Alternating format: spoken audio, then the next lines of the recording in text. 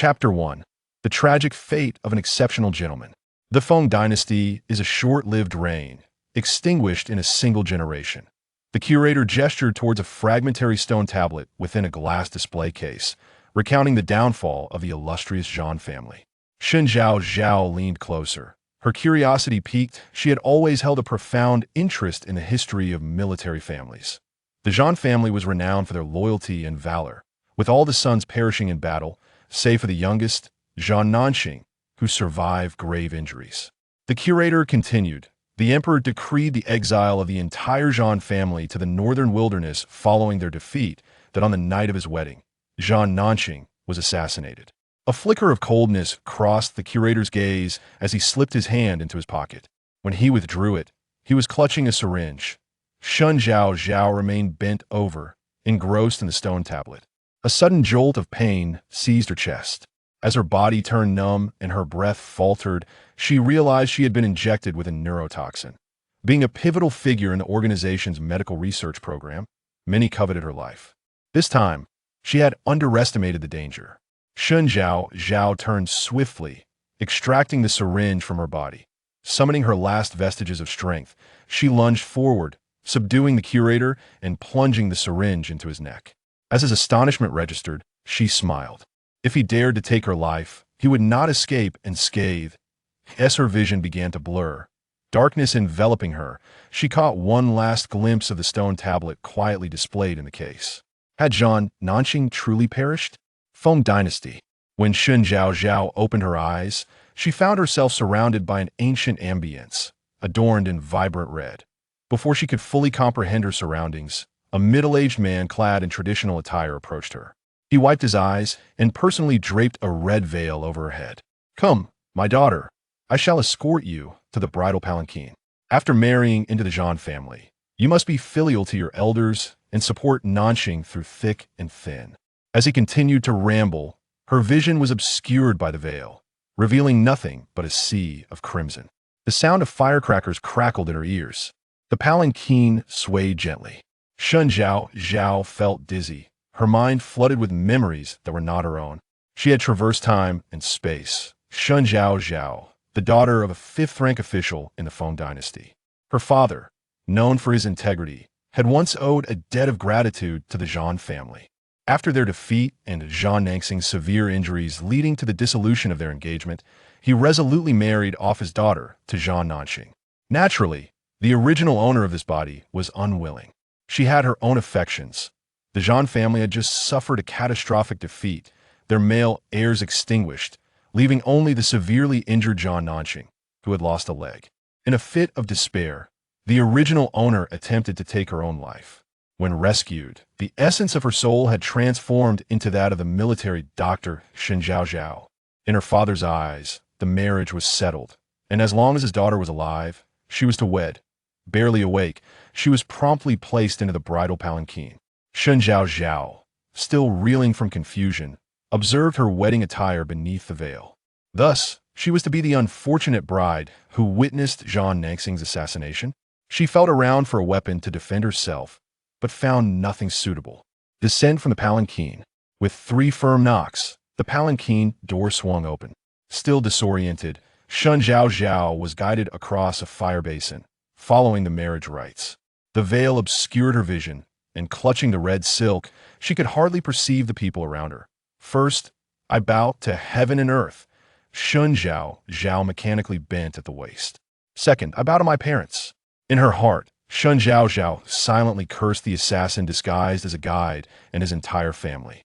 "Now, we bow to each other as husband and wife." Shen Zhaozhao resolved firmly. Regardless of whether Zhao Nanxing lived or died, she must preserve her own life. Ceremony completed. Zhaozhao was assisted back to the bridal chamber, settling herself upon the wedding bed. The bridal chamber was filled with lively chatter. "Third brother, quickly lift the veil. I wish to see third sister-in-law," exclaimed a spirited female voice.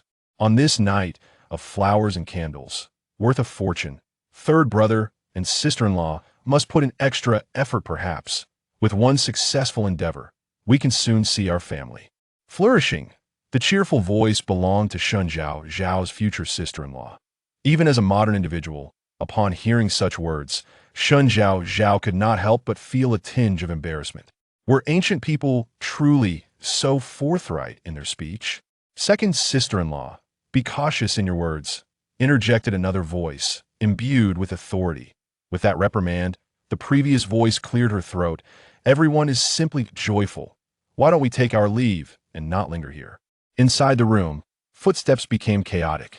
The door closed, and the voices faded into the distance. From the terms of address, it was clear that Zhang Nanxing's sister-in-laws and younger sisters had just been present in the bridal chamber. The stone tablet had proclaimed that the family had been vanquished, leaving no male heirs, save for Zhang Nanxing himself. Thus, the only man in the household at this moment was the one beside her. Shen Zhaozhao felt her body tense. Here, the man's voice, slightly hoarse yet imbued with a magnetic quality, reached her ears. Shen Zhaozhao lowered her head beneath the red veil. A man's hand extended a piece of paper toward her. She accepted it and unfolded it. The writing was vigorous, the ink rich. However, she was unfamiliar with the characters of this era. This is a letter of divorce. A harsh cough erupted from behind her. My family has fallen, and I have become a cripple. Marrying you was a decision made by my elders. I dare not encumber you, miss. With this letter of divorce, you are free from marriage. There is no need to lift the veil. You may return home tonight. Initially prepared to take care of herself, Shen Zhaozhao now felt a flicker of hesitation. She greatly admired those in the military with unwavering loyalty, especially when this man was voluntarily letting her go, unwilling to be a burden. If you let me go now, my father will surely send me back, Shen Zhaozhao sighed. After all, they had exchanged vows, which held a certain degree of fate. She would assist Zhang Nanxing in overcoming this assassination attempt, and then she would leave. Shen Zhaozhao's thoughts were optimistic, yet some were intent on ensuring she remained. Zhang Nanxing called. Shen Zhaozhao heard the bridal chamber door creak open. Send her back, Zhang Nanxing ordered. I won't go back. Shen Zhaozhao felt a surge of anger. This man was truly ungrateful. She tore off the veil and turned to face the man with flowing black hair. Zhang Nanxing sat on the opposite side of the wedding bed, evidently startled by her bold action, staring at her in disbelief. Shen Zhaozhao felt a lump rise in her throat. Their eyes met. Amidst the celebratory crimson, the man's pale face gazed at her. With sharp brows and a high nose, his features were defined and exuded vigor, yet he possessed a pair of captivating peach blossom eyes. Her eyes, imbued with emotion, are accentuated by a solitary tear mole beneath them, lending an air of poignant vulnerability to her visage. It neither embodies femininity nor bears the roughness typical of ordinary warriors. Clearly, the Creator has bestowed a particular favor upon the sculpting of this face. Shen Zhaozhao's mind briefly flitted to two words: exquisite. A pity if she were to perish. Chapter 2. The small medicine chest. Shen Zhaozhao placed the divorce letter on the joyful bed. Zhang Nanxing gazed at the letter with a complex expression. Shen Zhaozhao, with a bold grin, thought that as long as he did not send her away, she would persevere. She crouched beside him, cradling her face in her hands, and gazed up at him. If my husband despises me so, it must be my fault. I should not linger and provoke his disdain. Yet, my heart has fallen for him. Shen Zhaozhao endeavored to maintain a gaze filled with infatuation and longing. After a prolonged silence, Zhang Nanxing finally broke the tension. Miss Shen, is your heart not already claimed by another? He shifted his probing gaze away. This young lady from the Shen family had thrown a fit upon hearing of their betrothal, weeping and wailing, declaring her unwillingness to marry him, all for the sake of her beloved. Was it his presence that incited her husband's disdain for her? Shen Zhaozhao covered her mouth, her eyes reddening. I do not harbor feelings for another, as the rumors suggest. It is merely my close friend who persistently implores me to deliver messages to him. She hesitated, aware that the more she spun her tale, the greater the inconsistencies would become. It was wrong for her to let her husband misunderstand her. With tear-filled eyes, Shen Zhaozhao clung stubbornly to him. Zhang Nanxing cast another glance her way, prompting her to adopt a bashful demeanor, portraying herself as utterly captivated. Wanted to gaze at him, yet too timid to do so. Zhang Nanxing averted his gaze in mild disgust.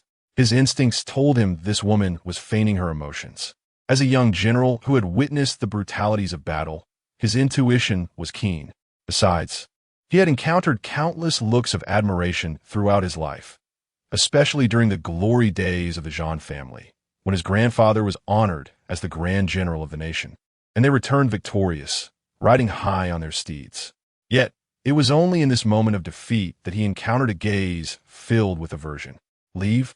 Zhao Nanxing's handsome face hardened with an icy veneer. This woman must have ulterior motives to linger purposefully. He cleared his throat, lay down, and turned away, wishing to avoid her hypocritical visage. Unacknowledged, Shen Zhaozhao was politely ushered out by the servant Zhang Ping. She was now but a delicate young lady, carrying out certain affairs in secrecy. The long night stretched on. Two figures scaled the walls of the general's estate, heading directly toward the joyful chamber. Outside the courtyard, a soft click echoed, followed by a head peering over the wall. The scene within the courtyard was laid bare before him, and he signaled to his companion. The companion chuckled lightly, disdainfully remarking, "The Zhao family has fallen so low that they lack even a guardian. Just take the head of that yellow-haired boy and be done with it. If we finish quickly, we can still enjoy some tunes at the brothel." With that, he forcefully lifted his wrist, and the figure on the wall nimbly vaulted over into the courtyard. The sentry at the entrance yawned, waiting idly for his companion to emerge with Zhao Nanxing's head. Today's task was rather too simple. After a considerable wait, the courtyard remained eerily silent, causing the guard to feel a sense of unease. However, recalling that Zhao Nanxing was now a mere shadow of his former self, he dismissed the thought. He stroked his chin, his gaze landing on the large red lantern at the entrance adorned with a double happiness character, a grin spreading across his face. How could he have forgotten? Today marked Zhao Nanxing's wedding night. The thought of a lovely bride, veiled in crimson, waiting within the courtyard ignited a fervor within him. Damn it, he mused. Surely he wasn't missing out on the festivities with the young lady while he lingered outside. Spitting in disdain, the man in black took several steps back, used the momentum to kick off the courtyard wall, and leapt inside. The courtyard was deserted. He approached the door, raised his hand to push it, and to his surprise, it did not budge with a mere shove. A twinge of unease gripped his heart. "Hey!" A delicate hand settled on his shoulder, and a melodious voice emerged from behind him. "Are you here to find that lady?" The man in black whirled around, eyeing the woman clad in festive attire with suspicion. Beneath the moonlight, her graceful brows arched elegantly, her eyes sparkling, and her nose delicately poised, exhaling softly like the fragrance of orchids. Sensing she was merely Zhao Nanxing's new bride, he relaxed his guard. "Ah, little lady," he chuckled sinisterly, extending his hand to caress Shen Zhao's porcelain-like cheek. In response, she reached out to touch his neck, sending ripples of excitement through him. The young lady was clearly complicit. This evening's endeavor promised both ease and reward, with a chance to steal a kiss. Snap! The man's smile froze as he heard the frail sound of his neck snapping, the woman's visage blurring before his eyes. A flicker of disbelief crossed his gaze before he succumbed to darkness. Ouch! Dead as a doornail, in a chamber of the courtyard. Shen Zhaozhao huffed as she dragged the man in black inside. There, another lifeless body in black lay sprawled out, stripping the intruder of his garments. She discovered some silver coins, but nothing that could reveal his identity. She had no intention of delving deeper into this matter for Zhao Nanxing's sake. As long as he remained unharmed, that was enough. As for the body, she faced a dilemma. While killing was easy, disposing of a corpse was a different story, particularly in the dead of night. Suddenly, an idea struck her. The scene shifted, and she found herself in a vast space filled with empty shelves. At the forefront stood a small white medicine chest, shabby and unassuming. To her astonishment, the little chest that had accompanied her through countless missions and aided her in saving numerous lives had followed her here. She quickly opened the chest. It was bare of common supplies, save for a brown glass vial labeled corpse dissolvent. Embracing the medicine chest, she planted a fervent kiss upon it. What a stroke of luck! With a mere thought, she returned to the chamber, clutching the small chest and the vial of dissolvent. To facilitate the disposal of the bodies, she piled the two corpses together and, while examining them, noticed peculiar tattoos on the assassin's back. The designs were strange, and upon inspecting the other body, she found it bore the same markings. Shen Zhaozhao remained vigilant, diligently sketching the tattoo on a paper before pouring the corpse-disintegrating liquid over the body. A hissing sound ensued as the corpse was scorched and corroded, releasing a pungent white smoke. Clutching a small medical box, Shen Zhaozhao retreated from the chamber and closed the door behind her.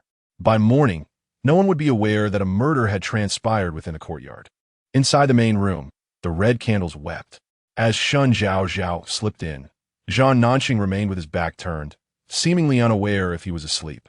After a long night of toil, Shen Zhaozhao confirmed that Zhang Nanqing was still alive, allowing her to breathe a sigh of relief as she settled at the 8 immortals' table, her eyelids growing heavy. With a soft thud, her head rested against the table, and she succumbed to slumber. In her dreams, Shen Zhaozhao was serving tea to her mother-in-law when a young servant stumbled in, exclaiming that the emperor had issued a decree. The entire Zhang family rushed to the front hall to kneel and receive the edict. The Zhang family faced confiscation and exile to the northern wastes. A man atop a towering steed pointed his riding crop at Zhang Nanqing, who sat in a wooden wheelchair, demanding to know why he did not kneel. Zhang Nanqing raised his gaze, his eyes filled with defiance. The man on horseback chuckled triumphantly, striking the elderly matriarch of the Zhang family with his whip. Zhang Nanqing's eyes reddened. Dragging his injured leg, he drew a dagger from his sleeve and charged forward. Though wounded, he managed to slash the man's leg before being subdued by the guards and executed on the spot. Soon, a second decree arrived, condemning the Zhang family for disloyalty, accusing them of assassinating court officials and resisting imperial orders, transforming their punishment from exile to execution. The entire Zhang family, including Shen Zhaozhao, was escorted to the execution grounds. As the executioner's blade fell, Shen Zhaozhao caught sight of the stone tablet once more. This time, the inscription had changed.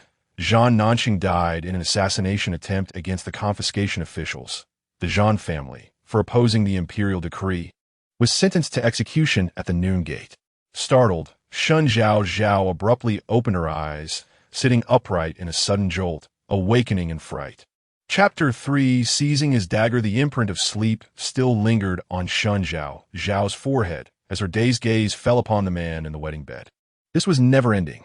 By midday, the imperial edict to seize their assets would be delivered. Shen Zhaozhao scratched her head in frustration. She had roughly grasped the situation.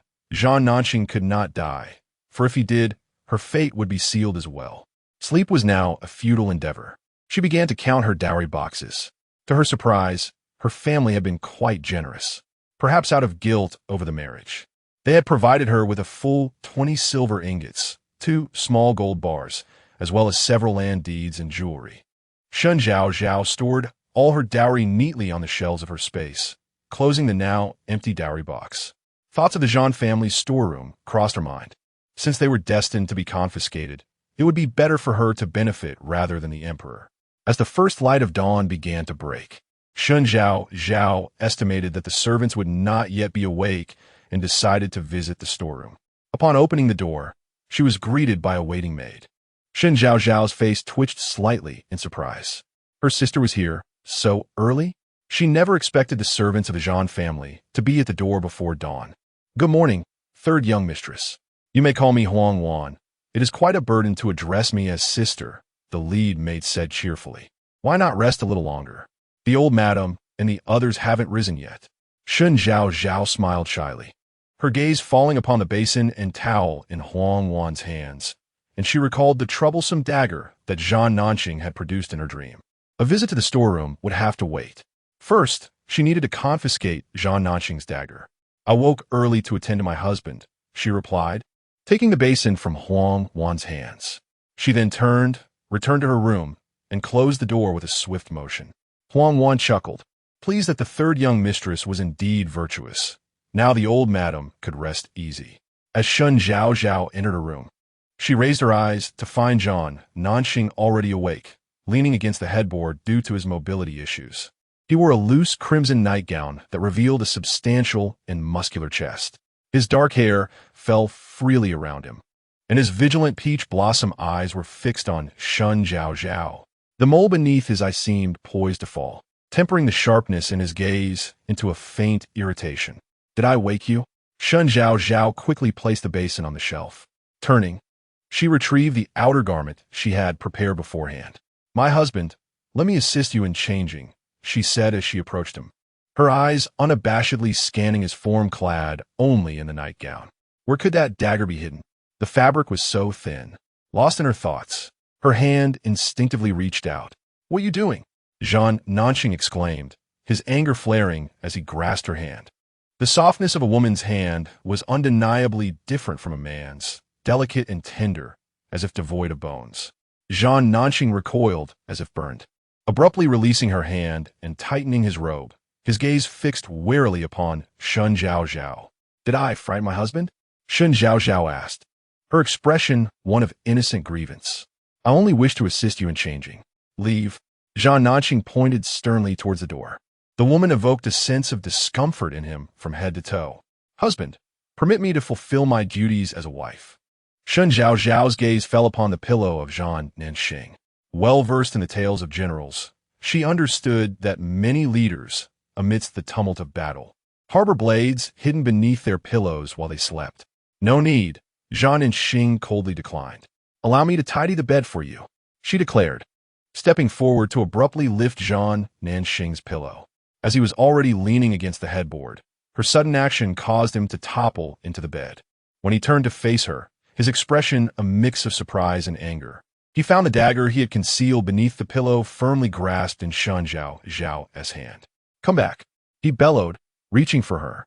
Shen Zhaozhao swiftly turned away, retreating hastily, her eyes reddening. Since you so despise me, I shall take my leave. With a thud, Zhan Nanxing struggled to reclaim his dagger, but due to his impaired mobility, he fell from the bed. Shen Zhaozhao glanced back to witness the disheveled man, his striking eyes now bloodshot, glaring at her as if she were his adversary. Return my dagger. You leave. Zhan Nanxing gritted his teeth, extending his hand. Shen Zhaozhao deftly shielded her face, clutching the dagger, and rushed out of the bridal chamber, sobbing as though deeply wounded. Leave me be. She would not return the dagger. Outside, the servants and maids, startled by the sight of the third young mistress fleeing with her face covered, were thrown into a flurry. Some rushed to inform the matriarch. Others pursued Shen Zhaozhao to offer comfort, while a timid attendant braved entering the bridal chamber to assist Zhan Nanxing with his attire and grooming. My lord, the third young mistress is quite well, the attendant whispered, but upon raising his gaze, he was taken aback by Zhan Nanxing's appearance. The man on the floor, his raven hair disheveled, bore a pallid visage. His eyes, inflamed with rage, were wide, and he clutched his chest, gasping for breath. Get out, Zhan Nanxing rasped. All of you leave. The attendant, a house-born servant, had never witnessed such a state from the third young master. Before the incident, he had been the most radiant young man in the capital, as well as a bold young general on the battlefield. Though his demeanor had darkened since the event, he had remained courteous. Never had he appeared so enraged. His countenance fierce, demanding that everyone depart. The attendant bowed and exited the bridal chamber. The door closed, shrouding the room in darkness, and the atmosphere grew increasingly somber. Seeing no one following her, Shen Zhaozhao finally lowered her hand from her face, walking along the covered corridor in the garden, toying with the seized dagger. The dagger's sheath was antiquated, its leather bearing numerous signs of wear, yet it had been well maintained, clearly cherished by Zhan Nanxing. She pushed the dagger free with her thumb, revealing its sharp blade. It was a fine weapon. She would return to Zhan Nanxing once the intruders had departed. Third young mistress. Huang Wan panted as she caught up from behind. Shen Zhaozhao quickly adopted a tearful expression. My husband does not care for me, Huang Wan. Have I done something wrong? Huang Wan, at a loss for words, struggled to find a way to console her.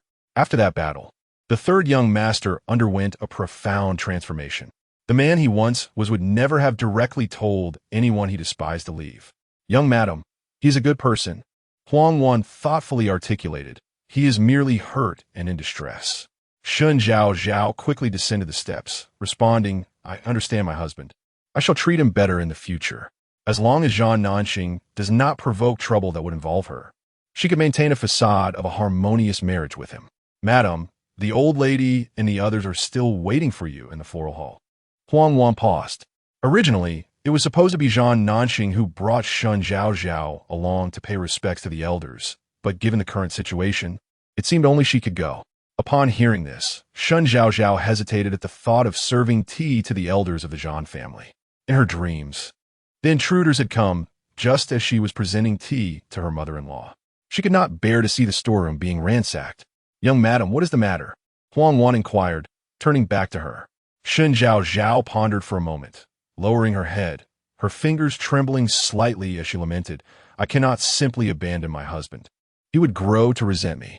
Her husband had a tempestuous temperament, and she needed to return to soothe him. As she lifted her gaze, her eyes glistened with unshed tears, biting her lip, her expression conveying, "I am a virtuous wife, enduring great grievances, yet I choose to be patient." Eva Huang Wan, a mere servant, felt moved by her devotion. Chapter 4. A change of residence before a change of heart. Huang Wan was moved by Shen Zhaozhao's steadfastness. "Since the third young mistress insists, I shall first report to the old madam. You may proceed directly to the flower hall afterwards." Shen Zhaozhao nodded, watching as Huang Wan's silhouette gradually faded into the distance. She rolled up her sleeves and hurried along the corridor. The residence of the Zhan family was not particularly large. After a brief exploration, Shen Zhaozhao soon discovered her first target.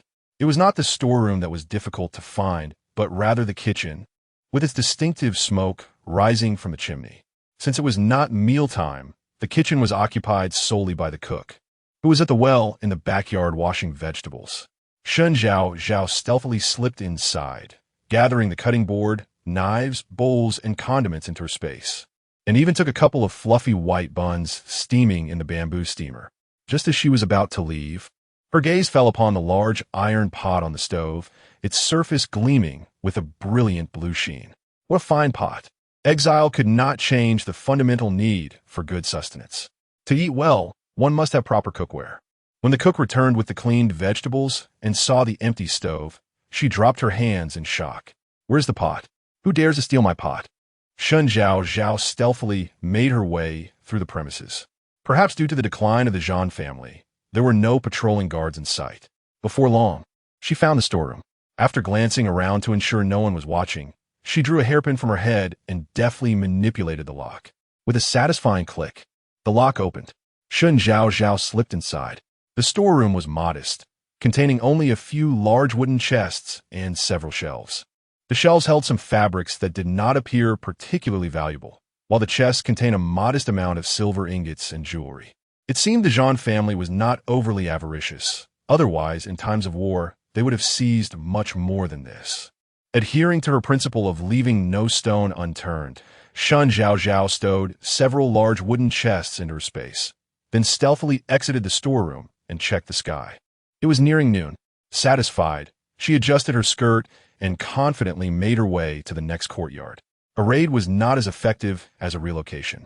As long as there were no people in the courtyards, Shen Zhaozhao left no corner unexplored, thoroughly inspecting each one. In the flower hall, the old madam of the Zhan family was listening to Huang Wan describe the newly arrived granddaughter-in-law. "Madam, you have yet to see how virtuous the third young mistress is. She even attends to the third young master personally during his morning routines. When I arrived, she was so concerned about leaving the third young master alone in the room that she insisted on returning." Huang Wan spoke with animated enthusiasm. The old madam felt a deep sense of satisfaction upon hearing this.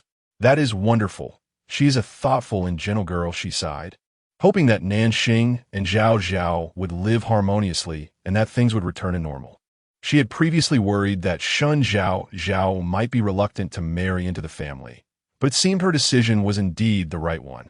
A war had taken away her husband, her son, and 2 grandsons, leaving only the youngest, Zhan Nanxing, alive. Due to the defeat, the once thriving Zhan family had become a target of scorn, reviled by all.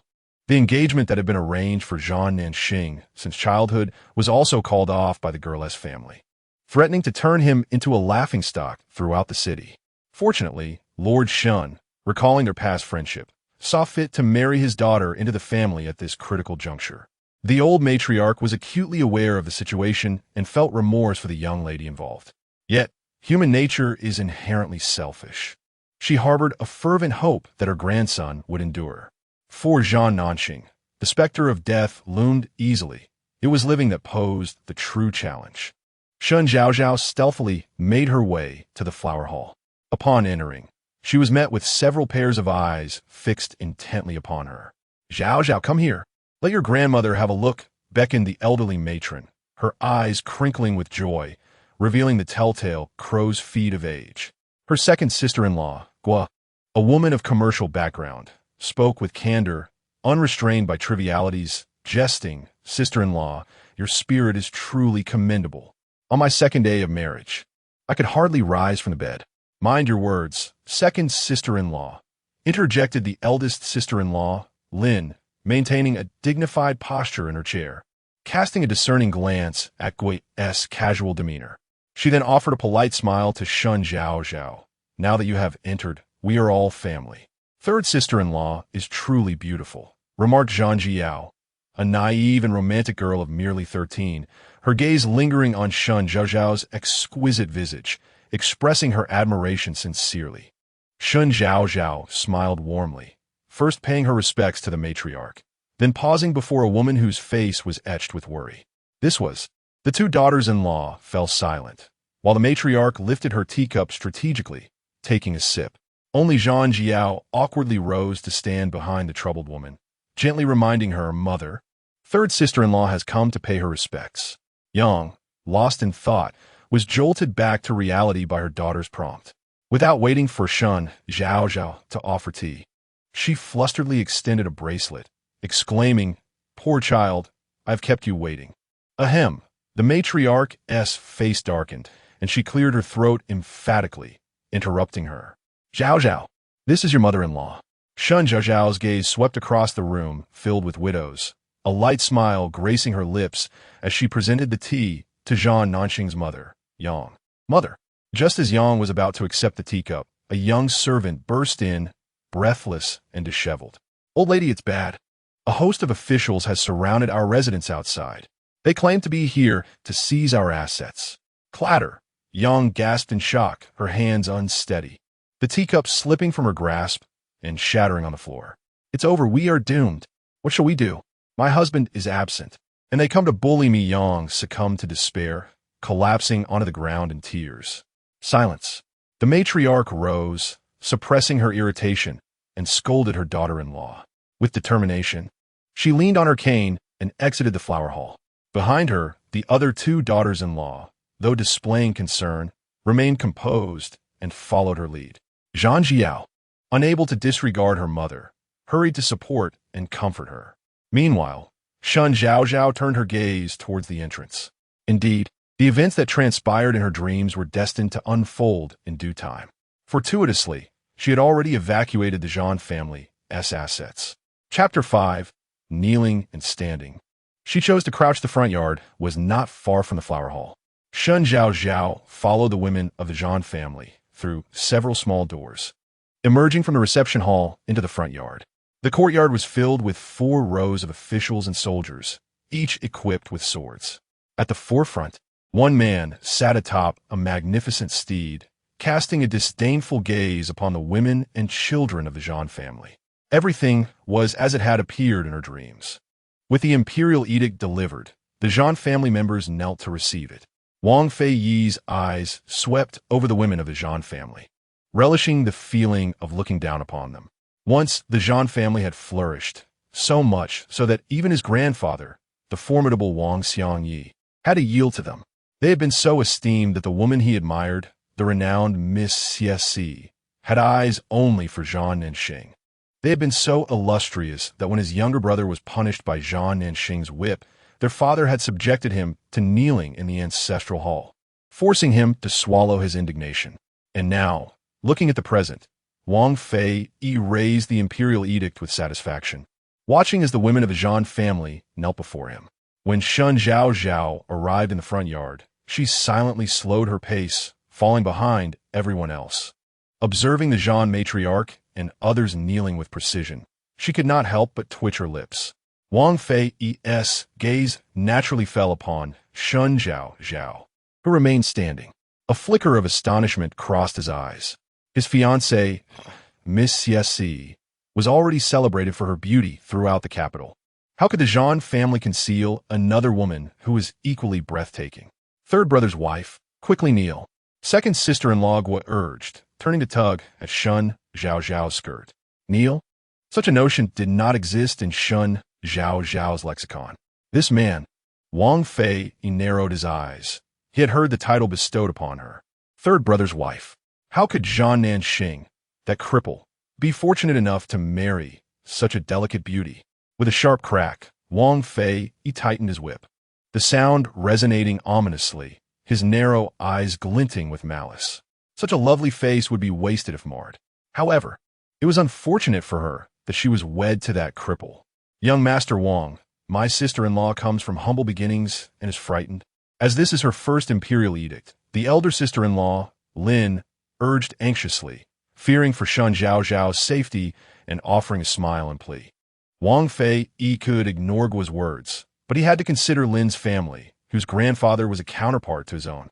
Their mutual disdain necessitated a fragile balance. Thus, he would temporarily grant Lin's request. Humph. Wang Fei mused, brushing his whip in slight regret. Are you finished with your fright? Can you kneel now? Even without looking, Shen Zhaozhao could sense the venomous gaze upon her, akin to that of a poised serpent ready to strike.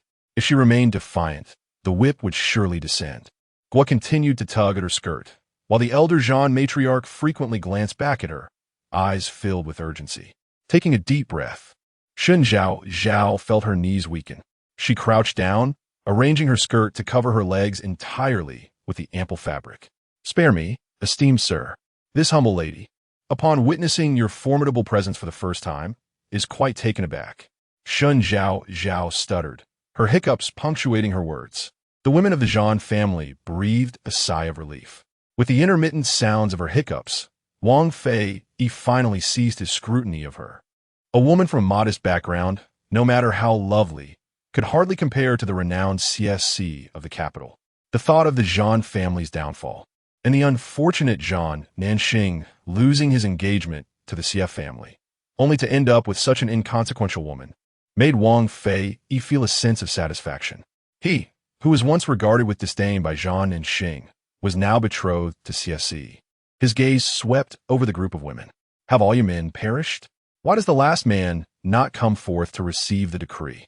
The elderly matriarch looked up at Wang Fei, who sat high upon his steed, his chin raised in a condescending manner. Suppressing her ire, she instructed Huang Wan to fetch the third young master. After all, the man had arrived with an imperial edict. Huang Wan complied and rose to leave. Shen Zhaozhao felt a surge of urgency. If Zhao Nanxing truly arrived, it could precipitate a conflict, placing leverage in the hands of this man. Huang Wan, wait. Shen Zhaozhao stood up, grasping Huang Wan's arm. Young lady, what do you intend? Wang Fei smirked, his whip swaying slightly in his hand. Did she intend to resist the decree? He had sought this duty precisely to alleviate his grievances. His whip could strike Zhao Nanxing, but could equally lash out at the new bride he had married. Esteemed sir, Shen Zhaozhao spoke timidly. It is not that my husband refuses to come forth for the decree, but rather that I instructed the servants not to summon him. Should his leg wound offend your esteemed self, that would be my fault. As she spoke, her gaze, imbued with emotion, turned toward Wang Fei, subtly revealing her disdain for Zhao Nanxing. Shen Zhaozhao had a keen understanding of human nature. Wang Fei had come today seeking a sense of superiority. If she provided him with what he desired, he would lack the incentive to retaliate. Indeed, Wang Fei felt a sense of satisfaction, unknowingly massaged by her psychological manipulation. It seemed the delicate beauty, married to the cripple, looked down upon him. Wang Fei chuckled softly, his gaze skimming past Shen Zhaozhao. Once he proclaimed the decree, he believed this lovely lady would take better care of Zhao Nanxing, a man rendered a cripple after his family's downfall. No woman would possess the patience to care for him. It was common for women to mistreat a crippled husband and to humiliate him. However, not everyone was pleased with Shen Zhaozhao's demeanor. Third sister-in-law, you. Shen Zhaozhao looked up at Shen Zhaozhao in disbelief. Her elder brother was a good man. Third sister-in-law, are you truly disparaging him? Just as she was about to confront Shen Zhaozhao, the matriarch of the Zhan family pulled her arm, compelling her to swallow her words. Very well, considering the grave injuries of the young general, I shall not press further. Wang Fei relented, opening the imperial decree. Shen Zhaozhao quietly exhaled, crouching down once more. It was fortunate that Zhan Nanxing had not come, sparing them from a potential familial catastrophe. Who said that this general's appearance to receive a decree was a burden? A faintly hoarse male voice, imbued with a defiant pride, echoed through the air. Shen Zhaozhao widened her eyes and turned her head. Zhan Nanxing, supported by a servant, emerged with a pronounced limp due to his impaired legs. He fixed his gaze directly upon Wang Fei, his pallid complexion belied by unwavering eyes that shunned evasion. In that instant, Wang Fei perceived before him the same Zhan Nanxing who once held him in contempt. The veins in his hand tightened around the reins, revealing his agitation. It seemed the young general was not gravely injured. How could your wife paint such a dire picture of your condition? Wang Fei bared his teeth, casting a malevolent glance at Shen Zhaozhao. The Shen family, with their submissive demeanor and feigned charm, were unworthy of becoming a member of the Zhan household. Zhan Nanxing shot a sidelong glance at Shen Zhaozhao, who was crouched on ground. She rolled her eyes in response. Had it not been for their shared plight, who would even care? Wang Fei observed Zhan Nanxing. Despite his limp, his pride remained unscathed. He longed to crack the whip and shatter the very backbone of that arrogance. Hoping to make CSC rue the day, he took an interest in such a crippled figure. Nevertheless, since he was already present, it was time to kneel and receive the decree. As he spoke, his gaze fell upon Zhan Nanxing's legs. Even standing required assistance. He was eager to witness how this once mighty young general would prostrate himself at his feet. Should Zhan Nanxing refuse to kneel, that would be even better. Wang Fei sneered and drew forth his whip. Chapter 6. The Imperial Decree and the Family's Misfortune. Wang Fei held the bright yellow Imperial Decree in his hand, his voice dripping with sarcasm. What a long wait. Why does General Zhan not kneel? Is this a sign of contempt for the emperor? The young servant supporting Zhan Nanxing was sweating profusely, desperately trying to make the third young master kneel. Yet with his injured legs, it was impossible for him to do so. Forcing him would only result in a painful fall. It seemed that General Zhan truly believed his military accomplishments granted him the liberty to disregard the emperor's authority. As Wang Fei relished the moment, he drew out his riding whip and struck it heavily against the ground, producing a sharp crack that sent dust swirling into the air. A whip delivered upon a person would bring suffering for days on end.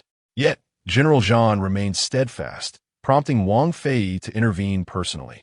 No sooner had he spoken than Zhan Jiao sprang to her feet, shouting at him, "Wang, you hold a grudge against my brother for having disciplined your younger sibling, and you envy that the CF family's eldest daughter favors him." Silence. Lady Zhan barked, but it was too late. Zhan Jiao's words had pierced Wang Fei's heart. He sneered, swinging his whip toward her. The supple whip sliced through the air, and the women of the Zhan family gasped in horror. Zhan Jiao froze, watching as the whip descended toward her. Though the Zhan family had faced defeat, in her heart, they remained a family of great merit. She never anticipated that this man, Wang, would actually strike at her. A figure leaped in front of Zhan Jiao, Zhan Nanxing. Utilizing the servant's support, he lunged forward, intending to shield his sister from the blow. However, to his astonishment, the anticipated pain did not come. His injured leg could not bear the weight, and he stumbled forward, crashing to the ground. Turning his head, he caught sight of Wang Fei's cruel smile as he abruptly withdrew his strength. The whip, initially aimed at Zhan Jiao, changed course and headed toward the venerable Lady Zhan, who was kneeling nearby. "Grandmother!" Zhan Nanxing's eyes widened in terror. It was his oversight. Wang Fei was adept with the whip. His technique was unpredictable. While appearing to target Zhan Jiao, he had covertly aimed for their grandmother. At her advanced age, a strike like that could very well take half her life. Zhan Nanxing closed his eyes. Oh no! A woman's startled cry broke through. He opened his eyes in disbelief, finding that his grandmother had not fallen. Instead, he beheld Shen Zhaozhao, who had elegantly leaped forward with exaggerated grace, deftly grasping the whip and spinning it in place. In the next instant, Wang Fei, caught off guard, was yanked from his horse by an overwhelming force. Thud! He landed face first in the dirt. Zhan Nanqing's enchanting peach blossom eyes locked onto Shen Zhaozhao. Her earlier maneuver had been remarkably skillful. She had shielded his grandmother from harm while neutralizing the whip's force, ultimately pulling Wang Fei down. With Wang Fei still on the ground, Shen Zhaozhao took the opportunity to lean sideways and feign a slow fall. Zhan Nanqing's eye twitched. This woman even managed to make her fall seem contrived. In a fit of rage, Wang Fei rose to his feet, ready to unleash his fury, only to find Shen Zhaozhao on all fours before him. "My lord, are you unscathed?" Shen Zhaozhao stammered, trembling. "It is entirely my fault. I did not know what happened. It seems someone pushed me, and I flew over here." She lifted her face, smeared with mud, and extended her dirty hands to grasp Wang Fei's official robe. He stepped back, evading her touch. Surely, he must have been mistaken in his earlier perception, for he had thought her somewhat presentable. Now, however, her visage was marred by dirt, rendering her utterly unappealing. Seizing the whip from Shen Zhaozhao's grasp, his somber gaze swept over Zhan Nanqing. A woman could not fortuitously fly into his path. It was highly likely that Zhan Nanqing had intervened covertly. Wang Fei sneered. Very well, a grand spectacle was yet to unfold. He lifted the bright yellow imperial decree and began to read it aloud. The Zhan family was accused of treason, with irrefutable evidence against them, having lost 7 cities in their defeat. Their titles, the honor of national protector, and their estate would be stripped away, their assets confiscated, and they would be exiled to the northern borders in 3 days' time. The Zhan family members raised their heads in disbelief, gazing at Wang Fei. The accusation of treason was inconceivable. "This decree cannot be accepted." The matriarch of the Zhan family firmly rejected the document he offered, her demeanor grave. Accepting it would plunge the Zhan family into an irreversible abyss. Her husband, son, and grandson had all perished on the battlefield. How could they be guilty of treason? "Very well," Wang Fei chuckled, signaling to the soldiers he had brought along. "Come forth. Today, I am here to confiscate your estate by imperial decree." Regardless of whether the Zhan family accepted the decree, confiscation and exile were inescapable. From this day forward, the Zhan family would be utterly defeated. The soldiers dispersed, and Wang Fei surveyed the general's mansion with satisfaction. The Zhan family had long been engaged in military campaigns, and their treasury was likely substantial. His arrival had been sudden, and with no male heirs present in the court, they were completely unprepared. Today, he would reap a bountiful harvest. Amidst the chaos, Yang's cries were stifled as she watched the soldiers surge toward the courtyard, paralyzed by the fear of impending exile, her legs giving way beneath her. Zhan Ziao bit her lip, struggling to suppress her own terror while supporting her frail mother. Gua, in a panic, displayed quick wit, hastily removing and concealing her jewelry. Lin moved to assist the matriarch, mirroring Gua's actions and instructing her to hide her adornments. The suddenness of the confiscation left them no time to prepare. They could only stash away what they could. Shen Zhaozhao lay on the ground, feigning indifference, yet keenly observing the actions of the Zhan women. They were to be her companions for the foreseeable future, and she needed to understand their true natures. The 2 sisters-in-law remained relatively composed. She found herself drawn to such individuals, as they would not only provide mutual support, but also ensure she would not be hindered in her endeavors. The elderly lady, needless to say, currently appears to be somewhat ineffectual. Shen Zhaozhao was mentally calculating when suddenly a hand reached out from the side, lifting her from the mire. Turning her head, she found herself gazing into the profound peach blossom eyes of Zhan Nanqing, her heart skipping a beat. Standing upright, she thought, if one possesses such capability, there is no need to render oneself as feeble. Zhan Nanqing cast a deep glance at Shen Zhaozhao before releasing his grip. "I just stumbled a bit." Shen Zhaozhao weakly justified herself. Zhan Nanqing chuckled. Just moments prior, Shen Zhaozhao had boldly shielded against that whip, while others had failed to discern. He had seen it clearly. There was nothing to trip over, nor had anyone pushed her. Shen Zhaozhao fell silent. Since he was already aware, there was little purpose in her pretense. Wang Fei had been observing Zhan Nanqing intently, noting how he and Shen Zhaozhao exchanged quiet words, seemingly unfazed by the impending doom of confiscation and exile. This stirred unease within him. The young general and his newlywed wife seemed to share an admirable bond, even in the face of peril, resembling a pair of star-crossed lovers on the road to exile. With that thought, his narrow eyes darted towards Shen Zhaozhao, filled with an indescribable sentiment. Zhan Nanqing pressed his lips together, dragging his injured leg, positioning himself protectively in front of Shen Zhaozhao. Wang Fei scoffed, eager to witness the expression on Zhan Nanqing's face once the Zhan family was utterly stripped bare. Would he still have the leisure to converse with his newlywed wife? Within the span of a tea's brew, the officials who had rushed to the rear courtyard returned. How'd it go? Wang Fei inquired loudly, his gaze still fixed on Zhan Nanqing. Report, the official responded. Sir, we thoroughly searched both the interior and exterior of the general's residence. The storerooms are completely empty, and only a few daily necessities remain in each courtyard and room. Another official added, Sir, even a large pot from the kitchen is missing. When we entered, the cook was in a fit of rage. Chapter 7. The cooperation of spouses. The soldiers who came to confiscate property had finished speaking, and the hall fell into an eerie silence. Wang Fei's face twisted with fury as he gripped his whip, producing a creaking sound. Ah, so you knew I was coming to issue a decree for the confiscation of your possessions, and you chose to hide them? He forcefully cracked the whip against the ground, stirring up a cloud of dust. I advise you to surrender the hidden items honestly. Otherwise, your family will be charged with resisting the decree. Shen Zhaozhao felt a pang of anxiety. She hoped they wouldn't end up being accused of defiance, leading to the execution of the entire family. She craned her neck, straining to see the situation beyond Zhan Nanqing's shoulder. The elderly matriarch of the Zhan family, supported by Huang Wan, stood up. Her legs, already frail, trembled after prolonged kneeling.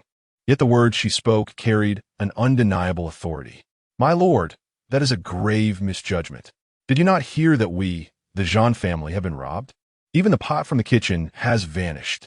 Our men have sacrificed themselves for the nation, leaving only my little grandson with a crippled leg. Pray tell, how could a family in such dire straits possibly receive news in advance and calmly remember to hide even a pot? To accuse us of colluding with the enemy is a tremendous injustice. Must we now also bear the false accusation of being thieves ourselves? The more the old lady spoke, the more agitated she became, her eyes reddening as she pounded her cane against the ground, producing a dull thud. Though her voice was not loud, it resonated deeply. Each strike seemed to pierce the hearts of the soldiers who had come to confiscate. Who among them did not understand the character of the Zhan family? From the esteemed old general to the young master Zhan Nanqing, who among them was not upright and honorable? They were merely victims of political jealousy due to their merits overshadowing those in power, and having fallen into disgrace after a setback at the border. They were now being trampled upon by opportunists. My lord, during our initial investigation, it indeed appeared as if they had been robbed. One of Wang Fei's subordinates couldn't help but interject, advocating for the Zhan family. Yes, a household of women and children could hardly have moved such a multitude of items, not even sparing a pot. They encountered no servants along the way, which may have led to their misfortune. Seeing his subordinates speaking up for the Zhan family, Wang Fei nearly crushed his whip in his grip. He shot a furious glance at Zhan Nanqing, convinced that the Zhan family's wealth was concealed within the very hands of its members. Yet he could not unveil it. Seething with anger, Wang Fei flicked his whip and turned his horse, leading the charge out of the general's residence. He glanced back at the plaque above the door, Protector of the Nation's General's Residence. He wanted to see how they would protect the nation when all its defenders had perished. With a cold laugh, he drew his bow, fully stringing it, and released an arrow. The massive plaque fell with a resounding crash, shattering into 2 pieces at the entrance. Wang Fei rode forward, trampling over the remnants of the plaque several times, finally relieving himself of some of his pent-up rage. He commanded loudly, Someone, guard the gate and await the exiles. Once he saw the Zhao family securely watched over by the soldiers, he turned his horse and galloped away, intent on making his arrangements. The path of exile stretches long, and it must not be made too comfortable for them. With a resounding thud, the doors of the Zhao family were firmly shut. Shen Zhaozhao stood among the Zhao clan, hearing the sound of iron chains locking from the outside. A sigh of relief escaped her heart. At least she had survived for the moment. Old Lady Zhao witnessed with her own eyes the plaque, emblematic of the Zhao family's honor, being desecrated. Her fingertips dug into her palm. As she saw the soldiers retreat, a wave of relief washed over her, causing her figure to sway slightly. Grandmother, Gua and Lin hurried to support her. The old matriarch patted their hands, her gaze sweeping over the faces of those present, finally resting on Shen Zhaozhao. Come here, she beckoned. Shen Zhaozhao quickly made her way around Zhao Naxing to approach her. Poor child, today I must express my gratitude to you. Had we foreseen the misfortunes that have befallen our family, we would never have allowed you to marry into our clan. The old lady felt an overwhelming sense of guilt towards Shen Zhaozhao. She had barely begun her life as a bride before the decree of exile arrived. Were it not for Shen Zhaozhao shielding her from a whip, she would have lost a significant portion of her life. The old lady took out a handkerchief and gently wiped the dirt from Shen Zhaozhao's face. Child, if you are willing, I can arrange for Naxing to divorce you. Grandmother, please do not worry, Shen Zhaozhao interjected the moment I laid eyes on my husband. My heart was filled with joy. She spoke shyly, casting a furtive glance at Zhao Naxing. He maintained a stoic expression, watching her performance. Shen Zhaozhao lowered her head. Everything was unspoken, yet understood. Seeing the affection between the newlyweds, old Lady Zhao felt a sense of comfort in her heart. Repeatedly expressing her apologies for the hardships Shen Zhaozhao had to endure. Their home had been robbed, leaving them with nothing, and the road ahead promised even more suffering. Grandmother, I fear not the hardships. Shen Zhaozhao raised her gaze. As long as I am with my husband, I fear nothing. The thieves were, in truth, her own. Everything belonging to the Zhao family was also in her possession. Rather than remaining behind as a thorn in the eyes of the powerful, it would be better to journey to the northern wasteland with the Zhao family. Who knows what other opportunities might await? Very well. Old Lady Zhao wiped her eyes and earnestly instructed Zhao Naxing to treat Shen Zhaozhao with care before allowing the young couple to return to their room. Shen Zhaozhao shyly stepped forward to link her arm with Zhao Naxing's. Husband, let me assist you. Zhao Naxing, with a grave expression, dragged his injured leg and turned to leave, moving with a pronounced limp. Shen Zhaozhao spun around in place and hurried to keep up with him. As they turned past the hall, the others in the front room could no longer see them. Release your hold. Zhao Naxing halted, his gaze coldly assessing Shen Zhaozhao's hand clinging to his arm. Shen Zhaozhao understood that there was no longer any need for pretense before Zhao Naxing. She promptly relinquished her grip and even dusted off non-existent dirt. Zhao Naxing felt a tightness in his chest and scoffed. Miss Shen, if you find me so repugnant, why cling to me in my home? Should I step out of the Zhao family gate? Do you think the resentment toward the family would not be directed at me? Shen Zhaozhao's eyes curved in a smile that did not quite reach her lips. Zhao Naxing fell silent. At the zenith of the Zhao family's power, both my grandfather and father upheld a steadfast integrity, inevitably offending numerous individuals, with the Wang family being merely one among them. Regardless, having wed you, I have no intention of retreat. Henceforth, we shall be akin to grasshoppers bound by the same string. With candor, Shen Zhaozhao declared, let us establish a partnership moving forward. Zhao Naxing scrutinized Shen Zhaozhao, seemingly calculating the merits and demerits of this collaboration. Shen Zhaozhao added weight to her proposition. To be frank, it was I who depleted your family's resources. Zhao Naxing's gaze sharpened. How could a sheltered daughter of the Shen family possess such prowess? This is my sincerity. Shen Zhaozhao raised her chin defiantly. As your token of goodwill, I require that you refrain from probing into my capabilities and past. Zhao Naxing silently regarded his nominally newlywed wife, while Shen Zhaozhao allowed his scrutiny. After a prolonged silence, Zhao Naxing finally spoke. Very well. Ultimately, retaining her would benefit the Zhao family. However, I have a stipulation. Zhan Nanxing turned, dragging his injured leg back towards his courtyard. Since you bear the title of a Zhan matron, do not behave like a timid shrimp. Is this due to your civility towards Wang Fei? Shen Zhaozhao felt compelled to address him. We are but fish on the chopping board, and a show of weakness can avert greater troubles. Zhan Nanxing retorted. The men of the Zhan family are resolute and unyielding. Shen Zhaozhao placed her hands on her hips. I am a woman. Zhan Nanxing was momentarily rendered speechless, his chest tight with frustration, and he quickened his pace. Shen Zhaozhao blinked and cheerfully caught up, returning the dagger she had taken from him, saying, Here you go. I have my methods. In any case, it suffices that the other party is not pleased. After speaking, Shen Zhaozhao playfully patted Zhan Nanxing on the head. A child who's upset needs to be appeased. Zhan Nanxing swatted her hand away, his peach blossom eyes narrowing with mild anger as he seized his dagger back. After taking a few steps, Shen Zhaozhao heard him mutter, As you wish. Observing his limping figure, she smiled, finding it rather endearing. Nonetheless, she took note of Wang Fei. Shen Zhaozhao hastened to catch up. What enmity do you have with Wang Fei? Where does he reside? Do you not use the main gate of your residence? Are there no other paths available? Chapter 8. A grand sweep of the royal treasury in the courtyard. The women of the Zhan family clustered around the elderly matriarch. Cease your weeping. Day in and day out, crying incessantly. What a sight to behold. The old lady's ire was ignited upon witnessing her daughter-in-law, Yang, wiping her tears. Mother, we are to be exiled. Yang lamented, her tears cascading like rain, lamenting the recent robbery that had befallen their home.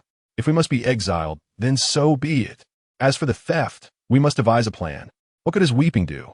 The old lady, anxious herself, instructed her two granddaughters to promptly assess what belongings remained in their courtyard. I have already arranged for someone to inform my family. Gua, hailing from a merchant background, will surely find a way to assist us. My family should be aware of the situation, Lin said softly. Her family, with ties in politics, had the potential to mobilize considerable resources, though she was uncertain if they could send her anything. Which petty thief is so audacious to have stolen everything in such a brief moment?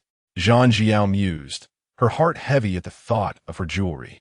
The old lady waved her hand dismissively. Be it theft or confiscation, the outcome remains unchanged. Meanwhile, Shen Zhaozhao, who had engaged in a bit of petty thievery herself, was currently accompanying Zhan Nanxing back to his room. I possess a sincere intent to collaborate. I stowed away the household items before the raid, and I have not concealed this from you. Zhan Nanxing, assisted by a servant, staggered into his chamber and collapsed heavily onto the couch, his back drenched in cold sweat.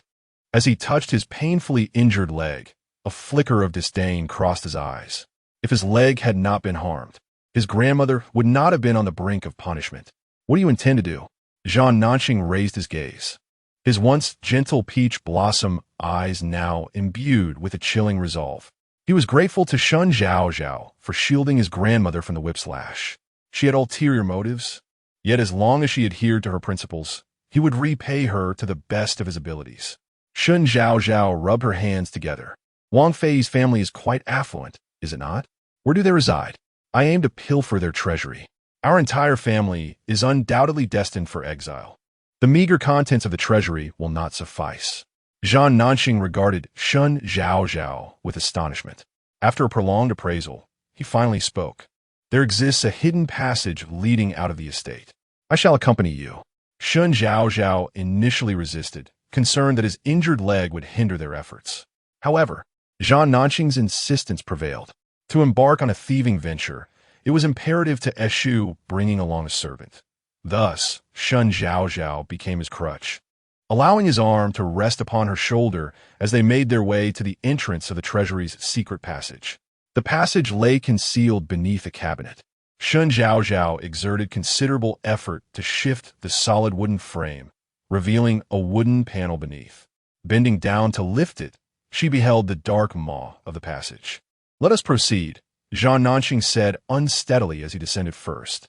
Shen Zhaozhao, fearing he might tumble, hurried to support him. The passage was quite narrow, initially accommodating only one person. At this moment, as Shen Zhaozhao assisted Zhan Nanxing, The two found themselves squeezed together. She felt the weight of his firm body pressing against her, heavy and unyielding. The air was thick with the earthy scent of the passage, mingled with the unfamiliar aroma of a man, slightly fragrant with soap and tinged with a medicinal scent. Shen Zhaozhao found it not unpleasant, though his tongue was rather sharp. You have evidently undergone extensive training in the past, refining your physique to commendable proportions. Her arm encircled Zhan Nanqing's slender waist, unable to resist the urge to touch. The man beside her grew increasingly tense, his breaths becoming erratic. Silence, Zhan Nanqing coldly commanded in the pitch-black tunnel. It appears the ancients were not impervious to provocation. A realization that dawned upon Shen Zhaozhao. The two emerged from the cramped passage, which led them to a dilapidated earth deity temple, surprisingly not far from the Wang family estate. With Shen Zhaozhao supporting Zhan Nanqing, they navigated 2 alleyways before arriving at an imposing entrance. The plaque above the gate, adorned with elegant calligraphy, boldly proclaimed Wang Mansion. It was evident that the household guards were numerous. Shen Zhaozhao observed the doorman, who stood with a sword at his waist. "Follow me," Zhan Nanqing instructed, as she, with Shen Zhaozhao's assistance, approached the side courtyard. Bending down, Zhan Nanqing forcefully pushed against the wall, dislodging several bricks to reveal a small hole just large enough for a person to squeeze through. Shen Zhaozhao's eyes widened in astonishment. "Is this how you previously infiltrated the young lady's residence?" Upon raising her gaze, she was met with Zhan Nanqing's chilling stare, prompting her to fall silent. "Enter through here. Make your way left to the first window of the room, and follow the corridor to the storeroom. You must devise a way to open the storeroom door," Zhan Nanqing instructed, recalling how Shen Zhaozhao had previously managed to pry open her own storeroom. Opening a door should pose no challenge. The guard will only check the storeroom once every incense stick's worth of time. You must wait for them to leave before you enter. Within that duration, you must depart. Shen Zhaozhao nodded in agreement, adeptly bending down and disappearing into the wall hole. Zhan Nanqing leaned against the wall, guarding the entrance. Intrigued by how this young lady from the Shen family had acquired such skills despite her sheltered upbringing, he pondered how she managed to conceal her treasures and the whereabouts of those items. Upholding his promise to refrain from questioning her, he suppressed his curiosity and listened intently for any sounds from within the wall. Should anything amiss arise, he would assist Shen Zhaozhao in her escape. Shen Zhaozhao slipped into the Wang estate's courtyard. Following Zhan Nanqing's directions, she traversed the path, ultimately reaching the storeroom after navigating the corridor and turning the corner against the wall. At last, a group of guards approached, the leader accompanied by 2 attendants who entered the storeroom, conducting a thorough search. Finding nothing unusual, they secured the door and departed. A figure stealthily approached the storeroom. Shen Zhaozhao removed a hairpin from her hair and deftly inserted the pointed end into the lock, manipulating it until she heard a satisfying click. The lock was disengaged. With a gleeful squint, Shen Zhaozhao realized that the Wang family's lock was just as easily opened as the one from the Zhan family. She slipped into the storeroom, and upon entering, she was nearly blinded by the sight before her. In stark contrast to the Zhan family's storeroom, the Wang family's was dismal by comparison. The storeroom was secured by a single large door, with 3 walls surrounding it, each adorned with 4 magnificent luminous pearls that illuminated the enclosed space as brightly as day. Shen Zhaozhao, filled with excitement, rubbed her hands together. She promptly opened the large wooden chest on the ground, revealing rows of plump gold bars neatly arranged within. Without a hint of hesitation, she directly absorbed the chest into her spatial realm. After securing the chest, she proceeded to the treasure compartment, completely depleting its collection of exquisite artifacts and paintings. Although she possessed some knowledge of such items, she found herself lacking the time to meticulously select each piece. Surely, anything that could be stored in the repository must possess considerable value. With her hand extended, she swiftly scanned the compartment, causing an item to fall and vanish in thin air. Shen Zhaozhao moved with remarkable efficiency, and before long, the treasure compartment was nearly emptied. Suddenly, her hand brushed against the compartment, and the wood emitted a hollow sound. Shen Zhaozhao focused her gaze, discovering that the center of this treasure compartment housed a solid wood section, intricately carved with patterns. Had she not accidentally touched it, she might have mistaken it for a mere decorative panel. After some time spent manipulating this section, she finally discerned its secret. One of the bat carvings had a movable eye. Upon pressing it, the panel sprang open, revealing a compartment behind it. To her surprise, it contained no gold or silver treasures, but rather a small booklet with a blue cover. A smile spread across Shen Zhaozhao's face. Such a concealed item was likely to hold significant importance, perhaps a ledger or something of the sort. She took the booklet and perused its contents, but ultimately decided to store it in her spatial realm. It was not that she lacked the desire to examine it thoroughly. Rather, the script was beyond her comprehension. As Shen Zhaozhao continued her search, casting her gaze around to ensure she had not overlooked anything, a synchronized sound of footsteps echoed from outside. The guards were returning. Shen Zhaozhao instinctively withdrew her leg, her heart sinking. It was over. She had become so engrossed in her manipulation of the wooden mechanism that she had completely lost track of time. Chapter 9. A fire consumes. All Shen Zhaozhao glanced around, noting that several treasure cabinets stood empty, with a great luminous pearl on the wall. Anyone who pushed open the door and looked inside would easily spot her, the uninvited guest. There was nowhere to hide. Shen Zhaozhao rolled up her sleeves and removed her hairpin. If it came to it, she would fight. Suddenly, she heard the sound of the door unlocking. The patrolling servant had just reached the storeroom door and noticed the pry marks left on the lock. "We should check inside," he said as the door swung open. Crouching down, Shen Zhaozhao pressed herself against the edge of the last treasure cabinet, her heart racing with anxiety. She knew she couldn't remain hidden for long. If the servant turned the corner, he would spot her. Contemplating whether to summon a box from her space to conceal herself within, she remembered that she had just stored the boxes whole and had none left empty. She longed to shrink away entirely. Upon entering the storeroom, the servant was taken aback by the scene before him. The once bustling storeroom was now devoid of any treasures, save for the lonely glow of the luminous pearls on the walls. "We just patrolled here. It was all fine just a moment ago," one servant muttered in disbelief. What kind of thief could clear out an entire room in such a short time? Not even those large wooden chests could have been taken so quickly. As the lead servant prepared to step further inside, a sudden commotion erupted outside. "There's a thief in the master's study. Hurry!" The servants guarding the storeroom exchanged anxious glances. They were responsible for patrolling the area, and now that trouble had arisen, they would surely bear the blame if they failed to catch the culprit. Quickly! The thief must have left the storeroom to raid the master's study. The leader turned and, along with his companions, hurried away. In the depths of the storeroom, Shen Zhaozhao peeked out, relieved to see the doors wide open and no one in sight. She exhaled deeply, only to realize that cold sweat drenched her back. Today had been a careless day for her. Not daring to linger, she hastened to the storeroom entrance, but her gaze fell upon the distant sounds of commotion outside. What thief fortuitously came to her aid? With a sudden resolve, she retreated into the storeroom, gathering the luminous pearls from the walls into her space. She retrieved some silks she had previously stored and scattered them across the floor. Finally, she plucked down 2 lanterns from the corridor and carelessly tossed them atop the fabrics. Opening her small medicine chest, she discovered a bottle of alcohol within. She poured the alcohol over the lanterns and fabrics, and flames erupted instantly. Rushing to the entrance of the courtyard, Shen Zhaozhao called out to the crowd heading toward the study, "Help! The storeroom has been robbed, and it's on fire."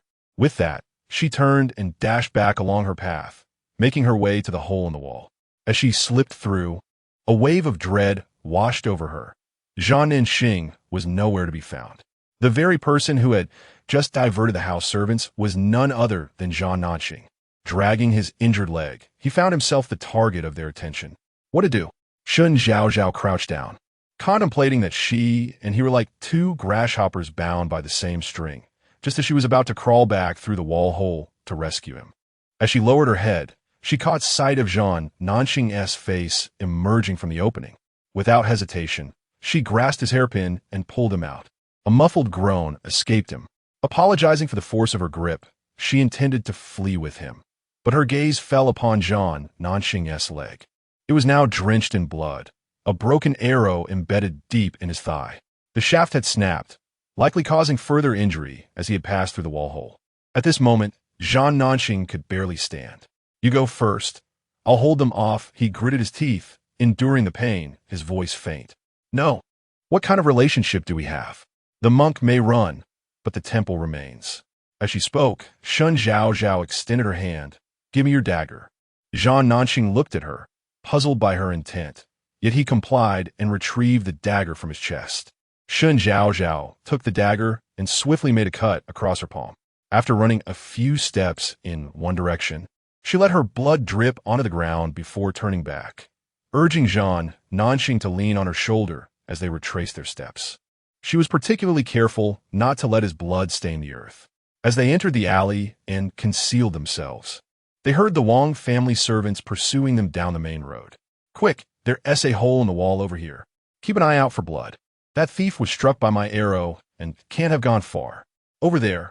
Shen Zhaozhao perked her ears, noting the footsteps on a main road moving away in another direction. Realizing that the pursuers had been led astray, she sighed in relief while tightening her grip on Zhao Nanxing. Supporting him, they hastened towards the dilapidated temple. Zhao Nanxing was quite heavy. His solid arms felt akin to grasping a tree trunk. If not for his leg injury, he would surely be a formidable warrior on the battlefield. Focused on their escape, Shen Zhaozhao was unaware of the thoughts drifting through Zhao Nanxing's mind. It was the first time he had been so close to a woman. He could see her delicate ears, flushed from exertion, and the air was filled with her unique fragrance. Zhao Nanxing's body tensed further, as he continuously directed his attention to his injured leg, hoping the intense pain would suppress the unusual sensations stirring within him. Fortunately, the temple was not far off. Once they descended into the underground passage and closed the wooden lid, Shen Zhaozhao collapsed, utterly exhausted. A lady's body, a maid's fate. She leaned against the earthen wall, gasping for breath. But Zhao Nanxing suffered more. His severe leg injury left him unable to stand, and in the narrow passage, he could only remain close to Shen Zhaozhao. Her breath brushed against his neck, both ticklish and warm. Zhao Nanxing struggled to convince himself that he was a man, not merely a primal creature. He was injured, and Shen Zhaozhao was merely his ally, not his true wife. Reason dictated that he should focus on his leg injury. Yet, his gaze unconsciously drifted towards Shen Zhaozhao. In the dim tunnel, her figure was indistinct, merely a shadow. He pondered endlessly about her nature, whether she was pretentious and capricious, or whether she possessed an astute and lively spirit. Which version of her was the true essence? Let us proceed. Shen Zhaozhao, with unwavering resolve, grasped the man's iron-like arm, preparing to continue their journey. "Perhaps we should rest a little longer," he blurted, thinking of her fatigue, only to regret his words immediately. "My leg hurts," he added. Shen Zhaozhao nodded in understanding. "Then let us take a moment." The tunnel remained dark and foreboding. Meanwhile, in the grandest entertainment establishment of the capital, the Pinglulu, the atmosphere was vibrant and lively. Within a private room on the second floor, Wang Fei and the Minister of Justice, Lord Zheng, were indulging in merriment over drinks. After several cups of wine, Lord Zheng, with a flushed visage, gazed at a painting spread before him on the table. His small eyes barely concealed his avarice for the artwork. The creation of the artist Shi Shanran was indeed remarkable. Lord Zheng longed to press his face against the canvas. What the esteemed lord did not know was that this piece, titled Spring Tides, was but one of four. 3 others depicting winter, autumn, and summer lay hidden in Wang Fei's storeroom. Aware of Lord Zheng's fondness for art, Wang Fei sought to appeal to his tastes. If the lord could assist in a small matter, he would arrange for the other 3 paintings to be delivered to his residence. Really? Lord Zheng's eyes sparkled as he scrutinized Wang Fei, curious about what could prompt the young lord to part with such treasures. Is it not the case that a group is to be exiled soon? Wang Fei smiled, handing over a note. All I require is for you to ensure that these 3 families travel alongside the Zhang family. Lord Zheng's eyes gleamed even brighter, readily agreeing. After all, when it came to exile, who accompanied whom was merely a matter of a word. And what are the other 3 paintings? Lord Zheng squinted, rolling up the scroll on the table. Wang Fei waved his hand grandly. I shall send a servant to retrieve them from the storeroom immediately, ensuring that you see them upon your return home. Chapter 10. The couple's performance as the dust settled. Wang Fei prepared to take his leave. Zheng Shangshu, cradling 2 lovely maidens in his arms, with bleary eyes, jested, Why the haste, Lord Wang? Young Master Xie has yet to arrive. Why not indulge a bit longer? The maidens joined in the teasing. Who is this Xie? Are we not more charming than his company? Zheng Shangshu laughed heartily. You truly flatter yourselves. The maiden Xie is renowned throughout the capital, a gem that only a man of your caliber could hope to wed. Wang Fei, initially disinclined to hear a courtesan speak of Xie, found himself reassured by Zheng's words. After all, to marry Xie was a matter that could incite envy among all men in the capital. Reflecting upon the crippled and soon-to-be exiled Zhan Nanqing, Wang Fei felt a surge of satisfaction. Raising a cup in salute to Zheng Shangshu, he turned to depart. Before his hand could touch the door, it swung open, revealing his young servant. Wang Fei's expression darkened. Have the rules been lost to folly? Master, a calamity has befallen us. The servant gasped, breathless. Our home was robbed. Wang Fei dismissed it lightly, assuming it was merely a matter of mischief. But the servant's mournful visage betrayed the gravity of the situation. The thief set the storeroom ablaze. In the chaos of extinguishing the flames, he escaped. Wang Fei's countenance darkened to a deep scowl. Just as he had promised Zheng Shangshu 3 additional paintings, news of the storeroom's destruction arrived. Was this not a blatant affront to Zheng? What? The storeroom? Burned? Upon hearing of the disaster befalling Wang's storeroom, Zheng Shangshu shoved aside the 2 maidens and fixed a piercing gaze upon Wang Fei, as if to accuse him of complicity. Wang Fei hastily offered apologies and reassurances, mentioning that his sister's dowry included another painting by the master Baoshishan, which he would deliver to the Shangshu residence the following day. This somewhat placated Zheng, who, after all, had suffered the loss of his own storeroom. The damage was undoubtedly more extensive than a mere few paintings. As Wang Fei exited the pleasure house, he kicked the servant in frustration. Why couldn't he wait until I emerged to share this news? Now, he had to present himself as a subordinate before Zheng Shangshu. Fueled by anger upon learning the thief had emptied the storeroom, Wang Fei mounted his horse with fervor, cracking the whip as the steed bolted into a gallop. The night wind whipped around him as he tightened his grip on the reins, heading straight for the Zhan residence. A sense of foreboding enveloped him. This incident could not be unrelated to the Zhan family. He had visited them earlier to deliver an edict, and now, that very night, their storeroom had burned? Such coincidences were rare in the world. Along the way, he learned from the servant the full tale and discovered that the thief had been struck by an arrow during the raid. Upon arriving at the Zhan estate, Wang Fei wasted no time, calling out loudly in the courtyard for Zhan Nanqing to come forth. Where is he?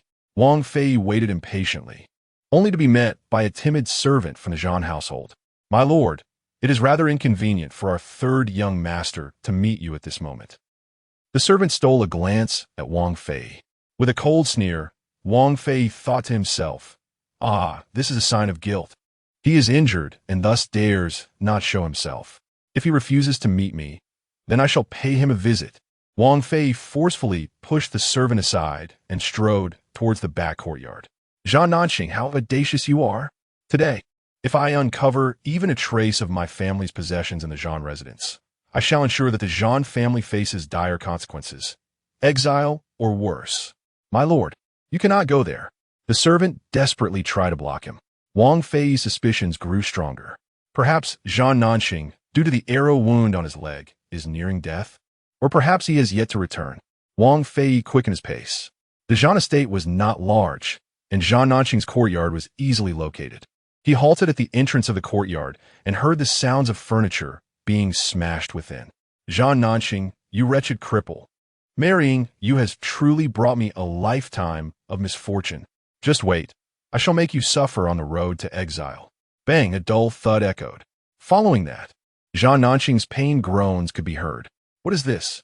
Is it merely a bump to your crippled leg? Why make such a show of it? The woman's voice was filled with vitriol. "My lord, you see this." The servant rushed over, blocking him, a look of distress upon his face, as if to say that family shame should not be aired in public. Zhao Nanqing's mistreatment by Shen was a bitter balm for Wang Fei's foul mood. The arsonist was not Zhao Nanqing. He had misjudged the situation. How could a cripple escape unscathed amidst the guards? It seemed he had arrived at an opportune moment. He was indeed curious to witness Zhao Nanqing's humiliation. However, recalling Shen's mud-streaked face in her hand reaching to grasp his robe earlier that day, he felt his stomach churn. It would seem that Shen, harboring resentment, would take good care of Zhao Nanqing on their journey into exile. Wang Fei flicked the whip in his hand and turned to leave. As he passed through the main gate, he inquired of the guard to confirm that no one from the Zhao family had ventured out before mounting his horse and departing. It was not Zhao Nanqing. So who, then, had pilfered from his family's storeroom?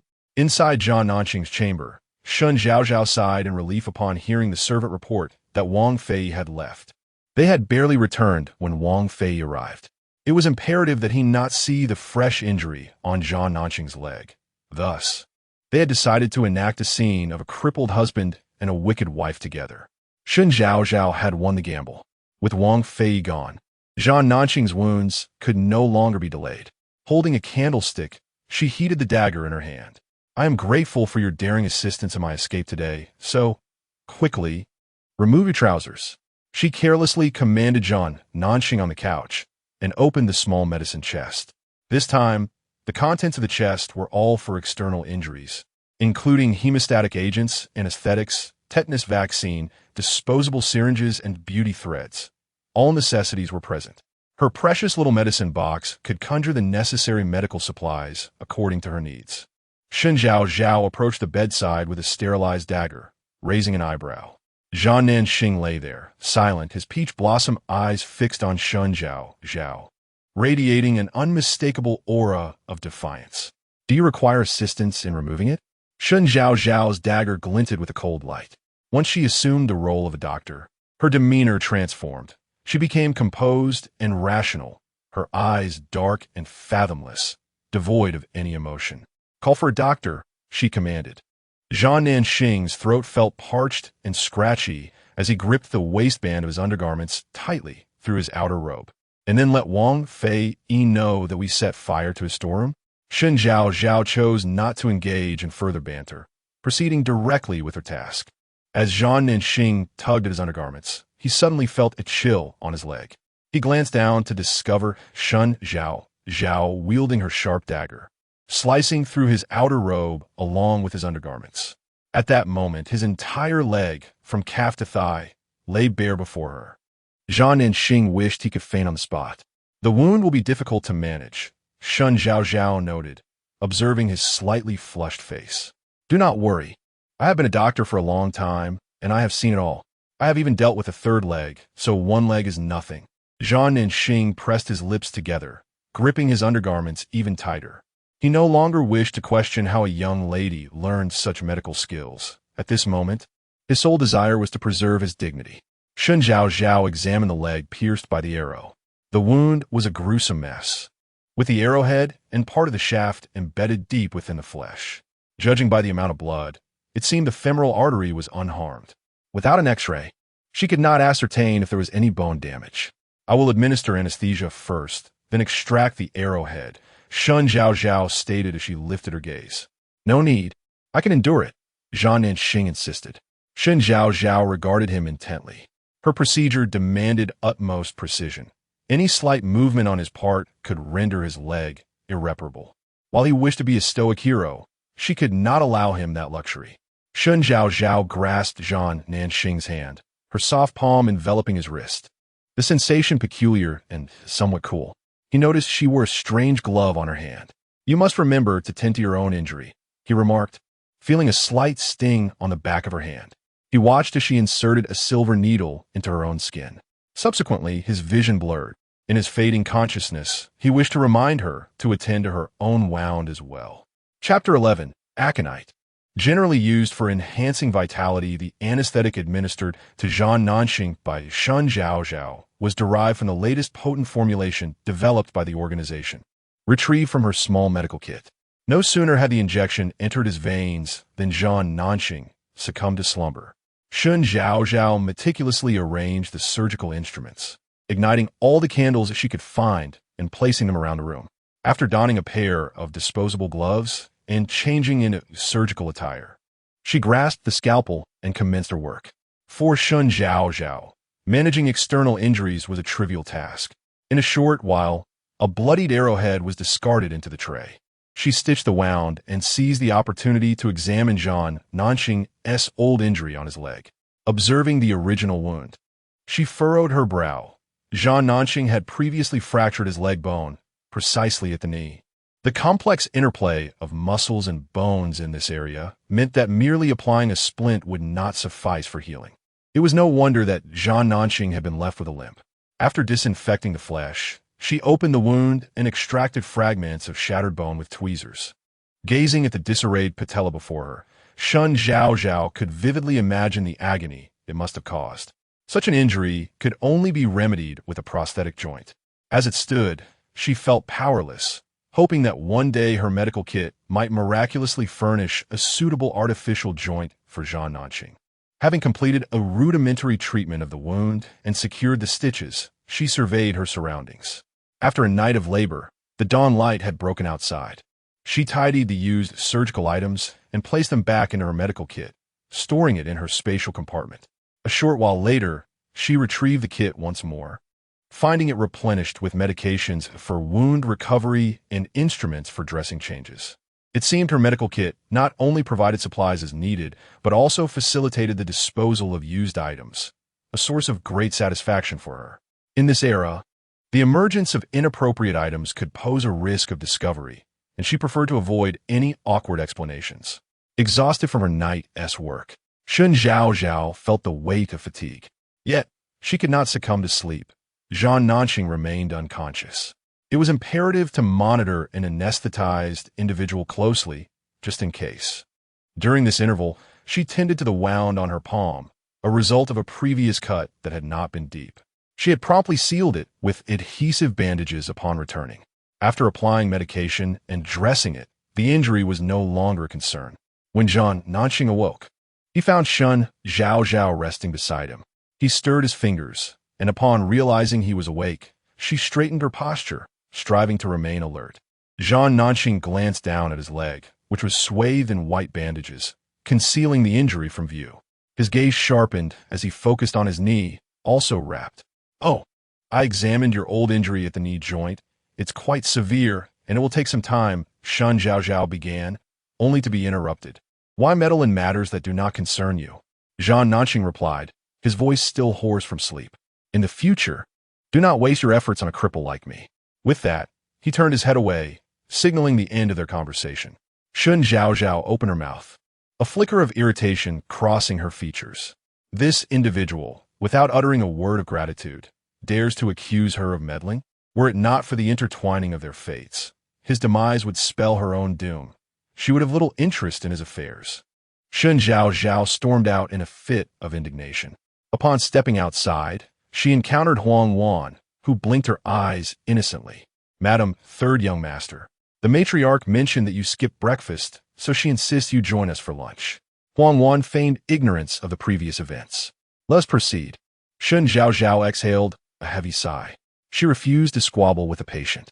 Having recently suffered from a theft and the subsequent chaos wrought by the officials, the matriarch had gathered the household rations, barely sufficient for a day or two. Lunch was to be served in the flower hall. By the time Shen Zhaozhao arrived, the Zhan family had already assembled. The meal was quite simple, consisting of a bowl of white rice for each person accompanied by a large bowl of soup. "Zhaozhao has arrived. Come, partake a meal." The matriarch beckoned Shen Zhaozhao to sit beside her, serving her soup with her own hands. Shen Zhaozhao wrinkled her nose, her gaze fixed on the bowl before her. "Everyone, please eat." The matriarch was the first to lift her chopsticks, prompting the others to follow suit. "Hold on," Shen Zhaozhao suddenly interjected, lifting the soup before her. A few pieces of pork, simmered with various herbs, filled the broth, which was clear and fragrant. "What is it?" Second sister-in-law Gua inquired curiously. "Is it not to your liking?" Elder sister Lin assumed Shen Zhaozhao found the medicinal flavor overpowering. Zhang Ziyao interjected to clarify. The cooking pot and seasonings have been stolen, leaving the cook to prepare the meal and medicinal soup with a spare pot. Shen Zhaozhao set down the bowl, using her chopsticks to probe the contents, extracting several herbal pieces. Zhao can identify herbs? The matriarch asked with intrigue. Shen Zhaozhao nodded, her gaze sweeping across the table of women. Aconite, the root of the aconitum plant, typically used to enhance vitality. Upon her words, the faces of the women present shifted to an awkward hue. Can women not consume this? The matriarch's eyes fell upon the piece of aconite. It is permissible. It also has the effect of warming the meridians, but Shen Zhaozhao glanced at the herbs in the bowl. It is toxic.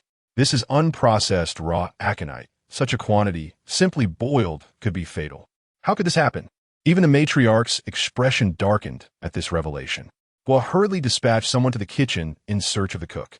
The cook, who had lost the pot the previous day, entered and stated that the herbal packets for the medicinal soup had been purchased by the old woman guarding the corner gate, and she had merely used what was available. When Guo went to search for the old woman, she discovered that she had vanished without a trace. Well, our Zhan family has shed blood for the grand prosperity of the empire, yet still, they refuse to grant us a single path to survival. Tears welled in the matriarch's eyes. Her once stalwart posture now stooped. In an instant, she appeared aged. It was not when she received news of her husband and grandchildren's demise, nor when she saw her bloodied little grandson, nor even upon receiving the decree of confiscation and exile that her back had bent. It was now, crushed by a bowl of poisoned soup. Grandmother, is this the emperor's will? Lin pondered over the situation, concluding that it was highly improbable. The Zhan family had already deteriorated to this extent. There was no need for the sage to eradicate them completely and tarnish his own reputation. The old matriarch silently shook her head, equally uncertain of the perpetrator's identity. Given the current state of the Zhan family, discerning who had cast the venomous shadow was impossible. It could only be those whom her forthright husband had offended in the past. Thank you so much. Had it not been for you today, our entire family would have perished. The old lady grasped Shen Zhaozhao's hand, her face awash with tears. Shen Zhaozhao hurriedly assisted her in wiping her face. Indeed, Zhaozhao is our family's savior. Guo affectionately called out to Zhaozhao, no longer referring to her as the third sister-in-law. Sister-in-law, your abilities are truly remarkable. Might you teach me in the future? Zhang Ziyao remarked, feeling a twinge of shame for having almost misjudged Shen Zhaozhao due to her previous obsequious attitude towards Wang Fei. Of course, Shen Zhaozhao comforted the old matriarch for a while. The soup was no longer drinkable, a pity considering the few pieces of pork ribs it contained. The old lady wiped her tears, a flicker of determination igniting in her eyes as she turned to instruct Huang to summon all the servants in the household. Chapter 12. Dismissal of servants following the family's defeat. Many servants had already dispersed. Among those who remained, aside from those bound to the family by contracts, were individuals like Huang, who remained steadfastly loyal to the matriarch. Suddenly, all were summoned to the flower hall, anxiety palpable among them. Huang, responding to the matriarch's call, presented several documents. These are the contracts of servitude, typically carried by Huang, the chief maid. They had neither been pilfered by Shen Zhaozhao nor seized by the authorities. The matriarch, facing imminent exile to the northern deserts, expressed her gratitude for their past care. She began to read aloud the names on the contracts, distributing them to their respective holders. With little else of value remaining in the household, she instructed the servants to take any essential items before their departure. The servants, clutching their contracts, began to realize that the bonds of master and servant had reached their conclusion. "Madam, I cannot leave," cried one maid, who had loyally followed the matriarch. She had been sold into the family by her gambling father. Though classified as a servant, her life under the matriarch's kind guidance had been more favorable than that of many young ladies from common families. Moreover, under the matriarch's protection, her father's repeated attempts to extort money from her had been thwarted. Now, she was being asked to depart. Where could she possibly go? Returning home meant risking being sold again by her father, and she would likely never encounter a family as benevolent as the Zhao family. Huan, please persuade the matriarch not to send me away. I am capable of many tasks. The cook, who had been scolded the previous day for theft, also shed tears. Madam, I have worked in the Zhao household kitchen since I was a child. Please allow me to accompany you to the northern deserts. Several other servants shared their reluctance to leave. The matriarch, moved by the loyalty of her servants, attempted to reason with them, managing to convince only a few to depart. The remaining individuals, determined, refused to budge. Under Huang Wan's guidance, they knelt at the matriarch's feet. What are you doing? The matriarch sighed, aware that the harsh winter in the northern deserts could be fatal and the journey would be arduous. If you stay in the capital, at least you can survive. If you accompany us, you may not make it halfway. Observing this display of loyalty, Shen Zhaozhao felt touched by the deep bond between the Zhao family and their servants. In her own experience, a nanny who didn't burn down the house with the family inside was considered fortunate. Matriarch, let us accompany you. We can care for you along the way. Huang Wan pleaded, still kneeling. It is not that I refuse to take you, but the journey is fraught with peril, and our family lacks resources. Will we eat on the road? The matriarch sighed again. Seeing the devoted servants kneeling before her, Shen Zhaozhao spoke up. Grandmother, I still have some dowry saved away. My husband requires assistance due to his mobility issues, and given your age, it is indeed necessary to have several people to support you. In truth, the wealth she possessed in her space could easily accommodate everyone's needs for the journey. Nevertheless, she chose to remain discreet. The elderly matron, naturally, could not permit her newly married granddaughter-in-law to bear the expenses, and after much reluctance, she found herself unable to resist Shen Zhaozhao's gentle yet resolute demeanor. Ultimately, she acquiesced with a nod. She did not bring many people along, allowing only Huang Wan to accompany her. Besides that, she took along the cook and two young servants who served beside Zhao Nanxing. One was Huang Wan's younger brother, Huang Yi, and the other was the steward's son, Zhang Ping. Both had followed Zhao Nanxing since childhood, sharing a bond forged in the crucible of battle. As for the others, those who wished to depart were not permitted to take any possessions of the Zhao family. Shen Zhaozhao merely offered some severance pay from her dowry. Those unwilling to leave would find that once they departed, the residence of the Zhao family, the general's estate, would be sealed, rendering it uninhabitable. The most challenging aspect was arranging for these loyal individuals. For instance, the steward, Zhang Feng, had been a steadfast companion to the old general, and it was only due to injury that he had assumed the role of steward. For a young maidservant with a gambling father, sending her home would be akin to consigning her to perdition. Forcing them to leave was out of the question, and having them follow was impractical. Shen Zhaozhao could have easily produced a deed to a property from her dowry for them to reside in. Yet she contemplated the matter further. Rather than shouldering the burden alone, she turned to her two sisters-in-law, Guo Shi and Lin Shi. Are there not positions available in your families? She inquired. Guo Shi's eyes brightened. Our family business is extensive. Those willing can assist in my family shop. Lin Shi added. My family possesses ample shops and farmland. In light of the recent troubles befalling the Zhao family, it would be entirely feasible to arrange for some servants to help. The remaining individuals could first assist at my family's estate. Lin Shi nodded in agreement. Shen Zhaozhao clapped her hands in delight. I am exceedingly grateful to both of you. Without your assistance, I would be at a loss. In just a few words, she arranged the fates of the servants without claiming any credit, instead attributing the success to Lin Shi and Guo Shi.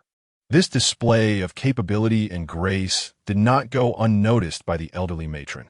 After Shen Zhaozhao's departure, the old lady glanced at her elder granddaughter-in-law Lin Shi and her second granddaughter-in-law Guo Shi.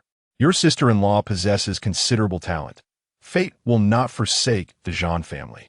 Lin Shi, hailing from a distinguished family, was well-versed in worldly affairs and held Shen Zhaozhao in high regard. The recent scene required a delicate balance. Considering the realities of exile and the sentiments of the long-serving servants, even taking into account her and Guo Shi's feelings. Indeed, our sister-in-law is quite remarkable. Guo Shi, known for her forthrightness, remarked, our third brother is truly fortunate. The old matron felt a wave of relief wash over her and was about to retreat to her chamber for rest when she heard a soft sigh from beside her. A chill ran down her spine. With her husband absent, not even a single maidservant remained by her side. Yang Shi lowered her head, using a handkerchief to dab her eyes. Shen Zhaozhao exchanged a look of helplessness with her two sisters-in-law and quickly sought to comfort their mother. Mother, the few people accompanying us are all funded by the third sister-in-law as dowry. We cannot expect her to provide even more for our matriarch, can we? In this household, none of us can bear to voice such a request. Yang Si wept sorrowfully. I am aware that you look down upon me. With a resounding thud, the matriarch slammed her palm onto the table, startling her two granddaughters-in-law. The sobs of Yang ceased abruptly as she cowered under the gaze of her mother-in-law. If you desire a maid to serve you, then seek out Zhaozhao yourself.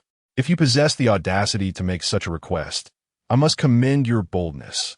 With that, the matriarch supported Huang Wan and strode away, followed closely by Lin and Gua. In the flower hall, Yang, with tear-filled eyes, found herself so intimidated by the matriarch's outburst that she could not even express her grief. Shen Zhaozhao sighed, Mother, with father gone, there is no one to witness your tears. Please do not weep. The mention of her husband plunged Yang into deeper sorrow, and she wept once more. The sounds of her lament echoed through the hall, reaching the matriarch who had not yet gone far, causing a heavy sensation in her chest. Madam, she has always been this way. Do not take it to heart, Huang Wan reassured her. The matriarch shook her head. The one who threatens our family's very existence remains unknown, yet she is preoccupied with her lack of attendance. How can she endure until the north? Huang Wan hastily offered comfort. Focus on the ladies, especially your three granddaughters-in-law. They bring joy. The old lady recognized that there was little to gain from engaging with Yang, and quickly shifted her inquiry to the relationship between Shen Zhaozhao and Zhang Nanxing. No matter how fond she was of Zhaozhao, a woman's happiness relies on her ability to dwell harmoniously with her husband. To her surprise, as soon as she broached the subject, Huang Wan hesitated, causing the matriarch's expression to darken immediately. Chapter 13. The husband requires guidance. When Shen Zhaozhao returned to her room, she brought along the bowl of white rice intended for Zhang Nanxing. Having just undergone surgery, the effects of anesthesia would likely diminish his appetite. Shen Zhaozhao ventured to the kitchen, reheating the rice, adding water, and transforming it into porridge, which she carried back to her chamber. Zhang Nanxing lay on the bed, his injured leg throbbing with pain. Since the moment he had driven Shen Zhaozhao away in anger, regret had enveloped him. Truthfully, she had done nothing wrong. It was his reluctance to reveal his previous wounds to others that had caused the rift. That scar represented more than mere injury. It was a symbol of humiliation. With his eyes closed, he struggled to suppress the memories of that moment. Upon entering, Shen Zhaozhao noticed Zhang Nanxing with his eyes shut, his expression one of agony. Is it very painful? Would you prefer some more anesthesia? Or can you endure it?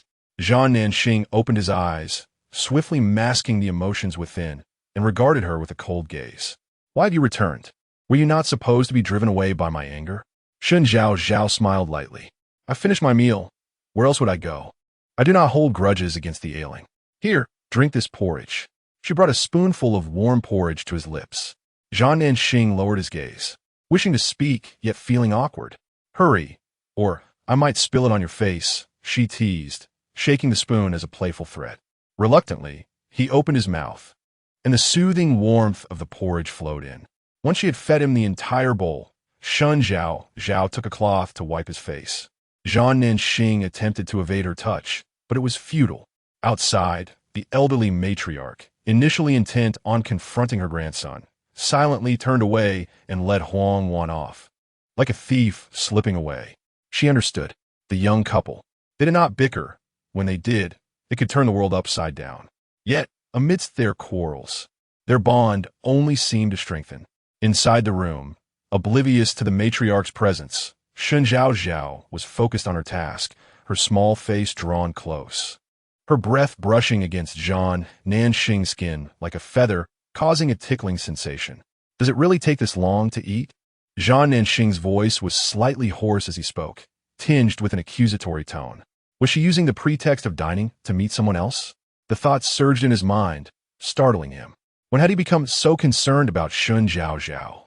Clearing his throat, Zhang Nanxing suppressed the unusual notion. Shen Zhaozhao washed the cloth and hung it up. By the way, how many people have you offended? Someone poisoned the soup today. Zhang Nanxing's eyes widened in alarm, and he attempted to sit up, but his legs betrayed him, causing him to fall back down. And the night before, 2 assassins came, but I dealt with them, Shen Zhaozhao remarked casually, not truly considering the gravity of the situation. In her past life within the organization, she had witnessed countless partings and deaths. However, within Zhang Nanxing's heart, a storm of dread was brewing. Was exile not sufficient? Must they eradicate the Zhang family entirely, sparing not even the women? Who could be behind this? In an instant, countless figures flashed through his mind, ranging from the one atop the golden throne to the royal family whose storeroom had been set ablaze, yet none provided clarity. They all wished for the downfall of the Zhang family, but there was no need for assassins or poison. The Zhang family was already finished. With a sudden burst of laughter, Zhang Nanxing disregarded the pain in his wounded leg, laughing uncontrollably, tears soaking the pillow beside him. What are you laughing at? Shen Zhaozhao felt a chill at his mirth. Zhang Nanxing paid her no mind, continuing his laughter until he abruptly ceased, his gaze vacant as he stared at the canopy above the bed. "I'll laugh at you," he declared, his almond-shaped eyes glinting with malice as he faced the astonished Shen Zhaozhao, his words slicing through the air like a barrage of arrows. "I am but a worthless life. If they desire it, let them take it. Do not delude yourself into thinking I could ever harbor feelings for you. From now on, mind your own affairs and refrain from meddling in matters beyond your concern." Shen Zhaozhao regarded him in silence. Once Zhang Nanxing had finished speaking, he clenched his jaw tightly, fearing her tears would spill forth, and he would be unable to suppress his urge to apologize. Yet, Shen Zhaozhao maintained her stoic expression. His heart raced with anxiety. "Do you wish to die?" she inquired. Zhang Nanxing averted his gaze, tacitly conceding. He was a man devoid of hope, and she was a clever girl, surely aware of what was best for herself. With such words exchanged, she ought to have run away in tears. He would have someone deliver the divorce papers to her family suddenly. Darkness enveloped him as his thoughts were abruptly interrupted by a soft object striking his face with considerable force. How naive! Shen Zhaozhao swung a large pillow, delivering another blow. "First, you and I, Zhang Nanxing, are merely in a partnership, nothing more. Fancy that I could ever have feelings for you? Spare me your delusions." She struck him once more with the pillow. "Second, your leg was operated on by me. The lives of my patients are my responsibility." Shen Zhaozhao tossed the pillow aside, hands on her hips, pointing at the astonished Zhang Nanxing. "If you wish to perish, you must first seek my consent." Zhang Nanxing stood frozen, memories of their wedding night swirling in his mind.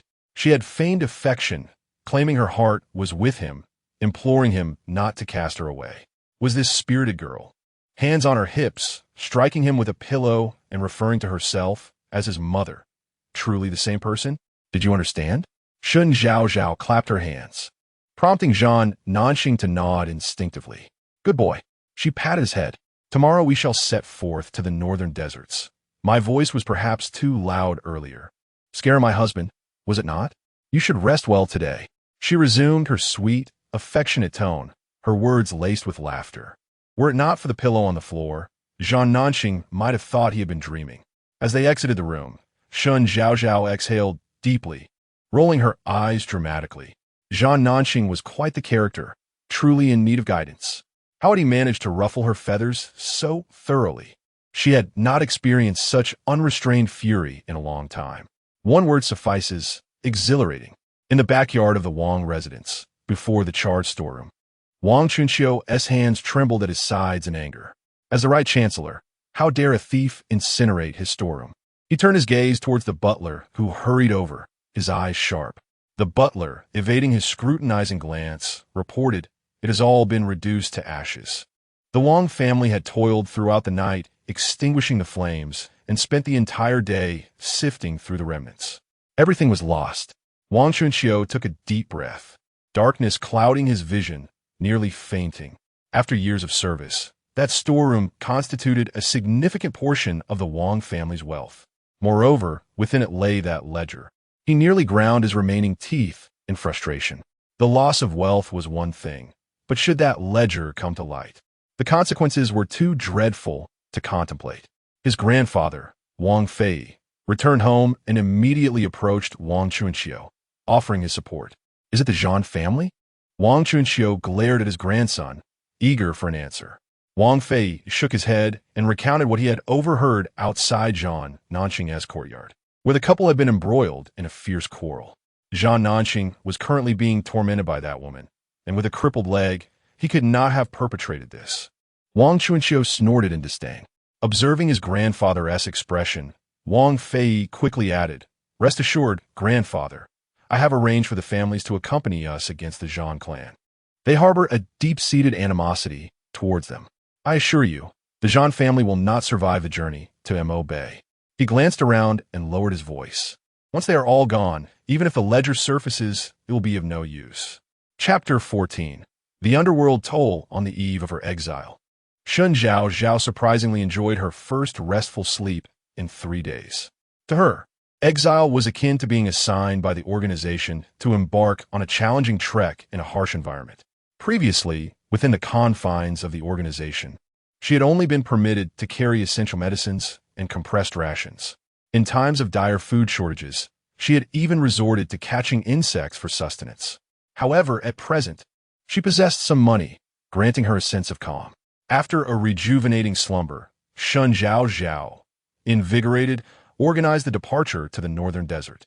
2 young servants fashioned a makeshift stretcher from planks to carry Zhan Nanqing to the front yard. The elderly matron and the others had also risen, gathering in the courtyard, facing several officials dispatched to escort them. "Is everyone here?" An official inquired, tallying the numbers and noting 3 extras. Guo Shi, astute and quick-witted, stepped forward and discreetly slipped a pouch of silver into the official's hand. Last night, her family had stealthily scaled the wall to deliver the money to her. "Sir, consider our elderly and the injured. They require assistance, or we will be delayed in our journey," she implored. The official weighed the pouch in his hand, choosing to turn a blind eye. He tucked the pouch into his own garments and gestured for several women dressed as servants to approach. "Change into these," barked a woman with a fierce demeanor, her voice commanding. "You all seem to think you are ladies. Hurry and put on these garments." Clearly, for their exile, they were not to don their usual fine attire. Resigned, Shen Zhaozhao picked up the coarse hemp garments from the ground, feeling the rough fabric against her skin. She, along with the women of the Zhan family, retreated to the rear courtyard to change into the burlap attire. The coarse fibers itched against her neck. Yet she bore it and returned to the front yard with the Zhan family. Zhan Nanqing and the 2 young servants had also changed. Several women hastily collected the discarded clothing, which they would sell for a profit as they worked in the Ministry of Justice. The garments of the nobility could fetch a few taels of silver if sold. "Have you all finished?" The fierce woman surveyed the Zhan family, a sinister smile creeping across her face. Next came the most lucrative part, the body search. Several women moved forward, ready to search. Shen Zhaozhao remained indifferent. She had concealed her valuables within her spatial storage. The woman seized a hairpin from her head, an inconvenience at worst. The situation was markedly different for the Zhan family women. The elderly matron and others still possessed some valuables.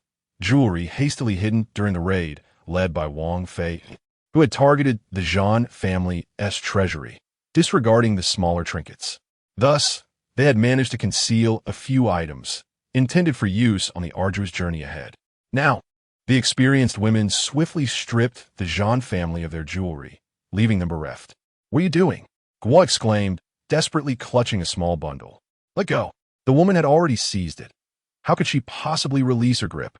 Her gaze fell upon the bundle, revealing a glimmer of avarice. "Impudent sinner, the Zhan family has already been raided. All your possessions shall be confiscated." The leading woman approached and forcefully shoved Guo aside. How could Guo, lacking the strength of one accustomed to rough labor, withstand such an assault? She was violently pushed, releasing her hold, and fell to the ground. The instant her wrist struck the earth, a sharp pain shot through her. "Oh, my hand!" Guo cried, tears streaming down her face. Two women hastily snatched the bundle, eager to unveil its contents. They exchanged knowing smiles. Today's haul is quite substantial. Ah, there's silver hidden within? One woman grinned, her teeth glinting. Discovering hidden wealth during a confiscation was a grave offense. But considering your youth, I shall turn a blind eye, she insinuated. This bounty was now theirs. Second sister-in-law, Shen Zhaozhao hurried over to assist Guo. Though young, she discerned that these women had come merely to profit from the misfortune. Shen Zhaozhao also approached, examining Guo's wrist. Fortunately, it was merely sprained. She turned to fetch some Yunnan Baiyao, hoping that Guo would heal swiftly as long as she avoided strain. She understood now that the so-called confiscation involved a group coming to seize the main assets, leaving room for oversight. These women were here to exploit such oversights, targeting the hidden jewelry and Guo's bundle that was sent by my maternal family just last night. It does not belong to the Zhan family. Guo's heart raced as she yearned to reclaim her bundle. Once the money had entered the women's pockets, it was unlikely to be returned. With satisfaction, the women prepared to leave. Wait. Shen Zhaozhao stepped forward and gently tapped the shoulder of the woman holding the bundle. The woman turned, her expression wary. Madam, you may be unaware, but this silver was not sent by my sister-in-law's family. It is in fact Zhan family silver, Shen Zhaozhao said softly. The woman appeared taken aback, exchanging glances with her companions. Was the Zhan family's young wife deranged, or was there discord among the in-laws? Regardless, a declaration from someone else would lend legitimacy to their claim on the silver. Is that so? The woman laughed heartily, gazing at Guo, whose face reflected shock. Do you still think you can deceive us? You shall face even greater punishment. Zhaozhao, Guo was rendered speechless. She could not fathom that at such a critical moment, Shen Zhaozhao would turn against her. The matriarch of the Zhan family narrowed her eyes, focusing on Shen Zhaozhao. Experience is a potent teacher. She sensed that Shen Zhaozhao had a backup plan. Indeed, Shen Zhaozhao clung to the woman, refusing to let go. Madam, this silver is actually meant for the Zhan ancestral hall as offerings to our ancestors, commonly referred to as money. Anyone who takes it must use it in the afterlife. Shen Zhaozhao stated, feigning distress. The coarse women were superstitious, and upon hearing her words, they felt a chill run down their spines. Clutching the silver, the old woman felt as if it were akin to searing coals, neither able to cast it aside nor to hold it comfortably. Bah! She knows she cannot reclaim it and has come to deceive us, she thought defiantly, turning to leave. After all, she intended to exchange the silver at the bank for smaller denominations. She had no fear. However, after taking a few steps, she felt a wave of dizziness wash over her. With a sudden lapse, her grip loosened, and the bundle fell to the ground, scattering gleaming silver coins in every direction. With a thud, she collapsed, her hands curling into claw-like shapes, her eyes rolling back, lips turning a ghastly shade of blue, her body trembling violently as foam bubbled from her mouth. Good heavens! Cried the woman beside her, bolting in terror. The audacious Wang family matron cautiously approached to take a look, but was horrified by the woman's contorted visage and, trembling, dared not touch the glimmering silver. A few other women rushed to assist the collapsed figure, hastily gathering their pillaged garments and jewelry, as if pursued by phantoms. They hurriedly fled from the house of the Zhan family. Shen Zhaozhao strolled over leisurely, collecting the scattered silver and placing it back into the bundle to return to Guo. Sister-in-law, these are the underworld coins meant for our ancestors. We cannot afford to lose them, Shen Zhaozhao proclaimed earnestly. If Guo had not known the origin of the money, she might have believed her. The officers dispatched by the Ministry of Justice witnessed this scene unfold. Shen Zhaozhao approached again, offering a respectful bow to the officer who had accepted Guo's payment. With a demeanor both delicate and plaintive, she lamented, "My lord, please forgive us. It is entirely our family's fault for not clarifying matters with those matrons sooner. This has led to such dire consequences for them." As she spoke, she dabbed at her eyes, feigning tears. The officer, already predisposed to leniency, had been envious of the silver he had just seen.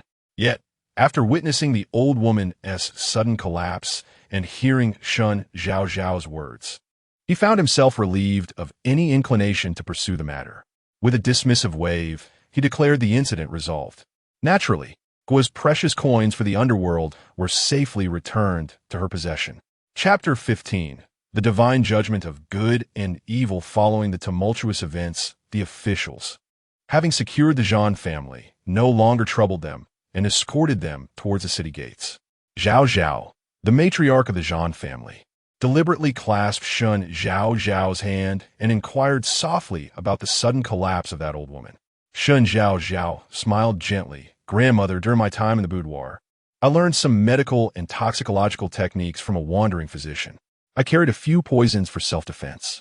Just now, I took advantage of the moment when I patted her shoulder to administer the poison. Rest assured, it will not be fatal.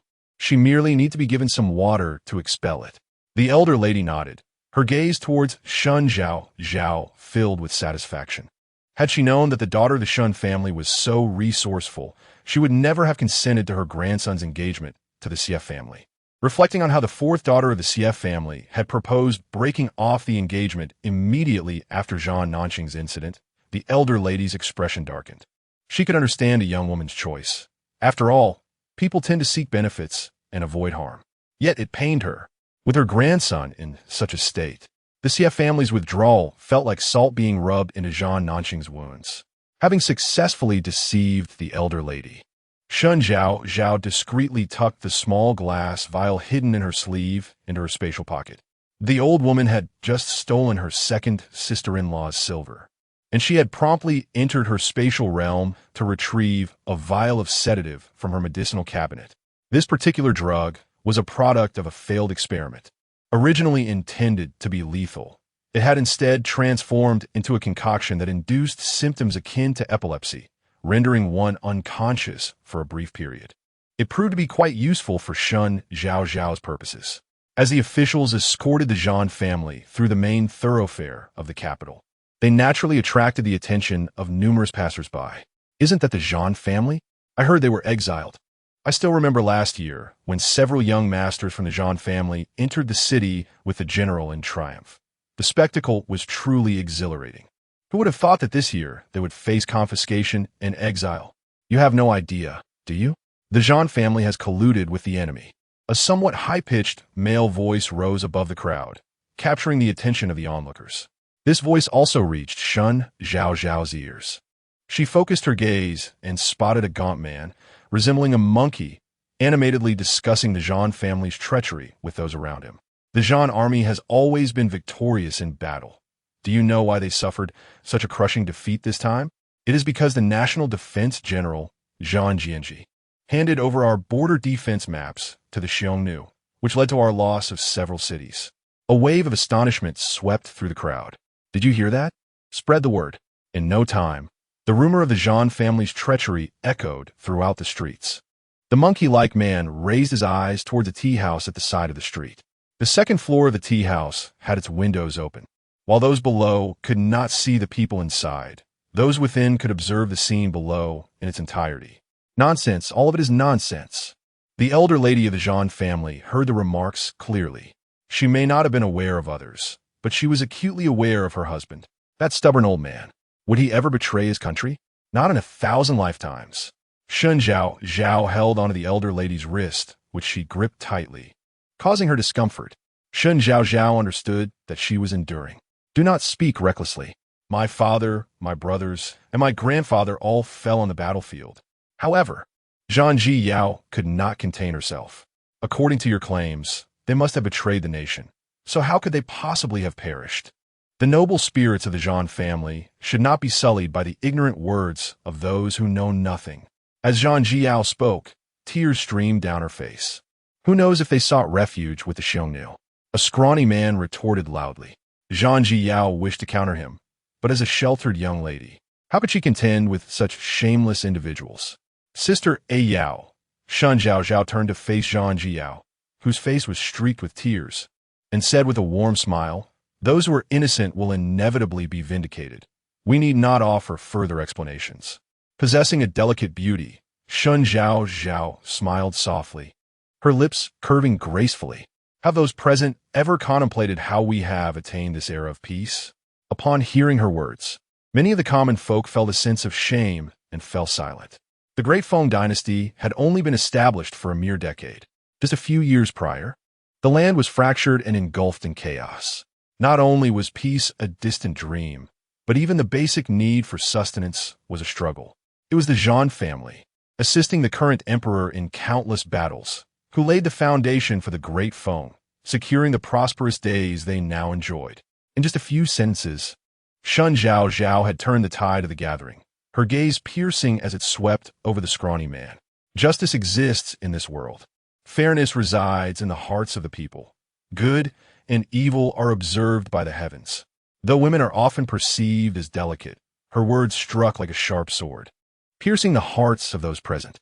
Today, the Zhao family bore the unjust label of treason, yet they would not accept it. Whether the Zhao family was virtuous or wicked would be judged by the heavens themselves. You are a clever young lady, yet the Zhao family has already been condemned.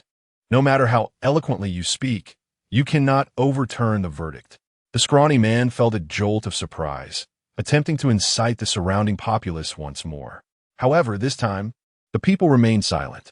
In fact, some small vendors quietly withdrew their stalls to allow the Zhao family to pass freely along the main road. The scars of war were still fresh in their memories. The more harrowing the past, the more they appreciated the tranquility of the present. Although the common folk did not voice their thoughts, their hearts were as clear as mirrors. This peaceful realm had indeed been forged by the Zhao family. Shen Zhaozhao supported the elderly matriarch of the Zhao family, walking gracefully under the watchful eyes of the populace as they made their way out of the city. Reminiscent of the triumphant return of General Zhang Jianji and his army. Send off the Zhao family, someone in the crowd shouted, and soon, the people began to chant in unison, send off the Zhao family, send off the Zhao family, send off the heroes. As Shen Zhaozhao listened to the wave of cheers, her arm was gripped tightly by the old matriarch, causing her pain. Grandmother, this is what grandfather, father, brothers, and husband deserve, Shen Zhaozhao whispered. In truth, the common folk were well aware. She had merely awakened their conscience with a few simple words. On the weathered visage of the old matriarch of the Zhao family, tears etched deep lines across her face. The silhouettes of the Zhao family gradually receded, and the gaunt man, resembling a thin monkey, cast a glance at the second floor of the tea house. The window, once open, was now closed. As he approached the city gate, the officer in charge of escorting the Zhao family dismounted his horse. He was to transfer custody to his colleagues responsible for exiling them to the northern desert. His gaze swept over Shen Zhaozhao, who supported the elderly matriarch. Having witnessed the unfolding events firsthand, he silently marveled. It seemed the Zhao family's fortune was not yet depleted. A mere young wife possessed such audacity and capability. With just a few words, she could sway the common folk. Brother Jiang, the officer greeted his counterpart with a clasped fist. The Zhao family is all present. Please conduct your count. Should they depart, if the Zhao family were to return? The officer licked his back teeth, feeling somewhat fortunate that he had only accepted a modest token of respect and had not truly troubled the Zhao family. Chapter 16. Farewell at the city gate. The Ministry of Justice has officials specifically tasked with escorting criminals to their places of exile. This was the first time Shen Zhaozhao realized that the distribution of duties regarding exile was so meticulously organized. Her gaze fell upon the official responsible for escorting them to the northern desert. Clad in a faded blue uniform, his beard flecked with strands of white. He appeared to be a middle-aged man with an unkempt appearance, starkly contrasting with the polished officials remaining in the capital. Shen Zhaozhao quietly understood the situation. Indeed, all good positions were retained in the capital. Brother Jiang, keep an eye on the Zhao family members during the journey. The official in charge of escorting the Zhao family glanced at Shen Zhaozhao and gestured toward her, especially this young wife. Jiang, who, a coarse fellow, directed a scrutinizing glare at Shen Zhaozhao, dismissing her as merely a delicate young girl, even misinterpreting the situation. Haha, I see, Jiang, who chuckled at his colleague. He then promptly composed himself. I conduct my duties with unwavering integrity. I have a fierce mother tiger at home. What could possibly happen? The escort officer from the capital chuckled lightly at Jiang, whose obliviousness, but chose not to elaborate further. Such a simpleton, No wonder the superiors favored him for sending out to escort criminals. Shen Zhaozhao paid little attention to the banter among the escort officials. Her gaze was drawn to several figures waiting at the city gate. "Aunt," a young man approached and handed a bundle to the elderly matriarch of the Zhan family. "May you travel safely." The matriarch cast a wary glance towards Jiang Hu and his companions, and upon seeing no signs of obstruction, she instructed Huang Wan to accept the package. The young man was a distant relative from her maternal family. The matriarch offered words of reassurance, but a sigh escaped her lips as she looked at her grandnephew, her gaze tinged with regret. "In the days of the old general, I forbade you from associating with the Zhan family, fearing you would resent me. During festivals, our family refrained from visiting them. After my parents passed, I, as a married woman, did not return to my maternal home. I thought our ties had been completely severed, yet when the Zhan family fell into misfortune, they still remembered to extend a helping hand." The matriarch's eyes grew misty. The young man replied, "Aunt, you speak unjustly. My grandfather always said you were the one to safeguard our family. Your heart is well understood by us all. The Liu family thrives independently without relying on the Zhan family. We can still rise to prominence. While our positions may not be illustrious, we do have some connections in court." Upon hearing the mention of her deceased brother, tears finally escaped the matriarch's eyes. She reached out to touch the young man's shoulder, feeling a deep sense of comfort. "Indeed, you are all commendable. By not depending on a Zhan family, you have managed to survive this calamity unscathed. When I am able to rise again, I will have the dignity to meet my parents and brother." The young man lifted the hem of his robe, knelt down, and offered 3 respectful bows to the matriarch before turning back towards the city. Wishing for the return of Auntie is a sentiment too delicate to voice amidst the crowd. The elderly lady wiped her eyes and, steadying herself with Shen Zhaozhao's hand, resolutely turned toward the city gates. "Zhaozhao," a feminine voice called out, tinged with tears.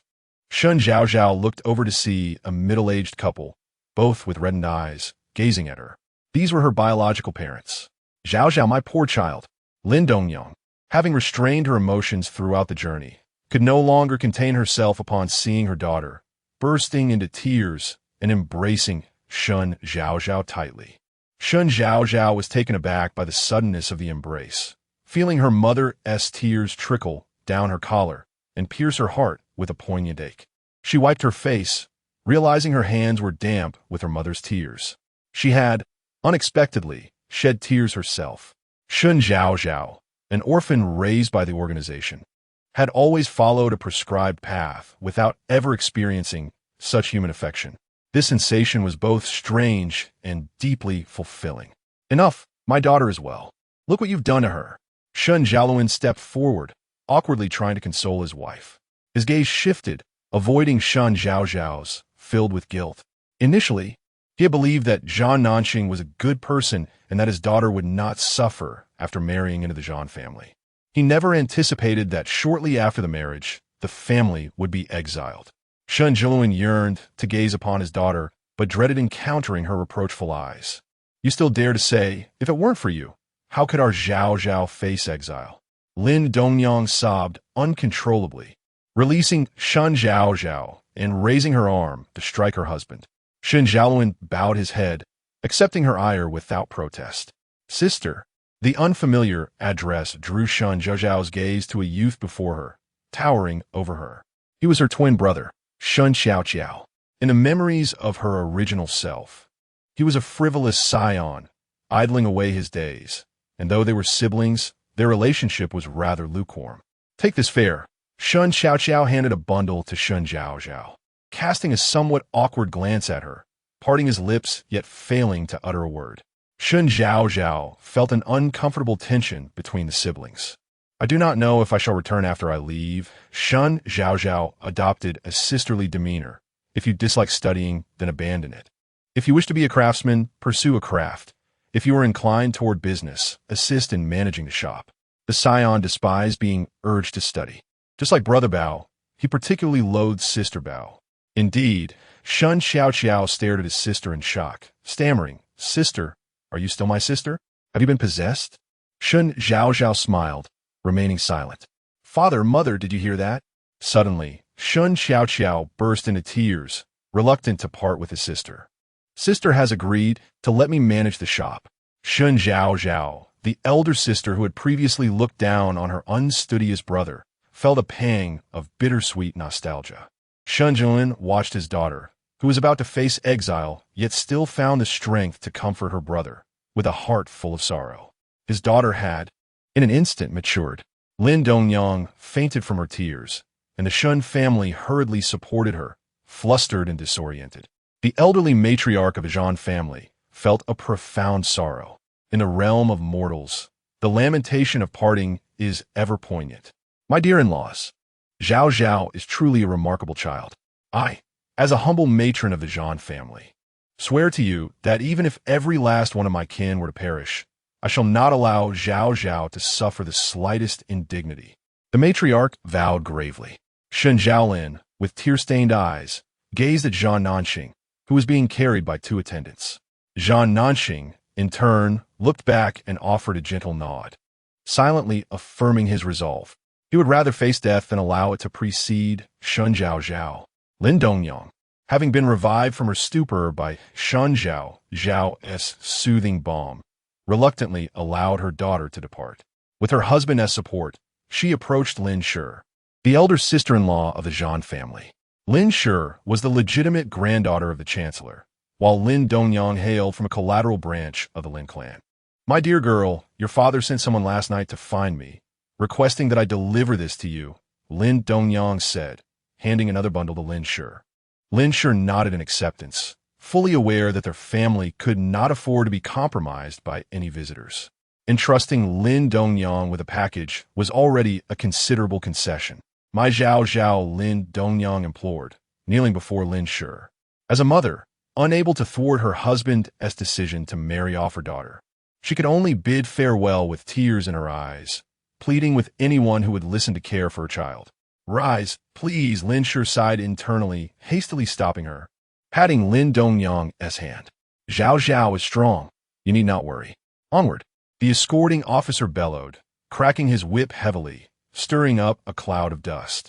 Shen Zhaozhao and the Zhan family bid farewell to the Shen family, parents and brothers alike, and set forth on the road to the northern desert. At the city gate, amidst the bustling traffic and swirling dust, their figures soon vanished from sight. Lin Dongyang bit her lip, restraining herself until she could no longer endure it. Once she confirmed they had indeed departed, she collapsed, weeping and pounding the dirt-laden ground. What is my Zhao Zhao truly capable of? She knows nothing. Will I ever see her return? My dear Zhao Zhao. Chapter 17. Unworthy of Motherhood? Shen Zhaozhao gingerly took the bundle given by her parents from the Shen family and felt its contents. She discovered several hard, solid objects within. These valuables had already passed through the light of day, so Shen Zhaozhao refrained from directly storing them in her spatial realm. Instead, she carried the bundle on her back, tying it securely across her chest. She assisted the elderly matriarch as they walked ahead, followed closely by her mother-in-law, Yang Shi, and her sister-in-law, Zhan Zhiyao. Yang Shi observed the swaying bundle on her daughter-in-law's back, her lips pursing as tears began to flow anew. Mother, what troubles you now?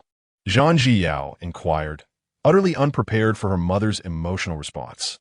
Her temperament mirrored that of her father, lacking her mother's sentimental disposition, often failing to provide adequate comfort. In contrast, her cousin, Yang Hanlu, Yang Shi's niece, was much more to Yang Shi's liking. At times, Yang Shi lamented, questioning why her cousin was not her own daughter. Zhan Jiyao's inquiry only intensified Yang Shi's tears. Since your father passed, no one cares for me, she lamented, her heart heavy with sorrow. When her husband and father-in-law were alive, she had been the envy of all as the esteemed matron of the Zhan family, dressed in finery, surrounded by dutiful sons and a considerate husband. She had never known the weight of financial worry. Yet now, even her daughter-in-law had funds for travel expenses, while she was left with nothing. She was aware that Lin Shi and Guo Shi looked down upon her status as a mother-in-law. However, it stung even more that the newly married Shen Shi had also disregarded her. It was customary for daughters to offer financial support to their mothers-in-law. Yet Shen Zhaozhao had not done so. As Shen Zhaozhao supported the elderly matriarch, She faintly heard Yang Shi's sobs, intending to feign ignorance. But the old woman halted in her tracks. Yang Shi, the funds your daughters-in-law possess were given by their families. I must ask you, where's your family? I recall you were not unkind to them. You often sent gifts during festivals, and even when Yao had a new outfit made. You ensured your niece received one as well. How is it that now, in your time of distress, they no longer recognize you? Yang Shi was left speechless, a lump lodged in her throat, unable to cry any longer. What are you doing? As the Zhao family slowed their pace, the escorting officials approached, their gazes sharp and watchful. My apologies, officers. I stumbled. We shall proceed, Shen Zhaozhao remarked, casting a glance at the whip held by the officer. Hurry, commanded the official, eyeing Yang Shi's tear-streaked face, sneering, still fancying yourself a lady, are you? Yang Shi shrank back, quietly trailing behind the elderly matriarch. Observing Yang Shi chastened by the elder, Shen Zhaozhao remained silent and continued to assist the matriarch along their path. Outskirts of the capital city, at the 10-mile-long pavilion, once a resting place for travelers entering the city, now buzzed with activity.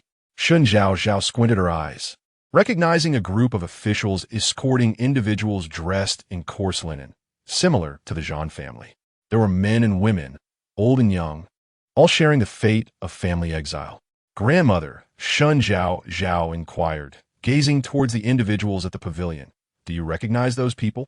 She observed the peculiar glances directed at the Zhao family by those present, sensing an unsettling atmosphere. Among the onlookers, she recognized some familiar faces, including members of the Yang family, despite the old matriarch's failing eyesight. While conversing with the old lady, Shen Zhaozhao heard her mother-in-law, Lady Yang, softly calling out to someone behind her. Although the volume was low and inaudible from the long pavilion, Shen Zhaozhao caught every word, leading her to form certain conjectures. Once they were led by the attendants to join the people at the pavilion, Lady Yang hurriedly approached the group, engaging in conversation. From a distance, Shen Zhaozhao could not hear, but noticed the elderly man speaking with Lady Yang casting unfriendly glances in their direction. To her astonishment, the Yang family had also been condemned and exiled. The old matriarch sighed, explaining to Shen Zhaozhao that the individuals over there were none other than Lady Yang's relatives. Shen Zhaozhao then turned her attention to two other families, the Chun and the Chao. Her sister-in-law, Lady Lin, stepped forward with a furrowed brow, questioning how it was possible for them to be exiled when they had severed ties with the Zhao family. The old matriarch remained silent, as the Zhao family, now devoid of support in the court, was utterly in the dark about their situation. Suddenly, a sharp female voice pierced through the tension. How could you not know why we've been exiled? Shen Zhaozhao turned to see a woman clad in coarse linen glaring at the Zhao family, holding the hand of a timid little boy. Lady Chao, we truly are unaware, Lady Lin replied, recognizing many in the community, though this particular lady was only vaguely familiar. With a cold laugh, Lady Chao retorted, Look at you, playing the innocent for whom? Your Zhao family has colluded with the enemy, reaping all the benefits, while our Chao family has received nothing from you. You accuse my husband of delivering messages for you, dragging us into your demise. Do you have any conscience at all? Her piercing gaze could have transformed into a blade, ready to shred the bewildered Zhao family into pieces.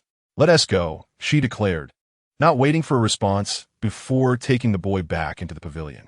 The old matriarch began to tremble as she grasped Shen Zhaozhao's arm. Do not worry just yet.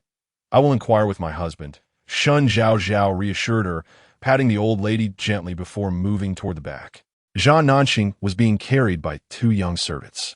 Upon seeing her approach, he shook his head gently, indicating that he had returned gravely injured and unconscious. It was clear he had not implicated the Chao family. As for his father and brother, they had not managed to return at all. Shen Zhaozhao nodded, glancing at the gathering storm clouds, sensing that a change in weather was imminent. When we set out shortly, ensure that you carry him steadily. She instructed the two young servants, Zhan Ping and Huang Yi. The unpaved roads outside were nothing but yellow mud, treacherous and slippery after rain. It was vital to be cautious, especially with Zhao Nanxing being carried. After giving her instructions, she turned to leave, completely unaware of Zhao Nanxing's gaze, which followed her intently. As soon as Shen Zhaozhao took her stand beside the matriarch, she observed Lady Yang returning, accompanied by a young maiden, weeping profusely. Aunt. Grandfather was merely incensed for a moment. Do not take it to heart, said Yang Han Lu, casting a fleeting glance at the Zhao family before departing without further ado. What is happening? The matriarch felt a surge of anxiety. If all three families harbored grievances against the Zhao family, the journey ahead would indeed be fraught with difficulty. Lady Yang's lamentations intensified. All my family has been wronged. My father accuses Nanxing of being a harbinger of misfortune.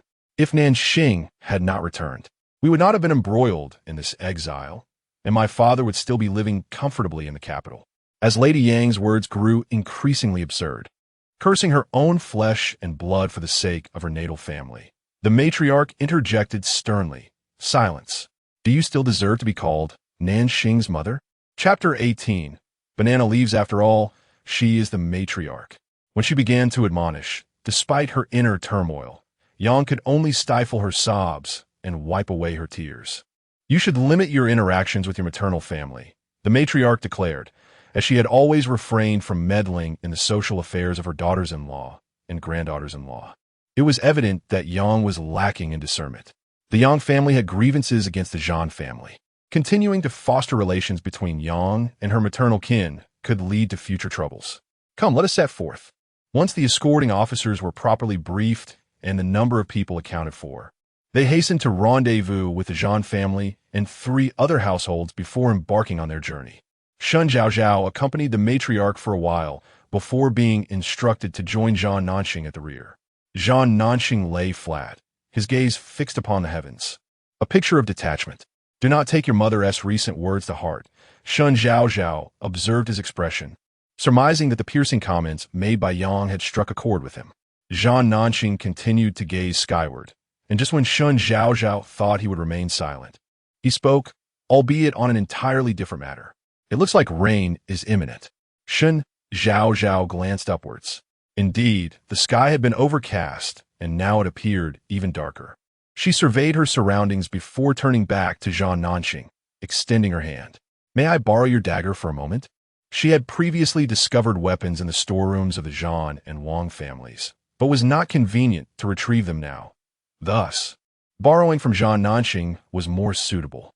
Zhao Nanxing cast her a sidelong glance, asked no further questions, and handed his dagger to Shen Zhaozhao.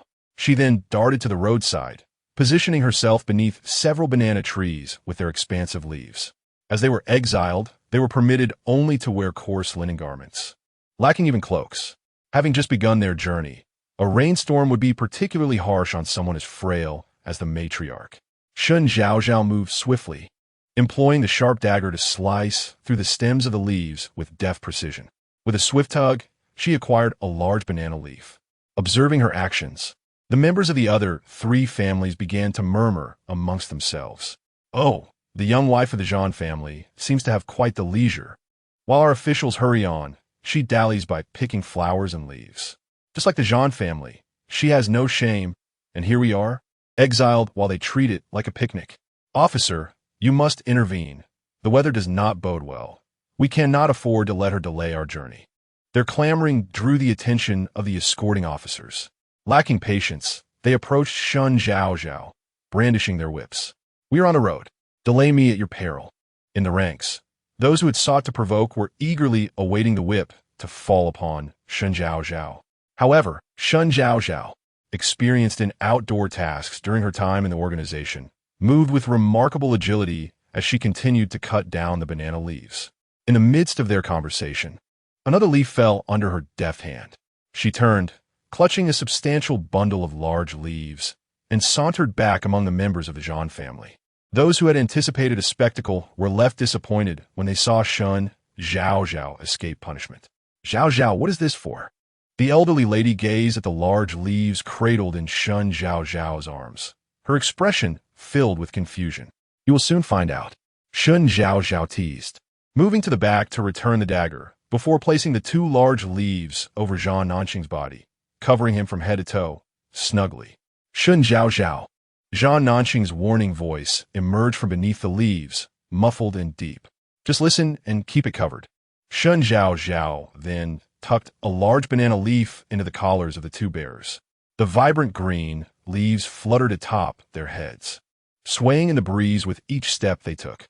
Third young mistress, Zhan Ping, with both hands raised holding the stretcher, looked up at the lush green canopy above him, feeling utterly despondent. Shen Zhaozhao's actions elicited amusement from the other families. Ha ha, look at the Zhan family's daughter-in-law. She must not be quite right in the head. Who covers their husband with leaves when he is still alive? It is only retribution. The Zhan family has betrayed the nation, and they deserve to be exiled along with us. It is only fitting that Zhan Nanxing finds himself a foolish wife. The mocking remarks fell upon the ears of the Zhan family, harsh and jarring. Yet, from the elderly lady to Zhan Jiao, they inexplicably placed their trust in Shen Zhaozhao. When Shen Zhaozhao distributed the banana leaves to them, they accepted them in silence. Shen Zhaozhao kept one for herself.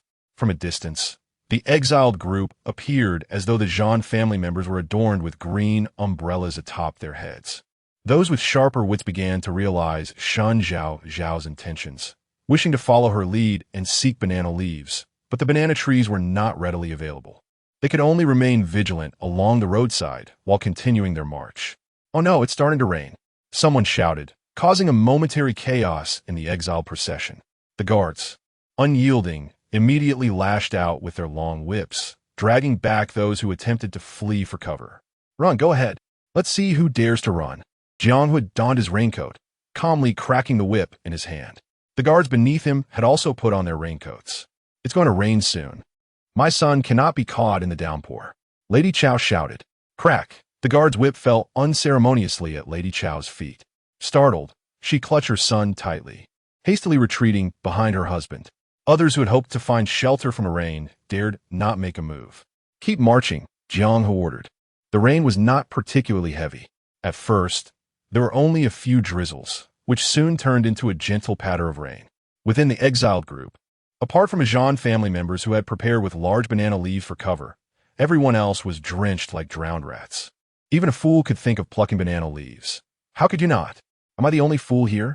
Don't just criticize me. You didn't think of it either, ha. The other three families, with their hair and clothes soaked, glared with reddened eyes at the Zhan family, who remained relatively dry. This time, no one dared to mock Shen Zhaozhao for covering Zhan Nanxing's face with leaves while he was still alive. In stark contrast to the meticulously sheltered Zhan Nanxing, those soaked to the skin resembled fools. "Zhaozhao, how are you so clever to think of using banana leaves as an umbrella?" Second sister Guo deliberately raised her voice, keen to restore Shen Zhaozhao's dignity. Indeed, had it not been for third sister-in-law's ingenuity, we might have ended up like them, drenched to the bone. Zhan Jiao's eyes sparkled as she instantly chimed in. Even a usually composed and reserved Lin Shi praised Shen Zhaozhao. "Third sister-in-law truly possesses insight. I would never have thought of that. Their Zhaozhao is certainly no fool. She is remarkably astute." Shen Zhaozhao modestly replied. During her childhood outings with her parents, she had witnessed farmers using banana leaves to shield themselves from the rain and had contemplated gathering some for such an occasion. Fortunately, the rain was light. Otherwise, it would have been insufficient. With a cheerful smile, she glanced around at the curious gazes directed at the leaves above her head and announced, "I just picked a few extra leaves. Does anyone else want some?" Chapter 19. The Master of Provocation. Yang Hanlu Shen Zhaozhao was acutely aware of a fundamental truth. A single individual cannot accomplish what a collective can, just as a solitary tree cannot form a forest. The path of exile was still long ahead, even if she possessed the means to ensure a prosperous life for the Zhan family. She could not ignore the covert blades wielded by the other three families who journeyed alongside them, especially given their hostility towards the Zhan clan. It would be far more advantageous to sway one or two of the more amenable families to align with the Zhan family, rather than merely allowing one family to thrive while the others remained envious. The elderly matriarch of the Zhan family was approached by a middle-aged man from the Chun family, who bowed respectfully and requested, "Might I ask for a banana leaf? My elderly father, due to his advanced age, cannot endure the relentless rain." Sister-in-law Lin discreetly moved closer to Shen Zhaozhao and whispered, "This is Chun Jun, the head of the Chun family. He was previously an assistant minister in the Ministry of Revenue. and his father served as a grand tutor in the former dynasty. With this introduction, Shen Zhaozhao grasped the implications.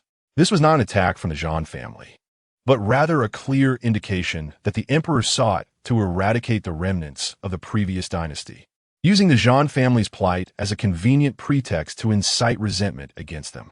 In her heart, she marked the unseen emperor with a resounding cross, recognizing his lack of magnanimity as a contributing factor to the downfall of the Feng dynasty, an era that ended in but a single generation.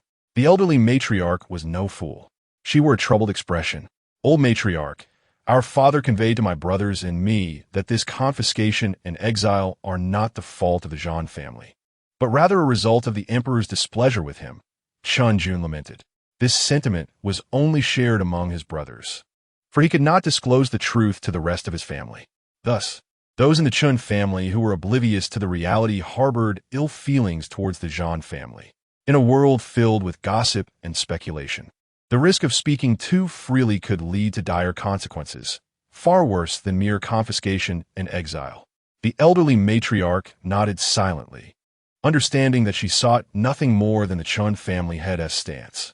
As for the other members of the Chun family, should they dare to create turmoil, Shen Zhaozhao and the elder would handle accordingly. "Zhaozhao, do you think you could spare 2 or 3 leaves for the Chun family?" Shen Zhaozhao herself had only a few leaves to spare. Upon hearing the matriarch's request, she understood her intentions. The Chun family was worth cultivating, while the Chao and Yang families could be set aside for the time being. Without hesitation, Shen Zhaozhao gave all her remaining leaves to Chen Zhaozhao originally. He had only intended to take 1 leaf to shield his father from the rain, but he was taken aback by the generosity of the Zhao family, who offered him the entire bounty. He was deeply moved and once again bowed to the matriarch, expressing gratitude on behalf of his father. He then turned to Shen Zhaozhao, offering his thanks as well, but she gracefully evaded the gesture, feeling it inappropriate to accept gratitude from someone her senior. Shen Zhaozhao returned home with several banana leaves, distributing 1 to his father and the remaining 2 to the frail women and children in his household. The sight of the 3 vibrant leaves atop the heads of the Chen family only served to inflame the envy of the Chao and Yang families. Meanwhile, Madame Chao, while hurrying along, wiped her young son's face with a handkerchief, her heart seething with resentment. Had she foreseen such an outcome, she would never have spoken so carelessly in front of the Zhao family. She cast a glance at her husband, Chao Quan-ai, who was equally vexed by the relentless rain and his wife's incessant chatter. At this moment, to ask him to accompany his smile to the Zhao family was an affront to his dignity. "If you won't go, I shall go myself," declared Madame Chao, shoving their youngest son beside her husband before making her way to the Zhao residence. Upon explaining her purpose, Shen Zhaozhao apologetically raised her hands, saying, "Sister-in-law Chao, it's not that I am unwilling. It is simply that we have run out. Everything has been given to the Chun family. Sister-in-law Chao, you ought to have come earlier. Had you done so, we could have spared you a leaf," remarked Guoshi, who harbored a grudge. Recalling Madame Chao's past insults directed at the Zhao family and her deceased husband, seizing the opportunity to jab at Madame Chao. A flush of red and white washed over Madame Chao's face. She grasped the subtle implication. It was a veiled reproach for her untimely arrival to scold the Zhao family. Gritting her teeth, Madame Chao turned on her heel and departed. Observing his wife return empty-handed, Chao Quan-ai sighed, "I told you not to rush into humiliation." Madame Chao bit her lip, pulling their youngest son, Chao Yu, close, using her sleeve to shield him from the rain. A resentful glare swept over the Zhao family before her gaze fell, filled with concern for her son. Meanwhile, in the Zhao household, the forthright Guoshi was chastised by her sister-in-law Lin Shi. "I simply couldn't stand idly by," Guoshi thought, feeling wronged. Why must they endure her scorn? And when help was needed, they were expected to assist. Just as Lin Shi was about to continue her reprimand, Shen Zhaozhao interjected, "Sister-in-law. The second sister-in-law is merely straightforward, which is not a fault." With a twinkle in her eye, Shen Zhaozhao believed that as long as one's intentions were pure, each person had their own way of doing things. Lin Shi, her reprimand stifled, released a heavy sigh.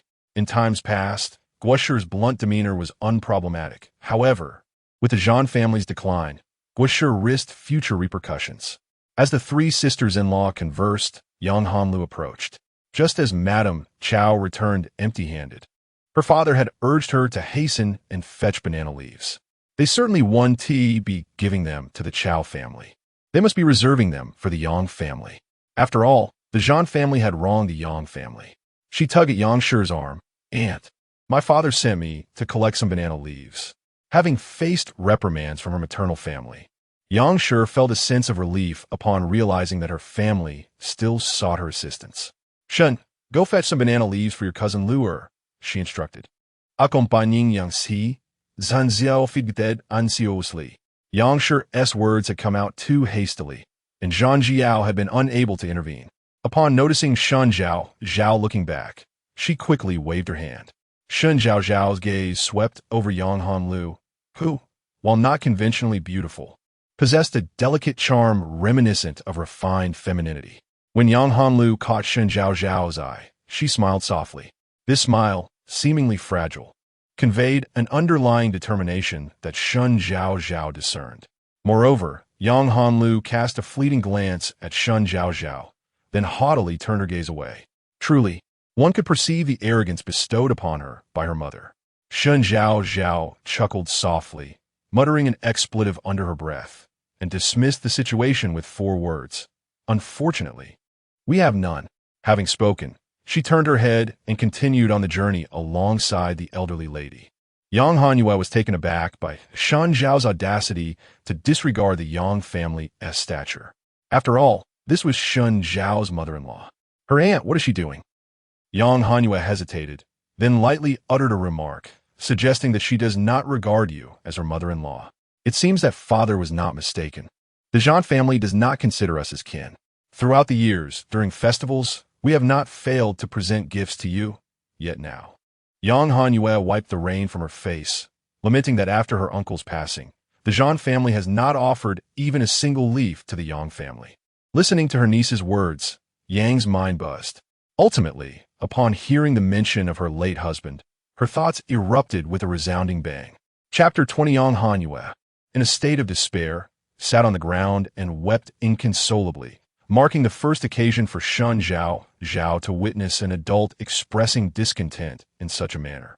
"Once my husband departed, I ceased to be a member of the Zhan family. My dear husband, why did you leave so soon? Why did you not take me with you, leaving me to suffer alone in this world?" Despite the muddy ground, Yang Hanyu remained seated in the yellow earth, her sorrow palpable. The banana leaf Shen Zhaozhao had offered her was cast aside, easily damaged, and soon trampled by those nearby. "Aunt, look at her sprawled on the ground." Yang Hanyu's cousin thought it somewhat shameful and discreetly stood aside, leaving Yang Hanyu to Shen Zhaozhao. "What is happening here?" A stern voice rang out. Yang Hanyu, unmoving, slowed the procession, causing many to halt and observe the commotion. The journey of exile was long, and one could not resist the allure of entertainment amidst the desolation. Several officials clad in raincoats approached, brandishing their whips, and without hesitation began to urge the onlookers forward, their expressions darkening as they fixed their gaze upon Yang Hanyu. "I did not strike women," Jiang, who also arrived, cracking his whip against his palm, though he occasionally made exceptions. He found himself angered by the sight of these once noble ladies, who still seemed to regard themselves with an air of superiority. The delay in securing lodging for the night in this desolate wilderness was concerning. "Mother, please rise," Shen Zhaozhao cried, desperation evident in her voice. "Quickly, help her up." Lin and Guo rushed forward, momentarily neglecting their own banana leaves, each taking an arm to forcibly lift Yang Hanyu. She attempted to collapse back to the ground. Crack! A whip struck the ground beside her, splattering yellow mud and water into her open mouth as she wailed. Instantly, she regained composure and stood upright. What was going on? Jiang, whose gaze flicked between the members of the Zhan family.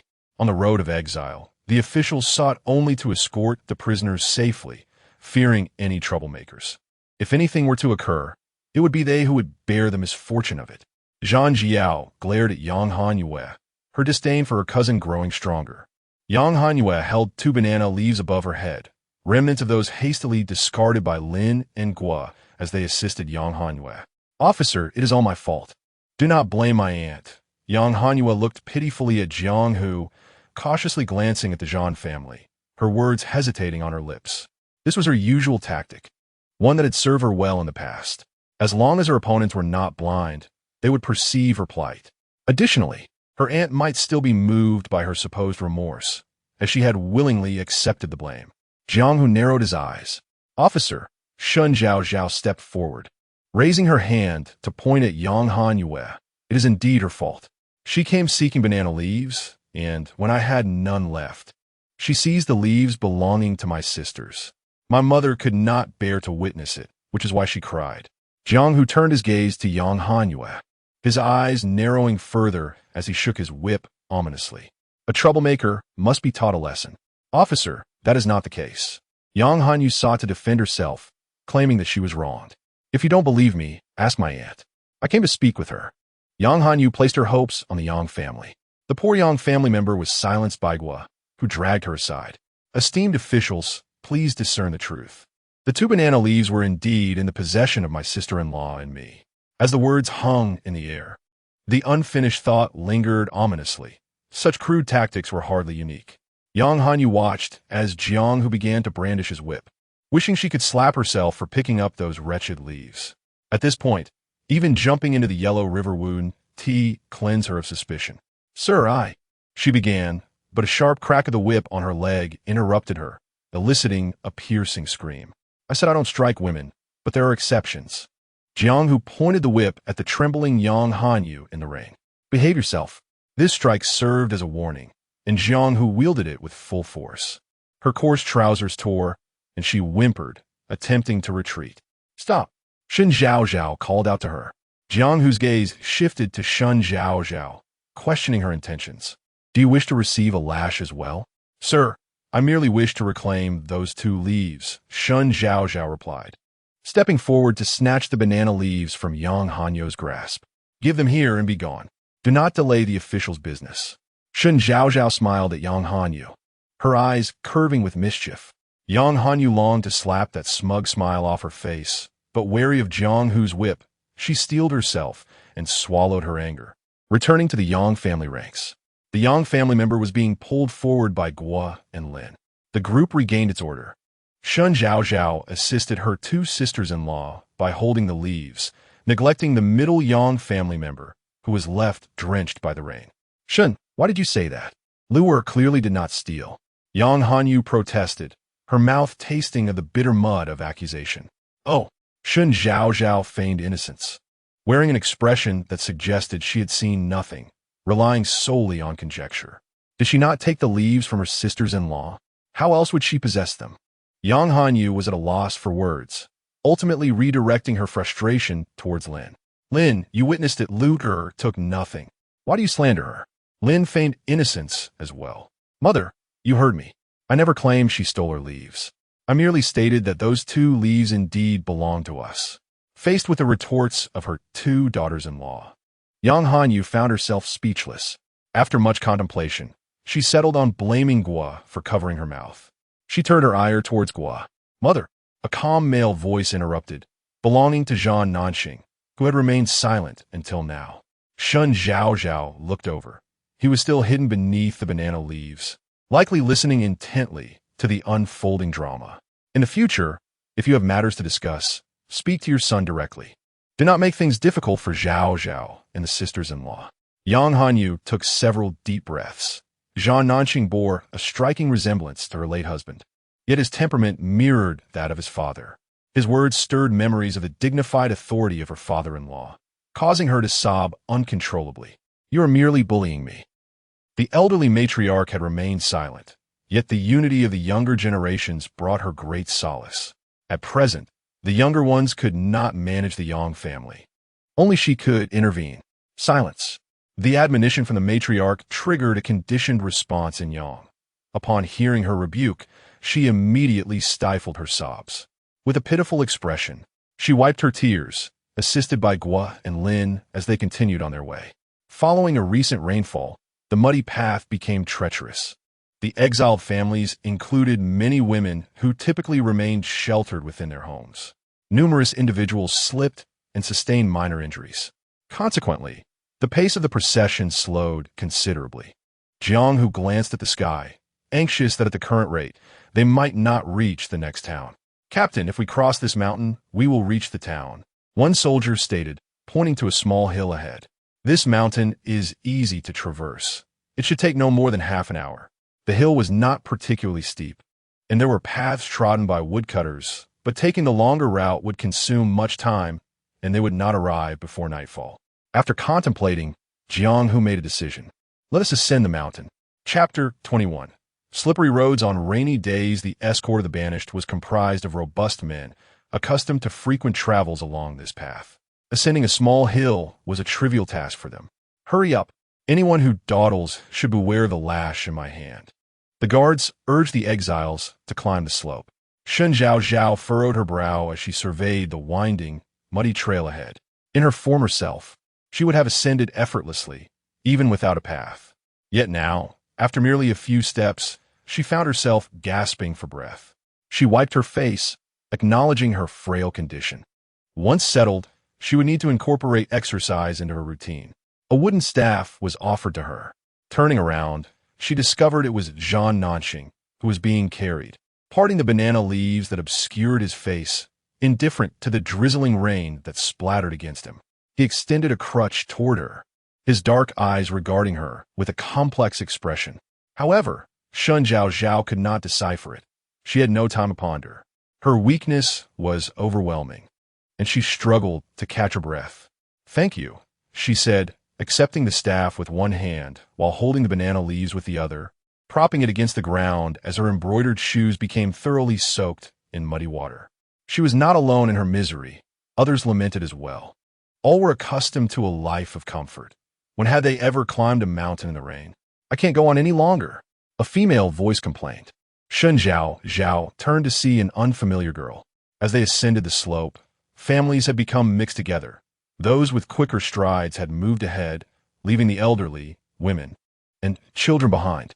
Just as Shen Zhaozhao was about to continue on her path, she noticed the girl slip, teetering dangerously towards the edge of the cliff on the other side of the mountain path. Shen Zhaozhao was positioned perfectly behind her and swiftly extended her staff to catch her. Help!" The girl cried out in panic. Half of her body already sliding down the cliff, her voice filled with terror. Fortunately, she instinctively raised her hand and grasped the staff Shen Zhaozhao had offered. With one hand gripping the staff and the other clutching the girl's collar, Shen Zhaozhao yanked her back, much like lifting a chick. However, she too was pulled towards the cliff's edge. "Quickly assist," Zhan Nanxing urged from behind, disregarding his own leg injury as he propped himself up, prompting two attendants to come forth. Zhan Ping and Huang Yi set down the stretcher and rushed to help, and after considerable effort, they managed to rescue the girl. As soon as she was brought to safety, she collapsed onto the ground, sobbing in fright. "Yeah." Chao Kuan-yi, the head of the Chao family, who had been walking ahead, turned upon hearing the commotion and was met with a heart-stopping scene involving his daughter. Thankfully, she had been saved. He hurried over, inspecting her for injuries, relieved to find that she had merely rolled in the mud and sustained a few bruises. The situation was not severe. Chao Kuan-yi felt a wave of relief wash over him as he looked at his daughter, who appeared pitiful and distressed, and he could not bring himself to scold her. His gaze met that of Shen Zhaozhao and Zhan Nanxing, and though words of gratitude swirled in his mind, they remained unspoken. The Zhan family caused the Chao family to suffer confiscation and exile. Knowing it was about to rain, they selfishly focused on harvesting banana leaves without offering any warning. "No need for thanks," Shen Zhaozhao remarked lightly, raising an eyebrow. Chao Kuan-ye's face flushed crimson as he dragged the weeping Chao Yu away. Once they exited, Shen Zhaozhao turned to look, catching sight of Chao Yu being hurried along by her father, her lips forming the words, "Thank you." Shen Zhaozhao smirked. This girl from the Chao family was more sensible than her father. Chao Yu was the legitimate eldest daughter left behind by the late matron of the Chao family. Zhan Nanxing had already been lifted up by two young servants, his gaze fixed on Shen Zhaozhao. Having saved someone, she was now covered in mud. "Did you hurt yourself?" Zhan Nanxing casually inquired, only to realize that their relationship didn't quite warrant such concern. Quietly, He pulled the banana leaves over his face to shield his embarrassment. Shen Zhaozhao, not blind to his awkwardness, chuckled softly. What a naive young man. It's nothing. Just a little scrape on my hand. She picked up the fallen banana leaves and a stick, persevering onward toward the mountain summit. The yellow mud on the slope was slick from the rain, clinging to her shoes. At that moment, Shen Zhaozhao longed for the waterproof hiking shoes from her previous life. Waterproofing was secondary. What truly mattered was the grip. Cautiously, she paid heed to her footing, planting each step firmly. Following the person ahead, she rounded a bend, the summit now in sight, with only one steeper patch of yellow mud left to conquer. Turning, she instructed Zhang Ping and Huang Yi, "We're almost at the top. The path ahead is steeper, so be careful while you carry him." Just as her words fell, someone shoved her at the waist. Shen Zhaozhao, already straining to maintain her balance on the incline, was unexpectedly pushed toward the edge of the cliff. Her feet slipped, and she felt herself teetering dangerously. Just as she was about to follow in Chaoya's footsteps, she cleverly twisted her body, managing to land back on the yellow mud slope. Though her life was spared, the fall was harsh. Her arms struck the ground painfully, nearly bringing her to tears.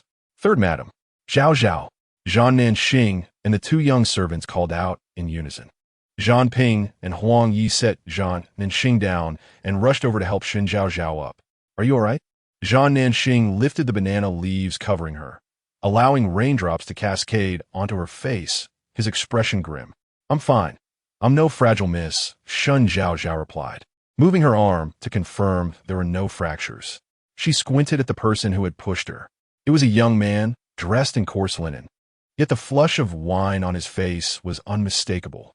Young, with eye bags that sagged to his chin, he was clearly a wastrel before his exile. Zhan Nanxing also noticed the man and recognized him. "Chao Mingyi, you push my wife?" The glint in his peach blossom eyes turned sharp. The young man cast a malicious grin at Zhan Nanzheng, his lips curling in mockery, taunting, "What of it? You're crippled. Can you even rise to confront me?"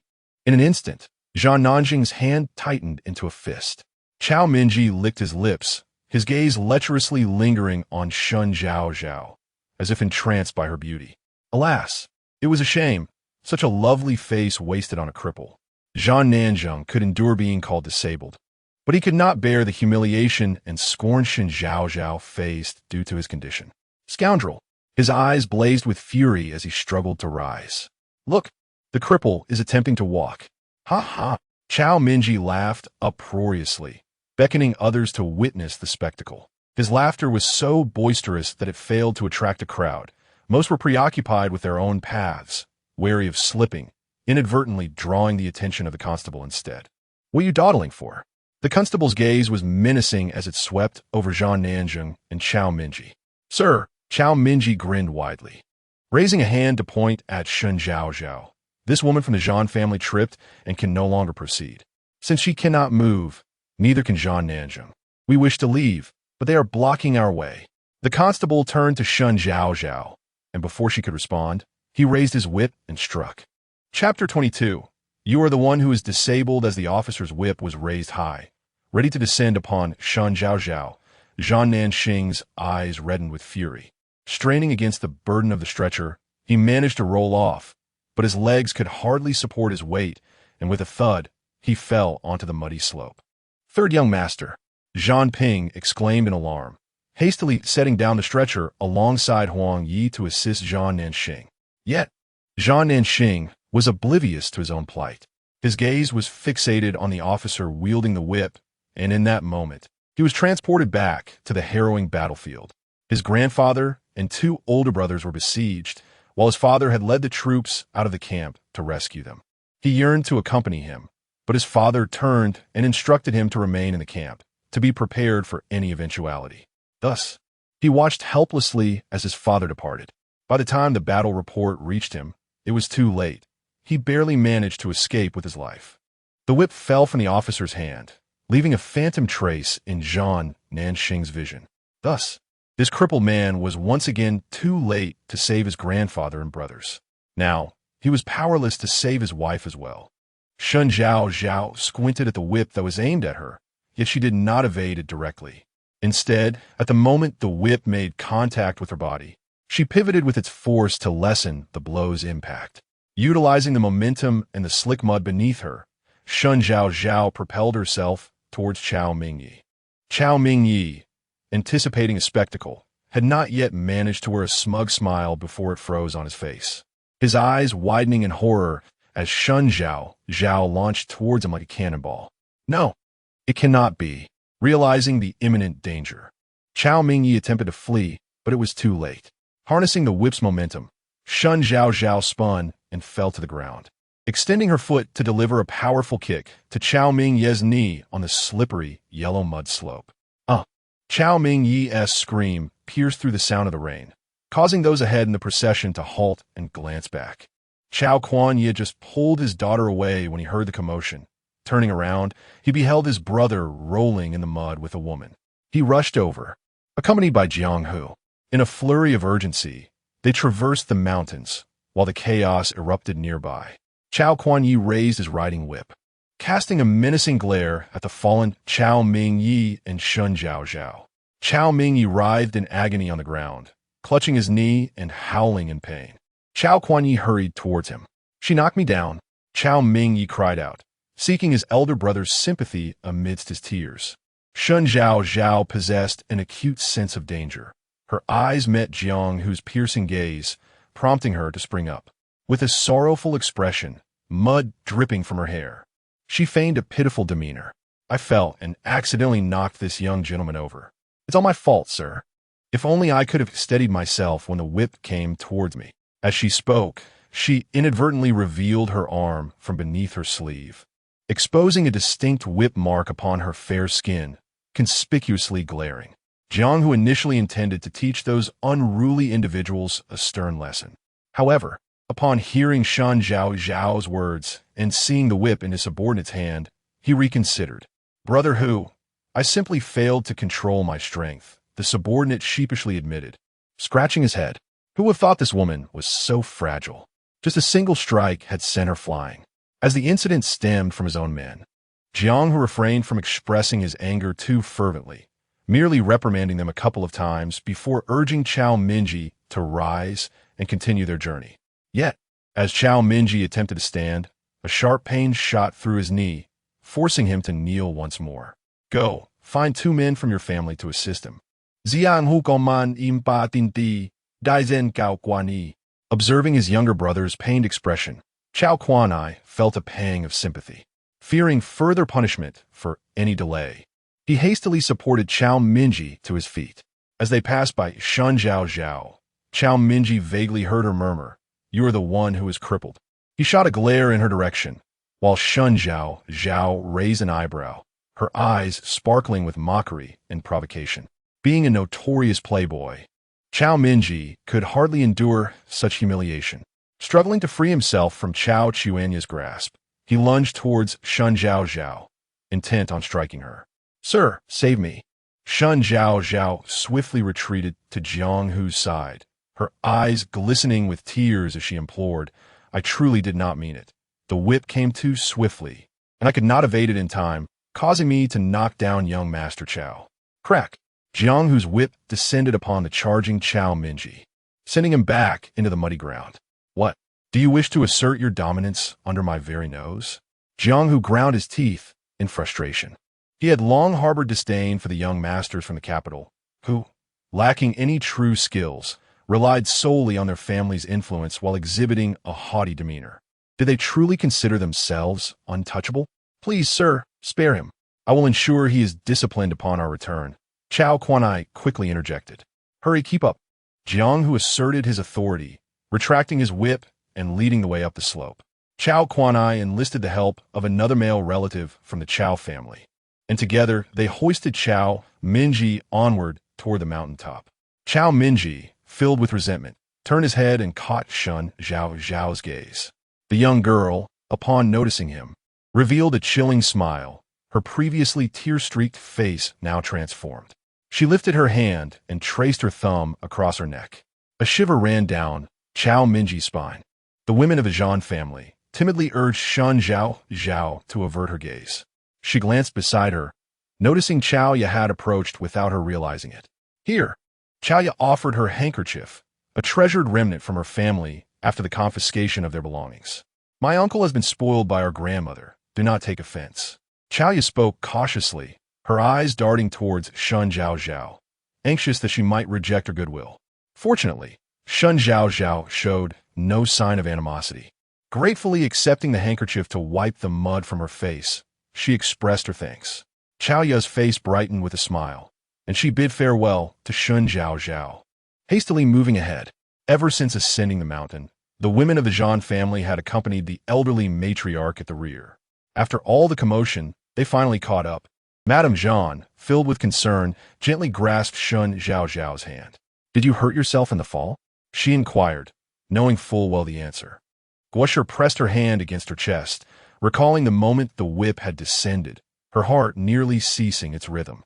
Lin Shi and Zhang Ji Yao also expressed their care for Shen Zhaozhao, examining her wounds and confirming that there was no serious injury.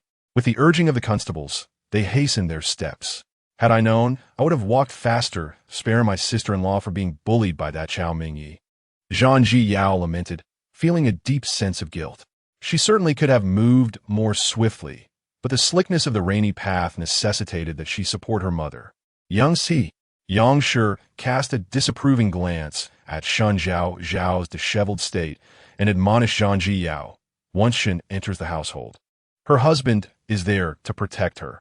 When has it ever been your place as a sister-in-law to intervene? Her gaze then shifted to Zhan Nanxing. Her words laced with venom. It is truly lamentable that some are incapable of safeguarding their own wives, causing even their capable fathers and brothers to be unable to return. Chapter 23. Arrival at the post station. The two remarks made by Mrs. Yang undeniably reshaped Shen Zhao's perception. She turned her gaze towards Zhan Nanxing, only to realize that the individual who had previously been lying comfortably had inexplicably fallen to the ground. Specks of yellow mud clung to his dark hair, and his disheveled state was now comparable to her own. Mrs. Yang, the old matriarch of the Zhan family, hurried over, her breath labored. Upon witnessing Zhan Nanxing's muddied appearance, she was nearly provoked to raise her cane and strike at Mrs. Yang. It was astonishing that such a woman could claim to be a mother. This statement blatantly indicated to all present that Mrs. Yang held Zhan Nanxing accountable for the deaths of her husband and two other sons. "Mother, please cease your words," Zhang Ji Yao interjected, unable to endure any longer as she pulled Mrs. Yang up the slope. The old matriarch's sharp reprimand had caused Mrs. Yang's already dwindling courage to retreat further. Bowing her head, she followed Zhang Ji Yao as they ascended. Nanxing. The old matriarch bent down, her heart aching, attempting to assist Zhan Nanxing to his feet. A hand reached out from the side, halting her efforts. It was Shen Zhaozhao. "Grandmother, your mobility is compromised. Allow me to assist. You must hasten your journey, lest those guards return with their whips." Shen Zhaozhao gently shook her head. The old matriarch opened her mouth, a thought crossing her mind as she looked towards Zhan Nanxing, who lay prone on the muddy slope. "Very well."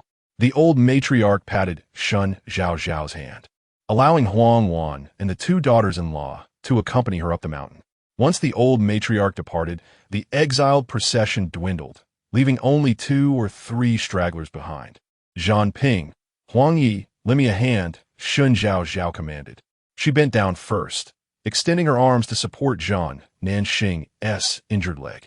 The two young servants each took hold of his waist and shoulder, exerting their strength to turn him over and place him back onto the stretcher.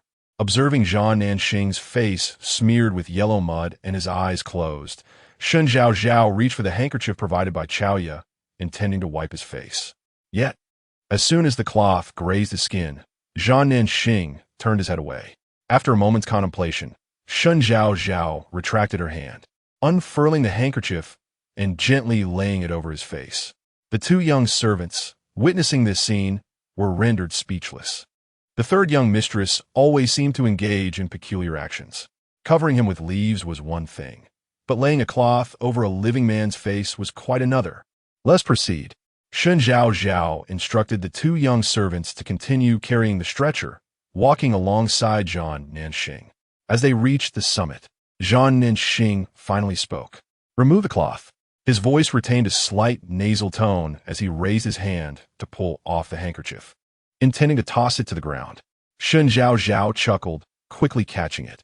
With a sidelong glance, her peach blossom eyes glimmered with a hint of anger, yet also bore a touch of pity. "I thought you would be embarrassed to have the cloth over your face," she remarked with a smile. The previous words of Mrs. Yang had struck a chord deep within Zhan Ningxing, causing the robust man to shed tears. Naturally, he wished to conceal this vulnerability from others. When she had attempted to wipe his face, she had noticed the glistening traces of tears at the corners of his eyes, prompting him to turn away. Shen Zhaozhao felt awkward yet somewhat endearing. Zhan Ningxing glared at her with reddened eyes, expressing his disdain for having any other woman's handkerchief cover his face. Shen Zhaozhao wore a playful smile, fully aware of the man's pride. Men shed blood and sweat, but never tears. Zhan Ningxing, observing the smile on her face, pressed his lips tightly together, his gaze falling upon the frayed sleeve of Shen Zhaozhao's coarse garment, where faint whip marks could still be discerned on her skin. "Regret?" His eyes darkened momentarily. "What?" Shen Zhaozhao, focused on the journey, failed to catch his words. "It's nothing." Zhan Ningxing turned his face away once more. The rain continued to patter down incessantly until the group descended the mountain and reached the courier station on the main road, without respite. Even the banana leaves, meant to shield against the rain, were slightly drenched. What are the other rain-soaked travelers? Shen Zhaozhao rolled in the yellow mud, rendering herself a pitiful sight, eagerly yearning for a bath and a change into dry clothes. She and Zhan Ningxing entered the inn last. As soon as they stepped inside, they noticed the elderly matriarch and others discussing something with troubled expressions. "Zhaozhao is here, just in time. Let us deliberate on where to stay tonight," said Gua, her keen eyes pulling Shen Zhaozhao over, pointing at the mud on her attire. "Grandmother, this journey is long. We must ensure she is cleaned up tonight. Otherwise, should anyone catch a chill tomorrow, how can we proceed?" Shen Zhaozhao blinked in surprise. "So, on this exile journey, one could still choose a room? Luxurious? Economical?" The truth was, Shen Zhaozhao was overthinking. Upon Gua's explanation, she learned that she would need to spend her own silver, otherwise, according to the standards for exiled criminals, she would have to share a cramped space in the stable with others, a place where wind seeped in from the front and rain poured in from the back. Forget bathing. She would be covered in horse manure. The laborer mentioned that for a small fee of 1 or 2 silver coins, a family could occupy a large dormitory. There were also 2-person rooms available, complete with hot water, bathing tubs, and a charcoal basin, but that would cost 3 or 2 silver coins. Gua, feeling the pinch, extended 3 fingers. In times of hunger and cold, who wouldn't he wish to soak in hot water and dry their clothes? Not only the Zhan family thought so. The other 3 families shared the same desire. However, when they calculated, 2 people would require 3 or 2 silver coins. Even with some funds on hand, this expense was daunting. "Sir, this must be a black shop," a male voice exclaimed. "The finest inn in the capital charges only 1 or 2 silver coins for a night in the Tianzi Jia room." "Indeed. How can a dormitory cost 1 or 2 silver coins, without hot water or a charcoal basin? We may be exiles, but we are still human." As the exiled individuals began to stir restlessly, Jiang, who revealed a toothy grin, remaining silent. His strong hand tugged at the reins. "Ladies and gentlemen, if you find it too expensive," Jiang, who gestured toward the stable, "there's no charge for that." He offered them a choice, not coercing them apart with their money. Who could possibly reside in that stable? Shen Zhaozhao turned to her grandmother, declaring, "Let us take one of the upper rooms and 1 dormitory." After a moment of contemplation, she had made up her mind. The husband and 2 young attendants, all men, occupied the upper room, while the rest of us settled for the common dormitory. Although the upper room was 2 taels of silver more expensive than the dormitory, Shen Zhaozhao had her own plans. The old matriarch of the Zhan family had no objections. From the small fortune sent by relatives from her maternal home, she took out a small silver ingot and had it cut into 4 taels. Thus, 1 upper room and 1 common dormitory were secured. The innkeeper collected the silver and called out loudly for hot water and a basin of charcoal. As the Zhan family made themselves comfortable, the remaining 3 families grew anxious. The Chun family, having some funds, decided to secure 1 upper room and one common dormitory after a brief deliberation. After much discussion, when the Chow family finally resolved to also request an upper room, Chow Quan-ai was informed by the innkeeper that there were none left. Apart from the accommodations for the servants, only 2 rooms remained available. Why didn't you say so earlier? Chow Quan-ai was taken aback. With the entire family drenched from the rain, it was unacceptable to have no place to change. Moreover, his brother had injured his leg. Sleeping in the common dormitory would surely be problematic. The innkeeper smiled and replied, "You didn't ask about that." Frustrated, Chow Quan-ai gritted his teeth and requested 2 common dormitory spaces, along with hot water and a charcoal basin. The innkeeper waved his hand dismissively. "I'm afraid we don't have enough charcoal for the common dormitory. It is only available for the upper rooms." Chow Chuanya's face twitched. "Surely you have hot water?"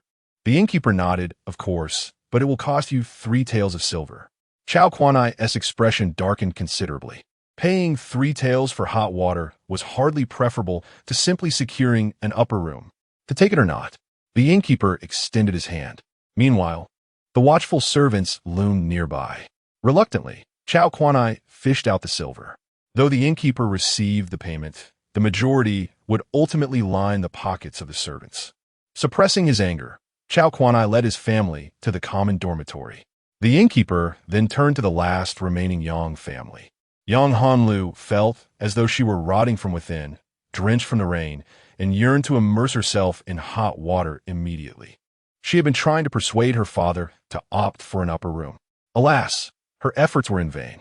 The Yang family had only come to the capital after marrying into the Zhan family.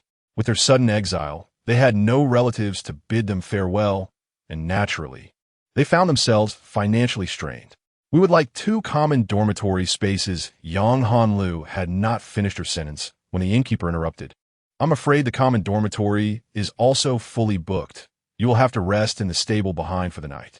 Chapter 24. Hot Water and Charcoal Fire. Father, I have long told you that we must secure a proper room. Upon learning that not only would she be deprived of a bath, but also forced to huddle in a leaky, drafty stable with her entire family, Yang Hanyue became exceedingly agitated.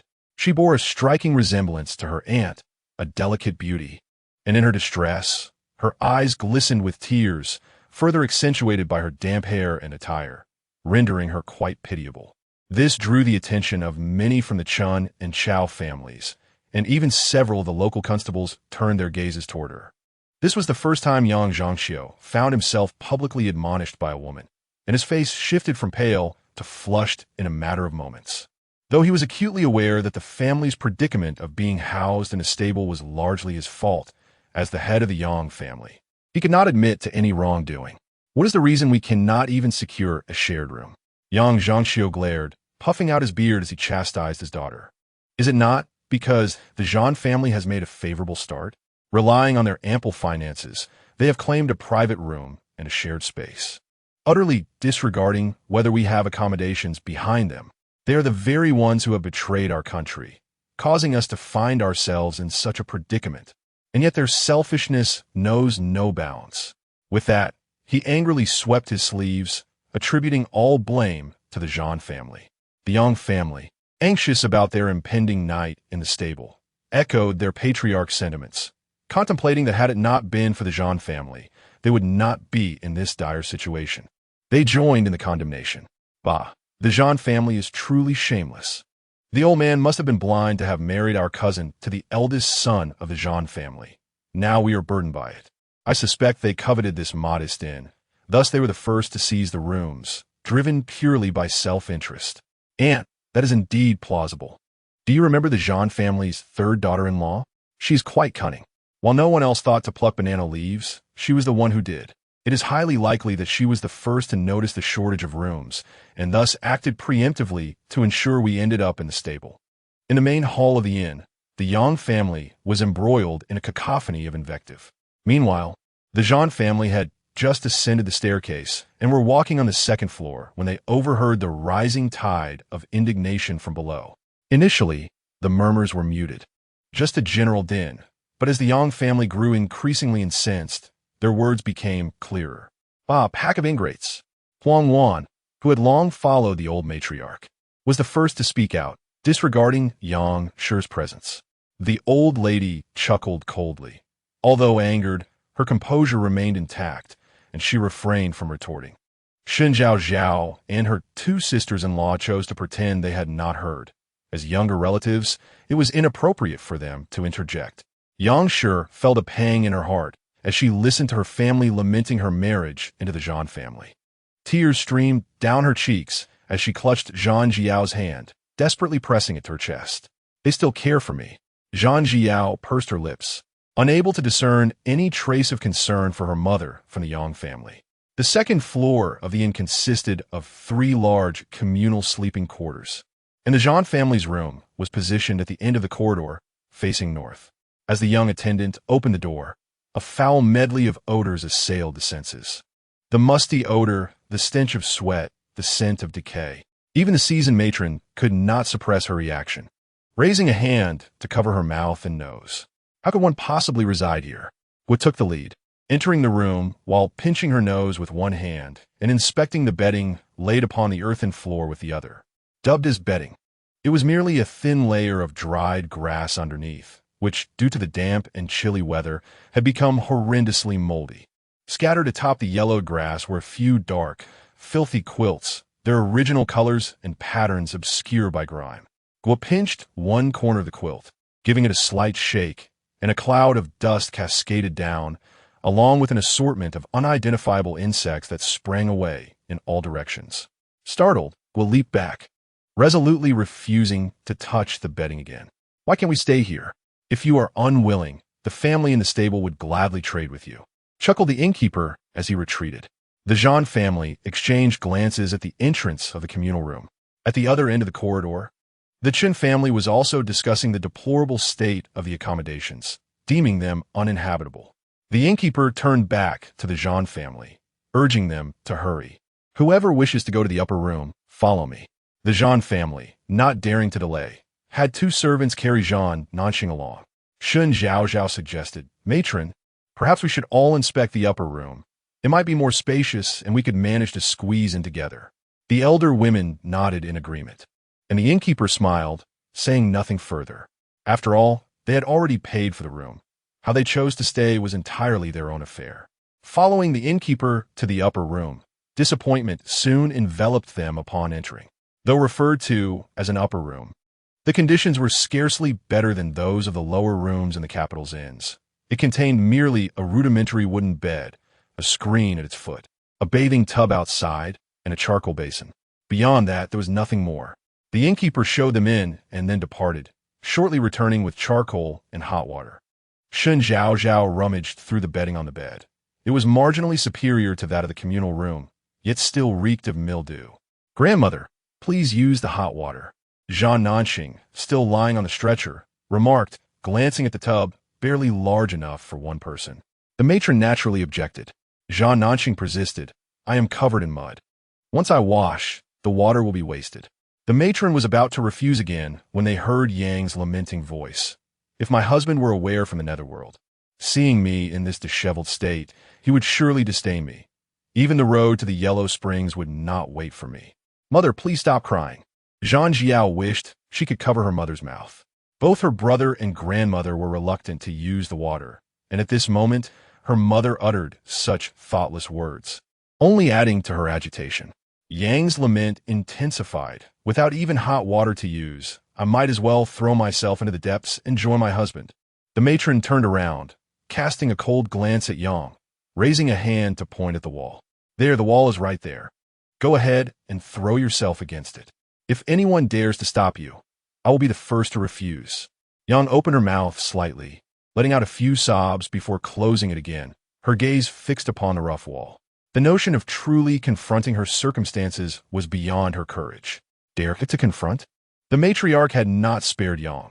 She was intent on imparting a lesson, and what audacity did Yang possess to resist?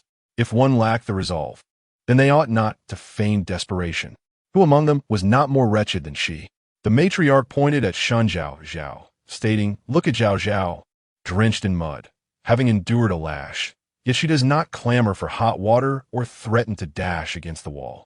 Suddenly thrust into the role of a model daughter-in-law, Shen Zhaozhao remained as silent as a chicken. Previously, when the old general was alive, Yang feared her father-in-law. Now that he was gone, she found herself cowed by her mother-in-law. After receiving a few scoldings, she shrank back, too timid to utter a word, resembling a quail. As the matriarch prepared to lead others out, instructing Zhan Nanxing to use hot water, reminding him that his leg wound should not be immersed in mud. Just as they were about to step out, elder sister-in-law Lin could not restrain herself and sneezed several times. When she lifted her head, tears glistened in her eyes. Her nose stuffed. Coming from the Lin family, she had been pampered since childhood. This ordeal had surely left her with a chill. Guo also bore some dampness.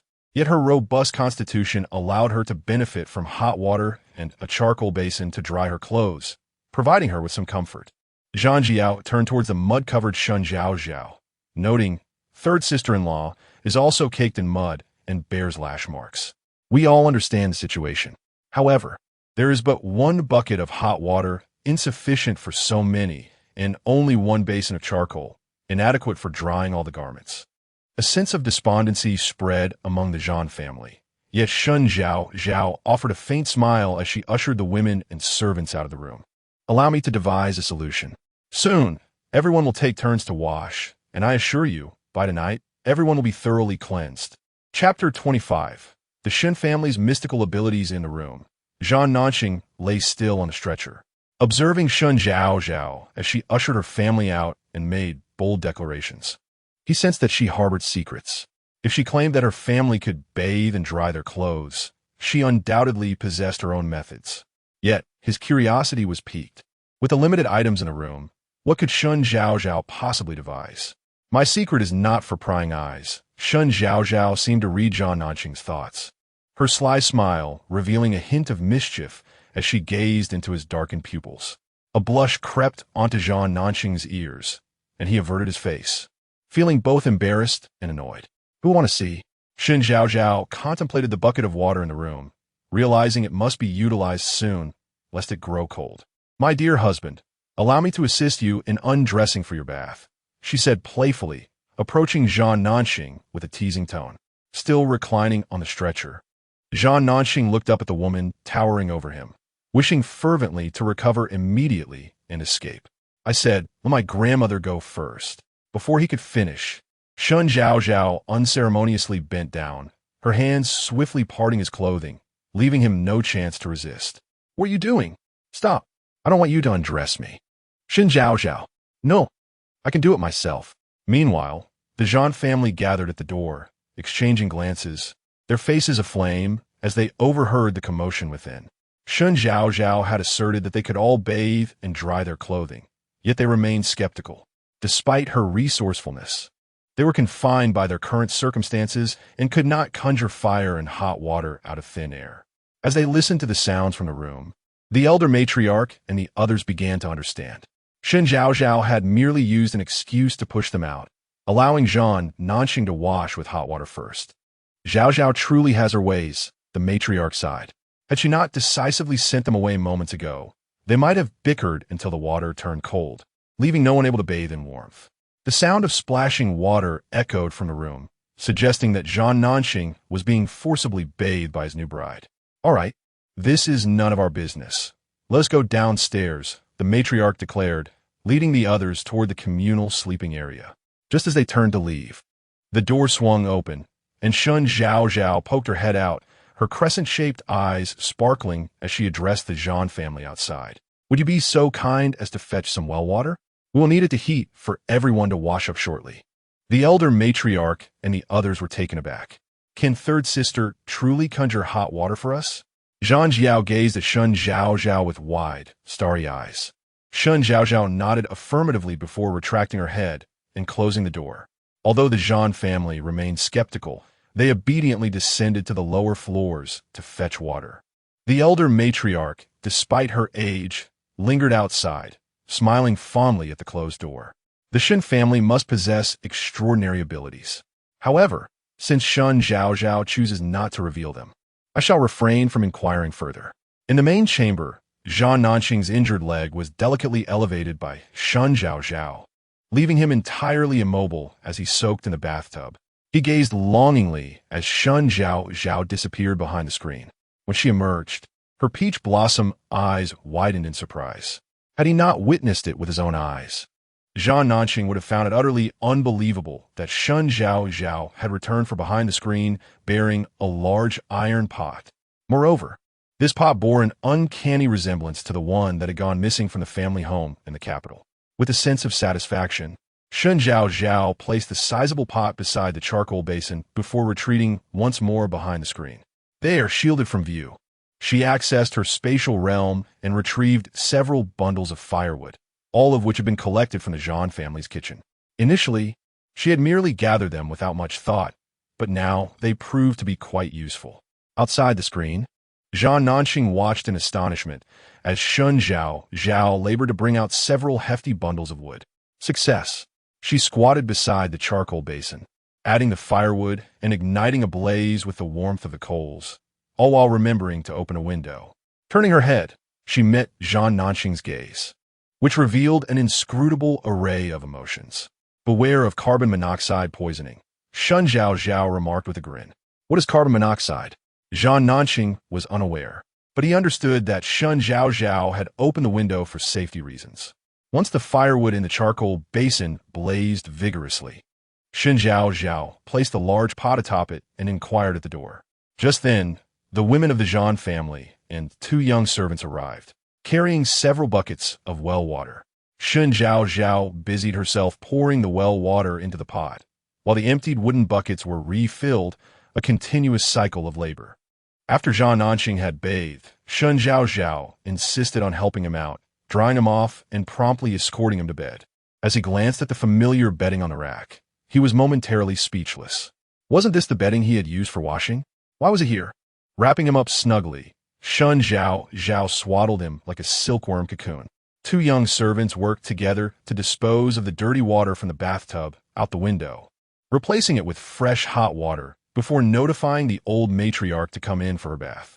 The old matriarch beheld the large iron pot used for boiling water and the nearby bundles of firewood, momentarily at a loss for words. She recognized the pot, the very one that the cook had lamented had been stolen by thieves. While she was fully aware of what had transpired, the old matriarch chose to remain silent, allowing Shen Zhaozhao and Huang Wan to assist her as she stood in the bathtub, enjoying a brief yet refreshing hot shower. As all the women of the Zhang family completed their bathing and gathered in their undergarments around the charcoal basin to dry off, Shen Zhaozhao quietly slipped away. She descended to the 2nd floor, clearing away the soiled bedding and straw to a corner before replacing them with clean bedding she had stealthily acquired from the Zhang household. When she returned to the main chamber, the old matriarch was just emerging, and upon seeing Shen Zhaozhao bustling about, her heart swelled with compassion. Good child, cease your bustling about. Hurry and take a bath. You are covered in yellow mud. She gestured towards the bathtub in the room, which had already been filled with water by the young servant. Due to the number of people present, the other members of the Zhang family and 2 young servants had already taken their cleansing baths. The old matriarch, concerned that Shen Zhaozhao might be too hurried to wash properly, had specifically instructed that the water be prepared. With a smile, Shen Zhaozhao bid farewell to the old matriarch and returned to her quarters. The outer garments of the Zhang family had been washed and were currently drying, while Shen Zhaozhao shed her own clothes, caked in dry, hardened mud, and stepped into the bathtub. The warm water enveloped her, allowing her to exhale in contentment. She lifted the water to cleanse her hair and body. In the tranquil room, the sound of water resonated clearly, passing through the screen and reaching Zhao Nanqing's ears, stirring his very blood as if it were being scorched over a charcoal fire. He gradually felt a feverish heat rise within him, as all his blood surged toward a singular point. His large hand clenched tightly, pulling the bedding over his head and face, enveloping himself completely. The women of the Zhang family accompanied the old matriarch downstairs, feeling a sense of relief, but as they approached the door to the shared sleeping quarters, a wave of worry washed over them once more. Elder sister-in-law, you say we washed our heads clean, but how can we sleep with those foul blankets over there? Guoshir lamented, envisioning the dust-laden bedding and the small insects that scurried away, sending chills down her spine. We could lie down fully clothed if need be. Lin Shi suggested, equally distressed. The two sisters-in-law steeled themselves and pushed open the door, stepping into the room. However, upon seeing the bedding laid out on the floor, they simultaneously turned to each other, disbelief etched across their faces. "Pinch me," Guo Shi murmured. "Surely this is not a dream?" Lin Shi reached out and pinched Guo Shi hard. Upon hearing her cry out in pain, they understood it was not a dream. The bedding they had stored in their chests and cabinets for a change had somehow appeared here. Chapter 26. Relatives by the Side Cough. "Why are you all standing there in the doorway?" The elderly matriarch, supported by Huang Wan, stepped into the communal sleeping quarters first, naturally noticing the clean, soft, and familiar bedding. "Grandmother, this." Shen Zhaozhao blinked several times, ensuring she was not mistaken. "What is this?" The old lady turned back, her expression grave.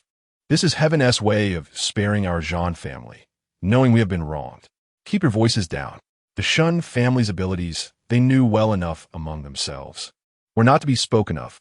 Since Shen Zhaozhao had married into the Zhan family, she was one of their own, and as an elder, she would protect her.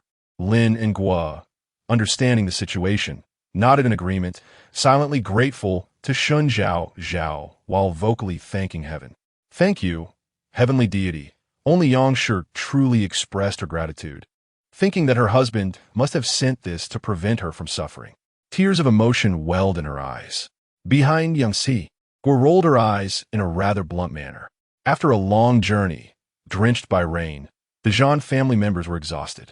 Just as Huang Wan assisted the matriarch to lie down, the door to the communal room was pushed open, and Yang Han Lu walked in. "Luer, why are you still awake at this hour?" Yang Shi's eyelids were heavy, yet she forced herself to greet her. Beside Yang Shi, Shen Zhaoyao's expression soured. In the Zhan family, only her mother held affection for her cousin Lu, while she herself did not share the same sentiment. What sort of young lady visits relatives at such a late hour without knocking? "Aunt, the conditions here are surprisingly good," Yang Han Lu exclaimed upon seeing the fluffy, dry bedding in the warm room, wishing she could simply lie down right there. If the communal quarters had such fine bedding, one could only imagine how splendid the main rooms must be. "It's truly Heaven's blessing," Yang Shi sincerely remarked. To Yang Han Lu, however, this sentiment felt different. Was it Heaven's blessing for the Zhan family, while her own Yang family resided in a stable, as if heaven had turned a blind eye? "Aunt." Recalling her purpose for visiting, Yang Han Lu concealed her discontent and donned a pitiful expression, grasping Yang Shi's hand and shaking it. "The stable is filled with the stench of livestock and leaks rain and wind. It is utterly impossible to sleep." As she spoke, she extended her sleeve as a gesture. Seeing her beloved niece still damp and emanating an unpleasant odor, Yang Shi felt a pang of sympathy. "This is no trouble at all. Soon, you shall go to the main room. I will have the Shen family prepare hot water for you to wash and dry your clothes. Once you are clean, you can sleep with your aunt." Yang Shi generously pointed to an unoccupied bedding in the communal area, indicating it was for Yang Han Lu. "Mother, that bedding belongs to third sister-in-law," Shen Zhaozhao interjected, feeling a headache coming on as she observed her oblivious mother taking charge. "Ning Xing is upstairs. Why is she not attending to her?" Yang Shi retorted with conviction. Shen Zhaozhao nearly fainted from exasperation. Yang Han Lu felt a surge of anticipation at the thought of soon indulging in a warm bath and sinking into a clean bed. Her father, having failed to secure a place in the communal dormitory, had taken it upon himself to reside in the stable. She adamantly refused to accept such a fate. As the families exchanged pleasantries, Yang Shi found a renewed sense of accomplishment in aiding her maternal relatives, her chatter increasing. After all, Shen Shi could procure firewood, and with her aunt present, there would be an ample supply of hot water. However, the elderly matriarch of the Zhan family could no longer endure the conversation. Though it was not her place to interrupt Yang Shi's discourse with her family, the latter's words had grown increasingly inappropriate. If allowed to continue, Yang Shi might even compromise Shen Zhaozhao's dignity. Yang Han Lu narrowed her eyes, a glint of mischief flashing within them as she feigned ignorance and prepared to ascend the stairs. Having enjoyed a delightful soak, Shen Zhaozhao descended, her cheeks flushed from the steam. Just as she entered the room, she encountered Yang Han Lu. who reeked of unpleasant odors and was still damp. Upon seeing Shen Zhaozhao looking fresh and dry, Yang Hanliu's eyes welled with envy. Yet she quickly masked it with a smile. "Cousin Shen, have you finished your bath? Could you kindly assist me by boiling another bucket of hot water? I wish to bathe as well." It was evident that Yang Hanlu intended to treat Shen Zhaozhao as a servant. A glance towards Yang Shi confirmed that such a remark was indeed characteristic of her. Shen Zhaozhao crossed her arms and leaned against the door, refusing to budge. "Are you unwilling, cousin?" Yang Hanliu's tone dripped with feigned grievance. "It was my aunt who suggested it. I do not wish to impose on you." With a pitiful glance towards Yang Shi, Yang Hanlu added, "Well, Aunt Shen, you are the sister-in-law, and it is only right for you to care for your younger sister." This was a matter of family honor for Yang Shi, and she made her decision. "Zhaozhao, come inside." The matriarch beckoned her. Shen Zhaozhao cheerfully approached, extending her small hand to grasp the elder woman's. With a serious demeanor, the old matriarch imparted her wisdom. "Zhaozhao, you are the granddaughter-in-law of the Zhan family. The sister you are to look after also bears the Zhan surname. Do not concern yourself with distant relatives whom you can hardly recognize, lest you tire yourself unnecessarily." Shen Zhaozhao nodded earnestly, acknowledging the lesson imparted. At that moment, Guo, observing the discomfiture of Yang Shi and Yang Hanlu, could not suppress a chuckle. The old matriarch's prowess was commendable. Her words, veiled in subtlety, were directed at Shen Zhaozhao, while simultaneously addressing Yang Shi and Yang Hanlu. As a distant relative, Yang Hanlu felt her temper flare.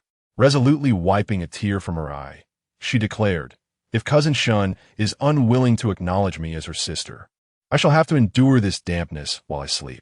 With that, she headed toward the empty bedding. "This belongs to my third brother's wife." Guo, quick as a flash, snatched the bedding to her chest as if cradling a precious child, glaring at Yang Hanlu. Meanwhile, Shen Shi remained asleep upstairs, unaware that Yang Shi had just been publicly humiliated by the matriarch, who had not anticipated that even her daughter-in-law would dare to challenge her authority. Two young servants were upstairs, and Lin, the matriarch, responded with great composure. At this moment, Shen Zhaozhao finally grasped the situation. It turned out that the muddle-headed Yang had not only assigned her to fetch water for Yang Hanlu, but also had designs on her bedding. "Dear aunt," Yang Hanlu wiped her tears, lamenting, "Since the sisters-in-law of the Zhan family do not regard me as their own sister, I might as well take up residence in the stable." "No, please don't." The voices of Yang and Shen Zhaozhao echoed simultaneously, with Yang casting a surprised glance at Shen Zhaozhao. Could it be that the Shen family suddenly experienced a pang of conscience? Chapter 27. Dressing change with eyes brimming with tears, Shen Zhaozhao approached the Zhan family, gently taking Yang Hanlu's hand. "Dies ist Luia," Shen Zhaozhao sniffed softly, her voice tender. Initially, there were two male servants in the room upstairs, and according to propriety, I should not share a chamber with my husband. However, since you insisted on sleeping with my bedding, my heart aches for you, dear sister, and I must squeeze into the room with the three men." As she spoke, Shen Zhaozhao raised her hand to wipe her eyes, further reddening them, and cast a lingering glance at her bedding, stifling a sob. Slowly turning, she feigned a departure. Yang Hanlu stood in stunned silence, grappling with Shen Zhaozhao's words. Shen Zhaozhao had transformed into a reluctant, virtuous wife, while she, Yang Hanlu, appeared as the thoughtless one. What was this notion that she, Yang Hanlu, had clamored to sleep with Shen Zhaozhao's bedding? Why was Shen Zhaozhao crammed in with three men? Yang Hanlu nearly retched in disbelief, wanting to defend herself, though it seemed that the situation indeed mirrored Shen Zhaozhao's portrayal. "Zhaozhao, come back," the matriarch commanded. Instantly, Shen Zhaozhao turned, casting a timid glance at Yang Shi and the niece, embodying a longing to return, yet paralyzed by fear. Even Yang Shi, oblivious to social cues, sensed the disarray. Yet, it was too late. "Return, for you are the granddaughter-in-law of the Zhan family. You need not heed the expressions of the Yang family." The matriarch's voice rose, recognizing Yang Shi's collusion with her niece to bully Shen Zhaozhao. "Grandmother!" Shen Zhaozhao could no longer restrain herself. She covered her face and rushed into the room, collapsing onto the bedding. Guo, quick-witted, hastily arranged the bedding she had just embraced, and in the next moment, Shen Zhaozhao buried herself within it, sobbing uncontrollably. Yang Shi, if you wish to no longer be a widow of the Zhan family, feel free to voice your desire. I shall pen a letter of release for my son, allowing you to return to the Yang family and remarry. The matriarch wearily closed her eyes. Though she had pitied Yang Shi, who had transformed overnight from a delicate flower into a widow, she had hoped that, like Guo Shi and Lin Shi, Yang Shi's heart would remain with the Zhan family, united in purpose. Yet, it seemed that Yang Shi's heart had long since returned to her maternal home. Once, she had supported her family using the Zhan family's resources and wealth. Now, as the Zhan family faltered, even at the expense of Nanxing and Zhaozhao, she inclined towards the Yang family. What need was there for such a daughter-in-law? Yang Shi opened her mouth, glancing at her niece by the door and then back at the people in the room, murmuring, I never intended to remarry. How had her words twisted into a desire to return to her maternal home and seek another marriage? Yang Shi was bewildered, yet Yang Han Lu understood all too well. It was all Shen Zhaozhao's doing, with a few words casting them both into the flames. You. Shen Zhaozhao continued to cry with her head buried, evoking sympathy. Yang Shi, I shall ask you one final time. Do you wish to return home? The elderly matriarch's expression turned stern. If you nod today, I shall not utter a word of dissent, should you shake your head. You are henceforth forbidden from meddling in your maternal family's affairs. Yang's demeanor froze. Returning home was utterly impossible. They were already on the path of exile. Whom could she marry now? Yet, how could she bear to disregard her family's matters? Yang Hanyu bit her lip, vexed by the old woman's insistence, which in concert with Shen, was clearly a coercive attempt to compel her aunt to sever ties with the Yang family. Naturally, her aunt could not abandon the Zhan family. Dear matriarch, please do not pressure my aunt, Yang Hanyu implored, her eyes glistening with tears. Today's events are entirely my fault. I acted thoughtlessly and must apologize to my cousin. With that, she bowed slightly in Shen Zhao's direction. Yang observed her niece, covering her face, her heart aching even more. The matriarch, however, had no intention of letting this matter slide merely because Yang Hanyu had lowered her head. She demanded a declaration from Yang, a choice between the Yang and Zhan families. Yang Hanyu bowed her head in silent fury. Her aunt had long wished for her to deepen her ties with her third cousin, a notion she had entertained, for he was indeed a remarkable young man. Had it not been for that disastrous defeat, which led her father to reject her aunt's wishes, the Shen matter would never have arisen. Yang glanced around, observing her three daughters-in-law, feigning ignorance, slumber, or sorrow. I cannot forsake my husband, she declared, thus aligning herself with the Zhan family. Young lady, I am no longer in the bloom of youth. I have little patience for empty formalities, the matriarch spoke coldly. You heard my words earlier. If your family believes we have brought misfortune upon you, then you shall have little to do with the Zhan family henceforth. Indeed, do not curse us while seeking our hospitality. Guo chimed in, her tone refreshingly candid. Yang Hanyu's face flushed with indignation, her facade of pity crumbling as she stomped her foot in frustration and turned to leave. Yang yearned to call her back, but feared the matriarch would swiftly issue her a letter of divorce. Thus she retreated to her bedding like a timid quail.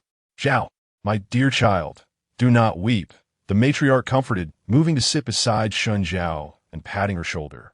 Shen Zhao, ever the tempestuous one, sought to use this opportunity to sever ties with Yang and her family. Given Yang's current state, without a firm nudge, she would continue to support her precious niece. Yang Hanyu was not acting with good intentions. Shen Zhao, wiping her face, sat up to meet the matriarch's knowing gaze. Understood, she thought. The old woman was perceptive, deftly navigating the situation. Shen Zhao felt exposed. Her cheeks flushed as she threw off the bedding. I must attend to my husband's wounds, she announced, not waiting for her sisters-in-law to tease her, and hurriedly departed. Descending the stairs, she claimed to fetch fresh bandages and medicaments. Little did she know, she would encounter Yang Hanyu, who sought to usurp her place. As she exited, she glanced around to ensure no one was watching, allowing herself to ponder deeply as she entered her own space. The realm remained as bountiful as ever. All of this was gathered by her. Among the treasures was a considerable amount of silk, which made her cast a regretful glance at her coarse linen attire. Grabbing the small medicine box, Shen Zhaozhao headed straight to the main room. The two young servants had also cleaned themselves up, looking fresh and tidy, and upon seeing Shen Zhaozhao, they respectfully withdrew, choosing to remain outside for the time being. Inside the room, the firewood still crackled, warming the garments. The cozy atmosphere was inducing drowsiness. Shen Zhaozhao stifled a yawn and approached the bedside with the medicine box in hand. Zhan Nanqing lay on the bed, gazing at the ceiling. He had thought she might not return after such a long absence. His injuries were of little concern to him. Why should he expect others to care? If he felt tired, he would simply sleep. Zhan Nanqing turned his head inward. The bedside fell into silence. A sense of anxiety crept into Zhan Nanqing's heart. Had she truly left? Perhaps it was for the best. He did not wish to burden her. A little moisture on his wounds was of no great matter. Lost in his thoughts, Zhan Nanqing suddenly felt a chill in his legs. Inhaling sharply as he turned his face abruptly. Ah, the wound appears to have become infected. Shen Zhaozhao looked at the injury laid bare before her, a frown of concern forming on her brow. You. Zhan Nanqing's handsome face flushed crimson. How could this woman so audaciously remove his trousers? Chapter 28. The thief in the shed. Zhan Nanqing's large hand clenched the blanket beside him tightly. Although he was aware that Shan Zhao had already seen what should and should not be seen, he felt a profound discomfort as his legs lay exposed before her. Fortunately, I had previously applied a waterproof dressing for you. Shen Zhao peeled off the waterproof covering from the wound, revealing the stitches from a recent surgery. The dressing was not infallible. After being rolled in the muddy ground by Zhan Nanqing, the wound had become infected. Shen Zhao took some cotton and meticulously cleaned the wound. Applying disinfectant, Zhan Nanqing's legs tensed suddenly. Though he could not exert any strength, he was far from numb. The wound throbbed with pain and itched. The cool brown liquid sent a tingling sensation across the injury.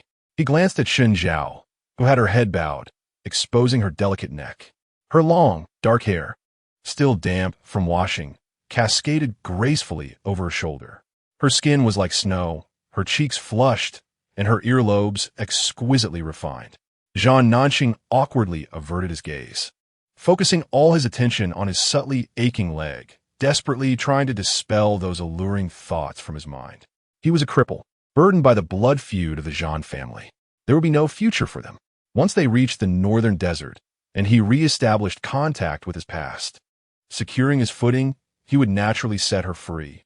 All right, starting tomorrow, if you dare to misbehave or move recklessly, I shall not be gentle with you, Shen Zhao declared, putting away the medical supplies with a smile as she tore open a fresh waterproof dressing. Before Zhan Nanqing could respond, she firmly slapped it onto his wound. Smack! Ah! Zhan Nanqing nearly shot up in pain, glaring at Shen Zhao. I have already told you. The lives of my patients are under my protection. Shen Zhao stood, patting her chest confidently. If you seek to endanger yourself, you must first seek my consent. After tending to Zhan Nanqing's injury, Shen Zhao moved to check on the clothes drying by the fire. She then sat by the charcoal basin, choosing not to leave for rest, instead using the warmth of the coals to dry her long hair. On the bed, Zhan Nanqing pursed his lips. This woman was utterly transformed from the first time he had seen her. He recalled the night of their wedding when Shen Zhao sweetly declared that she had left her heart with him, wanting to stay.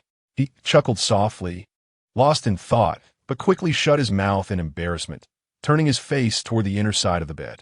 A spark from the charcoal basin jumped. Zhan Nanqing thought to himself, I hope she did not hear that. As he pondered, he closed his eyes and drifted off to a hazy sleep. When he awoke again, the first light of dawn was breaking. Outside, a cacophony of noise ensued. Open the door, accompanied by a robust knocking. Isn't it too early for our departure? Zhan Ping's voice called from outside. Since Shen Zhao had stayed in the room overnight, the two young servants had simply carried the bedding into the corridor to sleep.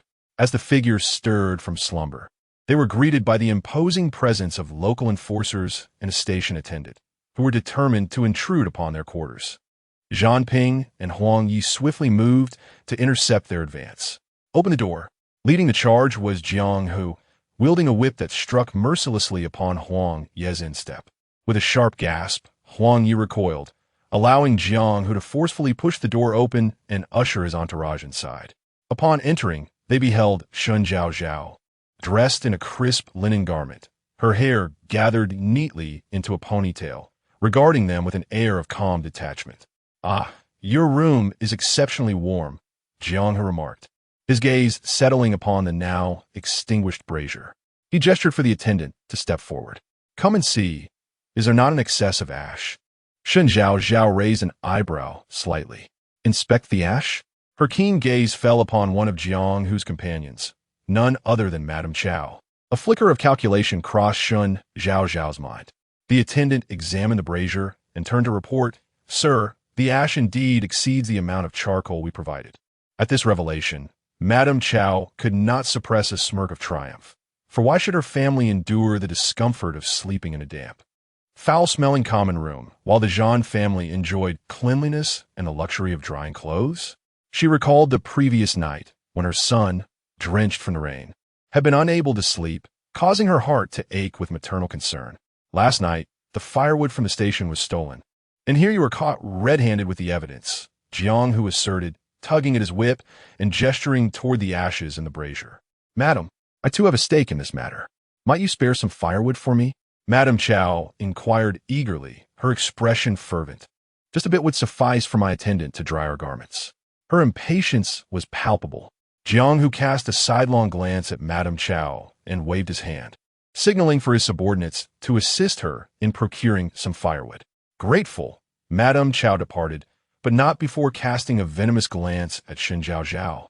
Unfazed, Shen Zhaozhao arched an eyebrow and interjected, "Hold on.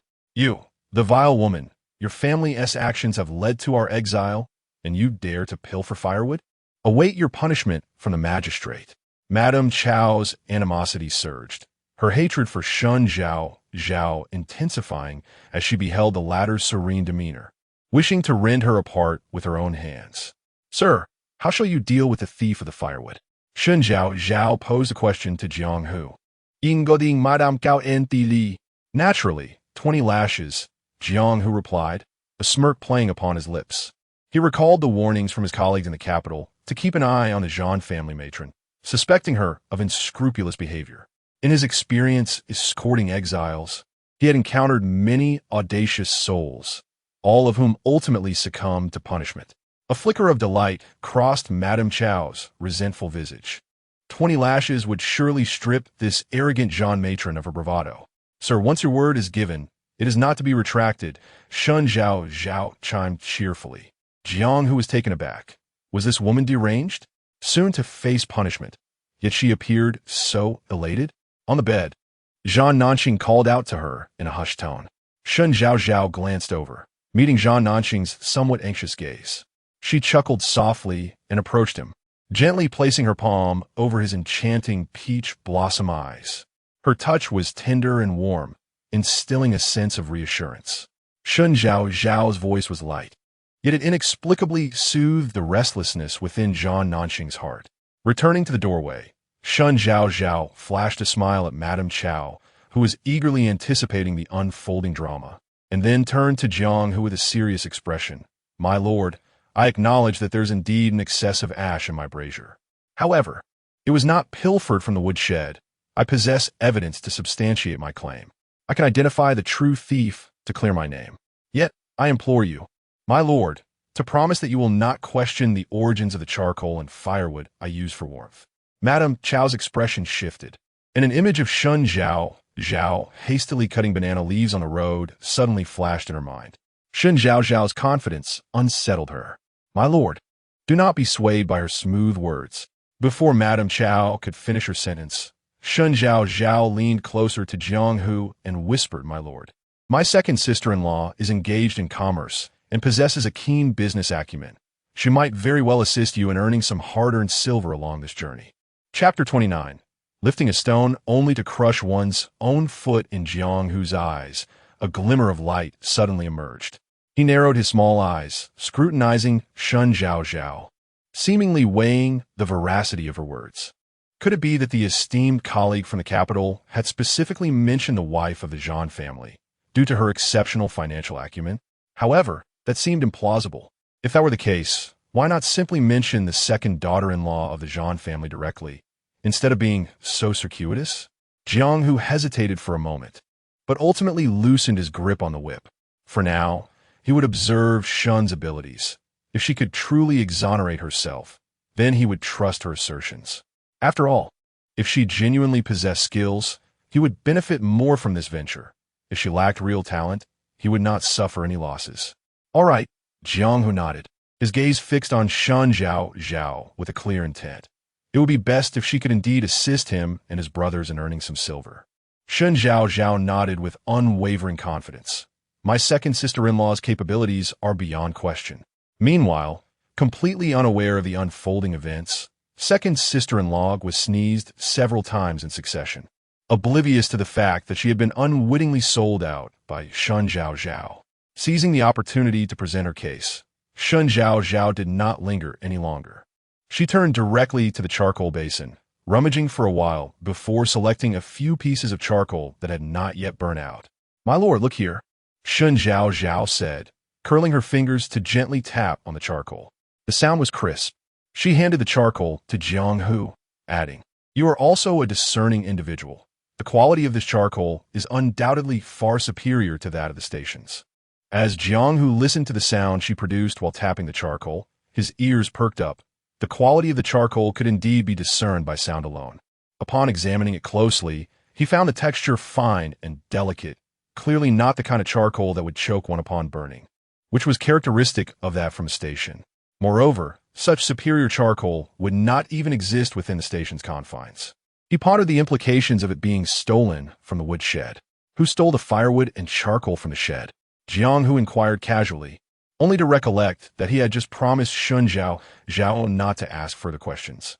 He tossed the fragmented charcoal back into the basin, dusted off his hands, and regarded Shen Zhaozhao. This clears the Zhao family from suspicion. Madame Chao's expression soured significantly. With the Zhao family exonerated, her earlier accusations were evidently erroneous, and she had hoped to procure some charcoal and firewood to prepare clothes for her son. Shen Zhaozhao's gaze swept over Madame Chao. Noting her unchanged appearance from the day before, clad in damp linen garments, before averting her eyes. "My lord, this query is quite simple," she began. "The party that stole from the woodshed did so for trivial items like firewood and charcoal. Naturally, the motive for theft would be to dry clothing and similar purposes." Shen Zhaozhao let out a soft chuckle. "Since we are about to set off, my lord, all you need to do is gather everyone and ascertain whose garments are dry to identify the thief of the woodshed." Jiang Hu raised an eyebrow, casting a glance at Shen Zhaozhao. Remarkably, such a straightforward solution had eluded him, just as Jiang Hu was about to lead his men outside. Shen Zhaozhao was called back by Zhao Nanxing from within the room. She turned around. Zhao Nanxing, propped up against the bed, looked somewhat disheveled, his inky hair cascading over his shoulders. In his peach blossom eyes, there lingered unspoken words, a desire to voice something yet held back. Shen Zhaozhao took a deep breath. In her previous life, she had encountered numerous handsome men, yet she had never experienced such an intimate proximity to a man with an aura like his. What could she possibly say in the presence of such beauty? Shen Zhaozhao's tone softened considerably. "No." Zhao Nanxing pressed his lips together, ultimately loosening his grip and allowing himself to recline once more, staring blankly at the bed frame while listening to Shen Zhaozhao's fading footsteps. The door closed behind her. With a hint of disdain, Zhao Nanxing grasped the quilt beside him, enduring a moment of discomfort before summoning Zhang Ping. "Please check on Shen, the third young madam. My throat feels a bit dry. Ensure she is well." After uttering this, he turned away, lapsing into silence. Zhang Ping promptly complied and exited the room. Just as he shut the door, he encountered Shen Zhaozhao at the threshold, arms crossed, a smile dancing in her eyes. "All right, you two assist him with the packing, and just carry him down. I can manage on my own." With a cheerful demeanor, Shen Zhaozhao turned and descended the stairs. She discerned Zhao Nanxing's hesitance and mistook it for a matter of significance. It seemed he wished to express concern for her, but felt awkward about it. A rather innocent sentiment. Not long after Shen Zhaozhao made her way downstairs. Zhan Ping and Huang Yi, two young servants, had prepared the bundles and arrived with a stretcher. Zhan and Xing glared at Zhan Ping, who chuckled. The third young madam instructed us, saying she would appreciate your care, that we should merely attend to you. Zhan Nanxing's worries and frustrations morphed into a tumultuous energy within his chest, throbbing painfully in his head. The burdens of the outside world were his responsibility as her husband, yet now he felt utterly useless. The entire family relied on the Shen family for support, while they faced the slander from others, with the Shen family devising strategies to cope. Zhan Nanxing closed his eyes, surrendering to the servants as they transported him onto the stretcher. In the shadows, his large hand clenched tightly, fingertips digging into his palm. The subordinates of Jiang, who moved swiftly, soon gathering the 4 exile families at the station's entrance. Shen Zhaozhao arrived, albeit fashionably late. Yang Hanlu immediately spotted the sluggish Shen Zhaozhao, a smile gracing her lips. Having endured a night in the horse stable with great reluctance, the Yang family now huddled together, exuding a distinct animalistic scent. Thankfully, she was resourceful. She had sent her 2 brothers to the wood shed to pilfer some firewood and charcoal, preventing the family from becoming soaked and freezing. Yang Hanlu, fresh and dry, had managed to withstand the stable's foul odor for a night. However, the missing firewood and charcoal would inevitably fall upon the Zhan family to bear the blame. Last night, while the Zhan family enjoyed the warmth of their shared quarters, they had callously sent her away. Standing beside her father, Yang Hanlu inhaled deeply. Since the Zhan family had shown no compassion, they could hardly blame her for being ungrateful. We suffered in the cold and stench last night, she boldly declared, her gaze sweeping over the impeccably clean Zhan family members. It seems they had quite the restful night. With that, she exchanged a knowing glance with Madame Chow. Having lodged her complaint, she was no longer afraid of tearing their facade. Unexpectedly, Madame Chow, who should have been in accord with Yang Hanlu, diverted her gaze and quietly returned to the side of Chow Quan-ai. A sense of unease stirred within Yang Hanlu. Were the Yang family not cold and odorous in the horse stable last night? Yang Hanlu remained silent, yet Jiang, whose attention was swiftly captivated by another's words. The horse stable, leaky and drafty, offered conditions that were not as dry as those of the Chow family, who resided in a communal lodging. Surely, this was not visible to me? Jiang, who turned to speak a few words to the attendant beside him, who promptly took a station servant to the horse stable. Shortly thereafter, they returned. My lord, we discovered unburned charcoal beneath the hay pile in the horse stable. The servant extended his hand, imitating Shen Zhaozhao, as he identified the charcoal. My lord, the charcoal in the horse stable indeed belongs to our woodshed. Chapter 30. Spectators. Jiang, who flashed a grin and turned his gaze towards Madame Chow. I recall you fervently accusing the Zhan family of theft, claiming that the firewood and charcoal in the woodshed were pilfered by them. Madame Chow's complexion shifted dramatically. She had presumed this matter would not be pursued against her. Little did she know, Jiang, who had not forgotten her. My lord, I was deceived by her. In a moment of desperation, as Jiang, who began to play with the whip in his hand, Madame Chow pointed towards Yang Hanyu. It is my fault. I should not have trusted her one-sided account due to my resentment towards the Zhan family. My lord, she approached me early this morning, insisting that she had witnessed the Zhan family stealthily extracting firewood and charcoal from a woodshed. After speaking, Madame Chow tugged at Chow Chuanya's sleeve, her anxiety palpable. If Jiang, who decided to unleash his wrath upon her, how could she withstand the punishment? A resounding slap echoed as it landed on Madame Chow's face. Chow Chuanya's face flushed with anger, and he shook his hand. Ignorant woman, how can you be so gullible as to believe the words of a mere girl? My lord, please do not stoop to her level. Madame Chow, with tears welling in her eyes, covered her face and began to sob. Jiang, who observed the unfolding drama with a cold demeanor, letting out a disdainful huff. Chow Chuanya's strike had been rather forceful. However, if he did not establish his authority today, others would soon use him as a pawn. At this moment, Chow Ya, who had remained silent until now, stepped forward and spoke. My lord, My mother has been afflicted with hysteria since giving birth to my younger brother, which is why she has erred in this matter. The road ahead is still long. I shall keep a watchful eye on her to ensure she does not associate with others and will not cause any further trouble for you." Upon hearing this, Chao Kuan-ai quickly echoed her sentiments, assuring that if he could not manage his wife, he too would face punishment. Jiang Hu, now disinterested in continuing the confrontation, chose to let the matter rest. Chao Kuan-ai exhaled with relief, casting an appreciative glance at his daughter. Your quick wit has saved us." Chao Yu stole a glance at her stepmother, a faint smile gracing her lips. As a daughter matures, she naturally bears the burden of her father's worries. Yet, the road ahead remains long. Given her mother-esque condition, vigilance is paramount to prevent further complications. The latter part of this sentiment remained unspoken, but Chao Kuan-ai understood.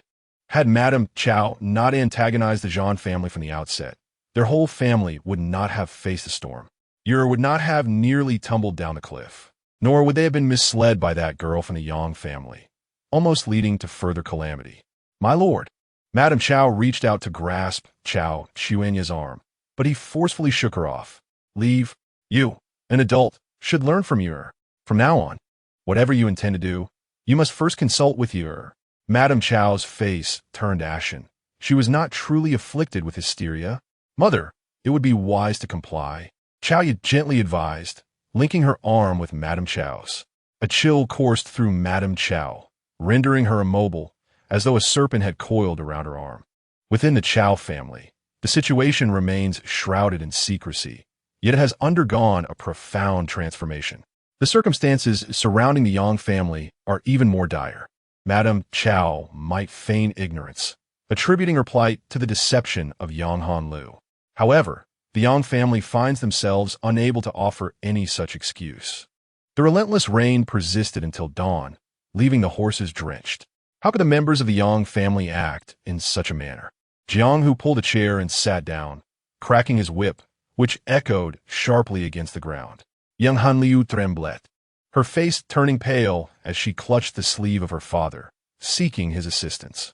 Her intentions had been to safeguard her family, prompting her to pilfer from the firewood storage. Surely, her father would not abandon her. "Indeed, last night my daughter did bring back some charcoal," Yang Zhaozhao remarked, casting a complex glance at his daughter. She had merely claimed it was surplus from the Zhang family. With just those two statements, she had distanced herself from the rest of the Yang family entirely. Shen Zhaozhao nearly burst into laughter. The Yang family, lacking in wit, had a brother who was as slippery as an eel. The implications of her words were ambiguous.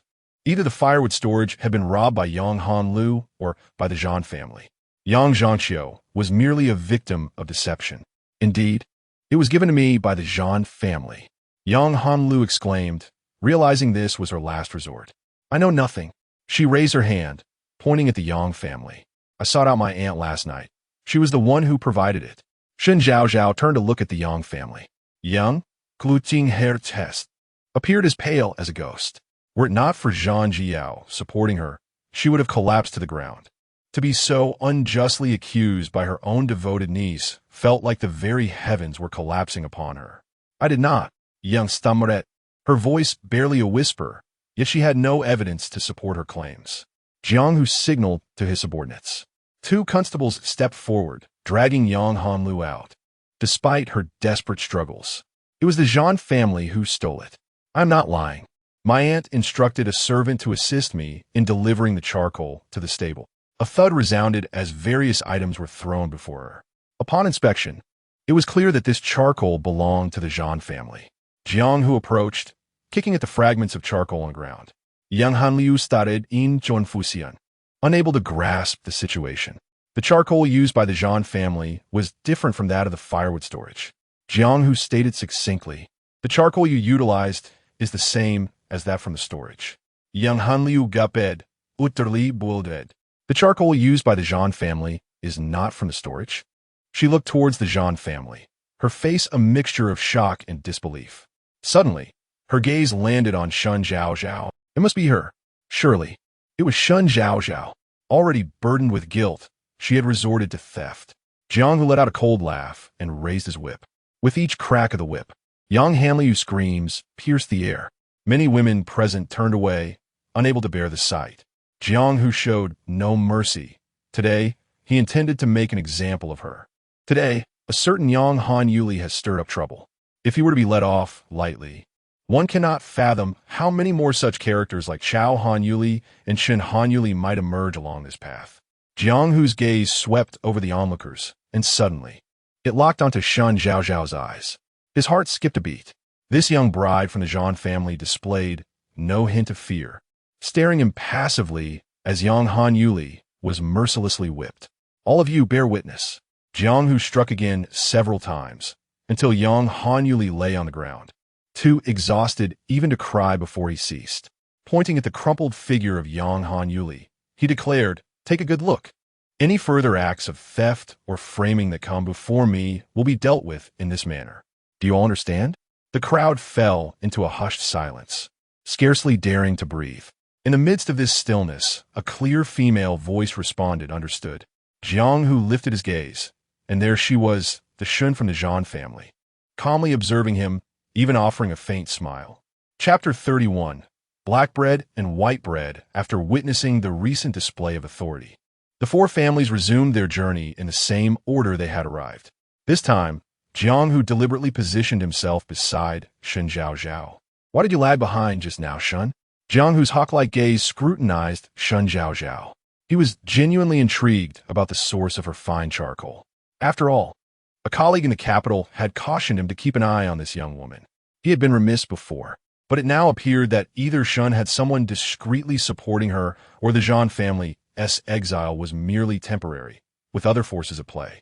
He suspected that her delay was a rendezvous with those covert allies. Shen Zhaozhao blinked innocently. "Sir, I am simply accustomed to visiting the lavatory in the morning." Jiang Hu was taken aback. This woman spoke as openly as any man.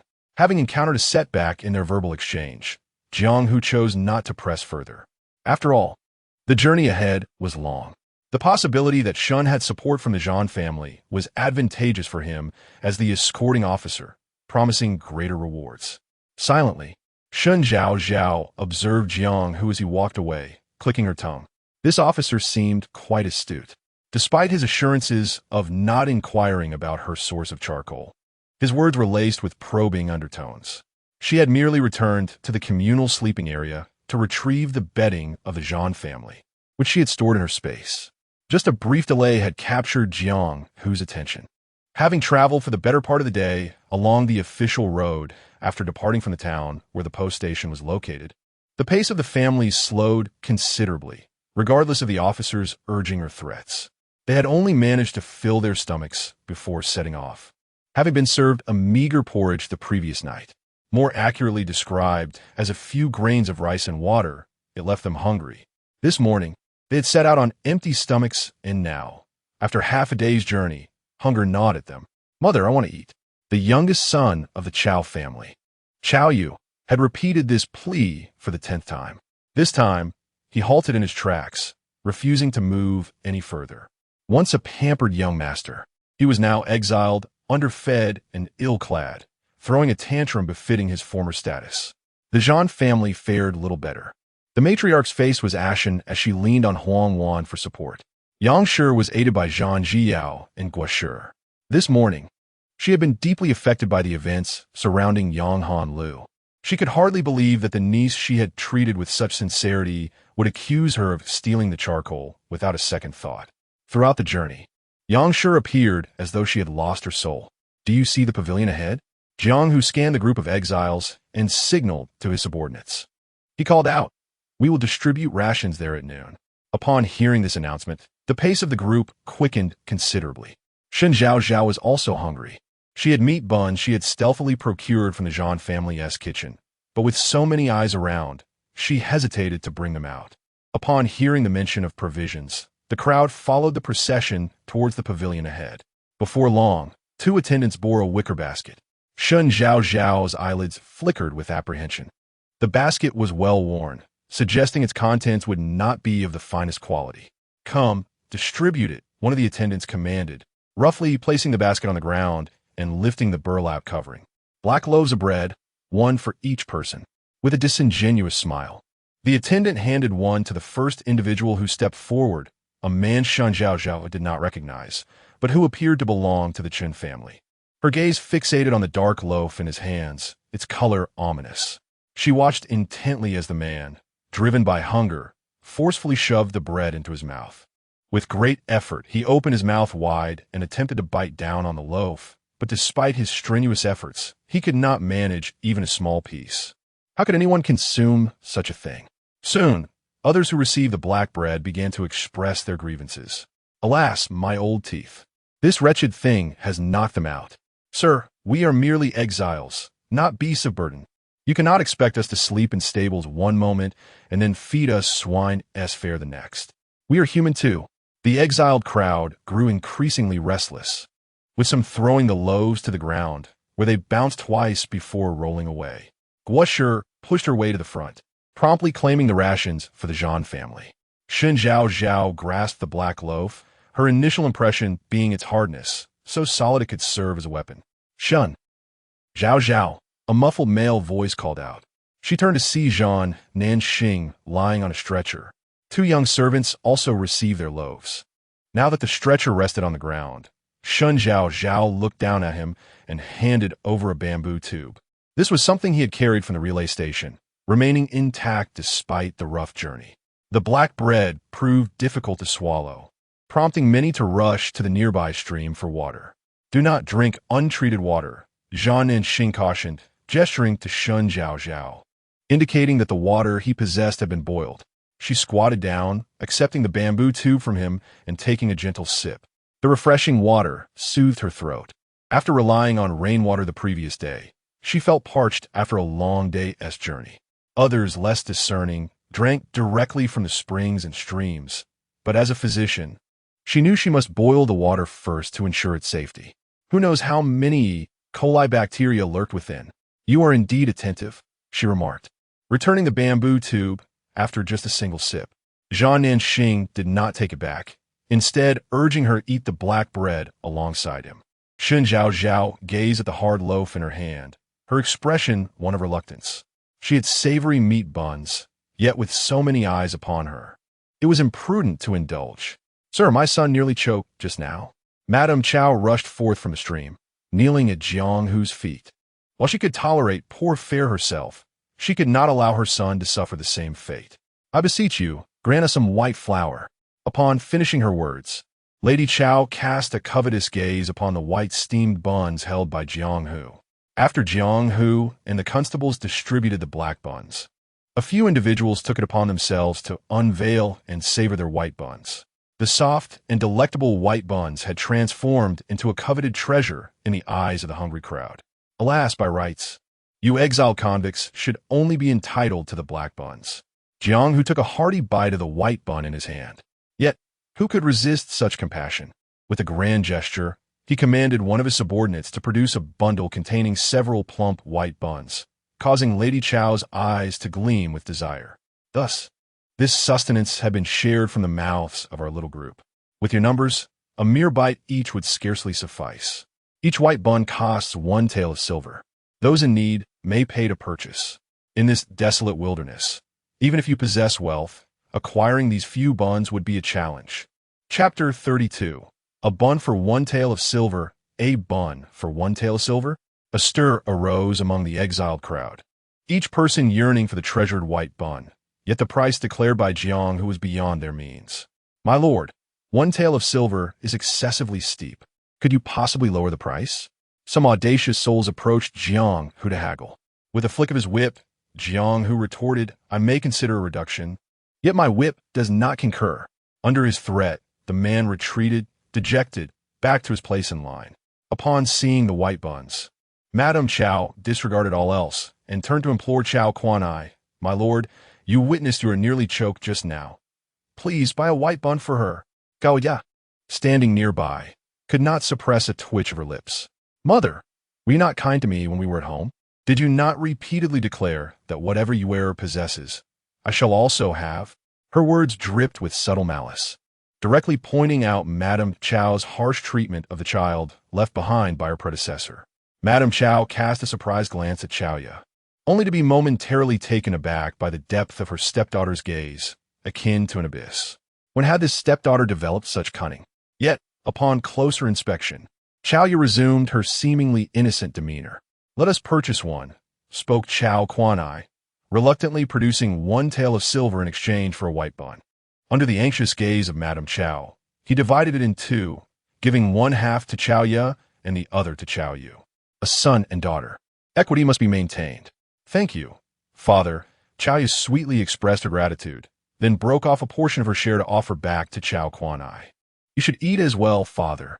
Chao Kuan-ai regarded his dutiful daughter with a heart full of comfort, yet his expression darkened as he observed his younger son, engrossed solely in his own feast.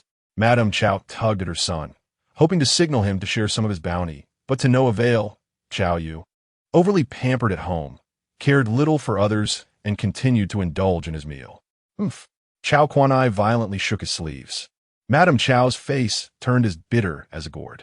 Following the Chao family, the Chen family also exchanged silver for a white bun, first distributing a portion to the elderly patriarch before attending to the younger children. The remaining members were left with black buns, for the white ones were indeed exorbitantly priced. Guo Shi calculated in her mind, realizing that if this persisted, they would exhaust their provisions long before reaching the northern desert. She deemed it prudent to endure this meal. "Let us refrain from purchasing. Black buns soaked in water are still edible," she stated, with sister-in-law Lin nodding in agreement. Ultimately, all eyes settled on Shen Zhaozhao, who harbored alternative intentions. "Sisters-in-law, let us ponder. Is this truly a purchase of white buns?" Shen Zhaozhao's words held a deeper meaning. The Lin family, whose members were quick to grasp the implications, reacted promptly.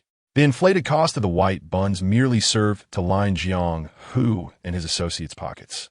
The officials at the city gates turned a blind eye, allowing relatives to send provisions, all in order to extort on the road. It was a matter of courtesy before coercion. If they do not purchase the white buns and instead disperse their silver, it is likely that their journey ahead will be fraught with difficulties. Zhao speaks wisely. Sometimes, wealth is merely an external possession. The old lady concurs with this sentiment. Zhao continues, asserting that there is no rush to emerge as the affluent fool, as spending a little more silver than others will suffice. "Our Zhao is indeed bold and astute," praises Guo. Zhao chuckles shyly, for her audacity stems from the abundance of treasures in her space.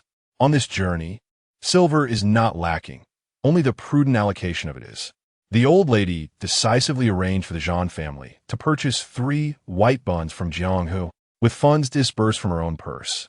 Jiang Hu, grinning widely while holding the silver, gazes at the Yang family. "Will you buy?" Yang Zhangxiu clutches his bundle tightly. He had deliberated for quite some time over spending silver for a shared lodging last night, let alone the expense of a bun costing 1 tael today. "Father, we must buy."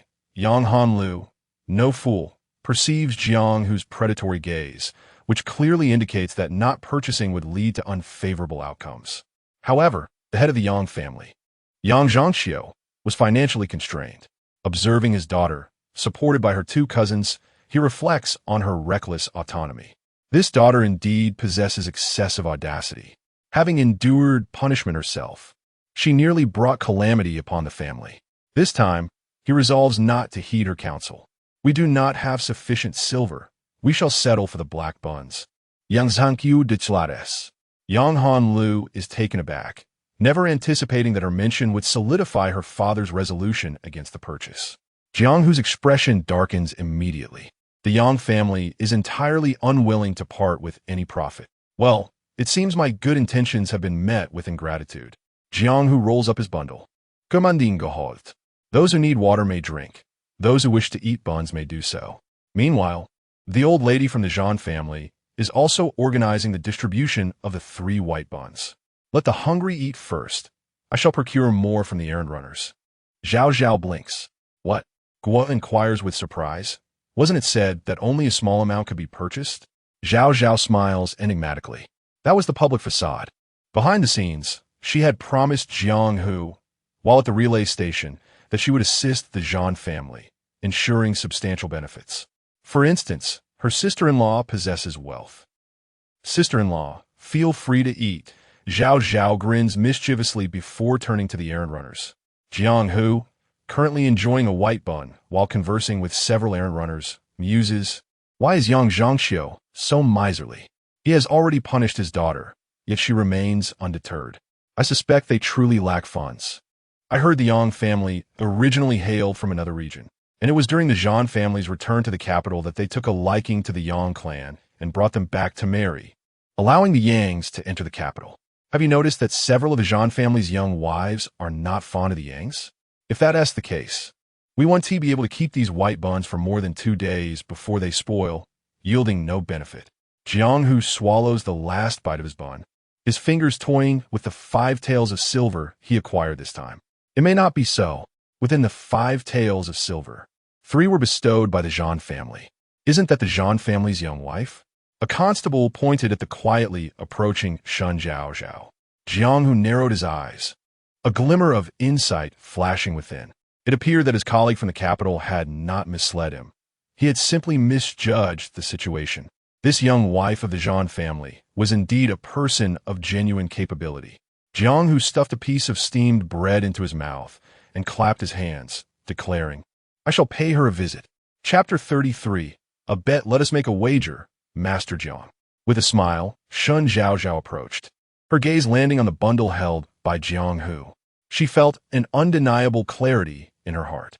This Jiang was indeed a clever man, aware that her visit was for a particular purpose.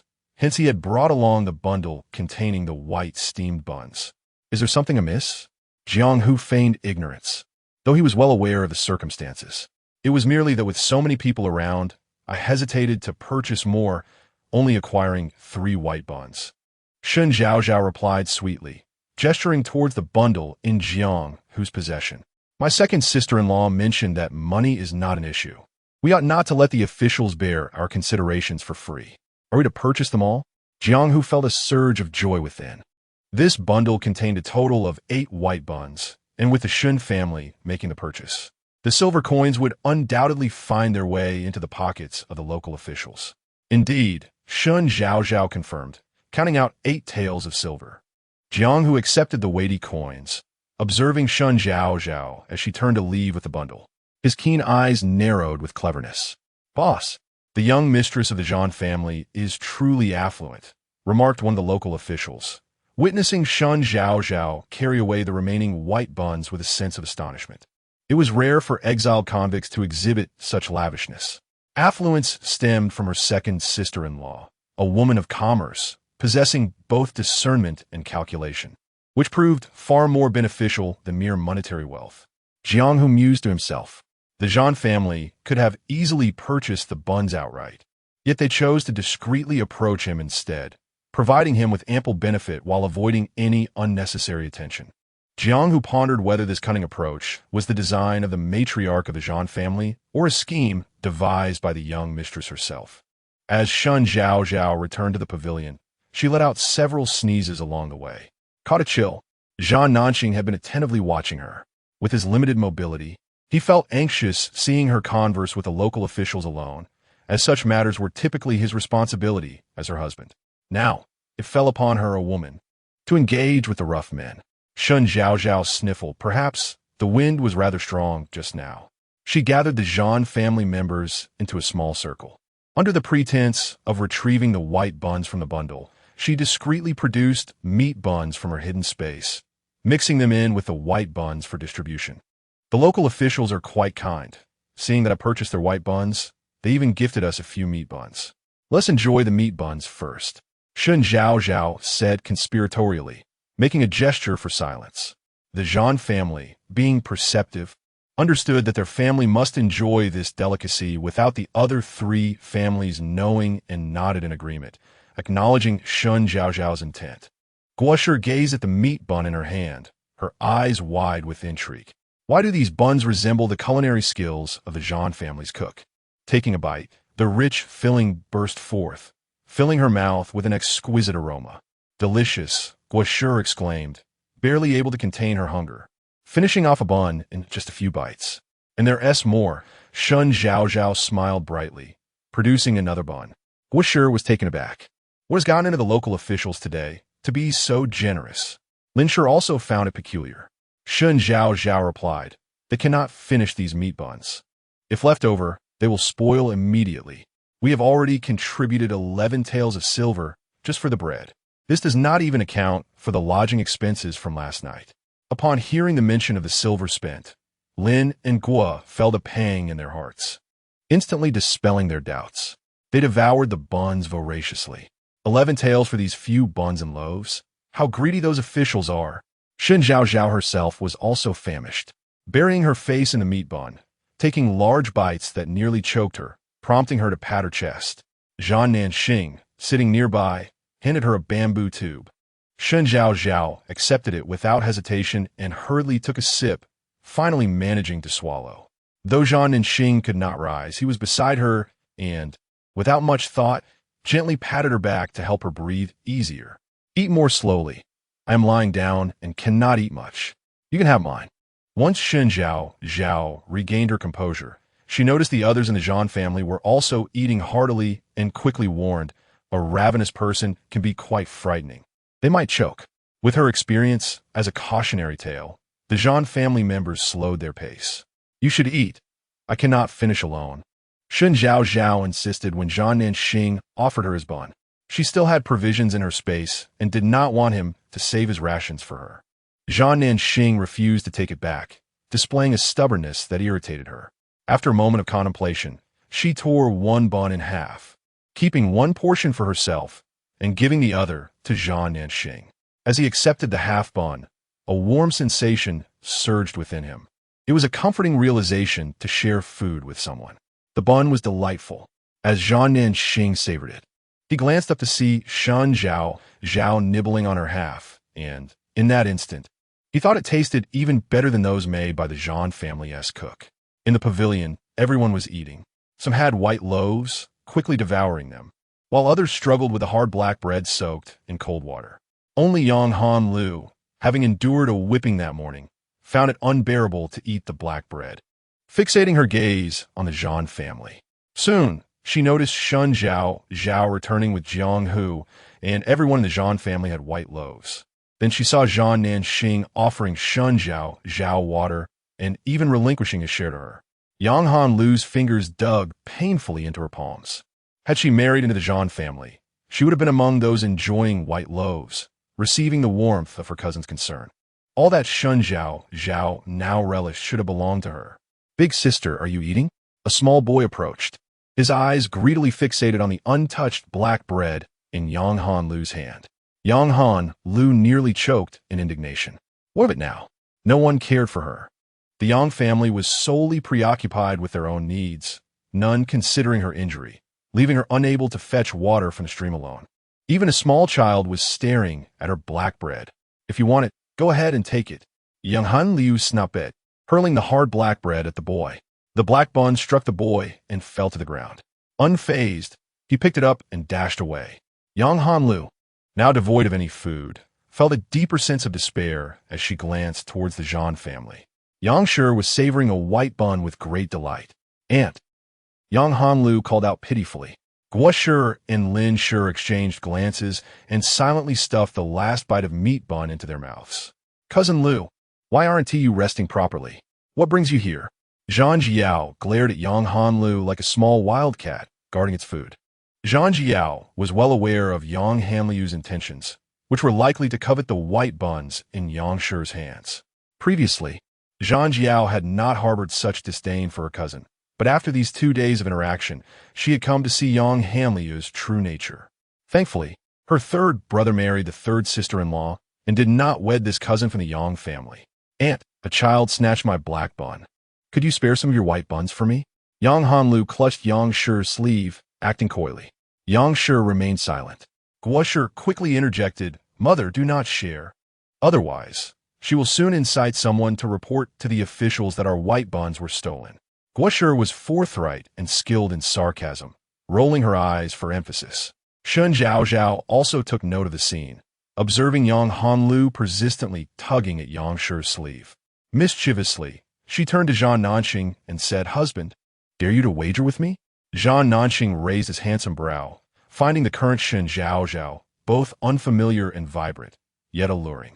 Very well, he replied without inquiring about the stakes. Let us bet on whether mother will soften and share white buns with your cousin. Shen Zhaozhao quickly placed her bet. I wager 5 taels of silver that she won tea. Zhan Nanxing, with no silver on him, pondered and then spoke. Given my mother-s nature, she will surely relent.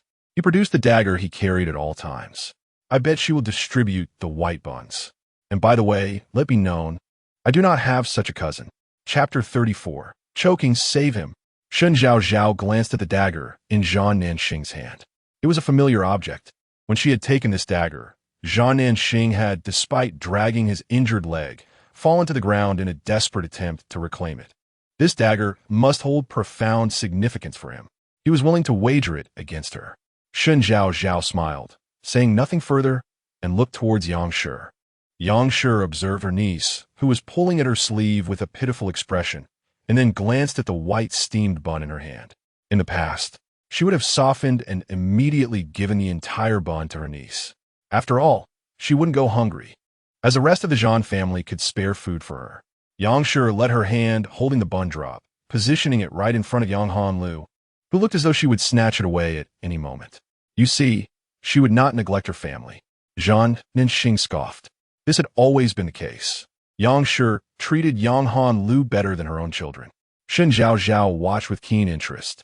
Contrary to Yang Hanlu's expectations, Yang Shi did not offer the bun but instead waved her arm, breaking free from Yang Hanlu's grasp. Finally, under Yang Hanlu's astonished gaze, Yang Shi stuffed the bun into her mouth and walked away silently. Haha, you lost.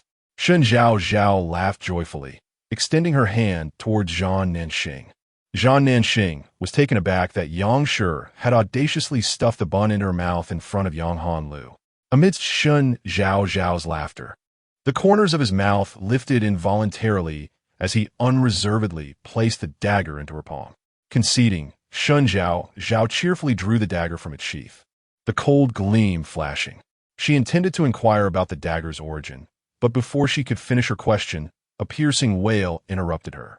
Shen Zhaozhao immediately turned to look. In the crowd of the Chao family, an unfamiliar young woman was holding a small boy, repeatedly calling his name. Kao Mingye, disregarding his own limp, seized the boy, turned him over, and vigorously patted his back.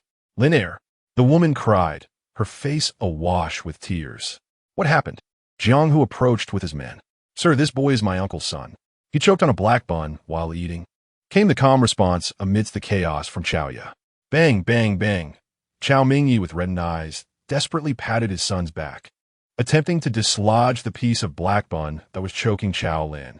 Unfortunately, the more he patted, the more ashen Chao Lin's face became, his mouth agape, eyes bulging, and tiny hands clawing at his throat. Hurry and save him. Jiang Hu's expression darkened. He was responsible for the transport of prisoners, and death among the elderly, weak, or ailing was inevitable along the way. Each death that did not match the official records required him to exert considerable effort to explain the discrepancies. However, saving this child, who was choking, was not something Jiang Hu could achieve with mere words. As Chao Lin's movements gradually weakened, the young woman from the Chao family burst into tears, forcefully pushing aside Chao Minji to hold her son tightly. If you wish to save him, then hand him over to me, a cold, clear voice interrupted amidst the cries. The Chao family turned to see Shen Zhaozhao, her expression composed as she regarded the distraught mother. Chao Minji, shoving away those who supported him, leaped forward to confront Shen Zhaozhao. What? Is breaking my leg not enough? Do you also wish to harm my son? Shen Zhaozhao tilted her head slightly.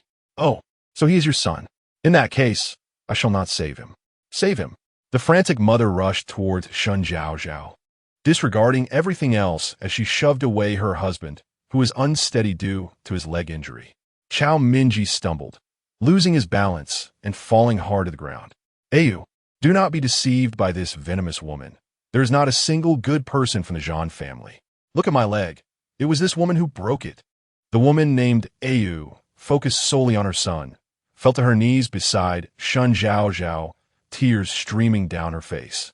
unable to utter a word as she clutched the hem of Shen Zhaozhao's garment, as if it were her last hope. Shen Zhaozhao quickly approached. Chao Minji attempted to intervene, but was met with a harsh kick from his wife, causing him to recoil in pain. Sanzo Lifet Gaolin. The small boy's mouth gaping wide, his eyes bulging. Time was of the essence.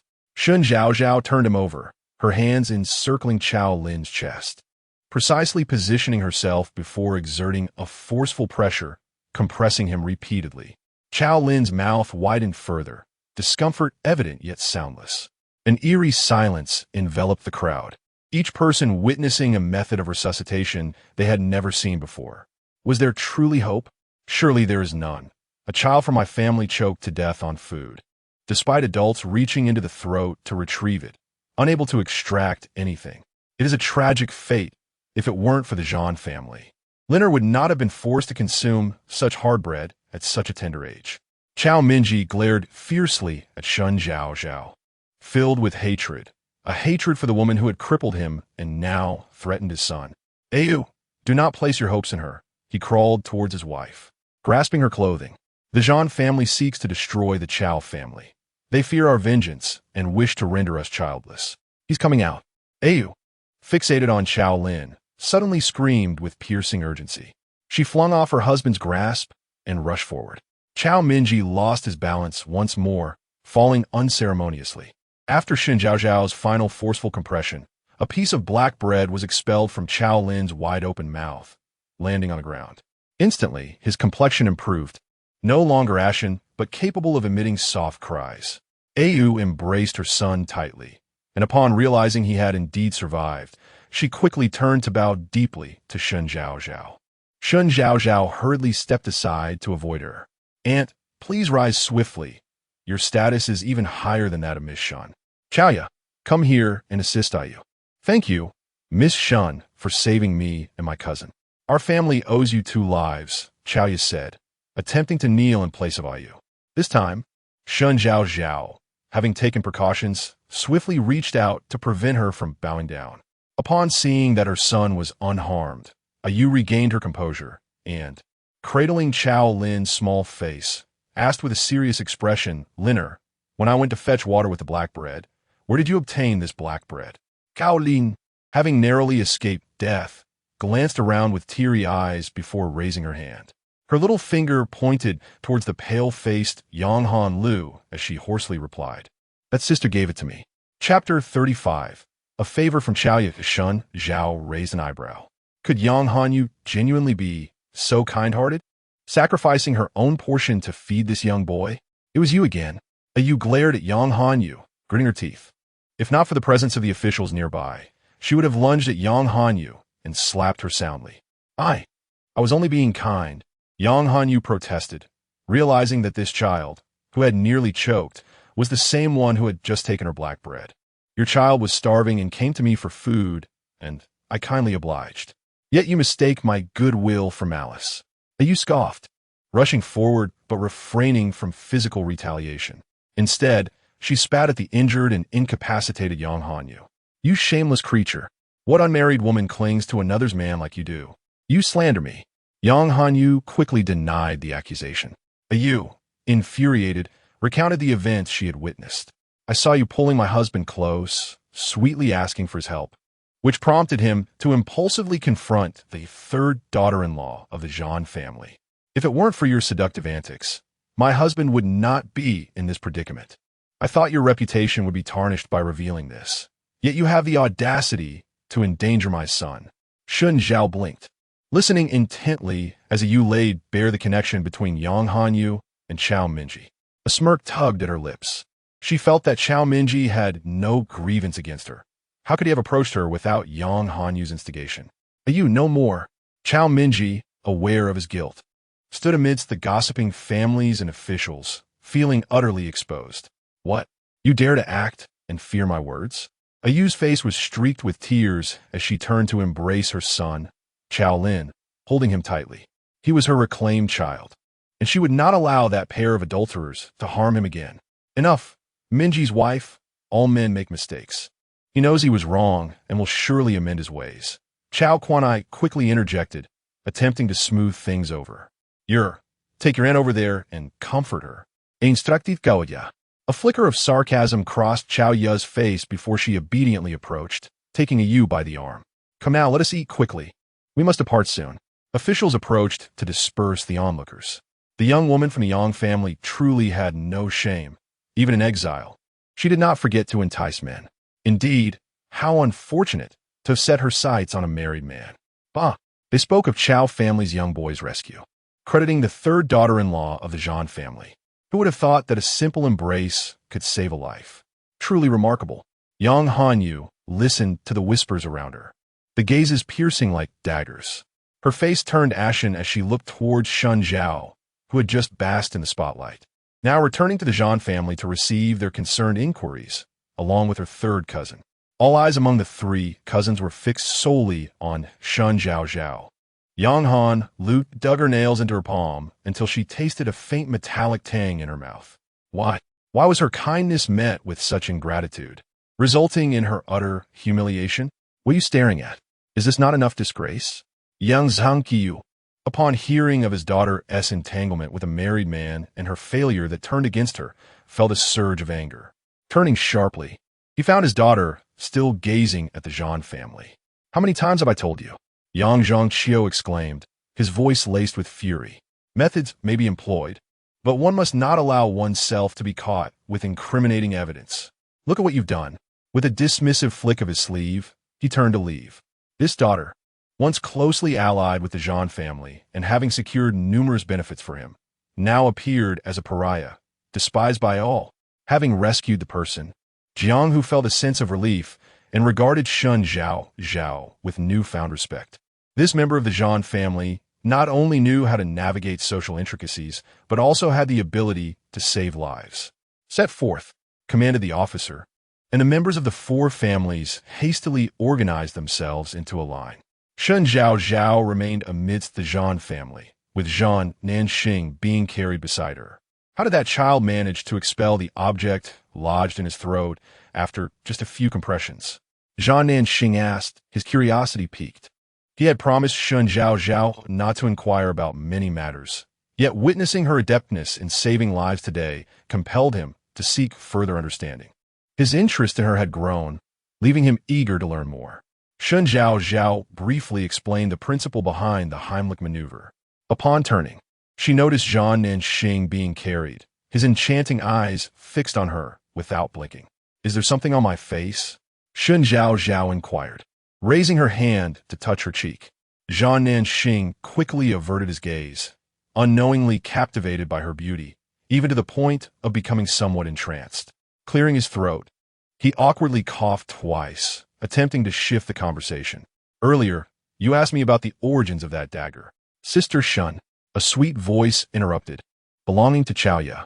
Zhan Nanxing, feeling a tinge of displeasure, pressed his lips together, his charming eyes coldly regarding the smiling Chao Ya as she linked her arm with Shen Zhaozhao's. When had they become so familiar?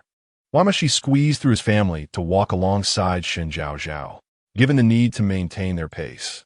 The supervising officer merely cast a cursory glance at Chao Ya, offering no further comment, but urged them to quicken their steps. Miss Chao Ya, what troubles you? Shen Zhaozhao inquired, holding a favorable impression of her. Compared to Chao Kuan-yi, Chao Ya exhibited much more sensibility. Thank you for saving my little cousin, Chao Ya remarked, her keen senses picking up on an unfriendly gaze directed toward her. Following its source, she spotted Zhan Nanxing lying on the stretcher. She smiled brightly, her white teeth gleaming, and slid her hand down to hold Shen Zhaozhao's, playfully shaking it. Zhan Nanxing's expression darkened further. He had a strong aversion to this Chao Ya, though she appeared to be merely at the tender age of adolescence. His intuition suggested that this young girl was far from the obedient and demure fade she presented. You need not thank me.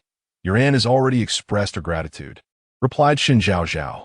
In a discreet motion, Chao Ya glanced around and stealthily placed a solid object into Shen Zhaozhao's hand, saying, "This is for you, Sister Shen.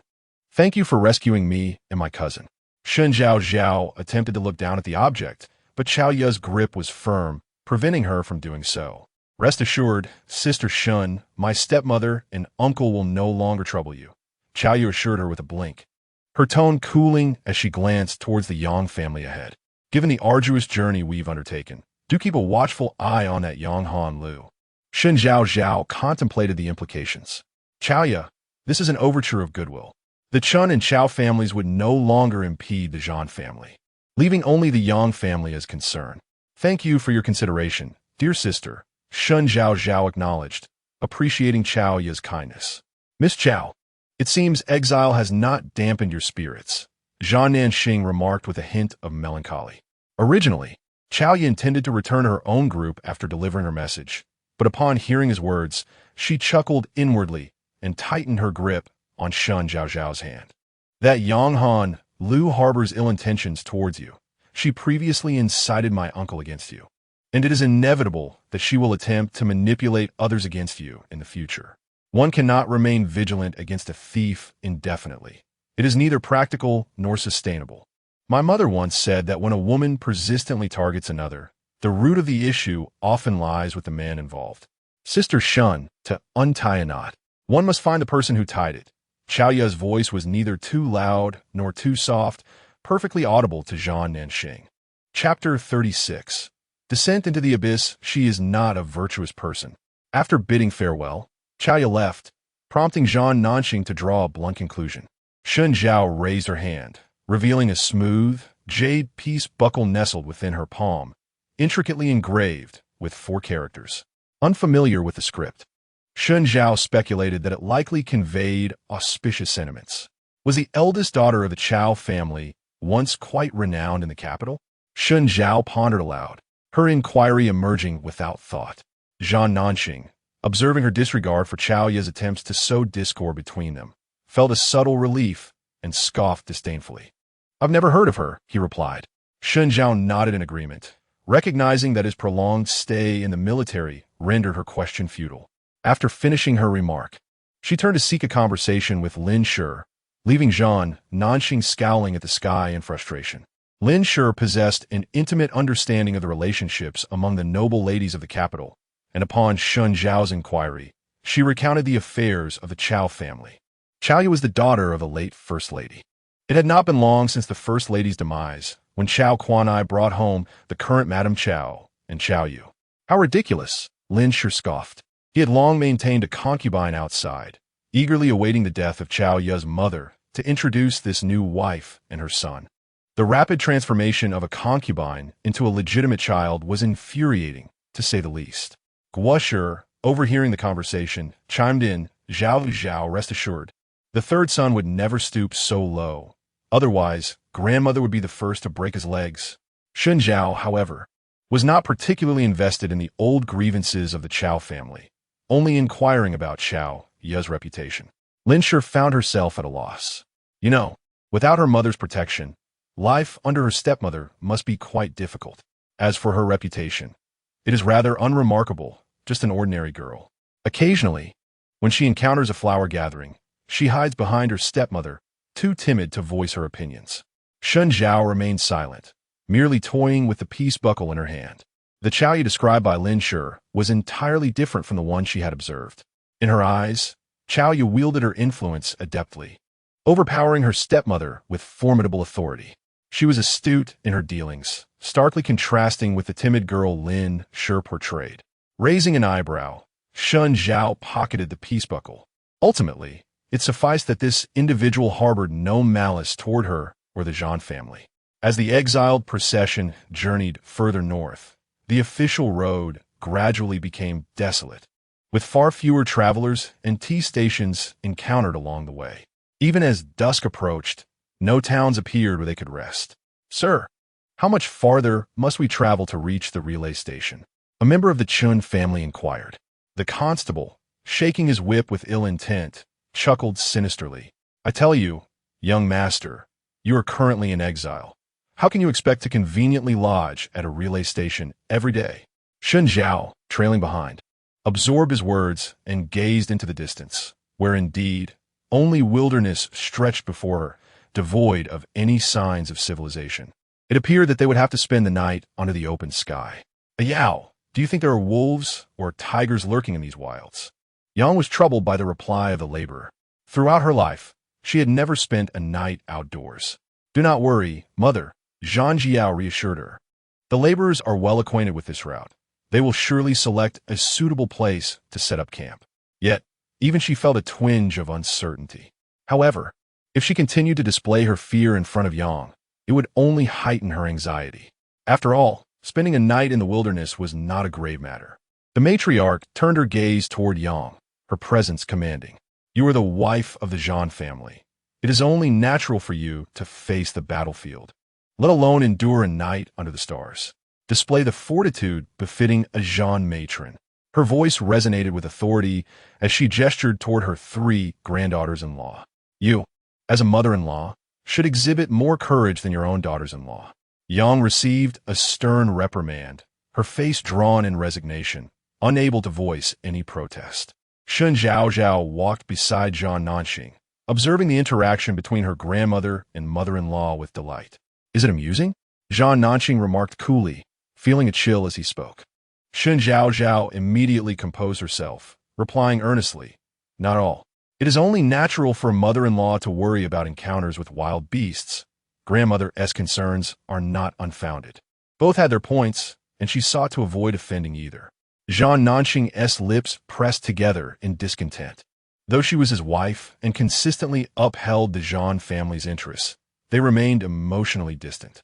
Initially, he desired nothing more than for Shen Zhaozhao to avoid causing trouble for the Zhan family. However, his ambitions grew, and he craved more. Zhan Nanxing shut his eyes, weary of himself. Since his defeat and injury to his leg, he had grown increasingly dissatisfied with his current state. As the group continued their journey, night fell. Jiang Hu signaled for a halt, guiding them to a sheltered hillside where they could camp. He announced the decision to set up camp, though no tents were available. Shen Zhaozhao, seasoned in outdoor survival, immediately engaged her 2 sisters-in-law and Zhan Jiao in gathering firewood and kindling. She selected a sturdy branch and, using the dagger gifted to her by Zhan Nanxing, sharpened one end. With determination, she rolled up the cuffs of her trousers and waded into the stream.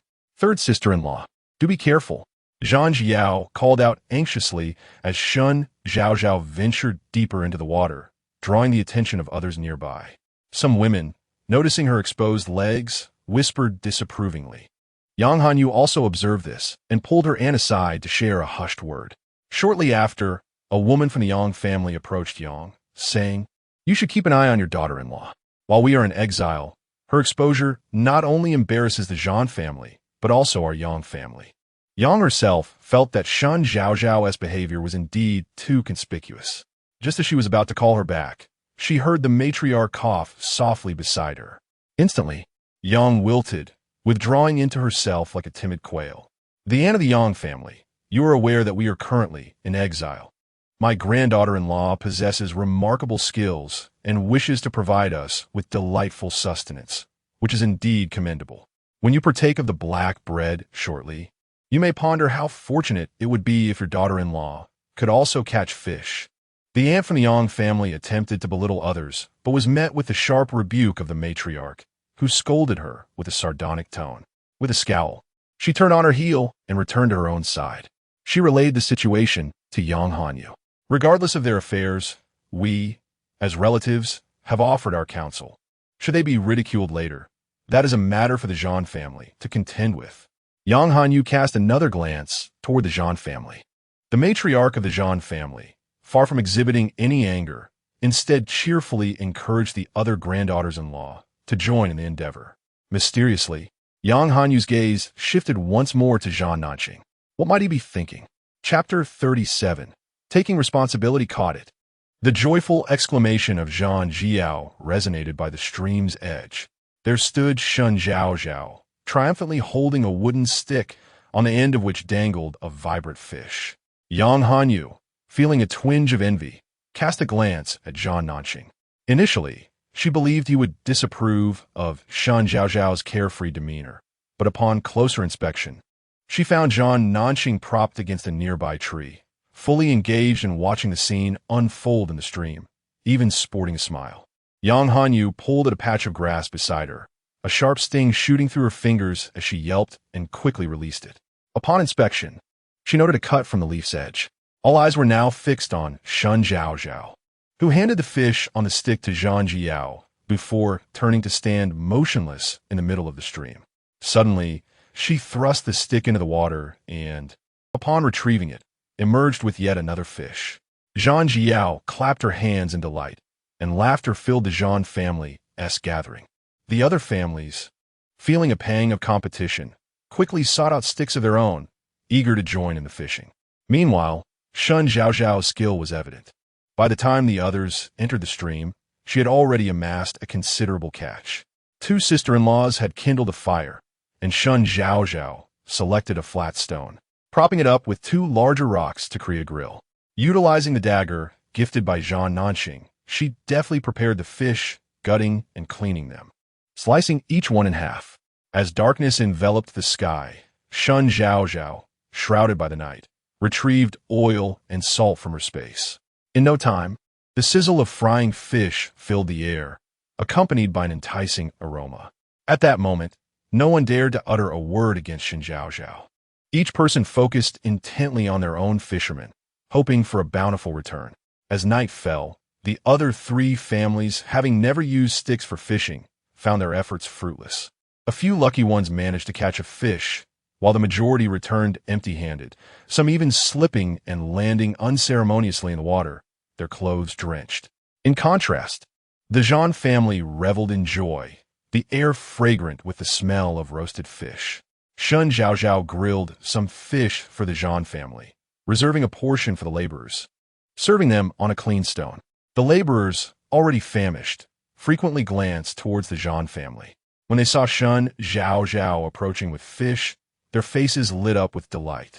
Jiang did not hesitate to accept the offering. After all, warm roasted fish was far more enticing than the cold, hard bread. Take these white breads back with you. Jiang instructed his men to bring over a few pieces of bread, handing them to Shen Zhaozhao. She raised an eyebrow, accepting without a word. Jiang was an intriguing man. He certainly owed her no favors. As was customary, the evening meal proceeded, aside from the Zhan family enjoying their bread. Others still had to pay the standard price for theirs. Yang Hanyu, clutching her dark bread, felt her stomach growl, having gone without food the previous day and walked all day today. Unable to resist the mouth-watering aroma wafting from the Zhan family's feast, she rose and made her way over. This time, Yang Hanlu did not seek out the Yang family. Instead, she directly approached Zhan Nanxing. Shen Zhaozhao was busy continuing to grill fish when her arm accidentally bumped into Guoshi, nearly causing the fish in her hand to slip away. "Hurry over and take a look," Guoshi signaled urgently to her. Turning her head, Shen Zhaozhao noticed Yang Hanlu beside Zhan Nanxing, seemingly engrossed in conversation. She licked her back teeth and turned back to her task of grilling. "Zhaozhao, you truly seem unperturbed," Guoshi remarked, her concern evident as she warned Shen Zhaozhao that Yang's cousin was not one to be underestimated. Shen Zhaozhao flipped the fish on the stone slab, assessing its doneness. The flesh was turning a crisp golden brown on the sides, and she sprinkled a pinch of salt over it. "Rest assured, sister-in-law, my husband's injuries prevent him from partaking in anything," Shen Zhaozhao replied with a squint and a smile. Guoshi felt an inexplicable chill, pulling her neck in slightly. "Sister Shen," Chaoyu approached, "could you teach me the art of fishing?" Naturally, Shen Zhaozhao was unable to instruct her. With nightfall, her keen sight, developed from her past life, relied not solely on vision, but also on acute hearing. "For now, I cannot teach you. Here, take this fish to enjoy," she offered, ensuring Chaoyu did not leave empty-handed. Guoshi glared at the fish in Chaoyu's hands. "Isn't this for the third brother? Will you have enough to eat?" Chaoyu, perceptive, quickly inquired. "Some have already had their fill. We are not lacking this fish," Shen Zhaozhao smiled, her words implying more than they seemed. Understanding, Chaoyu glanced towards Zhan Nanxing's direction, grinning before expressing her gratitude to Shen Zhaozhao and departing.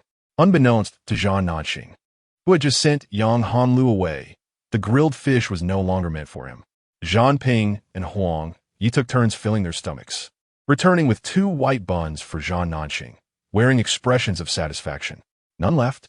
Zhan Nanxing's face hardened, his sharp gaze sweeping over the grease at Huang Ye's mouth. The third young mistress said that your injuries are not yet healed, and grilled fish might aggravate them. You cannot eat. Huang Yi relayed Shen Zhaozhao's words with utmost sincerity. Zhan Nanxing's lips stiffened, the white buns in his hand losing their appeal. While camping in the wilderness, the fire must not be extinguished. Shen Zhaozhao, alongside the Zhan family, gathered firewood and later went to wash by the creek, not returning to Zhan Nanxing's side until some time had passed. She retrieved a small medicine box from her space and began to change his bandages. Your constitution is quite robust. The wound improves day by day. Shen Zhaozhao expressed her satisfaction with the patient's recovery speed. Once we settle in the northern deserts, I will perform a surgery for you, and then you'll be able to stand. As she spoke, her hands continued their work, wrapping layers of white gauze tightly around Zhan Nanxing's strong thigh, inevitably causing some skin contact. Zhan Nanxing bit his lip, reminding himself that she was merely tending to his wounds and he need not overthink it. He replied dismissively. Shen Zhaozhao's hands paused momentarily before she tightened the bandage firmly, prompting Zhan Nanxing to stifle a groan. So, the person in your heart is indeed Yang's cousin? Shen Zhaozhao remarked with a sly smile in her eyes. Zhan Nanxing nearly sat up in surprise. The words lacked coherence, and his almond-shaped eyes were fixed on Shen Zhaozhao as he hoarsely stated, "Do not place unfounded trust in Qiao Ye's words." Just moments ago, her husband had been engaged in a lively discussion with cousin Yang. Zhan Nanxing opened his mouth, suddenly realizing why he had been excluded from the evening's grilled fish feast. The one who was agitated was not him, but rather her, Shen Zhaozhao. A faint smile graced his lips as Yang Hanlu approached, feigning innocence. He chose to disregard her entirely. Not only did he ignore her, but he also rarely displayed anger, instructing Yang Hanlu to keep her distance and warning her that should she harm Shen Zhaozhao again, he would not be lenient. Shen Zhaozhao lifted her gaze, observing the man's earnest demeanor. Though her face betrayed none of her thoughts, her grip relaxed as she tied a beautiful gauze butterfly knot for him. After adjusting Zhan Nanxing's attire, she turned to organize her small medical kit. Certain items should not remain exposed, such as used gauze, which needed to be promptly returned to its designated space for proper disposal. Zhan Nanxing watched Shen Zhaozhao, who was preoccupied with her tasks, contemplating all that she had seen of him, everything that should and should not have been revealed. It was he who had failed to offer her a promise. Today, witnessing her interaction with Yang Hanlu had inevitably stirred feelings of jealousy within her. A warmth surged within Zhan Nanxing's heart, and he blurted out, "I will take responsibility for you." Chapter 38. Qiao Ye is not a good person. Shen Zhaozhao secured the small medicine box, lingering in silence without turning back. In her previous life, she had entered the organization at a tender age, burdened with great expectations, always responsible for others, yet never receiving accountability in return. Suddenly, she found herself on the receiving end of a subtle confession, prompting a torrent of thoughts to swirl within her. Ultimately, she turned around. "My husband," she mused, "should first reflect on who it was that dared to strike against you and the Zhan family." Amidst the flickering flames, Shen Zhaozhao wore a distant smile. "Once our family's safety is ensured, we could discuss matters further." As the firelight dimmed, she concluded her thoughts, her will subtly shifting as she returned the small medicine box to her space and retrieved a thin sheet from within. This night would require her to sleep outdoors. Presenting an entire bedding set might raise suspicions. Thus she settled for a thin sheet to cushion her rest. Fortunately, the warm night air and the nearby campfire provided some comfort. Shen Zhaozhao spread the sheet flat and leaned over to pull Zhan Nanxing closer. However, he evaded her reach. "You are correct." Zhan Nanxing's face was shrouded in shadows. "I neglected to consider that." Shen Zhaozhao dismissed his sentiments. When it was time to sleep, emotions had to be cast aside. With determination, she dragged him onto the sheet and pressed down beside him. The day had been exhausting, filled with travel and fishing, and she felt weary. Suddenly, Zhan Nanxing found himself beside Shen Zhaozhao, whose eyes were closed in serene repose, and any inclination for sleep evaporated. Abruptly, Shen Zhaozhao broke the silence. "If you cannot sleep, why not share your thoughts on who you think sent the assassin?" Being scrutinized so intently made it impossible for her to doze off as well. Zhan Nanqing hesitated, overwhelmed by the multitude of possibilities. There are countless suspects from both the court and foreign lands, including even those in positions of power. He closed his eyes briefly. In the deepening night, his low, husky voice recounted past events. The Zhan family had achieved remarkable military feats, earning countless enemies. With the Zhan family standing strong, the northern borders were as secure as iron, prompting those from foreign territories to covet their downfall. Within the court, his grandfather and father were known for their generosity and righteousness, avoiding cliques and thus offending many. Even those seated upon the imperial throne had relied heavily upon the Zhan family, and now, with the family's military strength, they harbored deep-seated fears. Suddenly, Zhan Nanqing opened his eyes, gazing at the night sky. Yet now, with my grandfather, father, and brothers lost in battle, I have become crippled. Their fear of me is understandable, as they wish to eradicate any threat, but there is no justification for targeting women and children. As Shen Zhaozhao listened, drowsiness began to creep in. What if they simply desire your life? Poisoning us would be a mere afterthought, wouldn't it? Better to mistakenly kill 1,000 than to spare one. Zhan Nanqing stared blankly at the night sky, and after a long pause, he shook his head. He too was uncertain of the culprit. The possibilities were too numerous. Feeling invigorated by their conversation, Shen Zhaozhao propped her chin on her hand, admiring the flawless profile of Zhan Nanqing. Could you recount the final battle for me? She sensed that an encounter capable of fracturing the Zhan family overnight must have been extraordinary. At the mention of that battle, Zhan Nanqing's complexion paled, and his chest heaved with intense emotion. Shen Zhaozhao was acutely aware that this was his Achilles heel. Never mind. When you are ready to share, do so with me. Zhan Nanqing turned his head away, wishing to conceal his moment of vulnerability from her. After a prolonged silence, just when Shen Zhaozhao thought he had drifted off to sleep, he murmured 2 words in a husky voice. I'm sorry. Shen Zhaozhao sighed inwardly. She was unfamiliar with the former Zhan Nanqing, but from what her family had mentioned, he was a spirited young gentleman. In a single night, everything he possessed had crumbled. Shen Zhaozhao raised her hand gently, encircling Zhan Nanqing's chest, her palm resting softly on his shoulder as she gave it a light pat. She could feign concern, but when it came to offering true comfort, she found herself at a loss for words.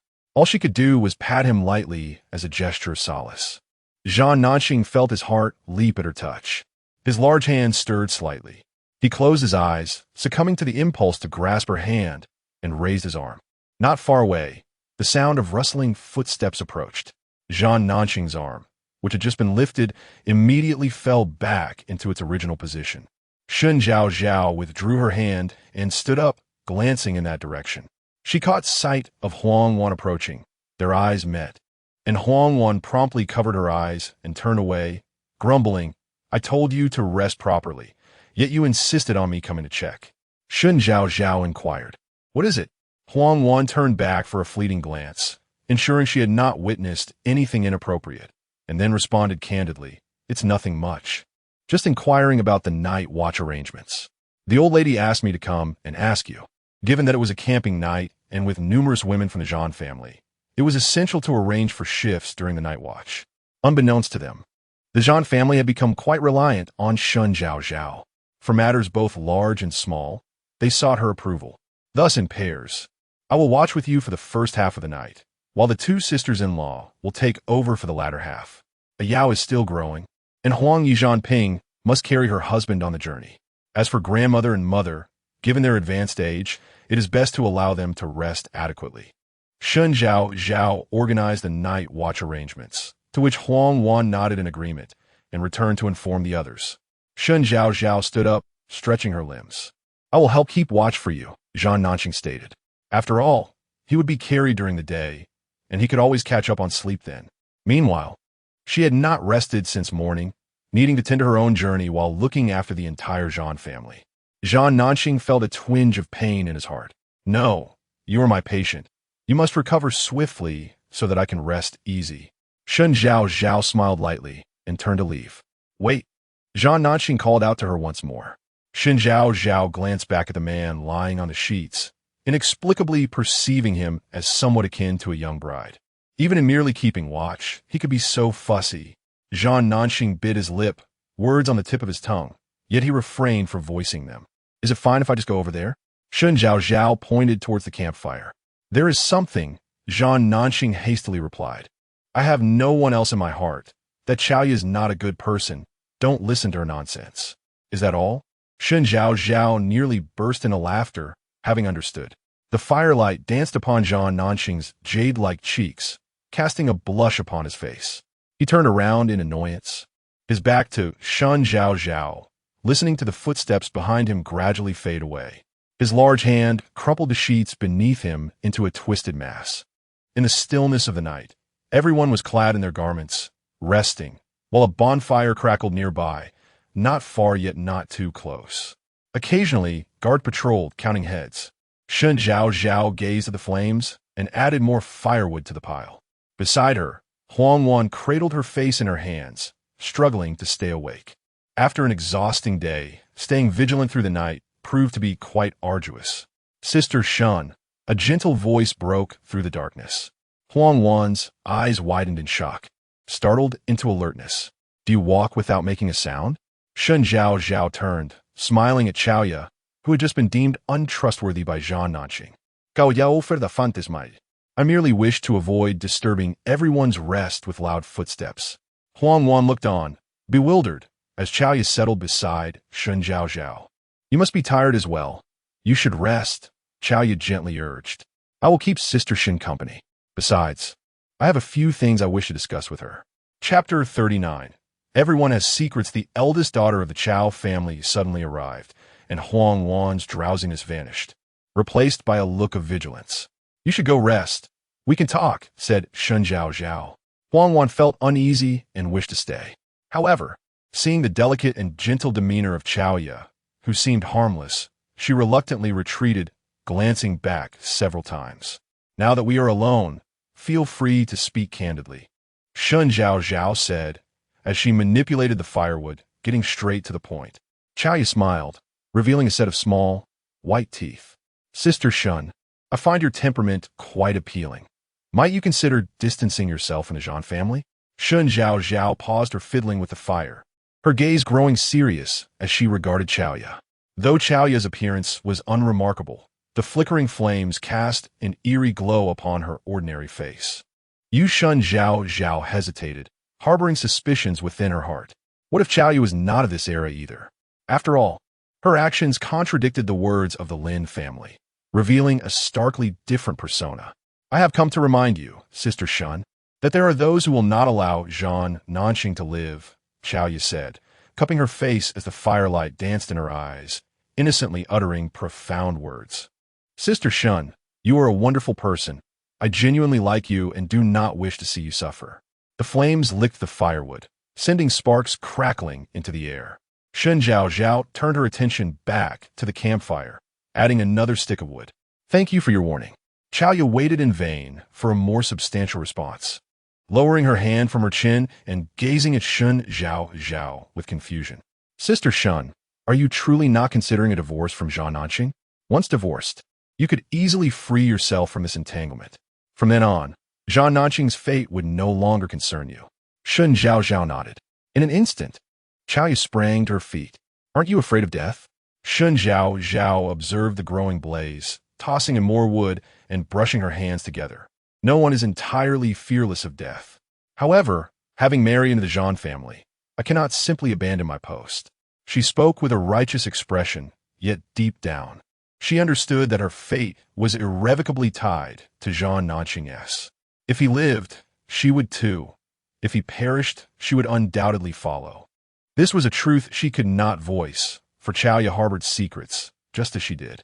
Chaoya stared at her for a moment, unable to discern anything unusual, and sighed. The Zhan family are all stubborn.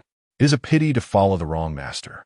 With that, the topic shifted, and Shen Zhaozhao suppressed her curiosity, engaging in light conversation with Chaoya.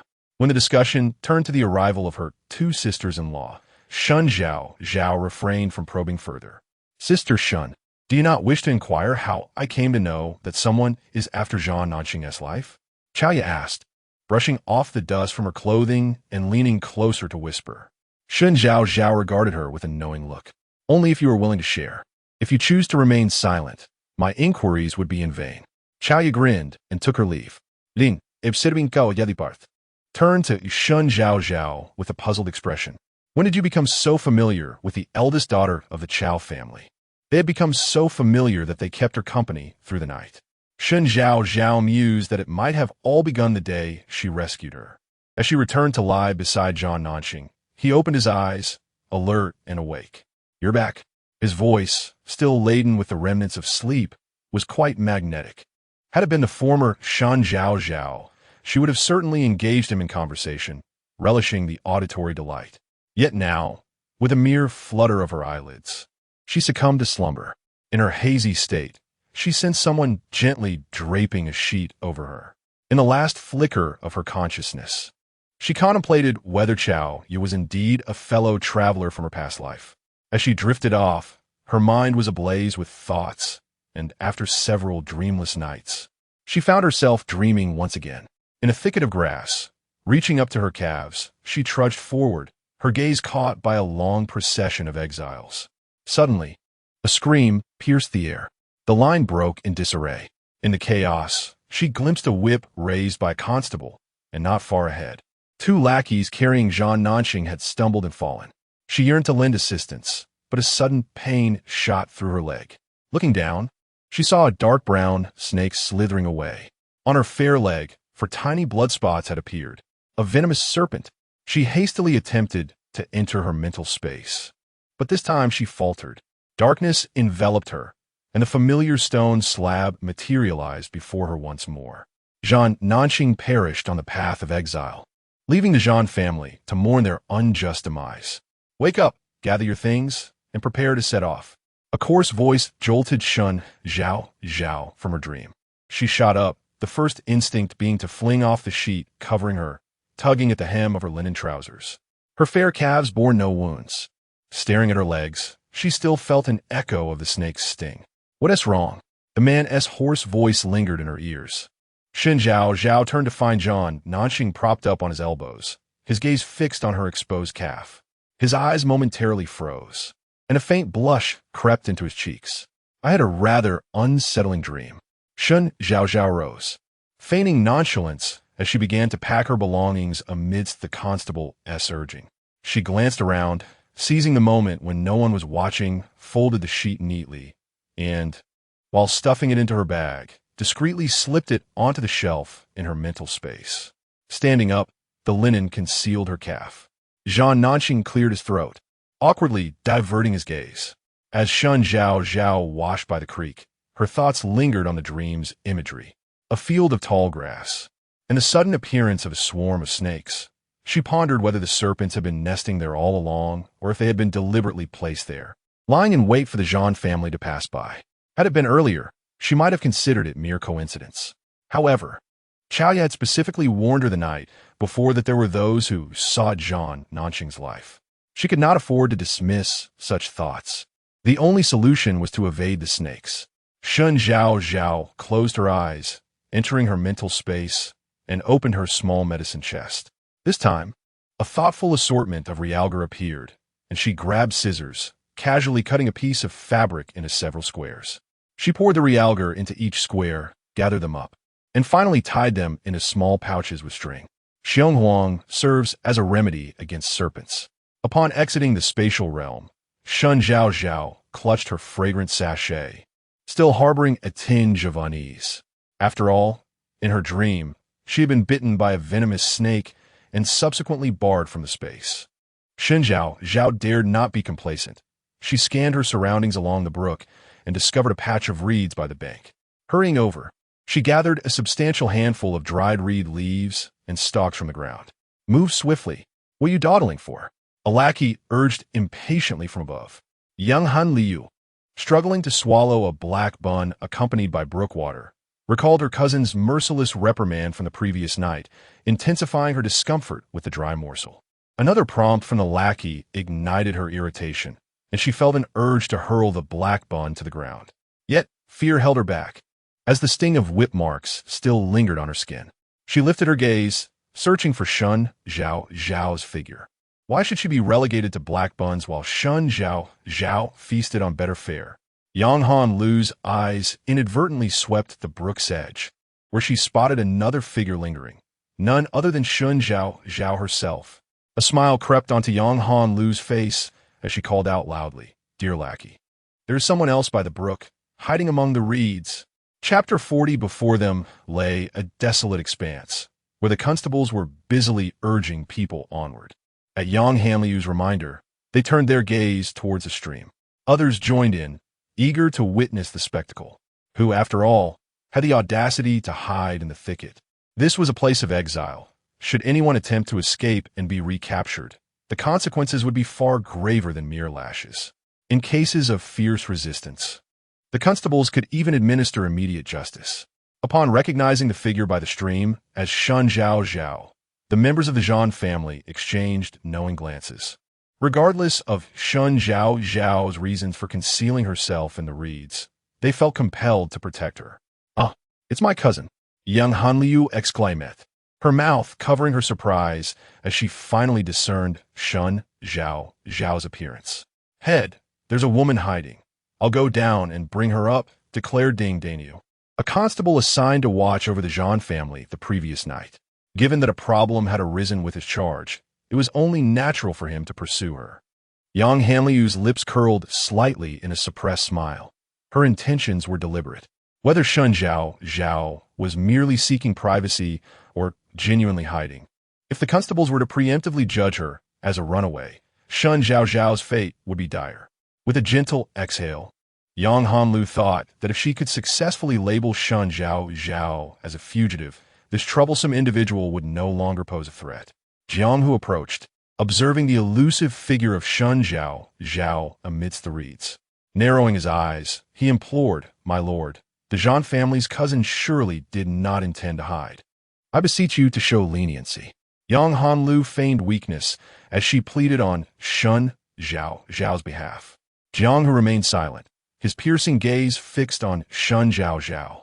Guoshi could no longer contain herself. Though her sister-in-law was absent, she could not allow Yang Hanlu's insinuations to go unchecked. Pushing Lin Shi aside, she stepped forward, raising a finger to point accusingly at Yang Hanlu. "Yang Hanlu, even if you hold your tongue, no one believes you lack sense.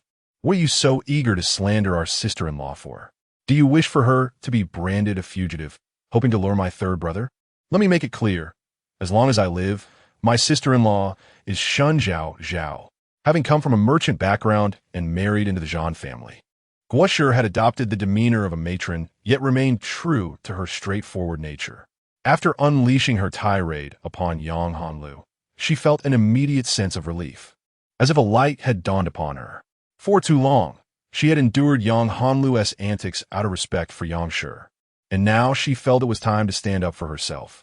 The sooner she spoke out, the better she felt. Among those present, apart from the Yang family, were other prominent families who valued their reputation. Some had never before encountered such direct insults and stood dumbfounded. Yang Hanlu had never before been publicly chastised in such a manner, and the accusation of coveting her cousin left her both embarrassed and furious, her face a canvas of conflicting emotions. I did not think of it that way," Yang Hanlu stammered, her eyes reddening as she turned to Yang Shi. "Aunt, you know me best.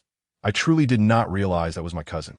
Typically understanding, Yang Shi silently lowered her head. Gua stood with her hands on her hips and legs apart, blocking the timid mother-in-law who dared not speak. "Huh, do you think you can fool everyone? Are they all blind?" Gua gestured towards the crowd of onlookers. "Go ahead and ask them who cannot see that you harbor ill intentions towards my sister-in-law." The individual she pointed at remained silent, intimidated. At that moment, anyone who dared to support Yang Hanlu would be deemed a fool, just as Gua had insulted. With reddened eyes, Yang Hanlu was about to defend herself further when Jiang Hu raised his hand. "Silence. You've all had a restful night, and yet here you are, still full of energy to quarrel. There will be no midday break today." The crowd sighed in disappointment. Many began to quietly scold Yang Hanlu for stirring trouble. "Now that everyone is back, there is no need to chase anyone down," Jiang Hu instructed Ding Daniu. Only then did the crowd realize that while Gua had been berating Shen Zhaozhao had already returned, carrying a large bundle of dry straw. Upon her return, Shen Zhaozhao sensed the peculiar atmosphere, with all eyes fixated on her. See? My sister-in-law had no intention of fleeing. Guo's words sealed the matter, casting a sharp glance at Yang Hanlu. Ding Daniu smirked slightly, having come from humble beginnings. He had always disdained how the affluent treated others as if they were less than human. He hadn't even spoken yet the exiles were already clamoring. Shen has not stolen away, but she has delayed our departure. Ding Daniu scoffed and whispered to Jiang Hu. Boss, I think we should give Shen a lesson. Let these people know the consequences. Otherwise, if we continue like this, plucking flowers and grasses along the way, we'll never get these people to the north. Jiang Hu listened with a stoic expression, his mind racing through calculations. Had this been at the start of their journey, someone like Shen Zhaozhao, inexplicably dawdling to gather straw, would have felt the sting of the whip without a second thought. Yet, Shen was enigmatic. Boss, perhaps we should inquire further? Another deputy, Zhao Jiusan, suggested as he approached. What is there to ask? She's just a woman. Surely she's never seen straw before. Ding Daniu dismissed him with a flick of his eyelid. Zhao Jiusan replied. But Shen had previously gathered banana leaves, and the Zhan family didn't get drenched in the rain. Perhaps it's raining again? Jiang Hu thought that asking one more question wouldn't hurt, so he called Shen Zhaozhao over. During the brief discussion among the deputies, Shen Zhaozhao had already distributed the dry straw among the Zhan family, instructing them to tuck it into their pant legs and tie knots at the ankles. The Zhan family, inexplicably, complied without question. Whatever Shen Zhaozhao commanded, they followed. At her command, they busily helped one another. What is going on here? Jiang Hu observed the Zhan family's actions, filled with confusion. The other three families expressed their own murmurs of curiosity. What scheme was this little daughter-in-law of the Zhan family concocting? Do not speak of it. She previously used banana leaves to shield herself from the rain, while we were all drenched, yet the Zhang family remained unscathed. Let's first observe. Jiang Hu inquired, and naturally, Shen Zhaozhao could not disclose that she had merely dreamt. Esteemed sir, I often indulge in various books during my leisure hours at home, some of which contain travelogues related to local customs. The texts elaborate that beyond our vicinity and towards the northern desert, one would traverse a vast expanse of wasteland instead of the official road. Thus, I contemplated that since it is desolate, it is inevitable that snakes may be present. Consequently, I spent some time gathering thatch to stuff into my family's trouser legs as a precaution. Upon her utterance, silence enveloped the gathering. Jiang Hu was astonished by Shen Zhao's extensive knowledge. This land indeed marked the terminus of the official route. Since the establishment of the Great Foam, the prior thoroughfare had been ravaged by warfare, replaced by an extensive stretch of wasteland. The terrain was precisely as Shen had described. Meanwhile, the Chen family recalled the banana leaves incident. Without further ado, they dispatched 2 robust men to scavenge through the thatch. Chao Yi immediately urged Chao Kuan-yi to assign personnel to follow suit. Only the Yang family exhibited some reluctance. Yang Zhangqiu felt it beneath his dignity to heed the words of a mere young wife, and scoffed dismissively. How can a woman's words hold weight? Yang Hanlu was even less inclined to listen to Shen Zhaozhao. She felt envious that the other 2 families placed their trust in her. What had Shen Zhaozhao accomplished? Merely plucking a few banana leaves? It was sheer luck. The gentleman who frequently traversed this path had never mentioned the presence of snakes. Yang Hanlu muttered softly. Hearing this, Ding Daniu's temper flared instantly. Chief, these people have no regard for us. Ding Daniu glared at Shen Zhaozhao with disdain as he observed the rush of individuals scrambling for thatch. Shen, do not speak recklessly. My comrades and I have traversed this route at least 3 times, and while there is indeed wasteland, it is merely a stretch of yellow earth with scant grass. And certainly no snakes as you claim. Chief, we must take stern measures against these individuals. We have yet to voice our stance, and they have already fled. Does this make any sense? Yang Hanlu quietly concurred.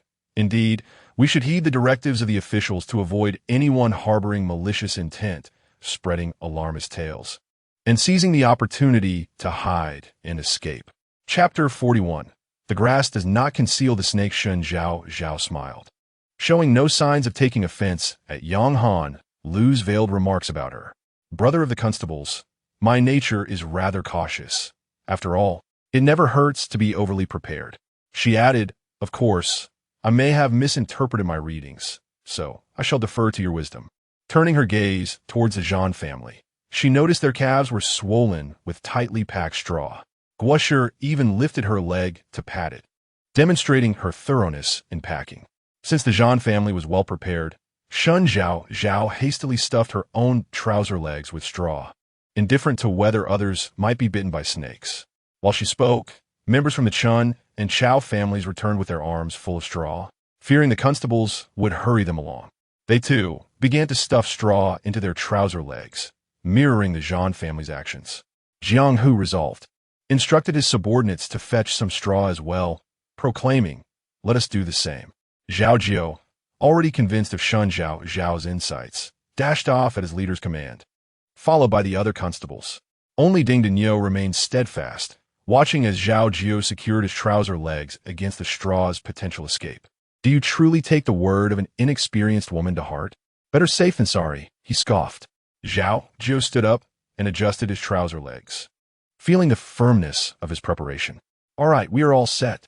Let's hasten our departure. Jiang Hu, having also secured his trousers, urged everyone to move along. Among the group, only the Yang family, under Yang Zhangqiu's influence, neglected to pack straw into their trousers. Under the sun's relentless gaze, they journeyed for quite some time, fatigue setting in. Those with straw stuffed in their trouser legs felt their limbs grow heavy, and soon scattered complaints began to arise. I can barely stretch my legs. This barren land is nothing but yellow dirt. Where are the snakes? One lamented, enough of this. I cannot bear it. It is unbearably hot. Gao Yi Ue, from the Chao family, also protested, wanting to discard the straw from his legs. The tender skin of his fair legs had been chafed raw by the rough straw. Unable to endure her son's cries, Madame Chao loosened his trouser legs, and upon seeing the damage, her heart ached painfully. She comforted Chao Yu with tender words. What a wretched thing this is, causing my child such suffering. Mother will have it destroyed. With that, she hurled the straw to the ground with force, stamping on it repeatedly, her ire directed at Chao Yu. If it weren't for Chao Yu's incessant chatter, my Yuer would not have to endure such torment. With her anger swelling, her steps grew heavier, as if she were trampling on Chao Yu's very face. Mother will throw that bad thing away, too. Chao Yu pointed at his mother's bulging trouser legs. Madame Chao, readily compliant, was about to loosen her own trousers when the constable's whip cracked menacingly beside her. Hurry up. Do you think you're a lady from the capital? Madame Chao quickly rose, grasping Chao Yu's hand to continue their journey. Mother will toss it away at the first chance, just to spare our Yuer from this dreadful grass. At the rear of the procession, the Zhan family observed as Shen Zhaozhao frequently spotted discarded straw strewn across the ground. The grass is truly stifling, making my legs exceedingly uncomfortable.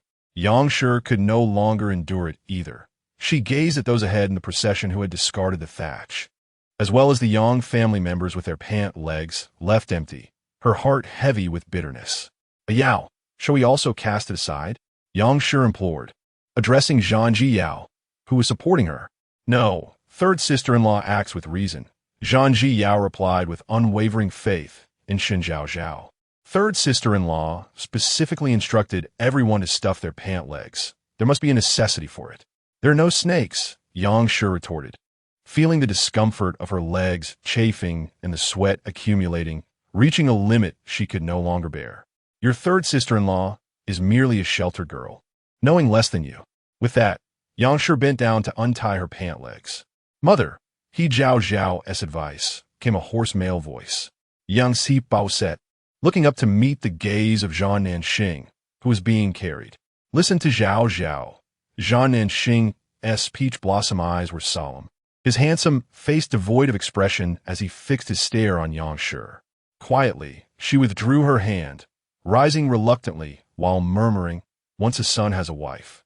He forgets his mother. Whatever the wife says must be right. Zhang Jiyao, hearing this, lowered her head in silence.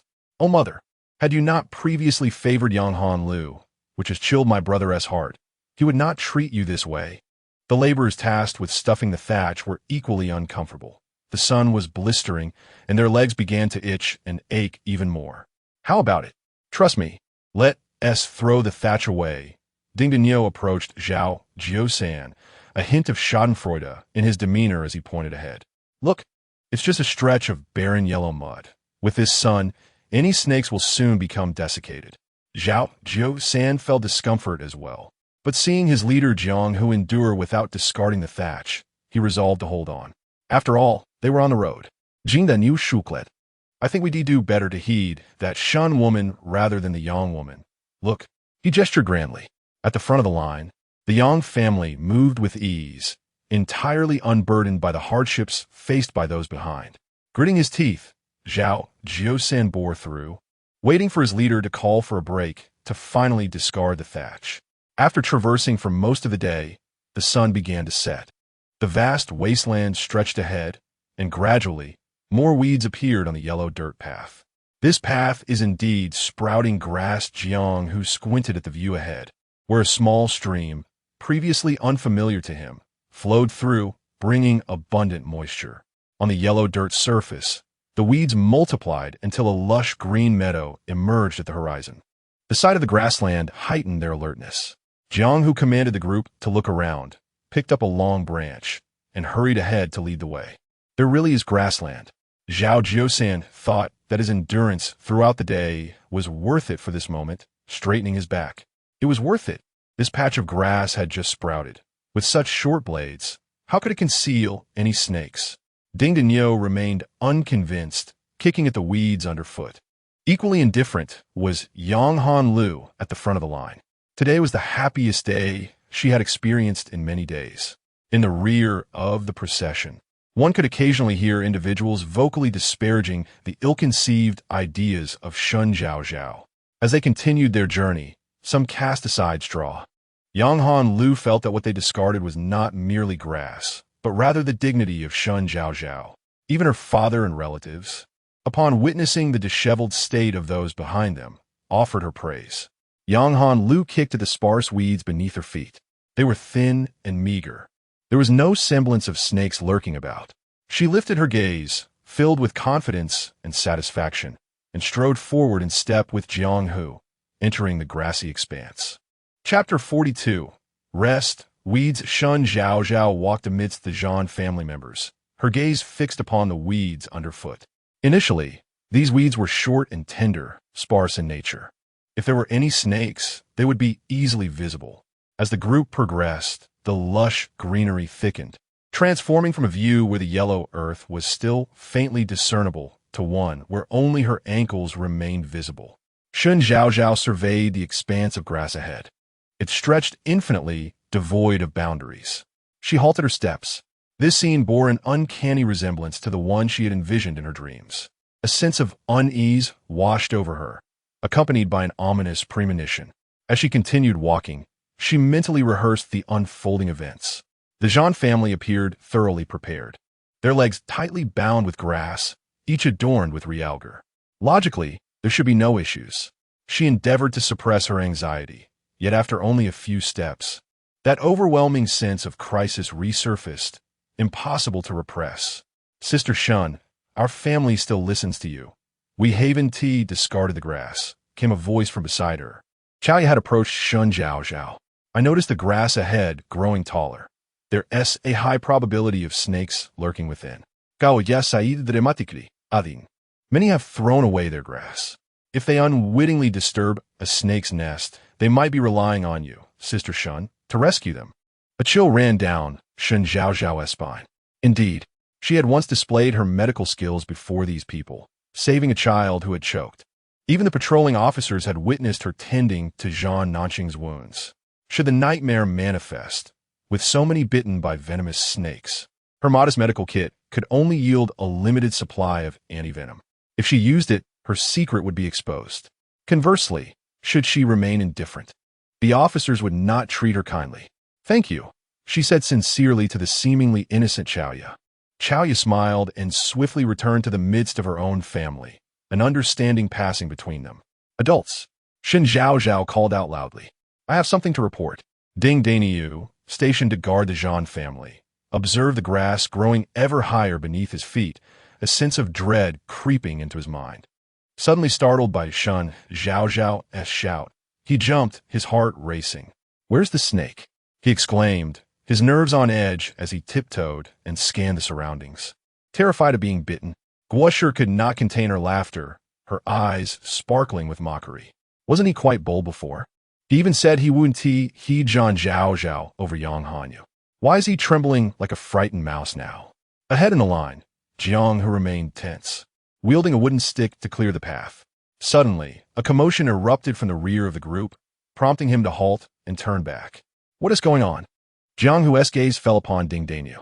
Ding Daniu, red-faced and flustered, pointed an accusing finger at Shen Zhaozhao. "Chief, this woman from the Zhan family is putting on a show." Shen Zhaozhao's shout had stripped him of his dignity. What sort of officer loses face before the prisoners they are escorting?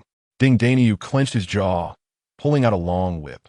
This time, he was determined to show Shen something formidable. Otherwise, she might truly believe herself invincible. However, Shen Zhaozhao had no time to entertain Ding Daniu. She had more pressing matters to discuss with Jiang Hu. As you can see, the grass here is becoming increasingly lush. If we venture further in, we may indeed encounter snakes and insects. Boss, don't listen to her. Jiang Hu raised his hand. Ding Daniu had only spoken half his mind. The other half stuck in his throat, his rugged face turning from his neck to his forehead in frustration. "Continue," Jiang Hu said sternly to Shen Zhaozhao. If he had initially entertained a precautionary mindset, instructing his subordinates to gather dry grass, now, seeing the overgrown weeds nearly concealing their ankles, he had to seriously consider Shen's suggestion. This path, traversed countless times, revealed a stream for the first time, as well as this expansive meadow. And Shen Zhaozhao, a lady of a chamber, seemed to possess an uncanny knowledge simply from her reading. "Sir, everyone has walked a whole day. The sun is already slanting. Perhaps we should rest." Those without dry grass could gather some green grass to tuck into their trousers, just in case. Shen Zhaozhao merely proposed her advice. The decision, however, remained in the hands of the laborers. Jiang Hu, maintaining a serious demeanor, realized that crossing this meadow would allow them to reach the town before nightfall. If they delayed for a rest, traveling in the wilderness after dark could pose dangers from wild beasts. After a moment's contemplation, he acquiesced to Shen Zhaozhao's suggestion. "We shall rest here for the time it takes to brew a cup of tea." At Jiang Hu's command, the laborers shouted loudly, "Don't dawdle. Gather some grass by your feet to tuck into your trousers." They hurriedly complied. Those who had discarded their dry grass now scrambled to pull up the tender weeds at their feet. The grass had not been growing long. It was still young and easily broken, leaving their hands smeared with green sap. They cared little for the mess, hastily stuffing the grass into their pant legs. With the grass around them burgeoning, who could say whether venomous snakes lurked nearby? No one wished to be bitten and meet their end. The Zhans, on the other hand, found some relief, gathering together and sitting on the ground, taking advantage of this interlude to rest. Huang Wan produced the leftover white bread from the previous night, sharing it with her family as they leisurely nibbled while observing others busily preparing. "I told you we should heed Zhaozhao's advice," was said loudly, casting an intentional glance towards Ding Daniu. This laborer had a peculiar gaze. Her sister-in-law was formidable. There was no comparison to that Yang Hanlu.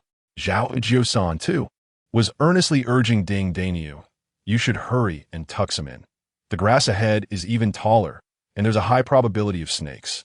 Ding Daniu, his face darkened, gripped his whip defiantly, standing tall and bellowing. "What is there to fear from snakes? I could swing a snake by its tail as a whip when I was 8. Lowering his head now, to a woman from an official's household?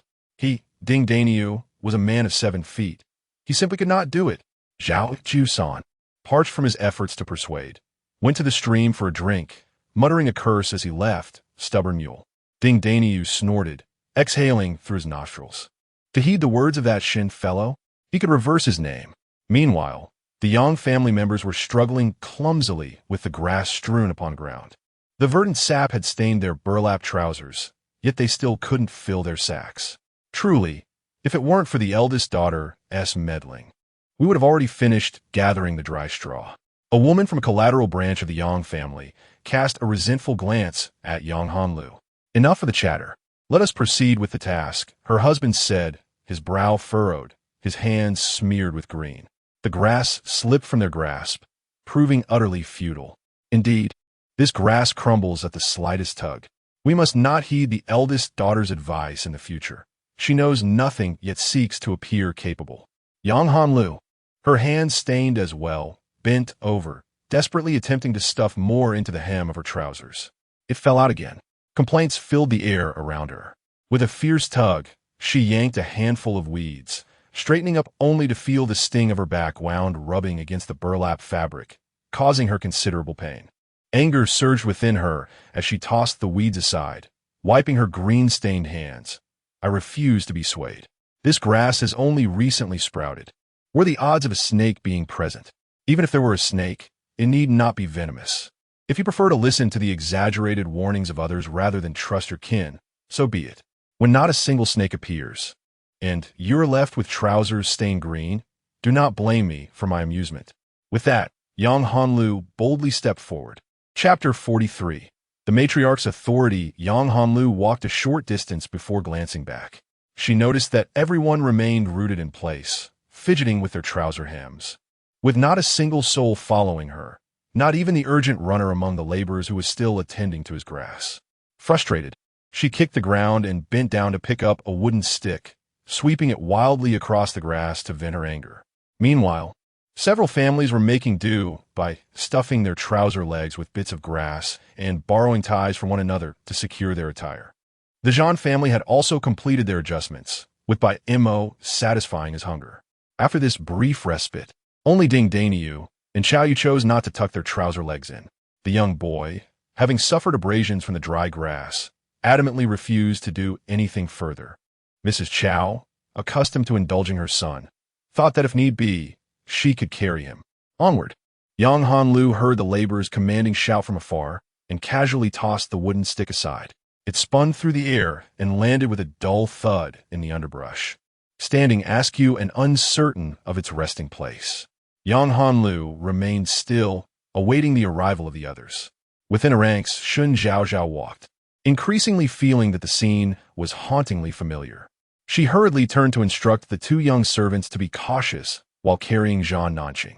As Zhan Nanqing did not need to dismount, he was the only one among the Zhan family whose trouser legs were not firmly tucked. If the two servants were startled and lost their grip, the stretcher would fall to the ground, and Zhan Nanqing would meet his fate there, much like in a dream. Rest assured, Zhan Ping and Huang Yi are with me. Zhan Nanqing reassured Shen Zhaozhao, his eyes reflecting her image. His large hand, concealed at his side, tightened around the simple realgar sachet she had given him. Although each member of the Zhan family possessed one, Zhan Nanqing still felt that this sachet was uniquely his. He had encountered countless sachets before. When the Zhan army returned victoriously, he had ridden alongside his grandfather and father into the city, bombarded by an array of flowers and sachets. He had never paid attention to the designs of those sachets, merely feeling that none compared to the beauty of the one Shen Zhaozhao had gifted him. Seeing that the two servants had stabilized their footing, Shen Zhaozhao felt a measure of relief, just as she was about to caution the remaining members of the Zhan family to remain alert. A sudden scream pierced the air. It was from the Yang family ahead. Instantly, Shen Zhaozhao halted and extended her hand to stop the two young servants. Back! Zhan Ping and Huang Yi reacted swiftly, turning to retrace their steps while carrying Zhan Nanqing. In that moment, chaos erupted in the front of the line. Some leaped in alarm, others screamed, and some swung their bundles, thrashing through the grass. The matriarch of the Zhan family, walking at the forefront, sensed the ominous turn of events. Without hesitation, she turned and urged her two granddaughters to flee from the turmoil ahead. Before Yang Shi could comprehend the situation, Zhang Jiao and Huang Wan each took hold of her arms, lifting her off the ground and carrying her away. Alas, even as Yang Shi was whisked away, she couldn't help but glance back at the unfolding scene of the Yang family. After all, they were her kin. Despite the hurt caused by Yang Hanlu in recent days, her heart was not so hardened as to disregard them entirely. Come back, staring at the members of the Zhan family. Ding Daniu could hardly fathom that each of them was as slippery as an eel. While he strained his neck to ascertain the situation ahead, he turned his head only to find that the Zhan family had already fled far from his side. "Quickly run," Shen Zhaozhao shouted towards Ding Daniu. Having done all she could, she felt she had acted with utmost compassion. Ding Daniu brandished his whip, irked that the Zhan family, despite having committed offenses and facing exile, still regarded their enforcers with contempt. Particularly with Shen, he was determined to teach her a lesson. However, just as he took a step towards the Zhan family, a sudden sharp pain surged through his ankle. Alarmed, he glanced down. Indeed, among the dense grass, a dark brown snake coiled its body, twisting for a moment before vanishing from sight. Forgetting about the Zhan family, Ding Daniu hastily lifted his robe and rolled up his trousers, revealing 2 bite marks on his ankle with small droplets of blood nearby. Darkness clouded his vision. It was over. A venomous snake. The Zhan family, initially at the back of the line, reacted swiftly, retreating and turning to witness the once orderly line now thrown into chaos. The shouts of men, the screams of women, and the cries of children filled the air. Great compassionate Guanyin Bodhisattva, the elderly matriarch, peered anxiously, trembling with fear. Guo also looked on in horror. Had they disturbed a nest of snakes? There seemed to be an endless number of them. Lin's face turned pale. Coming from a prestigious family and having grown up in the capital, she had never encountered such a scene before. Yue, brother. Yang covered her mouth, observing the Yang family in disarray, her heart racing as she looked around. She seized Shen Zhaozhao's arm, as if grasping at the last lifeline. "Shen, you knew there would be snakes here, didn't you? Why didn't you stop Luer before she stepped into grass?" "Mother, you cannot blame third sister for this." Zhan Jiao wished fervently to silence her own mother, urgently pulling Yang away to prevent further outbursts. "I do not blame you, Shen." Yang steadied herself. The most pressing matter was to rescue the Yang family members. "Shen, you must have a solution, right?" Yang's eyes shone with fervor as she clutched Shen Zhaozhao's arm tightly. It was all Luer's fault before. As her sister-in-law, you wouldn't hold that against a naive girl, would you? Quickly, think of a way to save your uncle and Luer. We are all family, and there are no grudges that last beyond a night. Shen Zhaozhao frowned. Her usually cheerful demeanor had turned unusually cold. "Yang, you're hurting her. Let go." Zhan Nanqing, being carried nearby, immediately noticed Shen Zhaozhao's predicament. Supporting himself, he sat up and reached out, forcefully prying Yang's grip from Shen Zhaozhao. A seasoned warrior, his strength was formidable, especially in his urgency. Yang yelped softly, glancing down at her hand, which had turned red from Zhan Nanqing's grip. "Are you all right?" Zhan Nanqing looked up at Shen Zhaozhao. Shen Zhaozhao was never a delicate flower. The pain she felt in her flesh was not something she took to heart. She shook her head. Zhan Nanqing, Yang Shi gazed at her own flesh and blood, her son, who had turned his hand against her, wholly indifferent to her, and solely concerned with Shen Zhaozhao. Anger surged within her, causing her chest to rise and fall violently, her eyes reddening. She raised her hand, pointing at Shen Zhaozhao, for the first time asserting the authority of a mother-in-law. "Shen, it is wrong of you not to counsel your cousin from the Yang family. Now we must go and rescue them." Chapter 44. Show of strength. Shen Zhao felt a slight twitch at the corner of her mouth. This was the first time she had witnessed Yang Shi displaying such fortitude. By nature, Yang Shi was weak and could not discern right from wrong.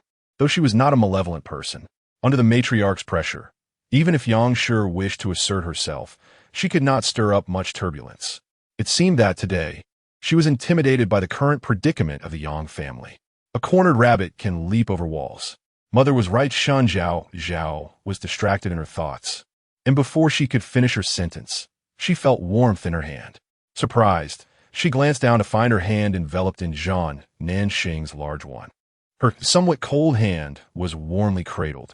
"I will handle it," Zhan Nanqing declared, casting a deep glance at Shen Zhaozhao. For the first time, she realized that his peach blossom eyes were not always filled with tender affection. At times, they could be quite commanding. After he spoke, he supported himself on the stretcher and swung his legs over the side. His leg injury had not healed, and he stumbled slightly. If it were not for Huang Yi and Zhang Ping's quick reactions, who swiftly caught him before he fell into the grass, he would have tumbled down. Zhan Nanxing, I am your mother, Yang Shi exclaimed, stepping back in astonishment. Although Zhan Nanxing was her son, he had grown up amidst bloodshed and danger, exuding an intimidating presence. This was also why she harbored a dislike for her own son. She preferred gentle and delicate women like Yang Hanlu. Moreover, she had intended for Shen Zhaozhao, her daughter-in-law, to assist the relatives, not to be dragged into perilous situations herself because of Zhan Nanxing's recklessness. Silently, Zhan Nanxing cast a glance at Yang Shi, then limped forward into the chaos ahead. Where are you going? What Shi cried out first. Third brother, don't go over there. There are snakes, and your leg is still injured. Zhan Nanxing paid her no heed and continued onward. He even pushed aside 2 young servants and picked up a wooden stick, forcing himself to take a few steps. The pain in his leg was intense, but he had never feared pain. What he feared was being useless and endangering others. Because of his perceived inadequacy, neither his grandfather nor his elder brothers had returned home. Now, due to his shortcomings, Shen Zhaozhao would have to endure the hardships of exile, compelled by his mother to venture into danger to save someone. Nanxing, the matriarch, became anxious. Want to pull him back, but Huang Wan held her back. Third brother, don't go. Lin Shi also shouted. Meanwhile, the instigator, Yang Shi, was utterly stunned. She had only wished for her daughter-in-law to go help, not for Zhan Nanxing to venture forth himself. He was dragging his injured leg, and not only would he fail to rescue anyone, but he would also endanger himself. Zhan Nanxing was oblivious to the shouts behind him. In that moment, he felt as if he were back on the battlefield. He had to go. If he did not, it would mean someone else would perish in his place. If given the choice, he would have preferred to have met his end on the battlefield, allowing his grandfather and brothers to return home. In that case, the Zhan family would not be burdened with so many widows. Shen Zhaozhao would not have been coerced in a marriage and forced to endure the hardships of exile. The strain caused his wounds to reopen, and blood stained the coarse cloth. A sharp crack echoed beneath him, the sound of something breaking. Zhan Nanxing's injured leg faltered, causing him to lose his balance. In a moment of desperation, he reached out, hoping to grasp something to steady himself, yet ultimately found nothing to hold on to. Resigned, he closed his eyes, bracing for the inevitable fall. Surely, his leg injury was now beyond remedy. A familiar female voice resonated in his ear. He felt a tightening around his waist. Zhan Nanxing abruptly opened his eyes, only to realize he hadn't fallen. A hand had encircled his waist, supporting him. Shen Zhaozhao stood beside him, straining to bear his weight. Let us go back. I have a plan, she urged, helping him regain his balance as she draped his arm over her shoulder and guided him back. The elderly matriarch and others hurried to assist Shen Zhaozhao in supporting him, while Yang Shi appeared somewhat flustered. The sight of Zhan Nanxing's blood-stained trousers left her trembling with fear. She had never wished for her son to face death. I only asked Shen to save him. Why are you involved? Yang Shi steadied herself, meeting the matriarch's reproachful gaze, striving for composure. Indeed, she had made no error. Shen Zhaozhao was capable. Her intervention would pose no issue. It was Zhan Nanxing who foolishly sought to prove himself. Yang Shi, convinced of her reasoning, straightened her back. The matriarch was about to speak when Zhan Nanxing interjected. Grandmother, allow me to speak. His voice was low, his complexion pale. The matriarch's heart ached for his injury, but after a moment's thought, she resolved to listen to him. Her grandson had married. He would know how to protect his wife. She would refrain from meddling. Mother, Zhan Nanxing called to Yang Shi, reaching out and drawing Shen Zhaozhao close before the eyes of Yang Shi and the rest of the family. Zhaozhao is my wife. If there are perilous tasks at hand, please discuss them with me, and I shall take action. Yang Shi opened her mouth to argue, but Zhan Nanxing interrupted. When father was at home, he also protected you. He gazed up, his striking eyes mirroring his father's, solemnly fixed upon Yang Shi. I simply wish to emulate my father and protect my own wife. Yang Shi stared at those familiar eyes, and in a moment of reflection, memories of her husband flooded back.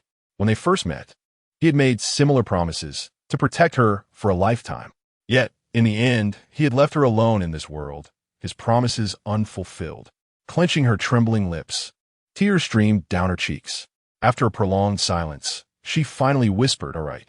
But as her resolve faltered, she sank to the ground, covering her face as she wept.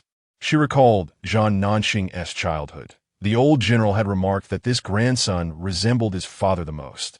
She still held deep affection for Zhang Nanxing. Until the day her husband fell in battle and bloodied, Zhang Nanxing was brought back to their home. She beheld the visage, eerily reminiscent of her husband, marred by blood. From that moment forth, she harbored a profound aversion towards her own flesh and blood. Yang's cries were heart-wrenching, a lamentation unlike any she had ever expressed before, as if she were shedding every tear she had withheld throughout her life. Zhang Jiao, along with her elder and younger sisters-in-law, busied themselves in comforting Yang. Meanwhile, Shen Zhaozhao led the perpetually stoic Zhang Nanxing aside, retrieving a small medical kit from her spatial pocket. "I have warned you. When I am responsible for a patient who neglects their own well-being, it infuriates me," she remarked, rolling up his pant leg. A wound that had nearly healed had now reopened, the flesh curling over itself. Disappointment flickered in Shen Zhaozhao's gaze. "If you must be strong, do not sacrifice yourself in the process." She opened the medical kit, preparing to stitch and disinfect. "I must be strong," Zhang Nanxing replied calmly, his dark eyes fixed intently on Shen Zhaozhao. "I'm serious. You are my wife. I will be strong, even if it means sacrificing my own leg. I cannot allow you to stand in my way." Shen Zhaozhao paused mid-action, her hands stilled as she tore open the packaging of the beauty thread. Her eyes meeting Zhang Nanxing's. Not far away, the chaos of the snake hunt continued unabated.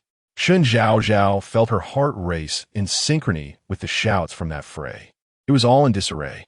Chapter 45. To save or not to save. Shen Zhaozhao had been nurtured within the organization since childhood. The organization's rules were strict.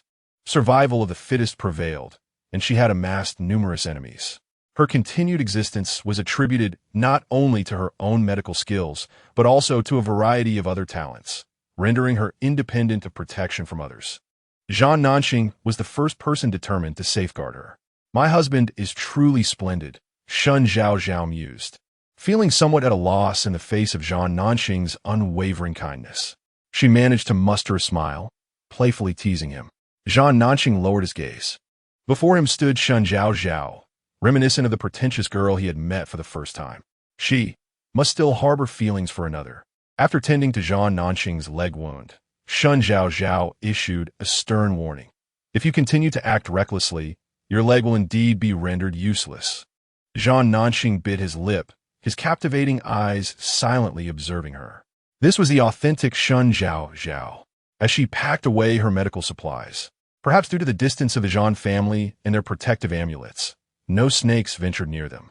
Those with a keen sense quickly recognized the safety surrounding the Zhang family and hastened to join them. "Sister Shen, you are truly remarkable," Chaoyu exclaimed as she rushed over, catching her breath. Following her were many from the Chao family, along with members of the Chun family who arrived in succession. "Madam, we owe our lives to your granddaughter. Had she not given us the straw to stuff in our pants, we would have perished." The head of the Chun family, still shaken. "Indeed," echoed the elderly patriarch of the Chun family, panting, his appreciative gaze resting upon Shen Zhaozhao. "The old matriarch is fortunate." The old matriarch of the Chun family hastily waved her hand, crediting Shen Zhaozhao's education under the guidance of the esteemed official. "Zhaozhao has been well-read since childhood. Otherwise, she could not have helped us escape this calamity." As more people arrived, the recollection of the snakes slithering about sent shivers down their spines. "Yes, thank you, Miss Shen. Today was truly bizarre, with snakes everywhere. I was bitten by one while tending to a duty, and the pain was unbearable. Had Miss Shen not warned the constables to halt and advised us to stuff straw into our pants, I fear I would not see the sun tomorrow. Indeed, a snake bit my leg, but fortunately, the straw provided some protection. We owe our lives to you, Miss Shen, or we would have met our end today." Amidst the chorus of gratitude for Shen Zhaozhao's life-saving intervention, she remained vigilant, observing the situation ahead. Stuffing materials into their pant legs was merely a temporary measure. It could not guarantee complete safety from snake bites. She hoped that the victims of the snake venom were not too numerous. To turn a blind eye to those in peril was something she could not bring herself to do. With a few individuals, her small medical kit would suffice. But if the crowd grew, she feared her supplies would be inadequate. Are you worried about them? Zhan Nanxing noted her anxious demeanor and inquired. Shen Zhaozhao acknowledged his question. Her concern was not for others, but for her own ability to cope. Zhan Nanxing, however, misconstrued her worry as inherent kindness and gently grasped her hand, assuring her that it might not necessarily be venomous snakes. The warmth radiating from his hand was something Shen Zhaozhao cherished. The warmth coursed through her hands, flowing into her limbs and bones, reassuring her that she was not alone. Before long, the last few subordinates who had been restraining her legs and feet withdrew, bringing with them several unsteady individuals, presumably the injured. Shen Zhaozhao squinted, counting the number of people present. Fortunately, there were not many. She could count them on one hand. Shen, help the injured. Jiang Hu, having just arrived, searched for Shen Zhaozhao. Upon spotting her, his eyes lit up, and disregarding the fact that she was merely a relative of an official, he grasped her arm and hurried forward. Shen Zhaozhao's hand slipped from Zhan Nanxing's grasp. Zhan Nanxing's expression darkened as he watched Jiang Hu pull her away. Was he discontent that another man had taken Shinji away? Chaoya emerged from nowhere, her eyes glinting with mischief. Zhan Nanxing had an aversion to Chaoya. The girl perplexed him in ways he could not articulate. It's merely to save a life, he thought, still watching the scene unfold. Gao ya chucked softly, stubborn. Shen Zhaozhao had no time to regard the happenings behind her. She was pulled to the side of one of the subordinates. Make way, everyone. Shen knows medicine. Let her assist. Jiang Hu exclaimed, pushing Shen Zhaozhao forward. Almost losing her balance with the small medicine box in her arms, she looked up and gasped. Isnt this Ding Dinyo? Lord Ding, bitten by a snake? Shen Zhaozhao inquired, her tone sincere, vowing she meant no mockery of Ding Dinyo's plight. Get lost, I don't want a woman looking at me, Ding Dinyo, somewhat delirious, mumbled, supported by two subordinates. His face was pale, and his words were slurred. Shen Zhaozhao did not rush to open her medicine box. Instead, she carefully observed Ding Dinyo's condition. Roll up your pant leg. Let me see the injury. Zhao Jiusan promptly helped to pull Ding Dinyo's pant leg higher. On his fuzzy leg, 4 faint red puncture wounds were visible, with the surrounding flesh beginning to darken. Dunyu, as Shen Zhaozhao was inspecting for other injuries, Zhao Jiusan suddenly exclaimed, and she quickly looked up. Just moments ago, Ding Dinyo had been able to speak, but now his head drooped, and he had completely lost consciousness. Shen, hurry and save him, Jiang Hu urged, panic rising in his voice. Ding Dinyo was one of his closest subordinates, and witnessing his face grow increasingly pallid, with beads of cold sweat forming on his forehead, he pressed Shen Zhaozhao to act swiftly. Light a candle, Shen Zhaozhao instructed succinctly. One of the subordinates immediately retrieved a candle from their pack, ignited it with a fire starter, and handed it to her. And you lot, she gestured towards Zhao Jiusan and the others. Form a circle with your backs to us. This is Jiang Hu hesitated, concerned. If they turned their backs, they would be unable to see what was happening. Should Shen Zhaozhao harbor ill intentions and attempt to flee, they would have no time to react. Focus on saving him. We promise not to interfere, Jiang Hu insisted. Shen Zhaozhao held the dagger that Zhan Nanxing had bestowed upon her, gently warming its keen edge over the flickering candlelight. Upon hearing the words, she lifted her gaze and coldly declared, to counteract the venom of the snake, I must employ a unique technique for my sect. If you choose to eavesdrop, I shall withhold my aid. Impertinent, a constable, incensed by the audacity displayed towards the family of the officials, swiftly drew his blade and pressed it against Shen Zhaozhao's neck, sneering as he spoke, I shall ask you once more, will you provide assistance, or will you refuse? Chapter 46. The urgency of saving lives. Shen Zhaozhao curled her lip and sheathed the freshly sterilized dagger once more. With a slight arch of her brow and an air of defiance, she pointed at her own neck, chin raised, inviting him to strike. This was her nature. she thrived on soft approaches rather than harsh ones. The more that Zhan Nanxing cared for her, the more flustered she became in dealing with such officials who were quick to draw their blades at the slightest disagreement. She refused to coddle them. After all, they sought her assistance. Among those present, she alone possessed the capability to save Ding Daniu. As a physician, her medical skills were her source of confidence. Did he truly believe she would cower? The official swallowed hard, perplexed by this young woman's demeanor.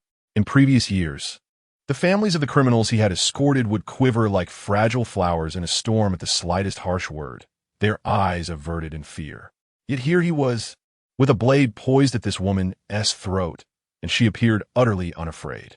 Never mind, never mind. Saving lives was paramount. Zhao Jiusan wished to prevent his comrades from harming Shen Zhaozhao.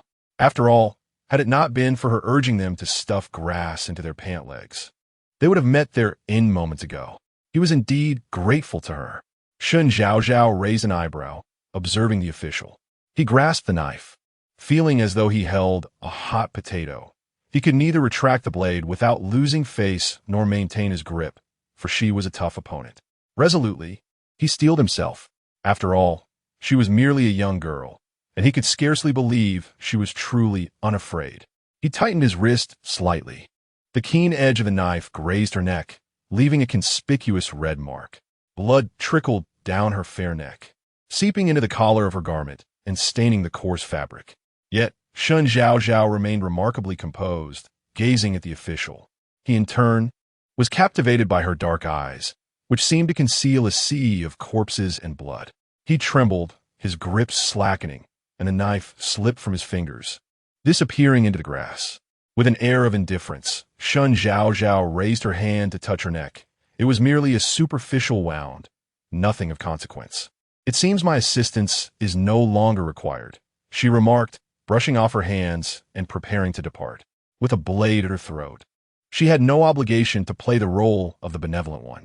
Yet, the officials, including Jiang Hu, would not permit her to leave so easily.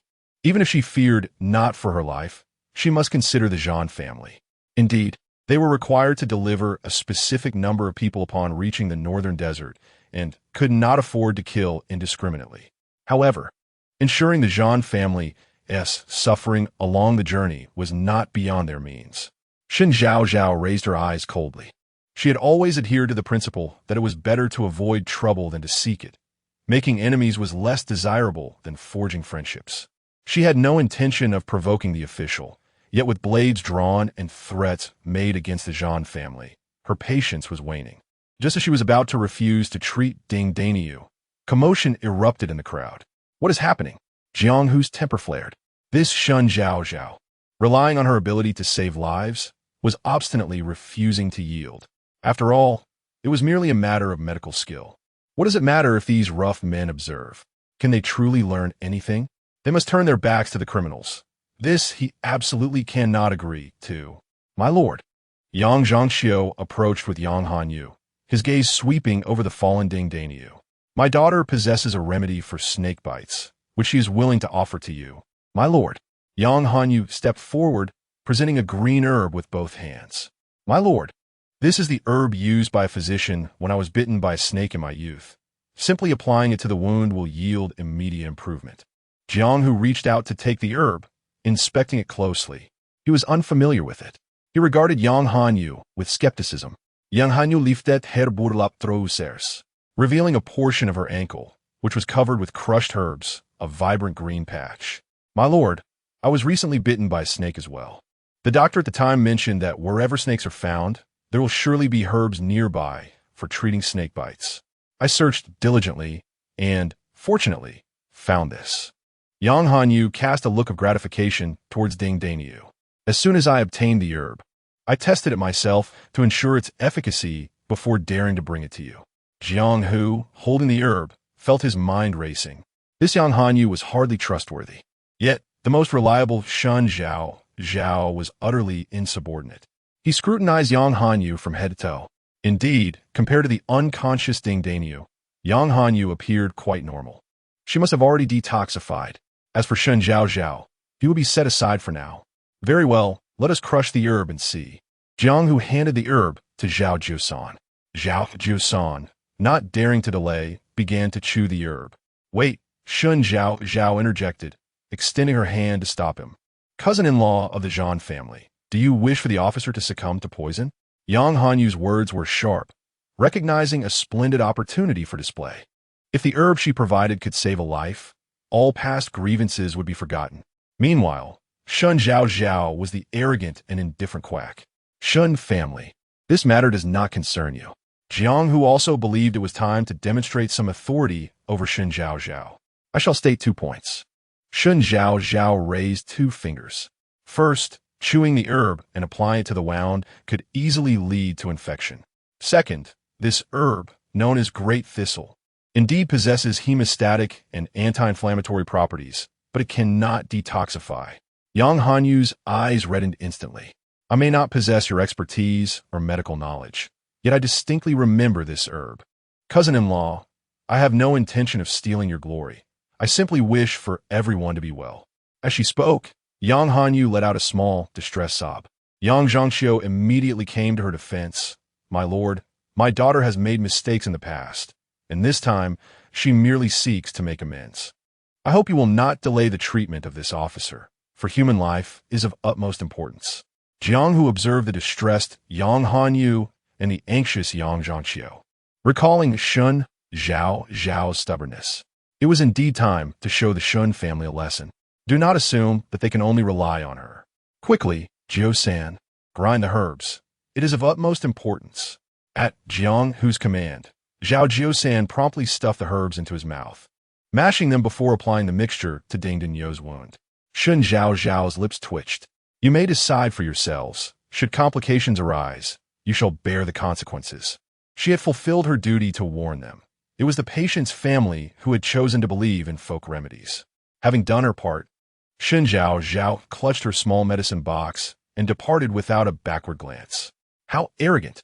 Yang Zhangqiu Skolfet, guesting a disparaging glun Shen Zhaozhao, who seemed to think herself a reincarnated divine healer, the esteemed wife of the 3rd young master of the Zhan family, believing everyone should cater to her whims.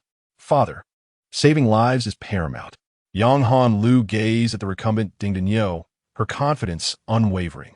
Having used the medicine herself without issue, she was certain that Ding Dinyo would awaken momentarily. Once he recovered, he would undoubtedly express profound gratitude towards her while harboring resentment towards Shen Zhaozhao for her inaction.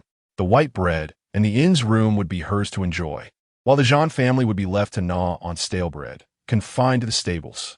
Yang Han Lu's fervent gaze was fixed upon Ding Dinyo, nearly ablaze with impatience. She could hardly wait. Chapter 47.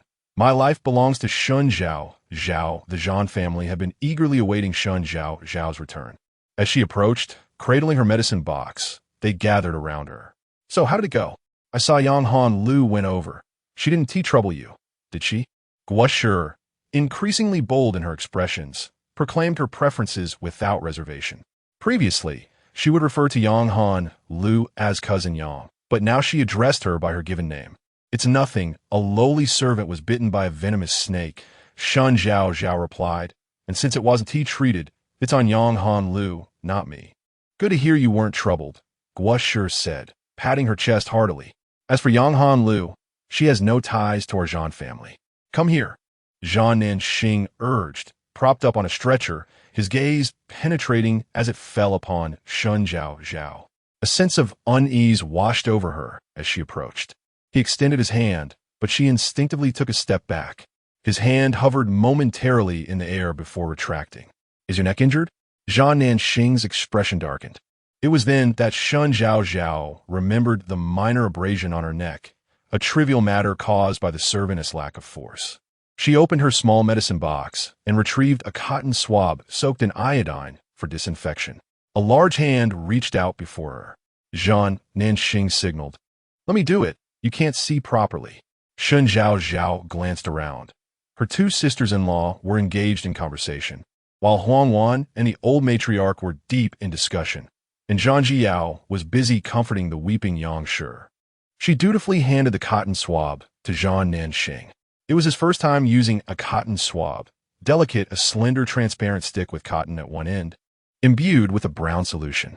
He could surmise some of Shen Zhaozhao's secrets, yet it was not his place to inquire. The swab gently met the skin of her neck, cool to the touch, eliciting a slight itch. He leaned closer, their breaths mingling in the space between them. Shen Zhaozhao could hear the frantic pulse of the artery in her neck. "Does it hurt?" Zhang Nanxing asked as he applied the iodine to the wound and withdrew his hand. Shen Zhaozhao quickly shook her head. Zhang Nanxing's gaze lingered on the scar. Had his leg been uninjured, he would not have allowed her to be taken by the servant alone. How can injury not cause pain? He leaned in closer, softly blowing on the wound. Shen Zhaozhao jolted, stepping back in shock. Her eyes wide as she stared at Zhang Nanxing. Was he still the same Zhang Nanxing who lay indifferent in bed? Could he truly be teasing her now? Really not painful? Then why are your ears so red? Zhang Nanxing inquired, glancing at her ears, which were flushed as if they might bleed. Her expression, laden with suspicion, resembled that of a startled rabbit, causing the corners of Zhang Nanxing's lips to curve slightly in amusement. It seemed she possessed such an endearing quality. Meanwhile, Yang Han Lu grew increasingly anxious. Time slipped by, and Ding Dinyo remained on the ground, unresponsive, his complexion deteriorating further. What is happening? Jiang Hu tightened his grip on the whip, frustration mounting. The medicine had been applied for quite some time.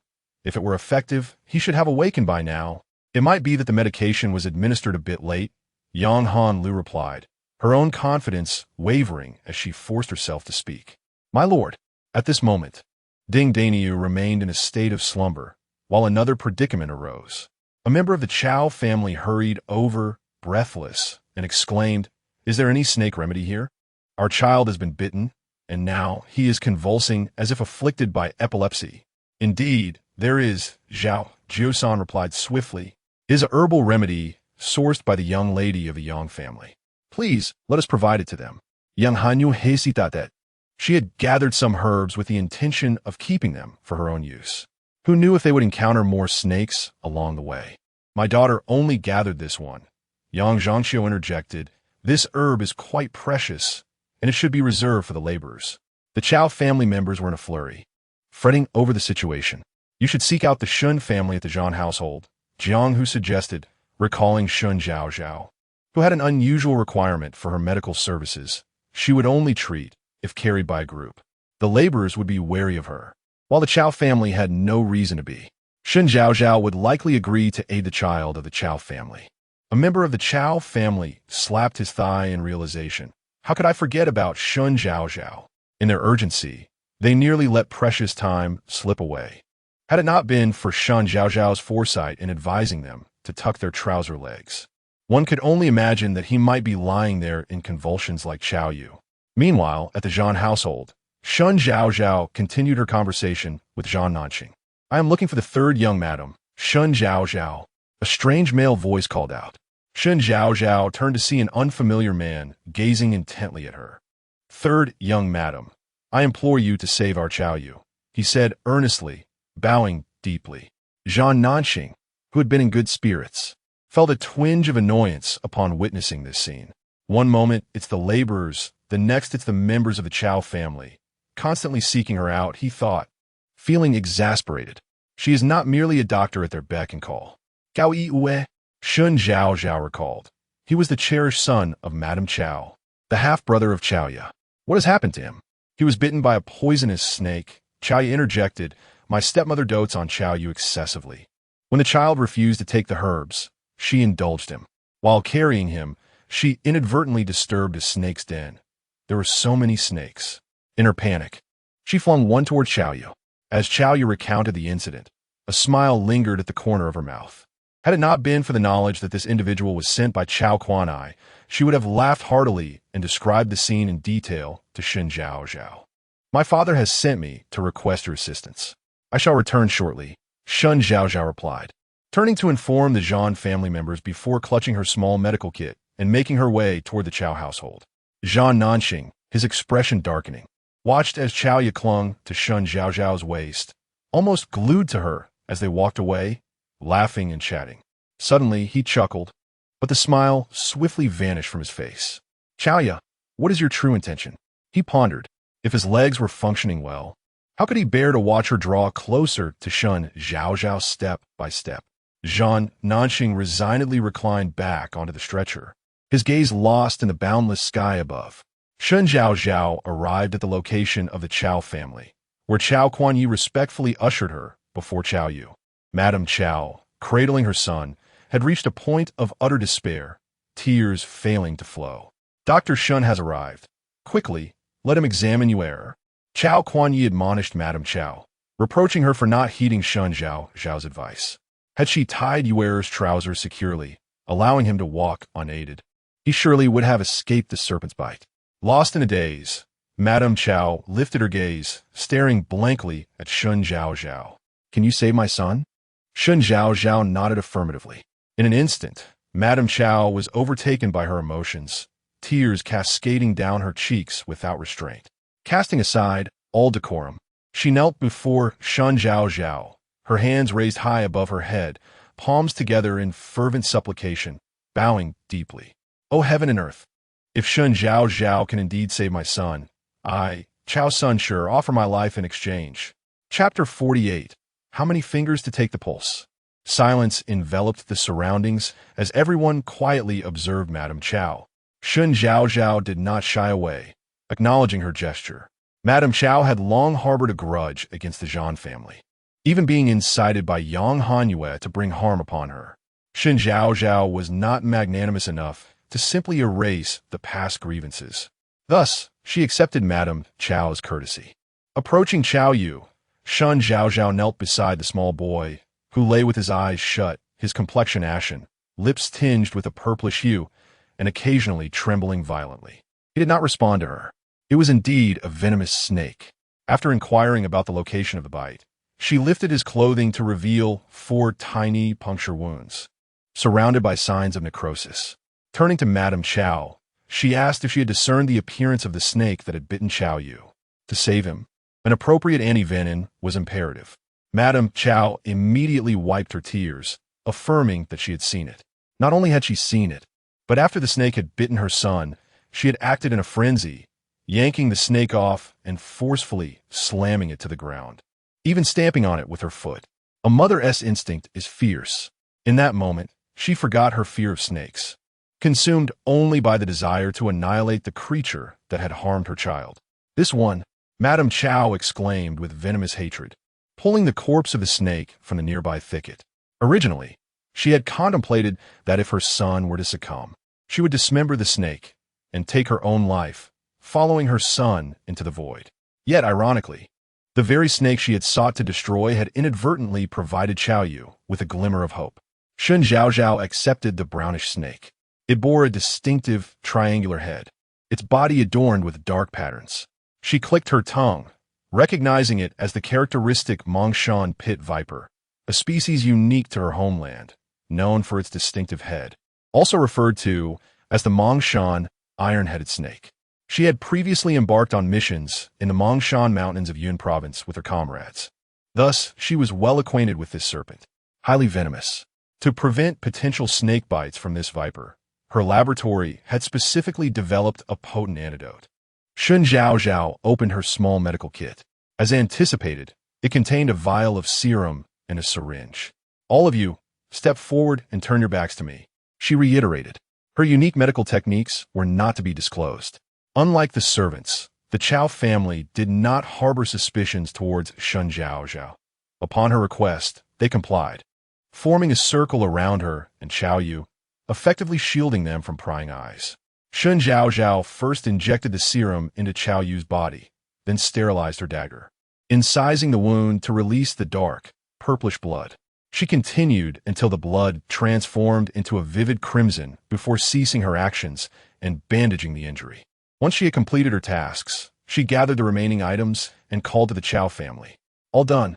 Madame Chao was the first to turn, dashing to her son and embracing him. As a mother, she was acutely aware of his condition.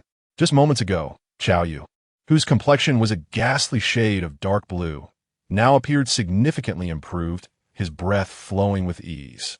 Though still unconscious, it was evident that his condition had taken a turn for the better. Thank you. Lady Chao wept inconsolably. Chao Yu was her lifeblood. Shen Zhaozhao had not merely saved a single life. She had preserved hers as well. How miraculous! The Chao family had watched in despair as Chao Yu seemed on the brink of death, only to witness his revival within mere moments. The young master of the Zhang family was indeed fortunate. Perhaps his leg could also be healed. Truly remarkable. Such unparalleled medical prowess, capable of reviving the dead. The tales of Shen Zhaozhao's skills spread among the Chao family, growing increasingly fantastical. Amidst the chorus of praise, Shen Zhaozhao shouldered her small medical kit and turned to leave. Shortly after her departure, one could still hear Lady Chao's voice, tinged with tears, calling out, "Miss Shen, from this day forth, my life shall belong to you. A life saved must be repaid with a life." Shen Zhaozhao turned back, wishing to convey that lives held little value for her. Yet upon turning, she beheld Lady Chao kneeling before her, having set aside Chao Yu, bowing deeply in reverence. All present, be they minor officials or the exiled relatives of convicted criminals, directed their gazes towards this poignant scene. Lady Chao prostrated herself in gratitude, standing at a distance. Shen Zhaozhao regarded her with an air of indifference. This moment would be etched in memory for many years to come. Yang Hanlu, too, witnessed this, biting her lip in frustration. The gratitude of a woman was of no concern to her. What she sought were the lives of the minor officials saved, along with good food and lodging during their exile. As for Ding Dinyo, the man lying prone began to show signs of life, prompting Zhao Jiusan to rush closer. Suddenly, Ding Dinyo opened his eyes. "He lives," Zhao Jiusan exclaimed joyously, turning to Yang Hanlu. "Miss Yang, come quickly and see if this is sufficient."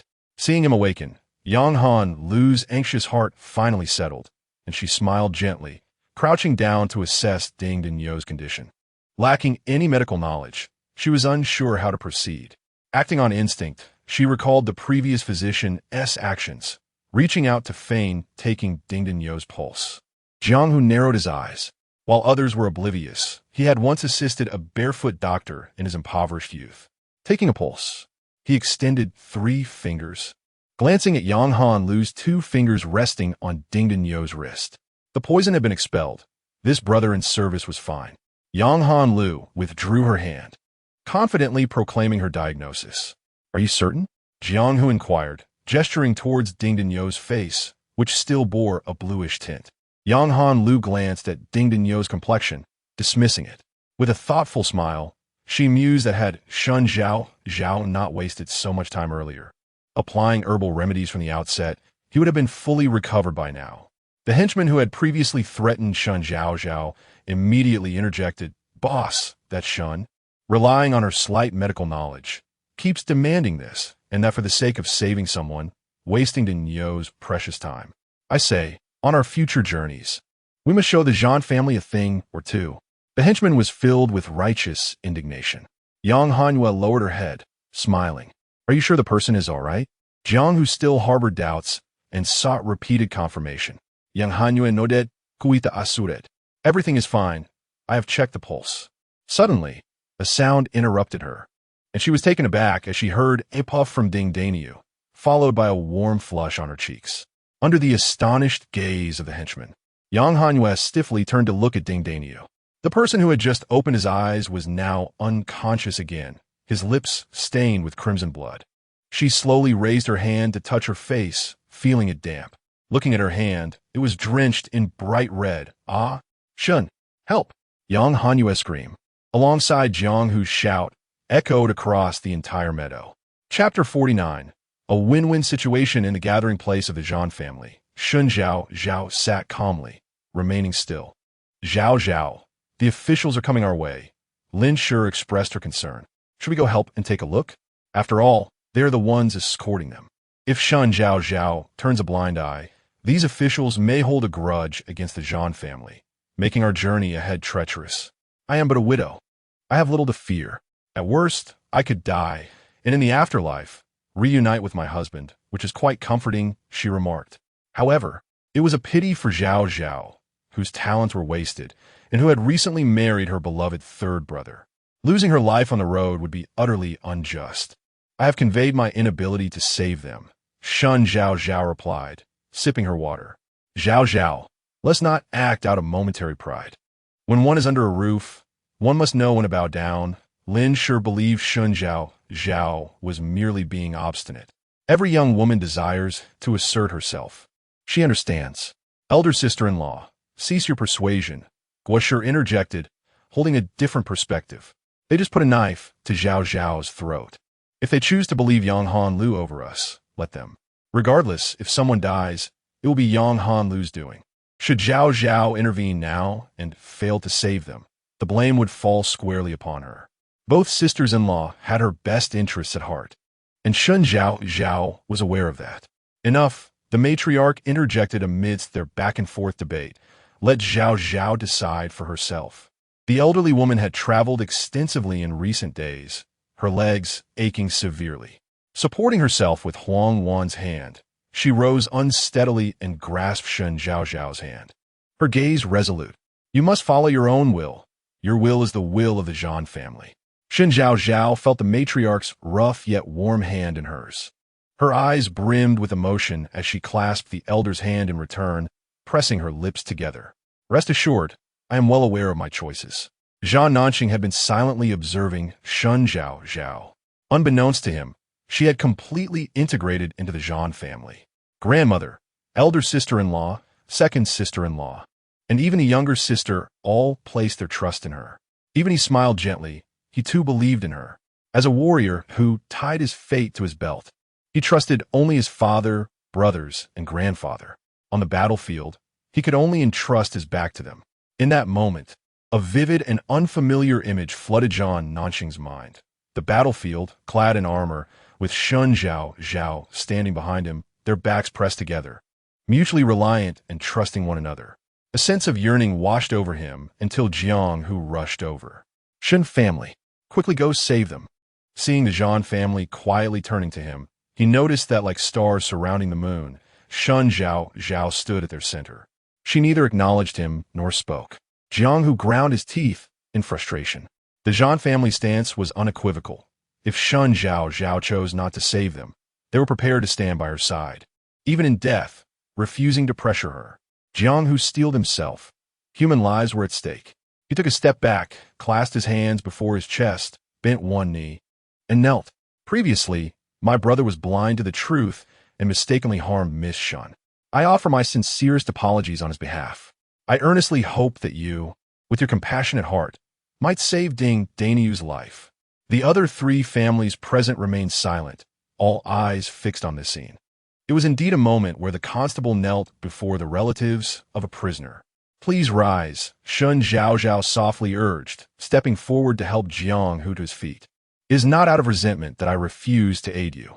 As I have previously explained, the wound has become infected, and with the spread of toxins, I fear I may be unable to save him now. Shen Zhaozhao elucidated.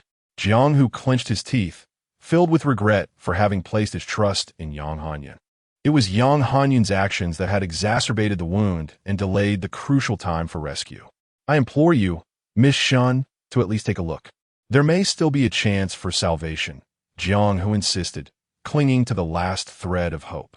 The sincerity of their plea, coupled with the apology and the kneeling, left Shen Zhaozhao with little choice but to oblige. Very well, I shall go. As she prepared to leave with her small medical kit, Zhan Nanqing interjected. I will accompany you.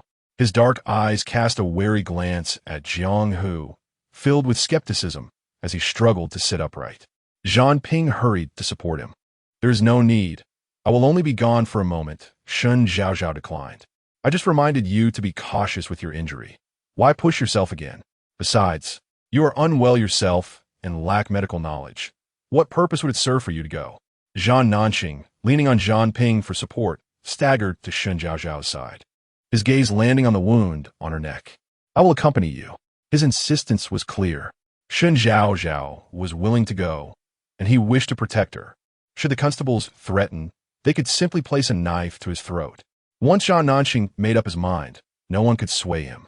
Shen Zhaozhao had no choice but to follow Jiang Hu, while Zhan Nanqing, supported by Zhan Ping, limped along behind, dragging his injured leg. Upon Shen Zhaozhao's approach, the constables quickly parted to reveal Ding Daniu, lying unconscious on the ground.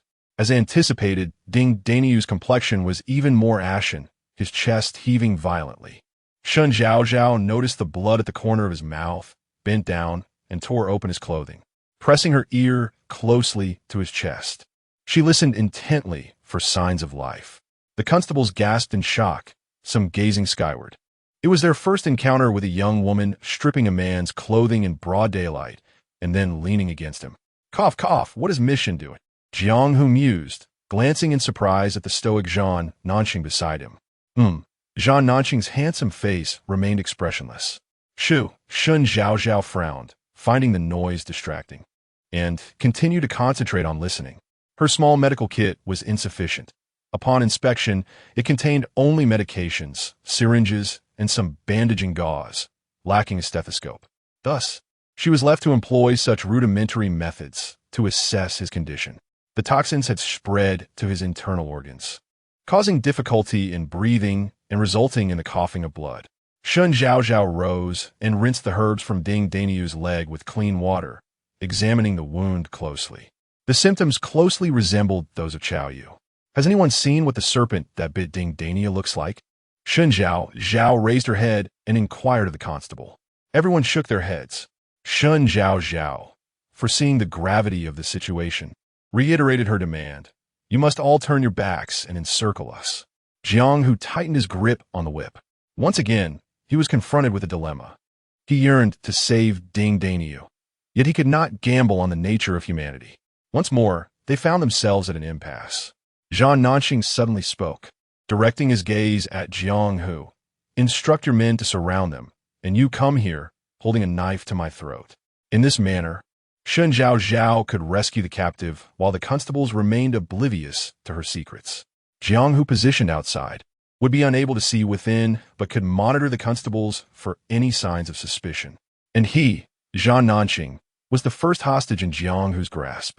A solution that satisfies all parties involved. Chapter 50.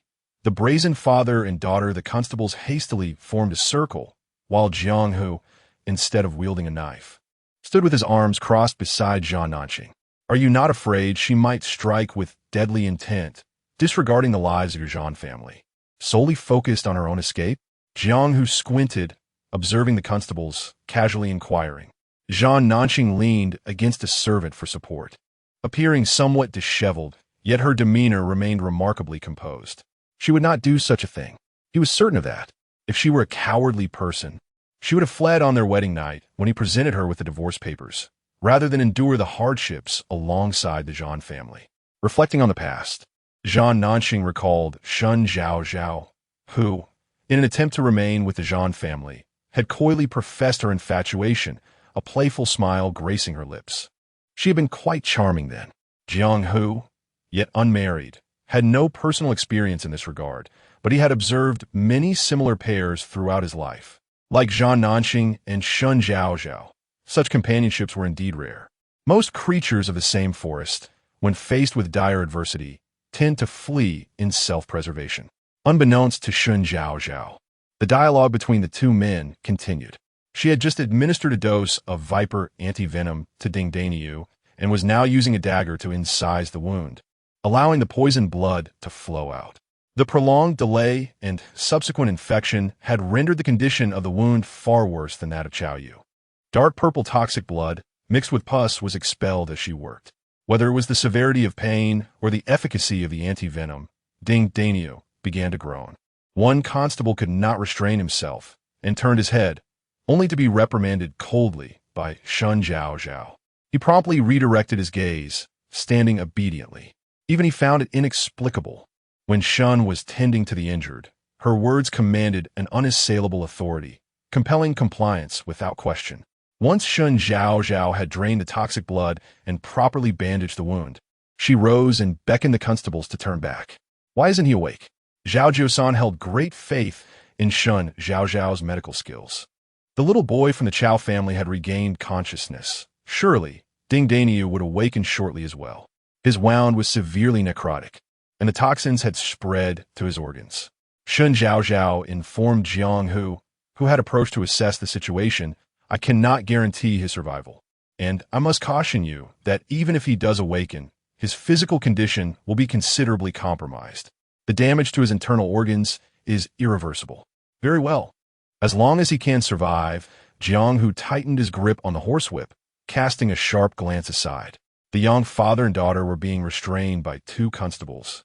Crouched on the ground, Jiang Hu felt a twinge of guilt, yet primarily attributed the fault to the Yangs. Were it not for their greed in interrupting with talk of herbs, he would have continued to deliberate with Shen Zhaozhao, perhaps devising a more advantageous solution. Ding Daniu would not have suffered delays in treatment. May my husband return with me? Shen Zhaozhao stood beside Zhan Nanqing. Jiang Hu, naturally, did not intend to keep her, but rather courteously offered Zhan Nanqing a stick he had previously used to fend off snakes, now repurposed for her support in walking. I shall assist. Shen Zhaozhao replaced Zhan Ping's position, aiding Zhan Nanqing as they turned to retrace their steps. Not having ventured far, they encountered the father and daughter of the Yang family, escorted by two constables. Has Nanqing managed to save the person? Yang Zhangqiu, fully aware of the impending disaster, could think only of preserving life at all costs. If the person lived, he would live too. Zhan Nanqing faced Yang Zhangqiu with an icy expression, harboring little fondness for this uncle. In his childhood, during festive occasions, Yang's uncle would come to their home, lamenting his financial woes while bringing along Yang Hanyu to leave with their mother, under the pretense of deepening familial bonds. Leave it to fate, Shen Zhaozhao interjected, providing a vague response. What do you mean by leaving it to fate? Yang Zhangqiu retorted, agitatet. Shen, you are a physician. You should reflect on whether you have done your utmost. It is your duty to heal the patient. Shen Zhaozhao rolled her eyes in exasperation, choosing to disregard him. What attitude is that? Yang Zhangqiu exclaimed. After all, I am your uncle. You still remember you are my uncle? Zhan Nanqing interjected, stepping forward to shield Shen Zhaozhao. His enchanting eyes were cold as ice. Was it not your beloved daughter who, in her haste to claim Shen Zhaozhao as credit, had inadvertently complicated matters? Now, the person lies half alive, and rather than reproaching your daughter, you direct your ire towards my wife for not exerting herself? Zhan Nanqing scoffed, tightening his grip on Shen Zhaozhao's hand. Zhaozhao has performed admirably. The ones who need to reflect are you. He turned to Jiang Hu and called out, esteemed constable, these two have no ties to us. How you choose to deal with them is entirely up to you. After speaking, he fixed his gaze ahead, leading Shen Zhaozhao away. Yang Zhangqiu's fury was palpable. How could he, as Zhan Nanqing's elder, be scolded so brazenly, and to have his relationship with them so nonchalantly dismissed? Zhan Nanqing, I am your uncle. Luer is your cousin. Without the Yang family, you would not even exist. If anything were to happen to us today, consider how your mother would perceive you in the future. I remind you, I am your uncle, your elder. This relation is inescapable. His shouts drew the attention of the other families, who looked on curiously. Shen Zhaozhao was being led back by Zhan Nanqing, though his mobility was impaired. Leaning on a cane, he moved swiftly, eager to distance himself from Yang Zhangqiu's clamoring. Let go. I can walk on my own. Yang Zhangqiu was being escorted toward Jiang Hu by the two constables. Father, Yang Hanyu exclaimed, noticing Ding Daniu, who had been lying on the ground, awaken and sit up. He's awake. Yang Zhangqiu's eyes brightened at the news. As long as he is awake, that is good. His voice grew even louder as he wrestled free from the grip of the constables. Shen Zhaozhao saved him. You cannot treat me this way. Shen Zhaozhao is my niece-in-law. The one she saved is the one I saved. Just go. The constables, taken aback by his audacity, could not help but kick him in the leg. Ouch. The kick struck precisely within the bend of Yang Zhangqiu's knee, causing him to collapse onto the ground. Father, Yang Hanyu said, supporting her father while casting a glance at Ding Daniu, her eyes filled with resentment. How perplexing it was that he chose to awaken at this moment, coinciding with Shen Zhaozhao's arrival. Jiang Hu and several constables were inquiring about Ding Daniu's condition, relieved to find him awake and in good spirits. Turning around, they regarded the father and daughter from the Yang family. You ought to be grateful for Shen's exceptional medical skills, which have saved him. Otherwise, he scoffed. Yang Hanyu raised her gaze and knelt down, earnestly defending herself. My lord, please consider this. The herbs I provided indeed possess detoxifying properties, as they're the very means by which I rid myself of snake venom. It must be that my herbs acted slowly, only manifesting their effects after Shen Zhaozhao's arrival, which led you to mistakenly attribute the recovery to her abilities. Should you doubt my words, feel free to summon Shen Zhaozhao and have her clarify. If my herbs were ineffective, how is it that, despite being envenomed, I remain unscathed after their application? Chapter 51. The non-venomous snake Shen Zhaozhao supported Zhang Nanxing, her gaze occasionally drifting to their tightly clasped hands. She had no intention of withdrawing her hand. Zhang Nanxing's earlier words of defense had resonated deeply with her, though she remained outwardly unresponsive. Each utterance struck a chord within her heart. Zhang Nanxing showed no inclination to release her either. Thus, in a serene silence, they returned to the Zhang residence, hand in hand. Guo Shi, with her keen eyes and quick tongue, chuckled behind her hand, delighted by her brother's affection for his wife. So, was the person saved? Lin Shi, still apprehensive, feared that if the rescue failed, Shen Zhaozhao would bear the brunt of the blame. When I returned, the condition of that servant had improved. It should be fine, Shen Zhaozhao replied candidly to her sister-in-law. That is a relief, Lin Shi sighed, her worries dissipating. Guo Shi lifted her chin, proclaiming, I told you, sister-in-law, that you worry too much. This is Zhaozhao.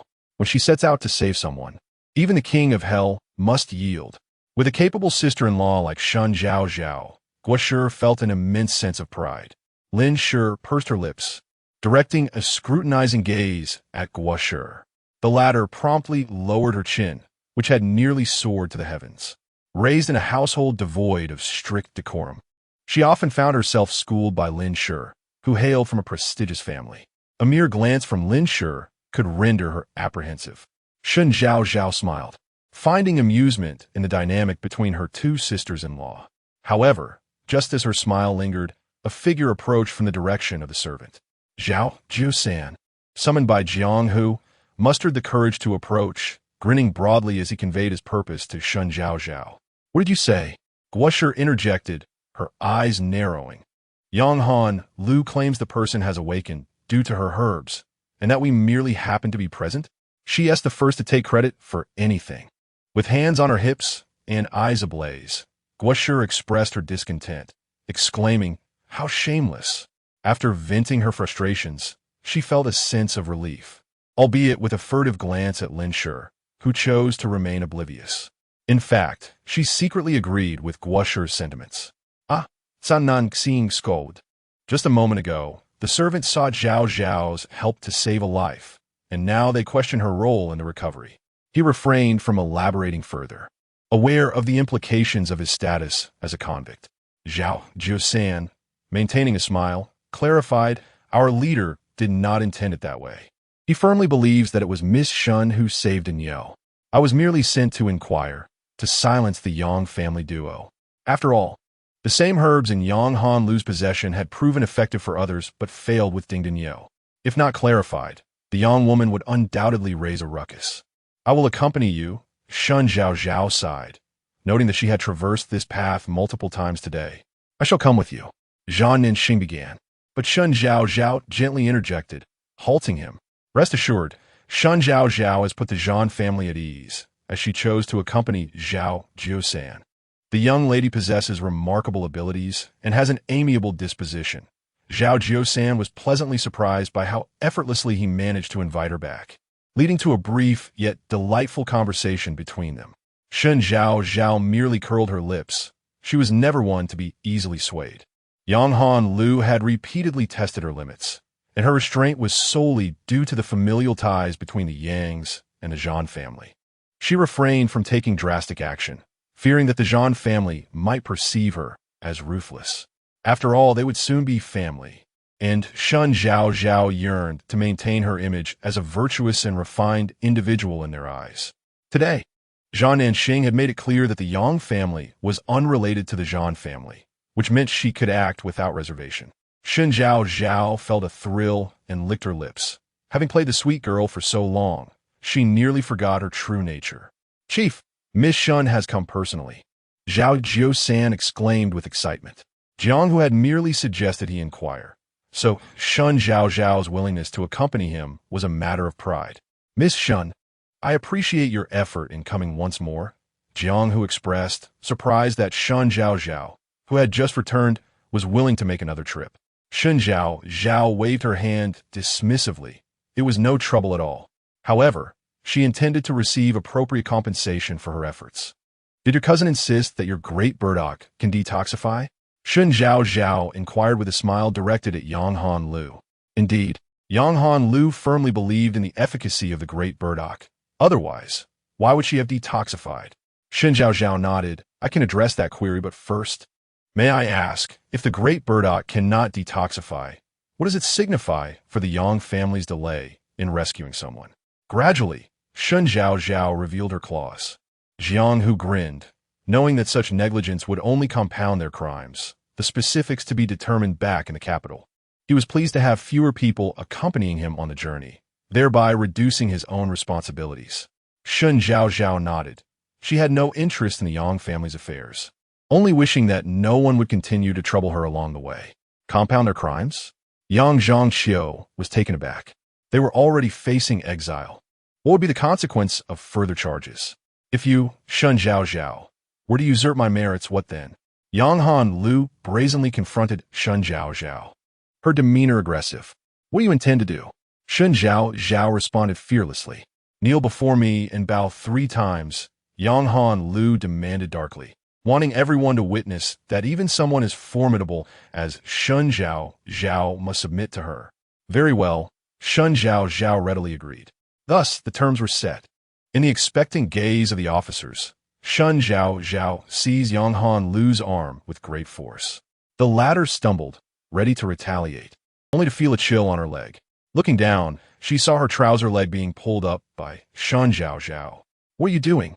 Shen Zhaozhao answered with action, bending down to wipe away the great burdock from Yang Han Lu's leg, exposing an injury. Shen Zhaozhao smiled knowingly. It was just as she suspected. Are you not going to explain why you believe the burdock can serve as an antidote? Shen Zhaozhao raised her gaze, her expression as frigid as ice as she scrutinized Yang Han Lu. I am indeed providing you with an answer. Then do enlighten me. Stop with the theatrics. Yang Han Lu retorted, tugging at the hem of her trousers. The chill in Shen Zhaozhao's gaze sent a shiver down her spine, as if she were being regarded as a mere corpse. Shen Zhaozhao then brushed the burdock in her hand, revealing the truth. The burdock, in fact, possesses no detoxifying properties. Turning her attention back to Yang Han Lu, she continued, as for your snakebite that resulted in no venom, the explanation is rather straightforward. Yang Han Lu, the serpent that bit you is utterly non-venomous. Chapter 52. The insignificant one's a gentle breeze swept through, caressing the strands of hair that brushed against Yang Hanyan's dazed cheek. Her ears buzzed with disbelief. How could this be? She pondered various possibilities. Perhaps the herbal remedy was taking effect too slowly, or maybe Ding Daniu had arrived too late to provide aid. Yet, she had never considered that the snake that bit her differed from the one that bit Ding Daniu. You're speaking nonsense. Yang Hanyan chose to disbelieve. Surely, Shen Zhaozhao had concocted this tale and appropriated her credit. Shen Zhaozhao, however, remained reticent, explaining that the wounds from venomous snake bites typically present 2 puncture marks, while those from non-venomous snakes exhibit a series of delicate tooth impressions. Perhaps you should examine the nature of your own wound. Yang Hanyan was momentarily struck dumb. The herbal poultice on her leg had been applied by her own hand, and she knew precisely what her wound resembled. Indeed, it was a series of bite marks. At that moment, she recalled Ding Daniu's injury, which was entirely different from hers. Seeing Yang Hanyan's expression, the other attendants understood the situation. Shen Zhaozhao was indeed correct. I said we should have listened to Miss Shen earlier. It might have expedited Daniu's recovery, Zhao Jusan lamented, slapping his thigh in frustration. The attendant who had previously brandished a sword at Shen Zhaozhao lowered his head, wishing to vanish into the ground. The attendants exchanged whispers, realizing that the young bride from the Zhan family possessed genuine skill. Previously, Daniu had held her in low regard, yet it was she who had saved his life. Let us refrain from further discussion. We cannot allow Daniu to lose face they said, glancing towards Ding Daniu. Ding Daniu's complexion was a spectacle to behold, alternating between crimson and pallor. The toxins had ravaged his internal organs. Although he was conscious, his body was in torment, each breath feeling as if it might tear him apart. He truly regretted his earlier arrogance. Had he known the peril of a snake bite could be fatal, he would have set aside his pride and heeded Shen Zhaozhao's advice, securing his pant legs with utmost diligence. "Thank you, Miss Shen. You have saved our lives." Jiang Hu expressed his gratitude with a respectful gesture. Had it not been for Shen Zhaozhao's reminder to tuck the herbs into their pant legs, they would have met their demise here. Gratitude for a life saved cannot be adequately expressed in mere words. The families observing from a distance were acutely aware that the Zhan family's fortune, thanks to Shen Zhaozhao, had afforded them the protection of the attendants along their journey. To claim that their eyes were not red with envy or that their hearts were devoid of jealousy would be disingenuous. Yet they felt powerless, for none in their families possessed talents akin to Shen Zhaozhao's. Shen Zhaozhao graciously exchanged pleasantries before preparing to return to the Zhan residence. Jiang Hu, eager to offer her the utmost respect, volunteered to accompany her. "Rest assured, Miss Shen, I will arrange the Yang family to be escorted back to the capital and will report the situation here accurately to the officials. They shall determine the appropriate course of action. From this point onward, they will not accompany us, sparing you any further unpleasantness." Jiang Hu's demeanor towards Shen Zhaozhao had undergone a complete transformation. He had previously referred to her as Shen Shi, but now he addressed her as Miss Shen, wary of inciting her displeasure. "A gentleman's word is his bond," Shen Zhaozhao acknowledged, reciprocating his courtesy with grace. However, Jiang Hu, feeling somewhat troubled, scratched his head and gazed at the expanse of grass. With so many snakes present, how could they possibly traverse this meadow? As dusk approached, remaining stationary was not a viable option. While people could remain still, the snakes might very well slither forth, and it would be disastrous if one were to strike.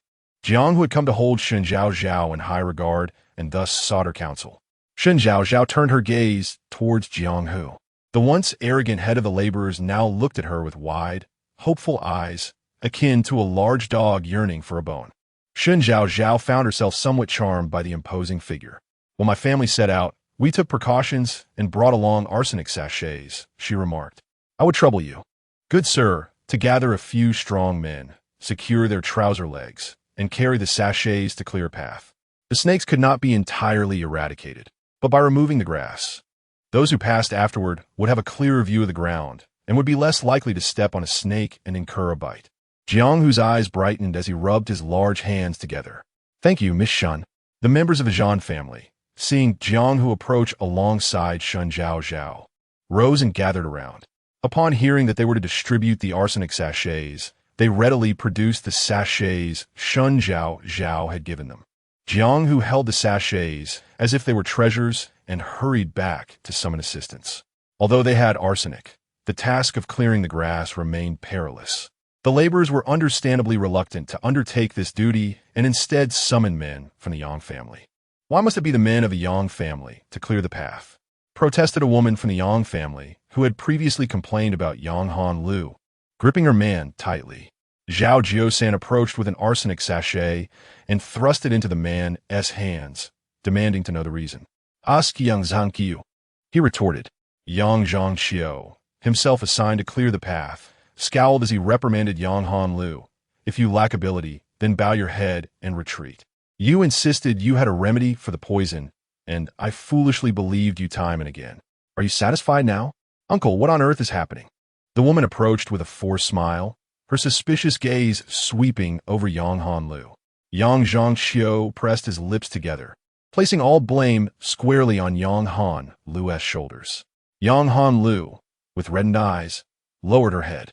When she had claimed to possess herbs that could counteract the poison, her father had been even more excited than she, dragging her to the laborers. Now, it seemed all the blame rested on her alone. "The young lady truly has a remarkable talent," the woman scoffed, focusing solely on her own notoriety, causing the entire clan to suffer alongside her. The young lady ought to consider her own capabilities before taking on such tasks. What if we're bitten by snakes while clearing the grass? The Yang family members voiced their grievances, and if glances could kill, Yang Hanlu would have been riddled with arrows. The laborers had taken everyone away, and the complaints continued to echo around them. Yang Hanlu understood that she would soon be sent back to the capital, where she would face compounded grievances. What awaited her was more terrifying than exile. She could not even fathom what that could be. She lifted her gaze towards the direction of the Zhan family. Zhan Nanxing sat on a stretcher, propping herself up as she conversed with Shen Zhaozhao, her enchanting peach blossom eyes sparkling with mirth. Suddenly, she realized the gravity of her own misjudgment. Yang Hanyu gazed dreamily for a moment before bursting into laughter. She should have heeded her aunt's wishes and married her cousin. Though her cousin was disabled, he possessed a tender heart and handsome features, coupled with her aunt's affection. Life in the Zhan family would undoubtedly be far superior to her existence in the Yang household. Shen Zhaozhao, you are merely enjoying my tolerance for now. Yang Hanyu fixed her stare on Shen Zhaozhao and murmured, you have taken my place. I shall reclaim it in due time. Shen Zhaozhao seemed to sense something amiss and looked around. What is it? Zhan Nanxing inquired, noticing her silence with genuine concern. It's nothing, just unrelated matters, Shen Zhaozhao replied with a smile. By the way, the snake that bit the errand boy, in Chao, he was a viper, and I recall that this type of snake inhabits Mongshan. Mongshan? Zhan Nanxing frowned. Shen Zhaozhao was uncertain if Mongshan existed in this era, but it was of little consequence. It's merely a mountain I encountered in literature. This kind of snake thrives in deep mountains and typically does not venture into pastures. Zhan Nanxing fell silent for a long while, and after deep contemplation, she tentatively asked, is it possible that someone has released this snake here, waiting for us? Chapter 53. A crime upon a crime, Shen Zhaozhao shook her head, uncertain, perhaps I am merely overthinking. As they conversed, a constable soon approached, courteously inviting the Zhan family to commence their journey, stating that the path ahead had been largely cleared. However, when he proceeded to inform the other two families, his demeanor exhibited a stark decline. By the time he reached the Yang family, his attitude had plummeted to its nadir. Guosher craned her neck to observe, feeling a sense of satisfaction. It was fortunate that Zhaozhao had married into their family. Had her third brother truly wed the Yang family's cousin back then, it would have been them going to clear the weeds now. Since that tearful episode, Yang Shi seemed to have found a sense of resolution, and upon hearing Guosher's remarks, she did not react significantly. The group set off once more. This time, everyone tucked their pant legs tightly, and no one complained about the grass brushing against their legs anymore. A path wide enough for two to walk side by side had been carved through the meadow. To be safe, everyone carefully watched their steps, wary of stepping on snakes. Fortunately, the journey was filled with surprises, but no dangers.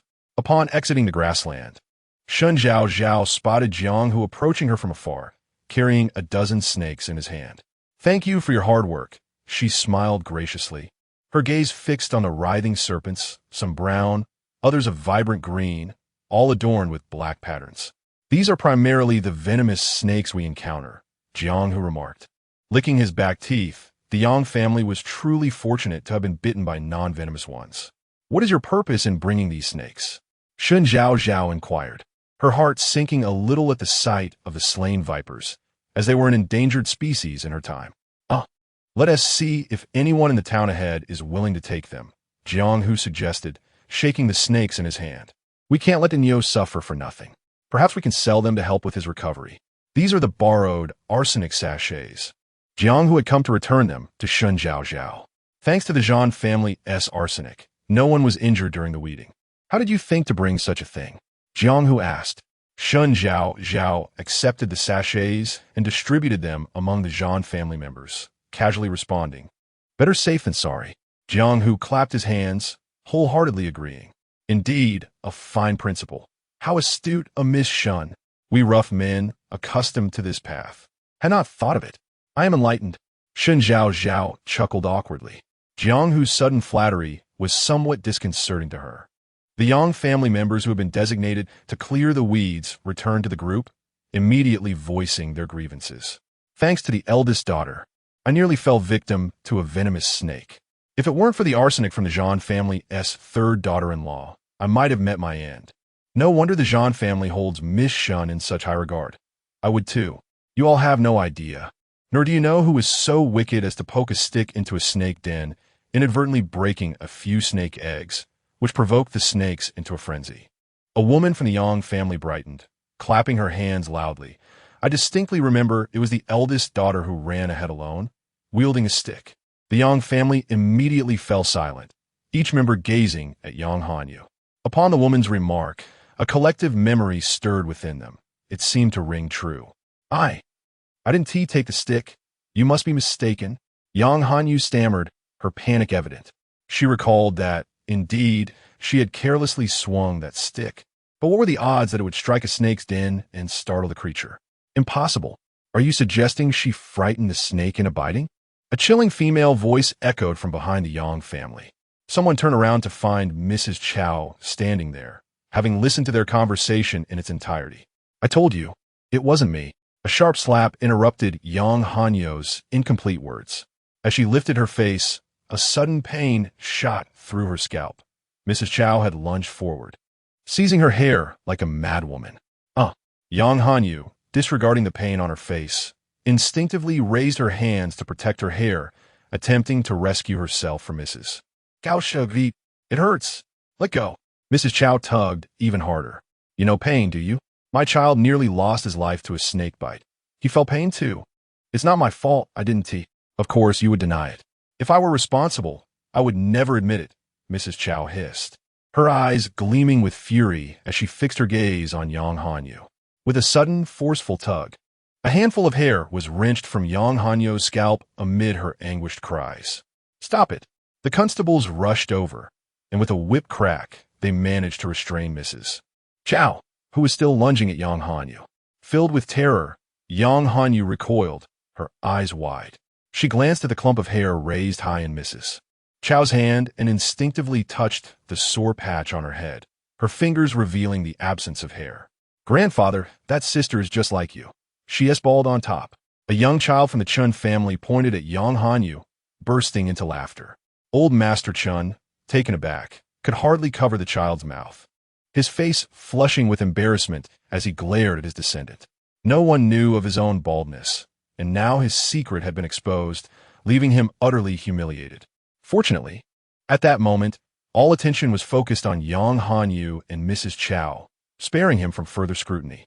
You madwoman, your son was bitten by a venomous snake due to his own misfortune. What does that have to do with me? Yang Hanyu tried, clutching her scalp where hair was missing, her face streaked with tears.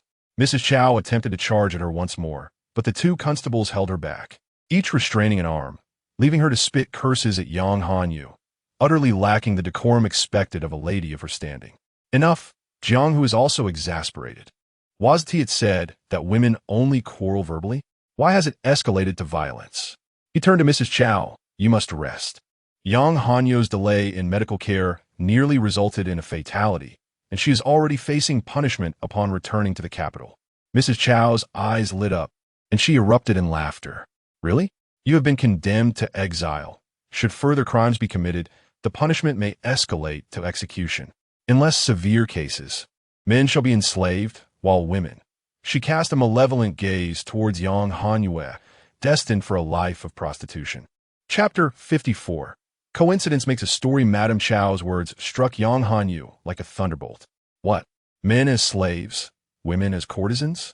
Is this considered a favorable outcome?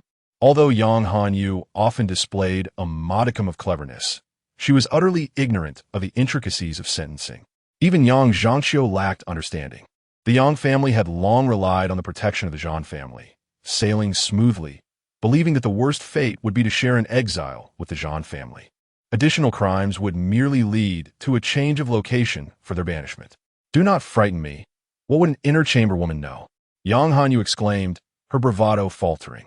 Moreover, the victim had already been rescued, and her intentions were benign in providing medicinal herbs. At most, they could be deemed a mere oversight. What crime could there be?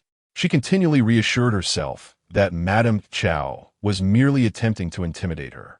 What she did not comprehend, how could Madame Zhao possibly understand? With a cold chuckle, Madame Zhao gestured towards the Chan and Zhao families, saying, I may not understand, but inquire with them. They are surely knowledgeable. The exiled were none other than officials, Chen Jun and Chao Quanai, both of whom had previously held positions of authority in the court.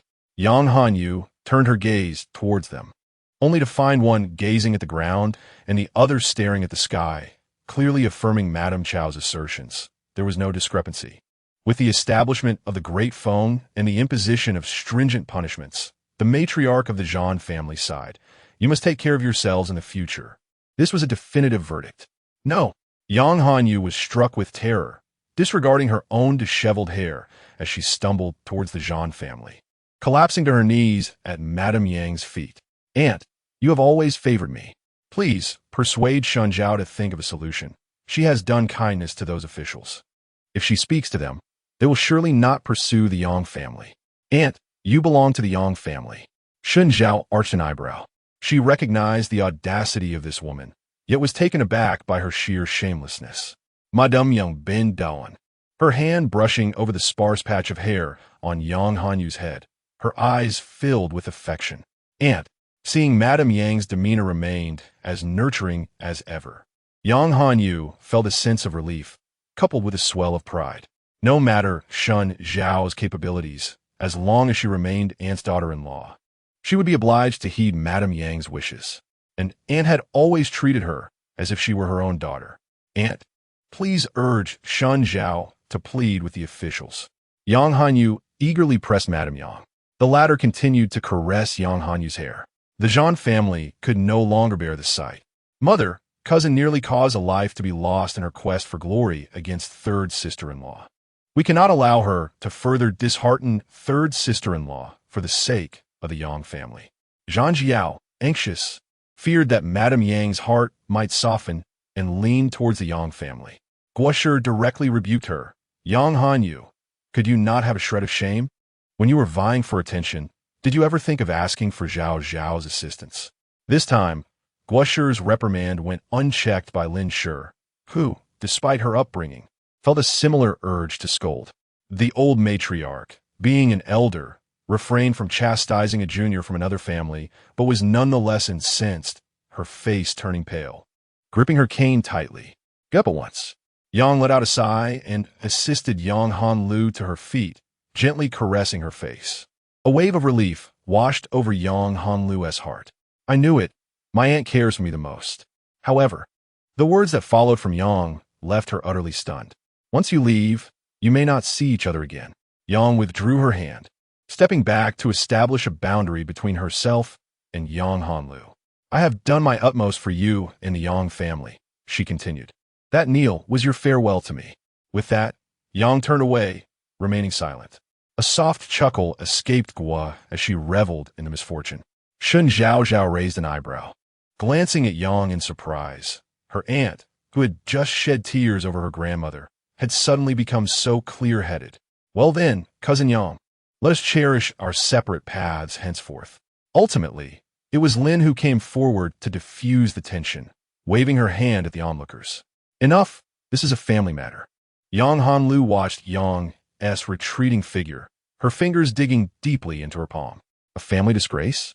How could her aunt allow them to speak of her in such a way? How could she permit her and the Yang family to descend to such a lowly state? Yet, Yang Hanlu suddenly burst into laughter, her gaze towards Yang filled with venom. It seemed her aunt regarded her as a mere pet, to be discarded when trouble arose. "And you, the Zhan family, just wait and see."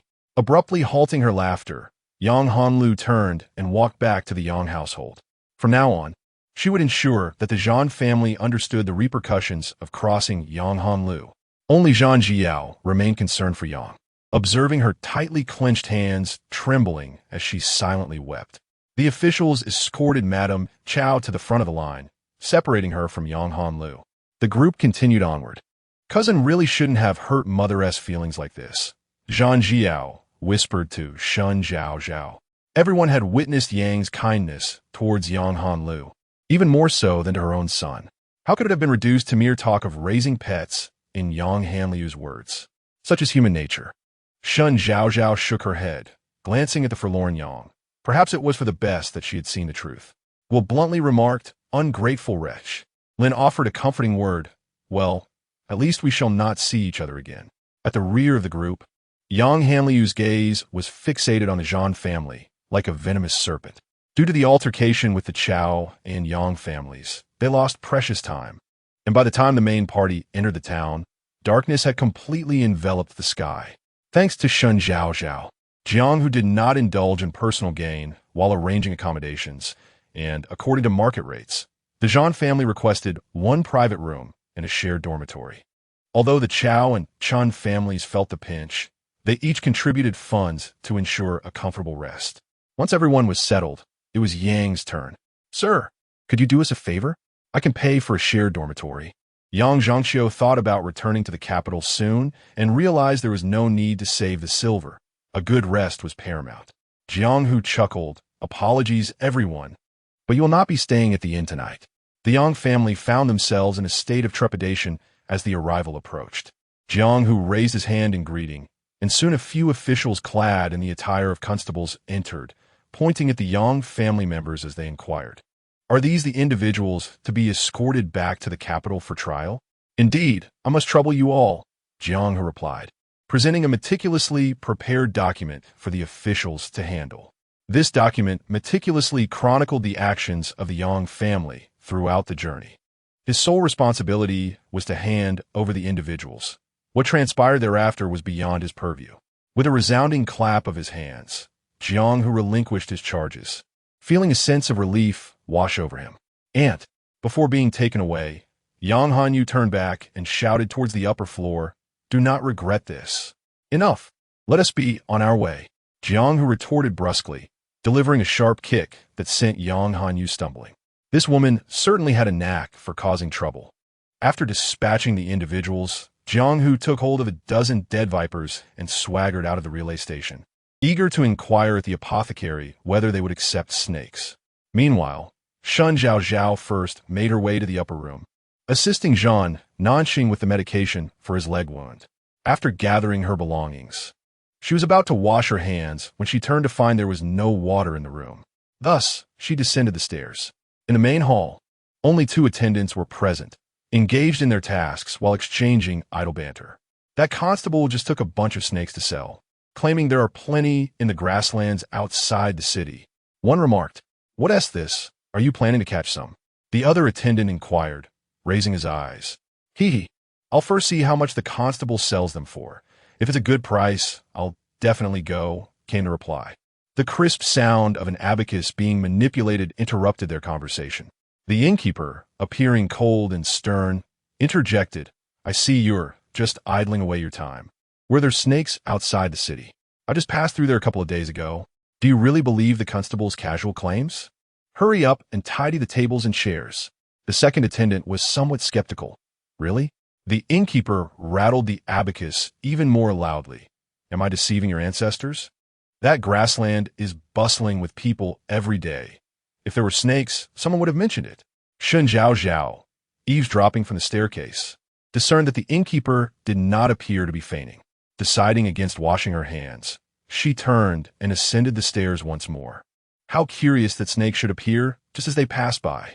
It seemed improbable for serpents, typically dwelling in the depths of the mountains, to suddenly emerge in the grasslands. Such occurrences are hardly serendipitous in this world. Chapter 55. She is upset.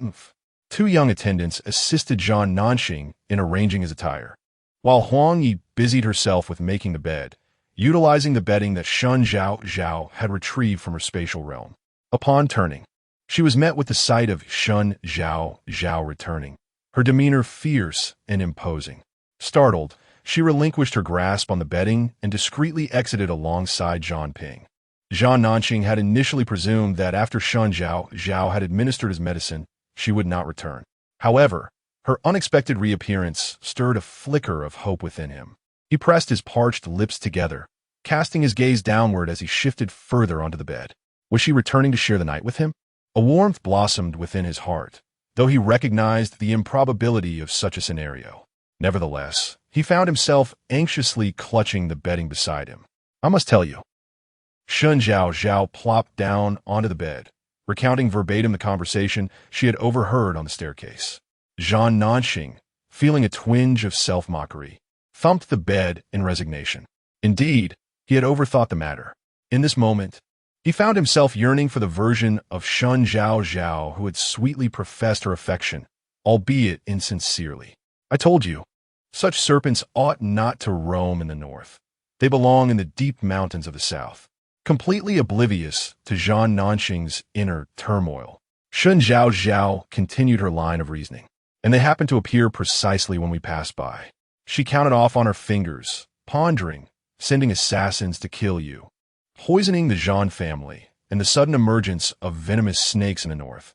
Could it be orchestrated by the same individual? Zhan Nanxing, regaining his composure, reflected for a moment before shaking his head in dismay. The Zhan family had made numerous enemies. It could be one person or many. Shen Zhaozhao, being a newcomer to this world, was unaware of the complexities involved. She comfortingly patted his shoulder, assuring him, "It's nothing. With time, they'll surely reveal their flaws." Wait. Shen Zhaozhao's eyes sparkled with realization. Speaking of flaws, she recalled something significant. Those two assassins bore identical tattoos. I even sketched them. Previously, she and Zhan Nanxing had not shared an open rapport, so she had tucked the drawing away in her spatial realm and had gradually forgotten about it. "Wait for me a moment," she instructed, moving to the 8 Immortals table and immersing herself in her spatial realm. Inside, an array of treasures procured from the Wang family's storeroom awaited her, and locating a piece of paper proved to be a considerable task. After a thorough search, she found herself scratching her head in frustration. There was simply too much, and the paper eluded her grasp. She refocused her efforts among the collection of paintings and drawings. This time, although the paper remained elusive, she stumbled upon a blue notebook that she had taken from the Wang family storeroom. At the time, it had been hidden within the treasure's pavilion, likely something of significance, and she had pilfered it. Zhan Nanxing waited patiently on the bed, calling out to her on several occasions, but Shen Zhaozhao remained unresponsive. Just as he began to suspect she had dozed off, preparing to summon a servant to cover her with a blanket, Shen Zhaozhao suddenly sprang to her feet. "I'm so sorry. I couldn't find the paper with the tattoo sketches," she exclaimed, feeling apologetic. She had never been adept at organizing things. Whether in the laboratory or the operating room, she always had assistance. "However, I did find this." Shen Zhaozhao eagerly presented a blue-covered notebook to Zhan Nanxing, urging him to examine it swiftly. "I had discovered it nestled in the compartments of the Duobao pavilion, and it was undoubtedly a significant ledger or something of that ilk." As Zhan Nanxing accepted the notebook and began to peruse its contents, his expression grew increasingly grim. By the time he closed the blue notebook, his handsome visage was as frigid as ice. "Have you seen this?" Zhan Nanxing inquired coldly. Shen Zhaozhao shook her head, admitting, "I cannot read." Zhan Nanxing cast a surprised glance at her. Then his gaze returned to the notebook, his fingers tightening around it until they turned pale. "What is it? What does this notebook contain?" Shen Zhaozhao asked, her curiosity piqued. "Nothing of consequence, merely the Wang family's ledger, detailing trivial expenditures," Zhan Nanxing replied, nonchalantly placing the blue notebook beneath his pillow, showing no intent of returning it to Shen Zhaozhao. She raised an eyebrow, sensing he was trying to mislead her. Zhan Nanxing awkwardly shifted the topic, saying, "You mentioned that assassins have tattoos. I know a few individuals who keep skilled fighters." "Oh." Shen Zhaozhao stood up, no longer wishing to engage in conversation. She had believed they were allies, sharing information as if they were inextricably linked. Yet, he remained guarded against her. Anger surged within Shen Zhaozhao as she turned on her heel and departed. Zhan Nanxing, lying on the bed, felt an urge to call her back, but his voice caught in his throat, a bitter taste lingering in his mouth. He understood her displeasure and the reasons behind it. Yet, some truths are better left unspoken, safer in their obscurity. At this moment, he and the Zhan family were incapable of safeguarding her. Fuming, Shen Zhaozhao stormed down the stairs, intending to fetch hot water from the kitchen for her ablutions. Upon entering the hall, she unexpectedly encountered Jiang Hu, who had just returned from outside. Coincidentally, Shen Zhaozhao's expression was far from pleasant, and Jiang Hu's countenance was equally grim. Shen Zhaozhao's gaze fell upon the snake Jiang Hu carried in his hands. A dozen viper carcasses were bound together, their their tails swaying limply. This is an unfortunate turn in the snake trade, Jiang Hu thought upon seeing Shen Zhaozhao. An idea sparked in his mind, and he quickly approached her. Miss Shen, just in time. Your second sister-in-law, Gua, has business connections everywhere. Perhaps she could assist in selling these 13 snakes? Chapter 56. The seafood market app after Ding Daniu suffered from poisoning. His condition truly deteriorated, and I wish to earn more money to aid his recovery. Jiang Hu, scratching his head, gazed regretfully at the bundle of snakes. To his dismay, the local medical establishments declared these serpents to be highly venomous, rendering them useless for medicinal purposes, and thus refused to accept them. It was then that he recalled Shen Zhaozhao mentioning that her sister-in-law's family was engaged in commerce, prompting him to inquire whether they could assist in selling them for some silver. Shen Zhaozhao, however, had not anticipated that Jiang Hu's intention in selling the snakes was to procure funds for his subordinate. Having such a benevolent superior was indeed a blessing for the subordinates. Flattery is key. Shen Zhaozhao's compliments came at no cost. I will ask my sister-in-law shortly, though it seems her family does not deal in medical supplies. So success is uncertain. Jiang Hu nodded, not wanting to impose. After fetching hot water from the kitchen, Shen Zhaozhao returned to the common room and casually inquired with Guo about selling the snakes. Guo blinked in surprise. Sister-in-law, you overestimate your sister-in-law. My family has never engaged in the medicinal trade. Shen Zhaozhao nodded. In that case, if anyone asks, you can say those snakes were acquired through great effort and connections with my family. Guo appeared bewildered, but ultimately agreed. Whatever Shen Zhaozhao requested, she would comply. After completing her ablutions, Shen Zhaozhao stepped outside with the water. Upon descending the stairs, she found Jiang Hu still sitting in the main hall. His brow furrowed as he stared at the 13 snakes on the table. Hearing her approach, he quickly looked up. Miss Shen, how did it go? Can your sister-in-law assist in selling them? Jiang Hu's eyes sparkled with hope. Ding Daniu, already from a humble background, relied solely on himself to support his family. Now, with his organs damaged from poisoning, he would undoubtedly lose his job transporting prisoners. The group of them had pooled their resources to help Ding Daniu, hoping to sell the snakes and provide him with some financial relief. My sister-in-law's family does not typically engage in this business, but they know some individuals who do. They can take the snakes initially, and I will provide you with the silver, Shen Zhaozhao said, estimating the value of the snakes. From her reserves, she retrieved a banknote worth 30 taels of silver, purely as a gesture of goodwill towards Jiang Hu's men. Since the banknote originated from the Wang family's treasury, she felt no remorse in parting with it. Jiang Hu was overjoyed, quickly handing the snakes to Shen Zhaozhao in exchange for the banknote. Upon seeing the sum, his eyes widened in astonishment. Miss Shen, these few snakes are not worth such a substantial amount. Having received favors from Shen Zhaozhao multiple times, he no longer bore the boldness he once had in negotiations. Holding her banknote, he felt a twinge of embarrassment. This is merely a token for my sister-in-law. Feeling sorry for the officer suffering from a snake bite to cover his recuperation expenses, Shen Zhaozhao dismissed her benefit, attributing it entirely to Guo. She understood, well, the principle that one who stands out will attract envy. Thank you. I express my gratitude to your sister-in-law on behalf of Ding Daniu, Jiang Hu said, filled with appreciation as he repeatedly thanked her. Once he returned to the quarters of the constables, he handed the banknote to the bedridden Ding Daniu. As Ding Daniu gazed at the figures on the banknote, he was almost moved to tears. Boss, you are exceedingly kind to me. He expressed his gratitude towards Shen Zhaozhao, who had persuaded her sister-in-law to assist in selling the snake, with the funds being provided in advance. Jiang Hu, however, did not seek credit for this. Upon hearing Shen Zhaozhao's name, Ding Daniu's square face flushed with a mix of embarrassment and color. What is it? Did the poison not heal? Or why is your face so red? Jiang Hu recalled Ding Daniu's condition when he was poisoned and felt a twinge of fear, worried that the effects still lingered. Boss. Ding Daniu hesitated, stammering for a while before receiving a sharp reprimand from Jiang Hu. Speak plainly. What is with all the hesitation? Jiang Hu, seeing that there was no immediate danger, felt his temper rising again. After much inner turmoil, Ding Daniu finally blurted, Jiao-san and the others claim that it was Shen who stripped me bare and nestled in my arms to save my life. Is that true? Jiang, who was taken aback, having not anticipated this line of inquiry. After some reflection, he nodded in affirmation.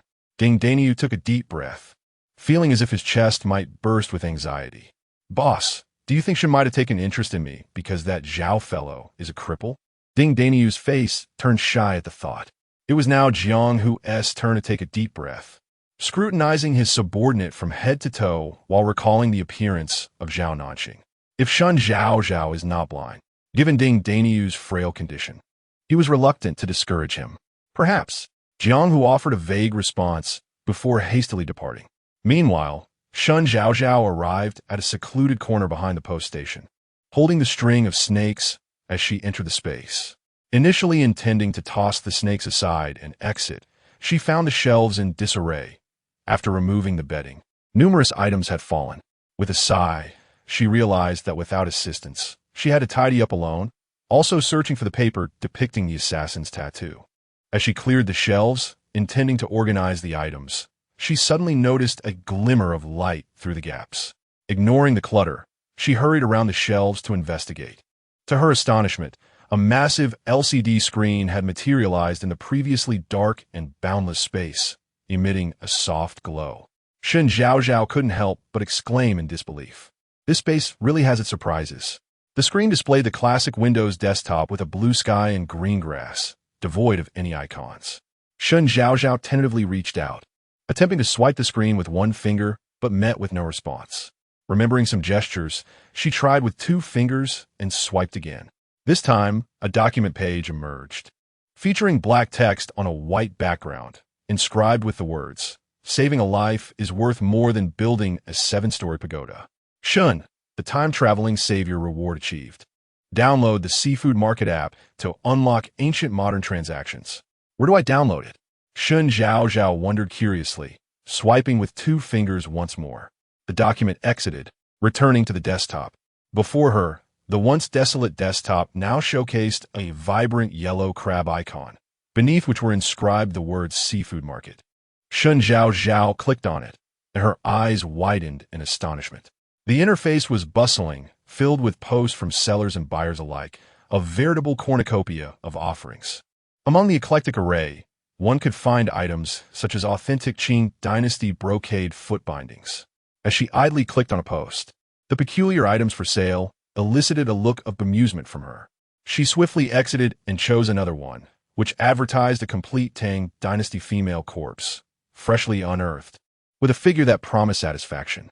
Shen Zhaozhao began to contemplate uninstalling the app. Suddenly, a notification popped up in the lower left corner. Dear Time Traveler user, Fresh Little Crab has detected your disinterest in the currently recommended products. Would you like to enable personalized recommendations? Without hesitation, she clicked yes. The page refreshed, and this time, the posts that appeared before her instantly captivated her attention. Modern medical rehabilitation equipment of various styles, prices available upon private message. Willing to pay handsomely for ancient wild animals. Tigers, wolves, foxes, snakes, and birds. Whatever you have, I will procure. For details, please message privately. Chapter 57. A delicacy indeed. The data analytics of this seafood market is quite impressive. Shen Zhaozhao flipped through the pages, and the recommendations largely aligned with her current needs. She clicked on a post seeking ancient wild animals and found a window to chat with the seller. Hello, I have 13 original spearhead vipers. Are you interested? Shen sent a message. Yes, alive or dead. The response was prompt, indicating the seller was online as well. Dead. The price for dead snakes is not favorable. The seller cautioned. Shen Zhaozhao was indifferent to the amount. She merely wished to familiarize herself with the operation of this app. 10 taels of silver, the seller quoted. Shen Zhaozhao clicked her tongue, realizing that her 30 taels in banknotes given to Jiang would cost her a loss of 20 taels. All right. As the two reached a consensus on the transaction, a trading box appeared on the screen. Ancient and modern trade. Original spearhead viper corpse, settlement currency, silver. Unit price, 10 taels, quantity, 13. There was a confirmation button below, which Shen Zhaozhao clicked. Ding! A notification popped up indicating the transaction was successful. Shen Zhaozhao was utterly baffled. Was it truly that simple? How was she to receive those 10 taels of silver? And how would the snakes be transported from ancient times to the modern era?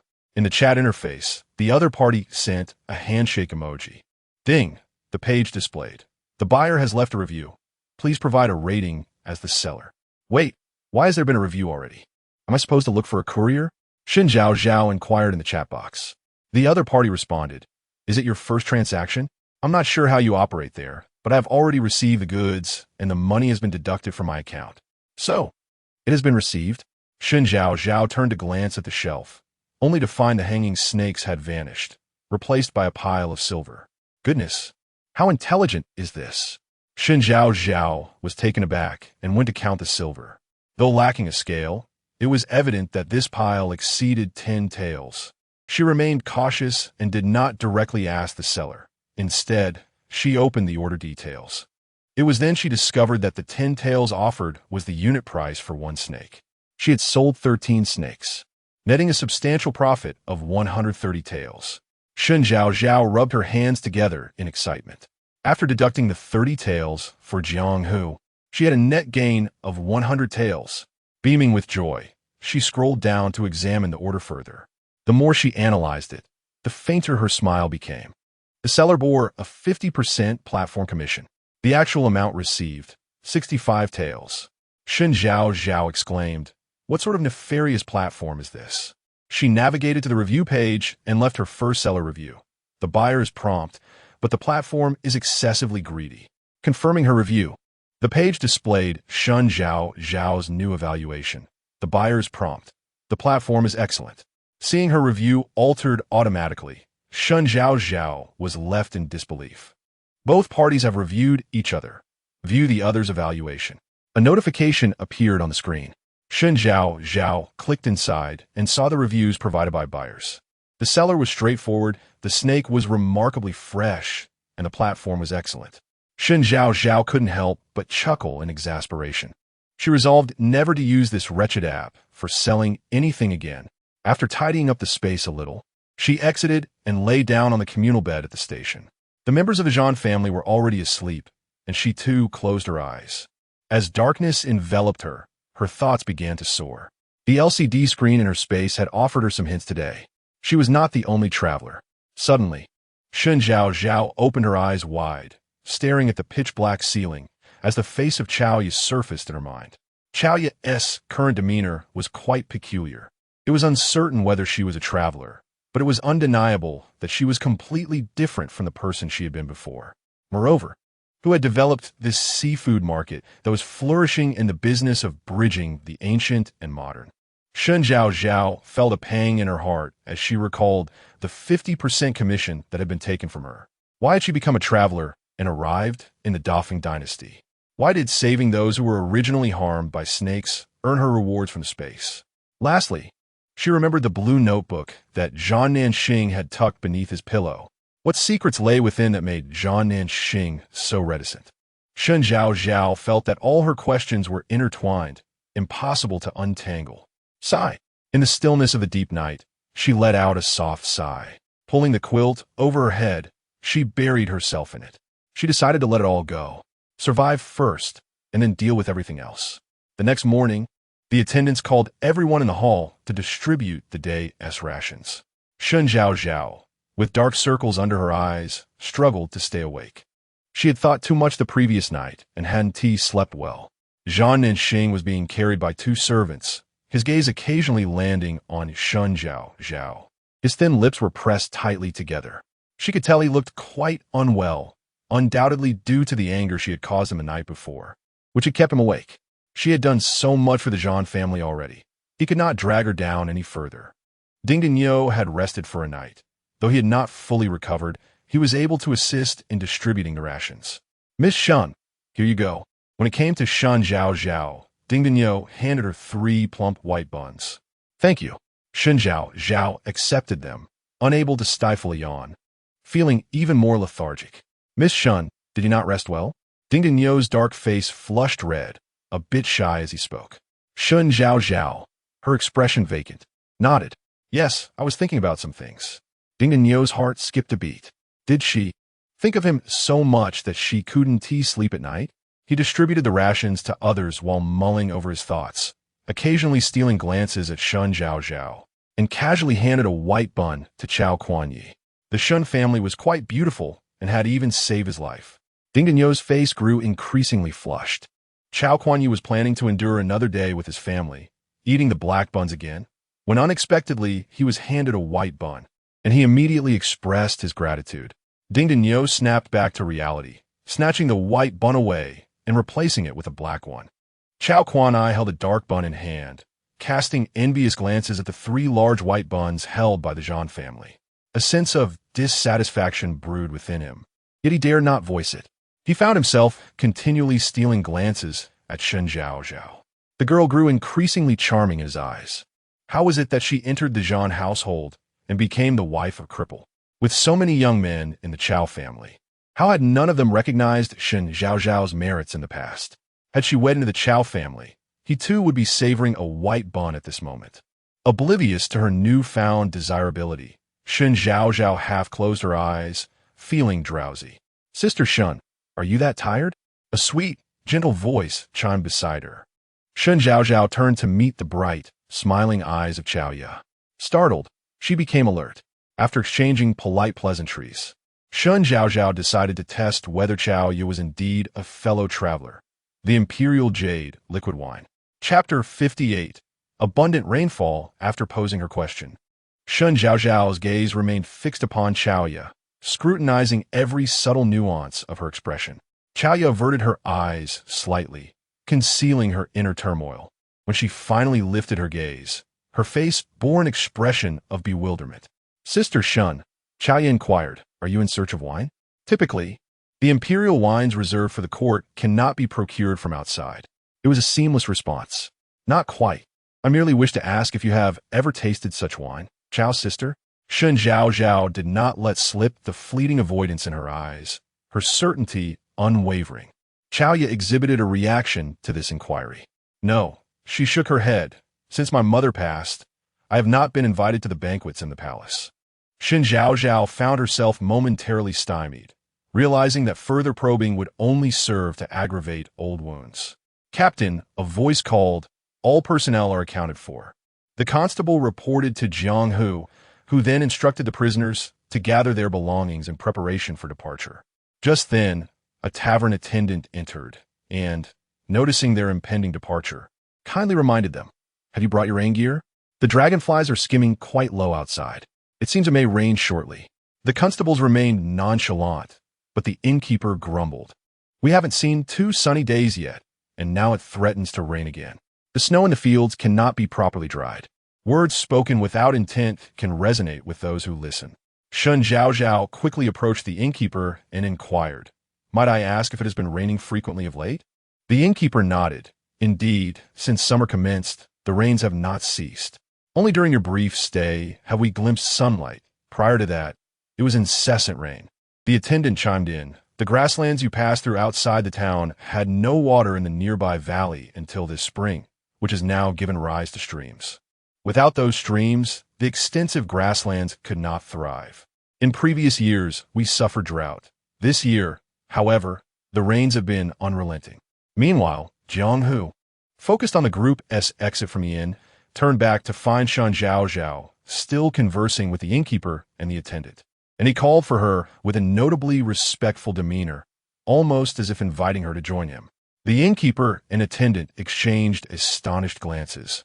Having frequently dealt with constables and exiles, this was their first encounter with such deference shown by a constable toward a prisoner. One might easily mistake Shen Zhaozhao, clad in simple linen, for a young lady of nobility, with Jiang Hu as her devoted escort. "My lord," Shen Zhaozhao said as she exited alongside Jiang Hu, "I have just overheard the innkeeper and attendant mention the recent abundance of rain. Might you grant us leave to procure some rain gear?" As they journeyed further north, the absence of broadleaf plants like banana trees became increasingly apparent.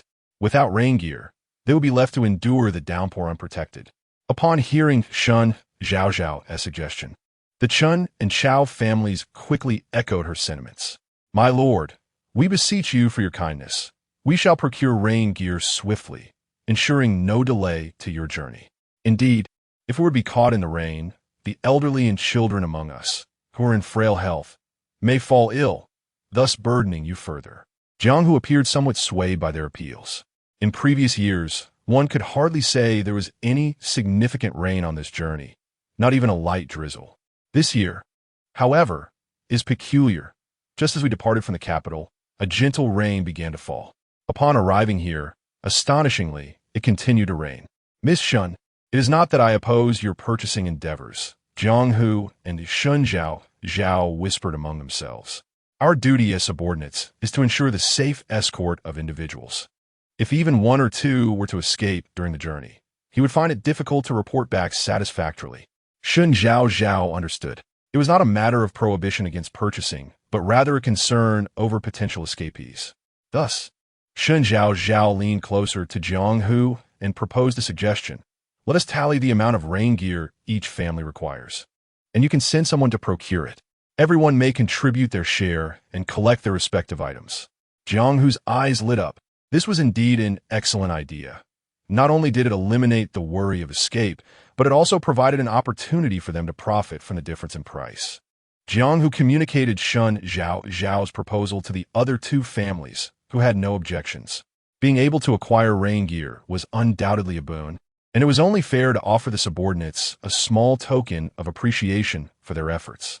As for Shen Zhaozhao, given her unique status, Jiang Hu granted her special permission to shop in the marketplace, on the condition that a subordinate accompany her.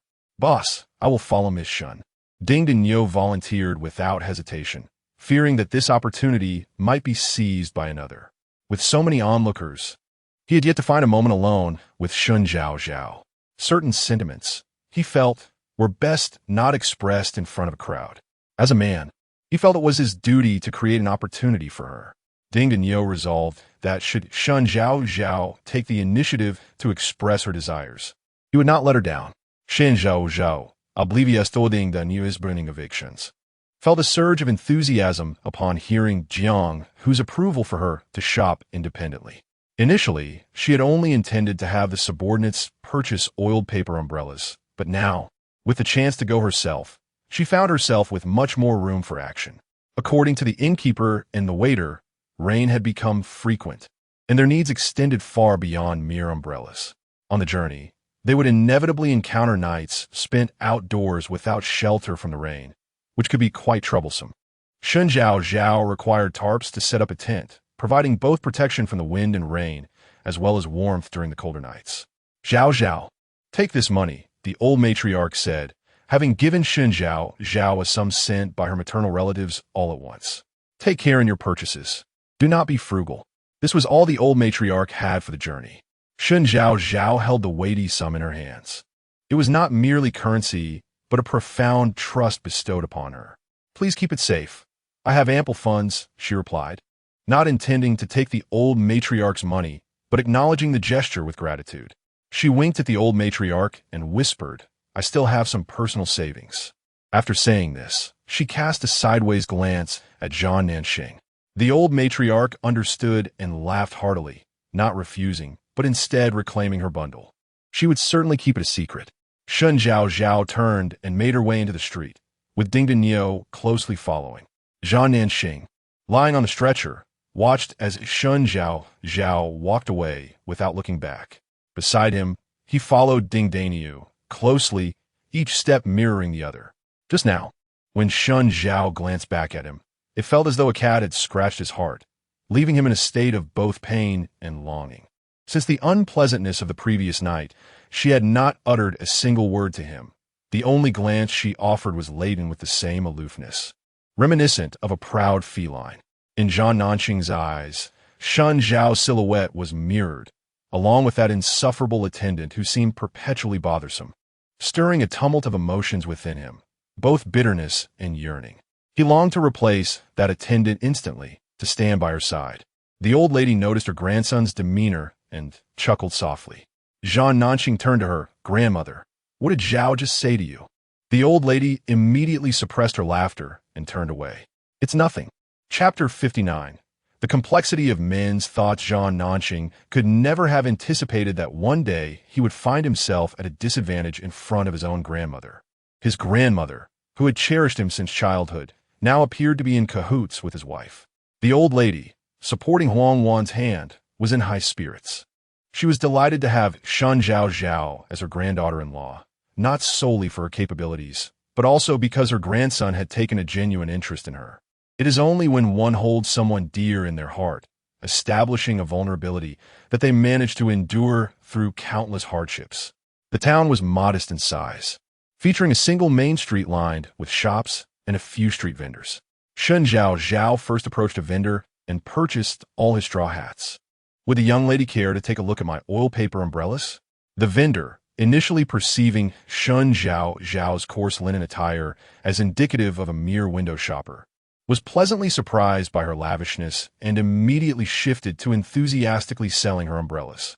However, Shen Zhaozhao waved her hand, only paying for the hats. They were embarking on a long journey, requiring them to traverse mountains and valleys, making umbrellas impractical, especially fragile oil paper ones. Miss Shen truly possesses great wisdom, Ding Daniu remarked, trailing closely behind her, desperately seeking a topic of conversation.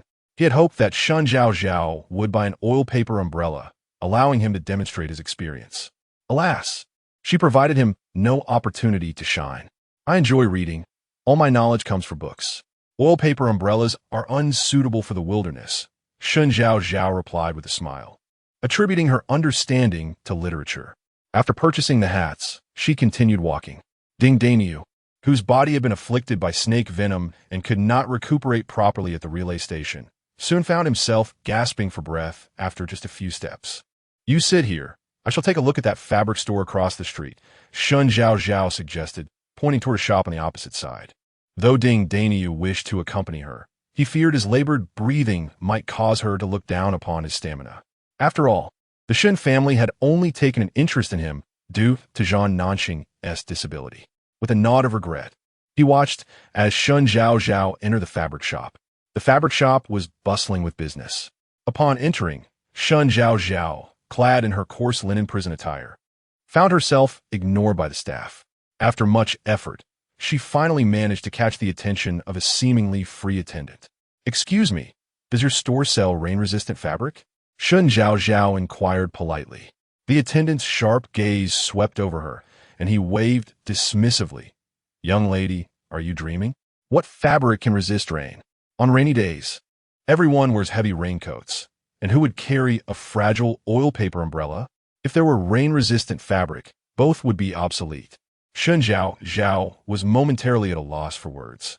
Indeed, in the rain, everyone donned thick raincoats and carried easily damaged oil paper umbrellas. If such fabric existed, both would surely be rendered unnecessary. A hint of worry crossed her mind. Miss, do you need some fabric? The attendant urged. I have other matters to attend to. Please, do not mind me. Continue with your work, Shen Zhaozhao hastily replied, gesturing for him to go about his business. Just as she was about to exit the fabric shop empty-handed, a sudden spark of inspiration illuminated her mind. She had money.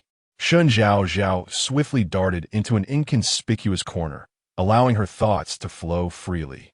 She hurried to the large screen and accessed the seafood market app.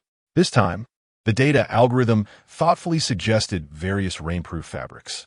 The organic silicone rainproof cloth, made from coarse burlap, was particularly suitable for travelers, discreet and unassuming when taken out. How meticulous! It addressed the urgent needs and desires of those who traverse dimensions. Shen Zhaozhao inquired about the price from the seller, confirmed the dimensions, and promptly placed her order. In the blink of an eye, her prepared funds vanished, replaced by a neatly folded beige burlap cloth that resembled her attire. However, upon unfolding it, a black coating came into view. Shen Zhaozhao was quite pleased, clutching the stack of burlap as she exited the fabric shop. Miss Shen, why did you buy a piece of burlap? Planning to make clothes? Daniu asked, puzzled.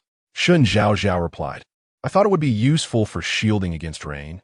The shopkeeper assured me it could withstand the elements. Upon hearing this, Daniu slapped his thigh in disbelief. You've been deceived. What fabric can withstand rain? That shopkeeper is utterly despicable, taking advantage of a young girl like you. Cool, mate. Let me take you back to return it. Ding Daniel insisted, attempting to lead Shen Zhaozhao back to return the burlap. However, she could not allow him to do so. That would surely expose her ruse. Glancing up, she noticed a crowd gathered around a wall not far off, seemingly intrigued by something there. Sir, what is going on over there? Let's go take a look. Without waiting for a response, she dashed towards the commotion. Ding Daniel, thinking she was merely a young girl concerned about appearances, smacked his forehead in realization. He still underestimated her understanding. While he focused on preventing her from being duped, he forgot that she had once been a young lady from a prominent family, sensitive about her reputation. As long as she did not return the fabric, she would be fine. Upon arriving at the crowd, she stood at the back, scanning the notice on the wall. Alas, she could not read the words. As she leaned forward to see better, someone blocked her view. She could only listen to the discussions around her. The Panfeng Villa is offering a reward for a doctor. 50 taels of gold. What ailment is so difficult to treat? This villa owner must be quite wealthy to offer such a sum. Even the Emperor's mother wouldn't require that much. It's not written here. Oh dear. It must be a deadly illness. Gold, not silver. The murmurs continued. Others couldn't cure it, and they lost their lives.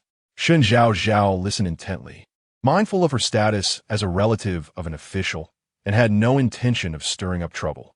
Noticing that Ding Daniel had refrained from mentioning returning the fabric again, she suggested they head back, not wanting to keep everyone waiting. Ding Daniel was increasingly convinced that Shen Zhaozhao was simply a young girl concerned with her pride. She would rather persist with her mistake than face the embarrassment of returning the fabric. On their way back, Ding Daniel's demeanor was noticeably less friendly than on their journey to the shop. He thought to himself, with Shen Zhaozhao's spoiled demeanor, even if she were to develop feelings for him and he were to marry her, he would have to cater to her whims. He didn't mind, but his mother would not approve of such a delicate young lady. In their impoverished household, every tael of silver was stretched to its limit. How could they afford to indulge Shen Zhaozhao's pride, even at the cost of her making a mistake? Ding Daniel sighed silently within. It seems that he and the Shen family are destined to remain apart. Ding Daniel, consumed by a tumultuous inner turmoil, went unnoticed by Shen Zhaozhao, who was contentedly returning to the inn, clutching a neatly folded rain tarp and several conical hats. At the entrance of the inn, the errand runners who had gone to procure supplies had returned, busily distributing rain gear to the Chun and Chao families as needed. The town's available conical hats had mostly been purchased, leaving some individuals to request oiled paper umbrellas instead. The Chun and Chao families incurred significant expenses, much to the delight of the errand runners who earned a handsome sum for their efforts. As they set off again, smiles adorned their faces, except for Ding Daniel, who wore a grim expression and deliberately swapped duties with Zhao Jiosan, leaving Zhao to watch over the Zhan family, while he kept an eye on the Chen family. What happened to Daniel? Zhao Jiosan inquired quietly, walking alongside Shen Zhaozhao. Shen Zhaozhao looked puzzled. I haven't done anything, she replied. Zhao Jiosan, ever the gossip, persisted with questions, and Shen Zhaozhao, unable to ignore him as he was an errand runner, engaged in their lively exchange. The closer they leaned in, the more their heads drew together. Behind them, Zhan Nanxing sat on the stretcher, propped up, his expression darkening with each passing moment. Chapter 60. The sound of rain is particularly loud. Cough, cough, cough.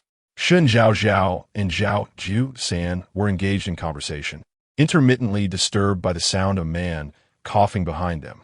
Zhao Jiu-san, lacking any airs of superiority, was quite talkative, and as Shen Zhaozhao conversed with him, she hardly paid attention to the identity of the person behind her. Zhan Nanxing's throat was nearly hoarse from coughing, his enchanting peach blossom eyes glaring at the two who were animatedly chatting ahead, seemingly wishing to shoot sparks from his gaze. Would you care to take a break? Zhan Ping could no longer bear to watch. It was unclear how the third young master had managed to provoke the third young mistress. While he was nearly choking on his own cough, she didn't even spare him a glance. Oh dear, is it raining? Just as Zhao Jiu-san was speaking passionately, he felt a sudden chill at the tip of his nose and wiped it with his finger. Shen Zhaozhao also looked up, and before she could comprehend the situation, Several drops of rain fell upon her face. Quickly, hold up the umbrella. It's raining. Where's my conical hat? Hurry and put it on. Oh my. This rain is sudden. The group had to come to a halt, and those with oiled paper umbrellas hurriedly unfurled them. Shen Zhaozhao placed her conical hat atop her head, contemplated for a moment, and turned back to find Zhao Nanxing, clutching the raincloth she had purchased. Zhao Nanxing gazed at her with a face full of melancholy. So she still remembered him. He had thought that concealing the blue-covered book from Shen Zhaozhao was for her own good, yet from last night until today, she had ignored him completely. He felt deeply unsettled, especially as he was forced to watch her engage in lively discussions with another man, all the while feeling a swarm of ants crawling in his heart. After enduring for so long, he finally saw her approaching him. Shen Zhaozhao, quickly lie down, she urged as she spread the raincloth. Zhao Nanxing opened his mouth, intending to apologize. Hurry, Shen Zhaozhao frowned. The heavens showed no mercy, as large raindrops began to pelt down relentlessly. Zhao Nanxing wanted to say something more, but Shen Zhaozhao did not grant him the opportunity. She pushed him down onto the stretcher, spread the raincloth wide, and covered him completely from head to toe. In no time, the world became enveloped in a misty downpour. Zhao Nanxing, with his face covered, felt a sense of urgency. He was not one to endure passively. Since he wished to apologize and reconcile with her, he could not delay any longer. With a powerful tug, he removed the raincloth from his head, allowing the torrential rain to drench his face and hair. Shen Zhaozhao turned back, the sound of rain drowning out Zhao Nanxing's voice. She could only see him straining to keep his eyes open amidst the downpour, his lips moving. Zhao Nanxing began his apology, hesitated for a moment. Shen Zhaozhao's anger stemmed from his concealment of the secrets within the blue book. He had not intended to share it with her, yet he could no longer bear her indifference. Zhao Nanxing closed his eyes, the rainwater stinging them uncomfortably. Finally, he resolved to tell her, the blue book contains. Suddenly, Shen Zhaozhao yanked the raincloth back over him again, once more concealing his face completely. The rain fell in torrents, rendering one's eyes nearly unable to open. Thus, there was no need to force oneself. Through the rain curtain, Zhao Nanxing heard Shen Zhaozhao's voice ringing out. Amidst the clamor of the downpour, her calls were scarcely discernible. Zhao Nanxing suddenly wondered if she had not heard his recent apology. Outside the rain curtain, Shen Zhaozhao continued to shout, "You, a patient, should not foolishly catch rainwater in your mouth." Zhao Nanxing gazed at the dark, impenetrable rain curtain and thought to himself, "It is of no consequence. There will be ample time ahead. Some words are better spoken when the weather improves."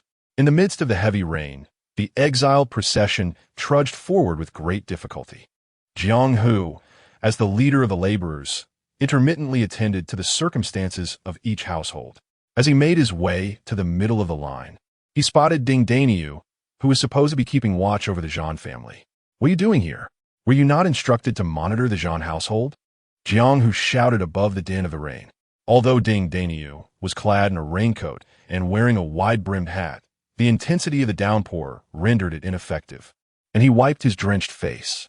Upon hearing the mention of the Zhang family, he instinctively turned his head, just in time to see Shen Zhaozhao bent over, speaking to Zhao Nanxing, who lay on a stretcher. A wave of bitterness surged within Ding Daniu. He had only stepped away for a brief moment, and the Zhang family had already been ensnared by that crippled Zhao Nanxing. Ding Daniu? Jiang Hu squinted, trying to keep the rain from flooding his eyes, and approached him. "Boss, I merely thought that Miss Shen's temperament was too temperamental for my liking, so I chose to keep my distance," Ding Daniu replied, panting heavily due to his frail condition and waving his hand dismissively. "Thus, I swapped shifts with Jiusan." Jiang Hu's lips twitched. Could it be that Daniu still harbored resentment over the incident where Shen had stripped him of his clothing before she rescued him? Ding Daniu. This Shen has a certain prowess. She is indeed remarkable, albeit with somewhat peculiar methods. Jiang Hu endeavored to dispel his subordinates' misconceptions. Unfortunately, the downpour was loud, and Daniu could hardly hear Jiang Hu's words. Instead, he raised his voice. This Shen must have been spoiled and pampered. Today, she actually went to a fabric shop to procure a piece of cloth that she claimed could shield her from the rain. I wonder how the shopkeeper deceived her. When she emerged, I told her that the cloth could not possibly block the rain, yet she refused to return it. Is that not a waste of silver? Ding Daniu's reasoning was sound. Jiang was rendered speechless. If he were to explain, it would only lead to further misunderstanding. His brother was exceptionally prideful, and if he discovered that it had been his own misplaced affections all along, Jiang sighed. Enough of this. He raised his gaze to a nearby valley, shrouded in mist and rain, obscuring his view, yet he was aware that a village lay beyond. Ding Daniu, your health cannot permit you to accompany us to the northern desert. Jiang carefully considered his words. Once the cold sets in, the harsh weather there, rife with relentless winds and snow, will be beyond your endurance. Ding Daniu, understanding the implication, widened his eyes in anticipation of what Jiang would say next. Jiang pointed towards a valley ahead, saying, I have a sworn brother who is the village chief of Xianyuan village. We shall rest there for the night. Tomorrow, we will continue our journey, and you can stay there to recuperate. Once we have escorted our companions to the northern desert, I will return to fetch you. In the deluge, Ding Daniu gaped in dismay. He yearned to accompany his leader and brothers to the northern desert. A pang of sorrow gripped his heart, for he was painfully aware that since being bitten by the snake, his health had deteriorated significantly. Merely walking from the town to this point left him gasping for breath. Not to mention the arduous journey ahead. The harsh climate of the northern desert would surely be beyond his endurance. Yet, whom could he blame? His arrogance had led him to disregard Shen Zhaozhao's advice, failing to secure his pant legs with thatch to ward off snakes. Ultimately, it was Shen Zhaozhao who had saved his life. Otherwise, there would have been no one to care for his elderly mother at home. Regret was now futile. Ding Daniu inhaled deeply, feeling a sharp pain in his lungs, and turned to cast one last glance at Shen Zhaozhao. The Shen family was truly admirable, but alas, fate had rendered them incompatible. As he reflected on Shen Zhaozhao's virtues, he grasped Jiang arm, his dark complexion flushed with embarrassment, hesitating slightly. Speak your mind. We have been brothers for so long. Jiang replied with great bravado. Ding Daniu made up his mind, his gaze earnest and resolute. Leader, I feel deeply remorseful for Shen. She has been unwavering in her affection for me, while I have let my apprehensions cloud my judgment. I implore you for my sake, to show her understanding. Her delicate temperament may lead to her suffering. Please look after her on the journey. Jiang could hardly fathom that Ding Daniu had spent so long articulating such sentiments. He turned to observe Shen Zhaozhao, striding confidently through the stumbling crowd. There was no sign of her requiring his assistance. As they approached the village, he felt compelled to hasten ahead, under Ding Daniu's beseeching gaze. Jiang once again chose to flee. Amidst the ranks, Shen Zhaozhao sneezed, wiped her nose, and gazed towards the distant valley. The rain poured relentlessly. In the distance, a small village nestled within the valley became faintly discernible, flanked by towering hills, their surfaces exposed with yellow earth and rugged rocks. Under the relentless downpour, small stones tumbled downwards, cascading with a soft clatter. Shen Zhaozhao furrowed her brow. Chapter 61. Lodging at the peasant's home. Come on, quicken your pace. We must reach the village ahead for lodging. The constable shouted. Upon hearing the prospect of shelter, the three families drenched by the torrential rain felt a surge of hope and hurriedly supported each other as they made their way forward. The rain was indeed relentless.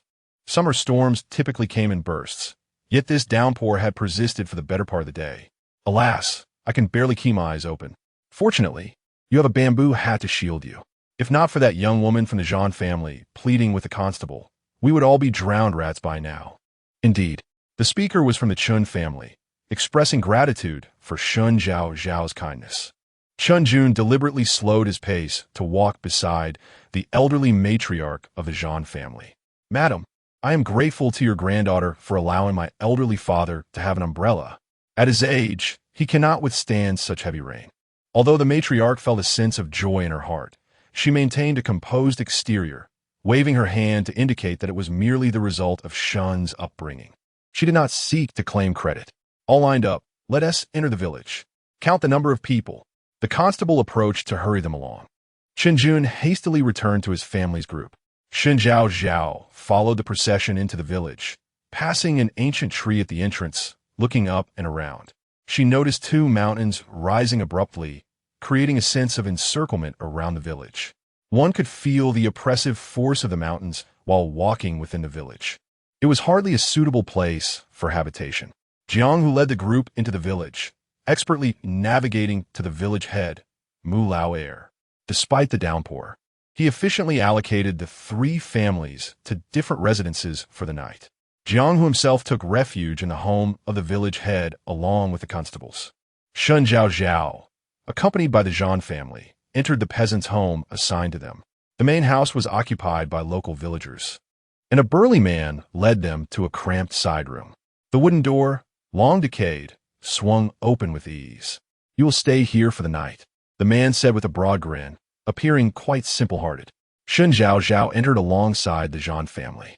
The side room was enclosed on all sides, filled with dust and an assortment of disordered farming tools. The air was thick with a dampness tinged with the scent of dirt. Guosher wrinkled her nose and waved at the dust in the air. "Excuse me, could you provide us with some mats or something of the sort? Surely, we cannot sleep on a floor layered with dust." The burly man extended his hand, speaking gruffly. "A pot of hot water costs 1 tael of silver. A set of bedding also 1 tael, and a plain bun 1 tael." His words flowed smoothly, clearly indicating that he was no novice in this line of work. Guosher nearly choked in disbelief. She had thought that not staying at an inn would save them some money. But it seemed even the peasant's lodging had its own commercial undertones. "We do not require anything," Shen Zhaozhao interjected as she stepped outside. The man pouted, clearly disappointed at not having landed a lucrative patron today. Casting a glance around the disordered side room, he muttered, "Fine, then you can go hungry tonight." As he turned to leave, he cursed the village head under his breath. Upon returning to her room, Gui spat disdainfully towards the main house, lamenting the absurdity of being fooled by such a seemingly honest face. The audacity of these people, treating them like mere sheep to be slaughtered for their silver, was truly disheartening. Even Lin, who was usually reserved and rarely complained, could not restrain her feelings any longer. "How shall we survive this night?" she mused. Huang Wan gazed at the thick dust covering the floor and declared, "I shall fetch a broom to tidy up." With that, she made to leave. "Wait," Shen Zhao called out, stopping her in her tracks. She retrieved her bundle and, reaching into it, produced some buns from her storage space. In that realm, time stood still, and the buns from the Zhan family remained as fresh as the day they were made, albeit in dwindling numbers. "I picked these up while buying rain gear in town," Shen Zhao fabricated, requesting the Zhan family to share the buns. Earlier that morning, she had been distracted by Ding Daniu's antics, which had thwarted her plans to procure more ingredients for their journey. "With Sister San around, we have buns to enjoy," Zhan Jiao exclaimed cheerfully, showering compliments. "We owe much to our younger siblings for their care," Lin remarked with a tinge of guilt, reflecting on her role as the eldest sister-in-law, who had not adequately looked after her younger brothers and sisters, often relying on Zhao for support. "We are all family. Let's not speak as if we were separate households." After distributing the buns, Shen Zhao took one for herself, devouring it in a few bites before moving to the doorway, lost in thought as she gazed at the heavy rain.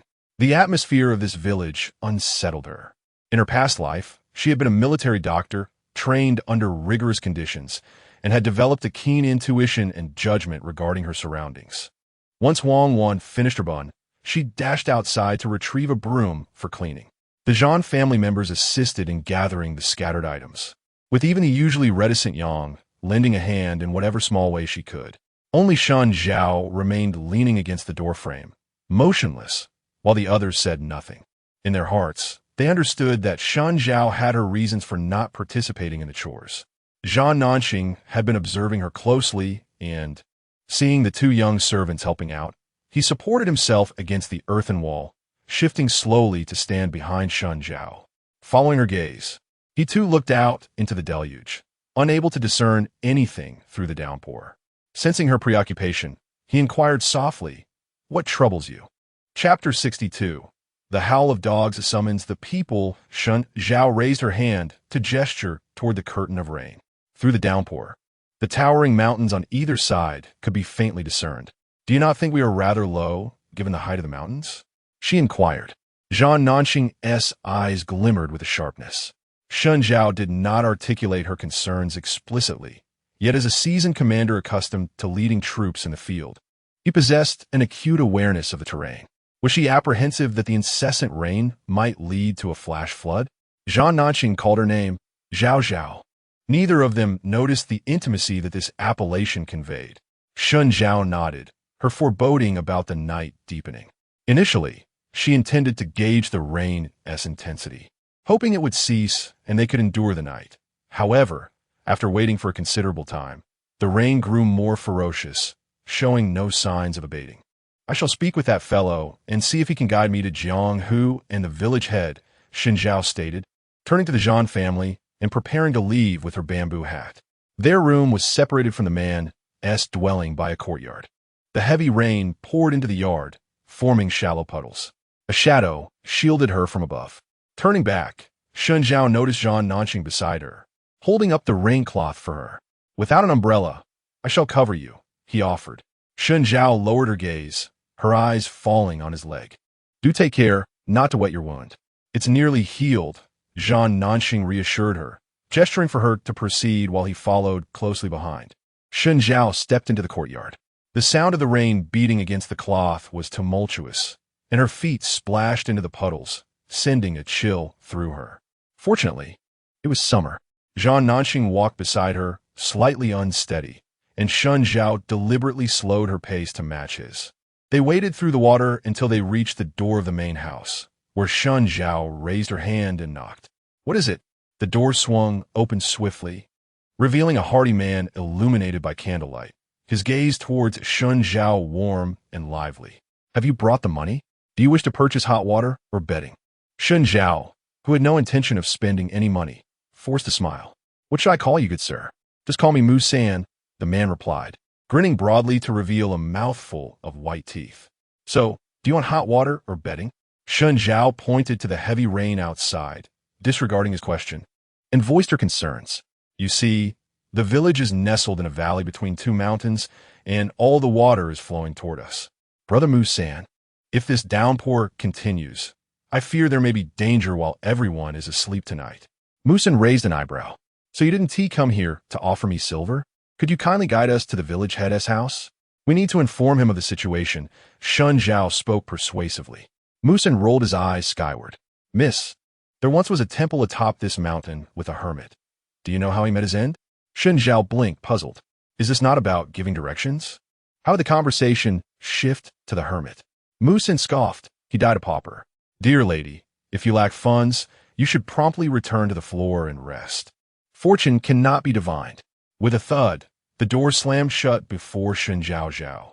Had it not been for Zhao Nanqing's quick reflexes in pulling her back, she would have collided with it, striking her nose. Coughing sounds and inquiries could be faintly heard from within. Third brother. Who is it? No one. Just let my wife rest, came Mu San's reply through the door. Shen Zhaozhao exchanged a glance with Zhao Nanqing and immediately raised her hand to knock. Brother Mu San, if you would kindly point me towards the village chief's residence, I could assist your wife with her ailment. Zhao Nanqing observed Shen Zhaozhao's determined knocking, reminiscent of her tenacity on their wedding night, when she insisted on staying despite all odds. Her nature embodied a relentless pursuit of her goals. With a creak, the door opened to reveal Mu San's frosty countenance. Shen Zhaozhao forced a smile. Begone, you pauper. If you possess medical skills, how can you be so destitute? Mu San retorted, impatiently pushing Shen Zhaozhao away. I don't believe a word of your charade. With another slam, the door was shut once more. Caught off guard, Shen Zhaozhao stumbled as he pushed her, nearly losing her balance. A large hand reached out behind her, steadying her back and helping her regain her equilibrium. Zhao Nanqing withdrew his hand just in time. He supported her with one leg, his back colliding heavily against a pillar, producing a dull thud. Are you all right? Shen Zhaozhao felt a surge of irritation towards Mu San's obstinacy and avarice. Zhao Nanqing shook his head, glancing at the house before them. Indeed, the man was greedy. Shen Zhaozhao huffed, supporting Zhao Nanqing. She could easily have given Mu Er some coins to guide her. Yet her past experiences had taught her that a greedy person's appetite is insatiable. If Mu Er were to discover her financial means, he might concoct schemes to exploit her. Given that the women of the Zhang family were in the majority, they had to remain vigilant when out and about. Should we seek it ourselves? Zhang Nanxing suggested. Shen Zhaozhao shook her head. She could manage alone in the pouring rain at night, considering Zhang Nanxing's mobility issues. Yet, sending Shen Zhaozhao alone to find the village chief's residence did not sit well with Zhang Nanxing. After much deliberation at the entrance, Guoshi emerged and offered, "I will accompany my sister-in-law. Third brother can wait here." At this, Shen Zhaozhao had no objections. Zhang Nanxing pursed his lips, reluctant to be left behind. Yet he understood that his leg was a burden. Watching Shen Zhaozhao and Guoshi walk together, sharing an umbrella, left a bitter taste in his heart. If his legs were sound, he would be the one accompanying Shen Zhaozhao. Guoshi wrapped her arm around Shen Zhaozhao's, walking through the courtyard and glancing around with curiosity. "Sister-in-law, do you think these officials will leave us in these farmhouses without fear of our escape?" Shen Zhaozhao had not considered this before. Her mind was preoccupied with her own foreboding. It was only upon Guoshi's reminder that she found the situation somewhat peculiar. As they conversed, they pushed open the courtyard gate. A resounding bark erupted, piercing through the sound of rain from afar. Shen Zhaozhao found herself locked in a gaze with a large, drooling yellow dog that cowered beneath the eaves of the courtyard, barking incessantly. It became evident to her why the constables felt at ease. Amidst the relentless barking, flickers of light emerged in the enveloping darkness of the rain, accompanied by a cacophony of noise. What was happening? Was there a prisoner attempting to flee? Clad in a straw hat and raincoat, the constables converged toward the commotion, led by none other than Jiang Hu. Accompanying him was the village head, Mu Lao Air. Shen Zhaozhao smiled knowingly. Had she realized that stepping out of the courtyard would lead her to Jiang Hu, she could have spared herself the lengthy conversation with Mu San. "Brother, it seems the prisoners you're escorting are rather unruly," Mu Lao San remarked, noting that two women had attempted to escape, and yet they appeared to be laughing despite being caught. "If you intend to discipline them, do it inside the house. MIH, I can't bear to witness such brutality." With a kind heart, Mu Lao San cast a glance at the whip at Jiang Hu's waist and cautioned Shen Zhaozhao. "You've gotten yourself into trouble. My brother has a temper. When the constables strike you with the whip, scream loudly enough to save your life." Chapter 63, Crossroads at Shen. "What commotion are you causing at this late hour?" Jiang Hu inquired in a low voice. "Ah, surely these two young ladies lack the courage to flee, do they not?" The village head, Mu Lao Air, attempted to smooth things over. Jiang Hu twitched his lips. His sworn brother was generally amiable, yet possessed a heart that was too tender. While most might be timid, the lady before him exhibited a remarkable boldness. With a gruff tone, Jiang Hu pressed, "What is it then?" Shen Zhaozhao expressed her apprehensions, stating, "I have observed for quite some time. The rain shows no signs of abating. For the sake of caution, it would be prudent to rouse everyone and seek refuge in the mountains." Jiang Hu furrowed his brow, remaining silent as he weighed the situation. Mu Lao, listening to their familiar exchange, glanced around in disbelief. He found it hard to accept that the normally irate enforcer was not lashing out, but instead, this young woman was not seeking to flee, but rather to warn them of impending danger. "Dear girl, you must understand, we rarely experience rain here.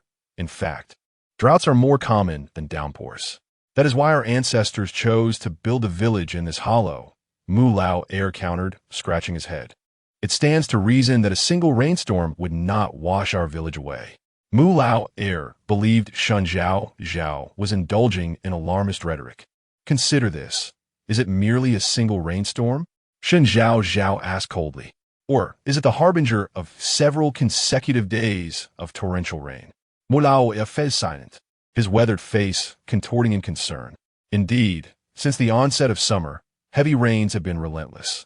Occasional clear days barely lasted a day or two before another storm would roll in. The courtyard of the farmhouse was steeped in silence. While the conversation continued, the rain had indeed lightened somewhat. The large yellow dog at the entrance barked excitedly at the gathering crowd. "What are you barking about?" Musan stepped out to scold the dog. The yellow dog whimpered and retreated to its den, tail between its legs. "Musan, come here," Mu Lao Air called, thinking that an additional opinion might prove beneficial. He reiterated Shen Zhaozhao's concerns. She believes that if this rain continues, it could lead to a flood that might wash our village away. All villagers should retreat to the mountains tonight. What do you think? Musin shot a glance at Shen Zhaozhao, her words lacking any courtesy. What else can I think? Enforcer. Isn't this just a matter of the criminals being sent into exile? Musan pointed an accusatory finger at Shen Zhaozhao. One moment claims to be a physician capable of treating my mother, and now she is transformed into a fortune teller? Why not claim to be the empress herself? Musan, Mulao Air, as the village head, could not allow such disrespect to go unchecked and quickly interjected. Are you certain? Jiang Hu asked, placing his trust in Shen Zhaozhao. Shen Zhaozhao shook her head. I merely convey that there is a significant probability. Human lives are at stake. It is better to be overly cautious than to face dire consequences. Creating trouble for no reason, someone muttered. Musin turned and returned to the room.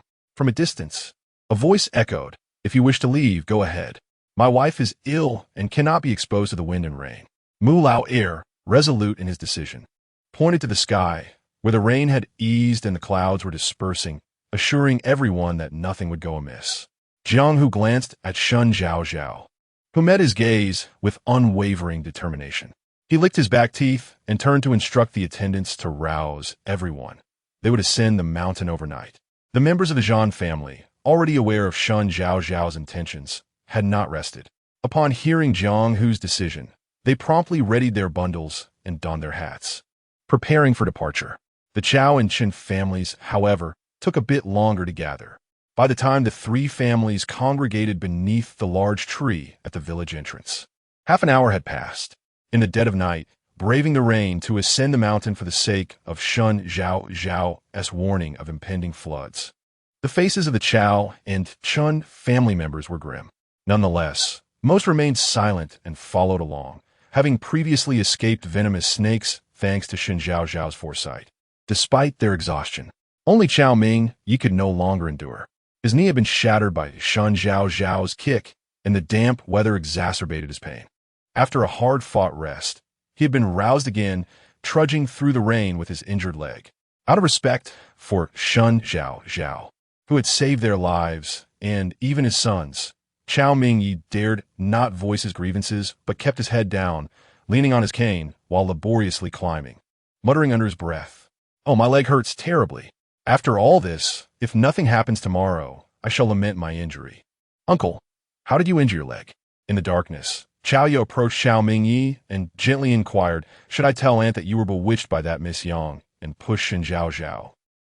"Don't say that," Chao Ming-yi exclaimed, hastily covering his niece's mouth and glancing around, seeing his wife and son trailing behind, oblivious to Chao Yu's words. He finally breathed a sigh of relief. "It's not that my leg hurts. I'm merely venting a little." Chao Yu smirked. "Your leg pain is self-inflicted." Chao Ming-yi fell silent, watching as Chao Yu swiftly passed him. He couldn't shake the feeling that since their family had been exiled, this niece of his had become somewhat intimidating. After all, he was the elder. The Chen family, too, was persevering up the mountain. One of their younger members, moving swiftly, pointed toward a nearby cave and shouted, "There's a cave ahead. Everyone can take shelter and rest." Upon hearing of the cave, the crowd felt a sense of relief. In the darkness, with the mountain slick and the rain still falling, even the attendants quickened their pace. Indeed, it was a cave. Jiang Hu wiped the water from his face, unable to discern whether it was sweat or rain, squinting into the darkness of the cave. They faced a fork in the path, one leading to the cave and the other over the mountain. Everyone should rest in the cave. "Wait," Jiang Hu began, but Shen Zhaozhao swiftly approached and interrupted him. "What now?" Jiang Hu wiped his face again, feeling that, besides rain and sweat, there might be tears as well. He is not escorting a criminal. Rather, he is guiding an ancestor. Observe the terrain. Shen Zhaozhao tirelessly imparted geographical knowledge to Jiang Hu. The location of the cave lies nestled between two ridges, forming a valley. In the event of a flood or a landslide, the torrents would cascade down the valley. Thus, she raised her hand, indicating the path over the mountains. "We should take this route. If we tire excessively, let us rest upon the ridge." Her words fell into an eerie silence, broken only by the sound of rain and the distant babbling of a stream hidden within the mountains. "You may venture to that wretched ridge," Shen Zhaozhao remarked, as the elderly Chen patriarch tremulously stepped onto the fork leading to the cave. "At my age, if misfortune befalls me, so be it. I have lived long enough. I shall retreat to the cave for respite. You may proceed without concern for my fate." Chapter 64, The Pillar of Strength. Father. Chen Jun gazed at his elderly father, who was leaning on a cane, unsteadily making his way towards the cave. The valley was already shrouded in darkness, and the cave loomed like a gaping maw. The thought of entering it sent a shiver down Chen Jun's spine. Although he had felt weary and initially desired to rest within the cave, an inexplicable fear gripped him as he beheld it anew. Having navigated the treacherous waters of the political arena for many years, Chen Jun understood that the survival of the Chen family from the past dynasty to the present was not merely due to great prowess, but rather a keen awareness of impending crises. Upon hearing his son call out to him, the old man did not turn back, but waved his hand dismissively, indicating that his son should lead the others away. "If grandfather does not leave, then neither will I." Tian Yun is Song, Tian Xi, a young boy accustomed to a pampered life, was already brimming with frustration. Upon seeing his grandfather venture alone into the cave, he bolted towards him before Chen Jun could voice a protest. The remaining members of the Chen family also began to stir, expressing a desire to join in seeking refuge, pleading with Chen Jun for a definitive answer. "Patriarch, how could this be such a dire situation? It's merely a bit of rain. The little one, Sanhua, is already sniffling. He surely cannot endure being drenched any longer. My maternal family hails from the mountains. There are no signs of water flow here. And even if there were a flood, it would not descend from this place." Their words began to sway Chen Jun. "My lord, what do you think?" He pondered, torn between his unease and the allure of the cave, while being persuaded by his family members. Ultimately, he relinquished the decision-making authority to Jiang Hu. Jiang Hu turned to Shen Zhaozhao. With her lips pressed together, she faced the multitude of expectant gazes in the darkness and resolutely declared her choice. "Let us proceed to the ridge." The rain, which had previously subsided, unexpectedly intensified, cascading from beneath her conical hat like a string of pearls severed from their thread. "Very well," Jiang Hu said, a man of few words. Having decided to trust Shen Zhaozhao, he would do so wholeheartedly. "Father." Chen Jun turned to his kin with a sigh, recognizing the necessity of retrieving his elderly father. Meanwhile, Chun Lao Yi, without glancing back, staggered directly towards the cave. Some destinies are simply thus. Why force the issue? Silence enveloped the group, save for Chao Ya, who softly remarked that she trusted Shen Zhaozhao, unlike Chun Lao Yi. If there's no trust, why impose? Beneath her hat, a flicker of despondence crossed Chao Ya's eyes. The fate lay within her own grasp, and amidst the chaos, who could truly save whom? No, my father, Tian Yun, a devoted son, could never abandon his elderly parent. Should the worst occur, he would bear the weight of regret. "Sir," Shen Zhaozhao whispered a few words to Jiang Hu. "Elder." Jiang Hu stepped forward, raising his voice, the whip in his hand crossing Chen Jun's neck. "Turn around and take a look. When it comes time for me to account for this, whether one person is missing or two, it is still a loss. If you care not for your own life and wish to burden me, I do not hesitate to send your son along with you. Do not disregard your life. Consider your son and grandson." The night sky was rent by a streak of white light. Old Master Chen halted in his tracks, turned around, and cast a glance. Thunder rumbled ominously across the heavens. "You release my son." Old Master Chen's beard trembled as he raised his cane, directing it at Jiang Hu. "Please come here first." Jiang Hu replied with a smirk. Shen Zhaozhao's ploy was indeed effective. How had he not thought of it sooner? Even as the old man sought respite, he did not forget to instruct his son to lead their people away, clearly concerned for his progeny. Old Master Chen's resolve waned. He silently turned and began to retreat. "Boy, your father and grandfather have returned. What about you?" Jiang Hu inquired, looking towards Chen Jun's son, Chen Ji, who had already reached the cave's mouth and was glancing back. Just a mere child, Chen Ji did not hesitate to bow his head and return. With everyone gathered, Jiang Hu surveyed the Chen clan. I must lay down some unpalatable truths. Upon reaching the northern desert, I shall conduct a handover based on numbers. Should any of you wish to flee or hide, I shall not hinder you. To me, losing one is no different from losing 3, 4, or 5, should one depart. I will retaliate against your kin and kind. Chun Ji stood beside Jiang Hu, his eardrums vibrating from the latter's booming voice, instinctively shrinking his neck. Had he known, he would not have followed his grandfather. He had always found his father intimidating, yet this enforcer was far more fearsome. He raised his gaze to find Jiang, who conversing with Shen Zhaozhao from the Zhan family, entirely devoid of the earlier ferocity, even displaying a degree of deference before her. Chun Ji couldn't help but admire the woman, who appeared only slightly older than himself. The group trudged through the mountain terrain, the muddy ground proving treacherous, causing many to stumble. They could only rely on one another for support. At least if one fell, another could lend a hand to prevent them from sliding down the slope. Miss Shun, is there truly a risk of a mountain flood? Jiang Hu wiped his face. Despite his usual robust constitution, he was beginning to struggle, each step a potential slip. Furthermore, Ding Daniu had followed them out, and at this moment, he leaned on Zhao Jiusan and another enforcer to remain upright. Shen Zhaozhao pursed her lips. In her past life, whenever she undertook a mission, her team consisted of well-trained individuals, each possessing distinct skills. Yet, in making crucial decisions to avert risks, they had always remained united. Never had she experienced a situation where everyone relied solely on her. The weight of significant decisions rested upon her shoulders, and the pressure was overwhelming.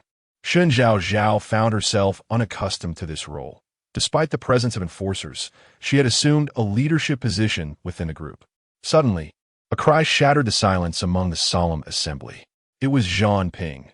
He and Huang Yi were struggling under the burden of a stretcher when, in an unfortunate misstep, he stepped on a round stone and toppled over.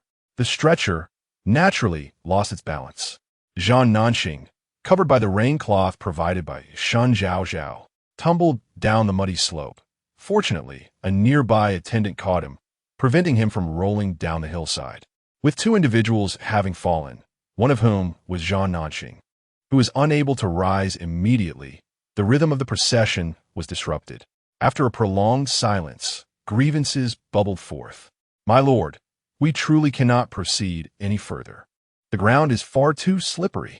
The ridge lies just ahead. Let's rest here. If we continue, without water, we may end up sliding down the slope. In this darkness, descending would mean certain demise. Although the Shun family has helped us avoid serpentine dangers, she is ultimately but a young lady of the boudoir. No matter how many books she has read, it is merely theoretical knowledge. How could she fathom that a rainstorm could lead to a flash flood? Indeed, her own husband has fallen. If she cannot empathize with us, at least she might spare a thought for her own man. Shen Zhaozhao had already hastened ahead, assisting Zhan Nanxing to his feet alongside 2 elder sisters. Jiang, who had grown accustomed to leaning on Shen Zhaozhao, and approached his steadfast support once more. Shun, look at this. Chapter 65, Fool Zhan Nanxing, covered in mud and water, was helped to his feet. Around him, the air was filled with incessant complaints, accusations, and demands directed at him. He turned his gaze to Shen Zhaozhao, who had her head bowed, her hat obscuring much of her face, revealing only her pointed chin and the pallor of her complexion, which was discernible even in the dim light of night. Having led troops into battle himself, he understood the gravity of the situation. Everyone was relying on Shen Zhaozhao, just as soldiers heed the commands of their general on the battlefield. Zhan Nanxing recognized the immense pressure this placed upon her. Should she yield and allow these people to remain, they would be unable to escape should a flash flood occur. Their lives would haunt her for eternity. Yet, if she remained steadfast and nothing transpired, their resentment would be directed at her, and they would spit venomous words in her direction. The responsibilities of a commander were inescapable, but Shen Zhaozhao need not shoulder the weight of their expectations and reliance. Zhan family, counsel your wife. Lady Chao, who had remained silent until now, feeling pity for her son Chao Yu, mustered her courage to approach. Zhan Nanxing bowed his head. The fingers of Shen Zhaozhao, supporting him, had turned somewhat pale. He shifted his weight onto his uninjured leg. striving to maintain his balance while prying open her grasp. Shen Zhaozhao looked up in surprise, and in response, he took her small hand in his. Beneath the brim of her hat, her eyes reflected the visage of the young man before her, and in that moment, she glimpsed an unfamiliar vigor and smile upon his face. Perhaps this was the Zhan Nanxing of old. Pray, allow me to speak a word. A husband is the support of his wife. My wife's will is my own, and it embodies the will of the Zhan family. If you expect me to persuade Shen Zhaozhao to utter words contrary to her heart, I cannot comply. Should you choose to trust me, to trust the Zhan family just this once, let us ascend the ridge. If all remains tranquil and no flood occurs, should you harbor resentment for a night of rain, direct it toward me alone, Zhan Nanxing. Indeed, Shen Zhaozhao's intent is our Zhan family's intent. The matriarch of the Zhan family stepped forward, leaning on her cane while supporting Huang Wan's hand, her gaze resolute. Two sisters-in-law and Zhan Jiao stood steadfastly behind the matriarch, their stance clear. Lady Chao's eyes flitted between Zhan Nanxing and Shen Zhaozhao, then to their clasped hands. Ultimately, she pursed her lips, choosing silence. She envied Shen Zhaozhao, for as Chao Qiwenya's second wife, she had never felt such unwavering support from her husband. Were Shen Zhaozhao in her position now, Chao Kuan-I would have delivered a sharp slap to silence her. The other members of the Chao family would not have offered her the unreserved support that the Zhan family extended to theirs. Lady Chao turned to comfort Chao Yu. Everyone, continue onward. Jiang, who commanded his subordinates, to urge the crowd forward. Zhan Ping had fallen and twisted his ankle, unable to carry the stretcher, leaning instead on Huang Yi for support. Zhan Nanxing propped himself up with a branch, favoring his injured leg, and requested her assistance. Shen Zhao quickly released his hand and linked her arm with his, drawing them close together. The warmth surged within her heart. Why must you wade through this murky water? She hesitated to speak. It was she who insisted on ascending the ridge. Initially, she had been the one eager to take the lead. If others placed their trust in her, any subsequent disappointment would surely be directed at her.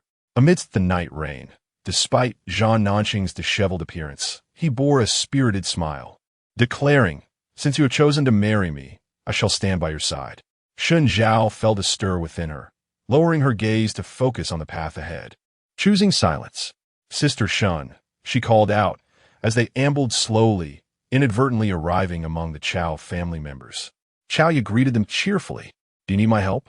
The young girl beamed with delight. "Not necessary," Zhan Nanxing interjected, casting a dismissive glance. He held no fondness for Chao Yu, perceiving an inscrutable quality in the young girl. "Sister Shen, your sense of righteousness is commendable," Chao Yu remarked, unconcerned, walking beside Shen Zhao. "If it were me, I would choose to walk my own path, indifferent to whether others live or die. You have saved them multiple times, yet they still harbor doubts and grievances against you." Chao Yu's words carried an implication. Shen Zhao turned her gaze towards her, but Chao Yu's eyes were fixed ahead, seemingly able to pierce through the darkness and witness much. In her previous life, Shen Zhao had grown accustomed to working in groups. Now, it was even more evident. Her survival was not solely her own to dictate. If everyone stayed, she could not leave alone. A single thread cannot form a line, nor can a solitary tree become a forest. After pondering for a moment, she uttered a phrase of noble righteousness, feeling no need to clarify her intentions to Chao Yu. Chao Yu paused for a moment, then chuckled lightly. "Ah, well, there are always fools in this world, which makes it intriguing."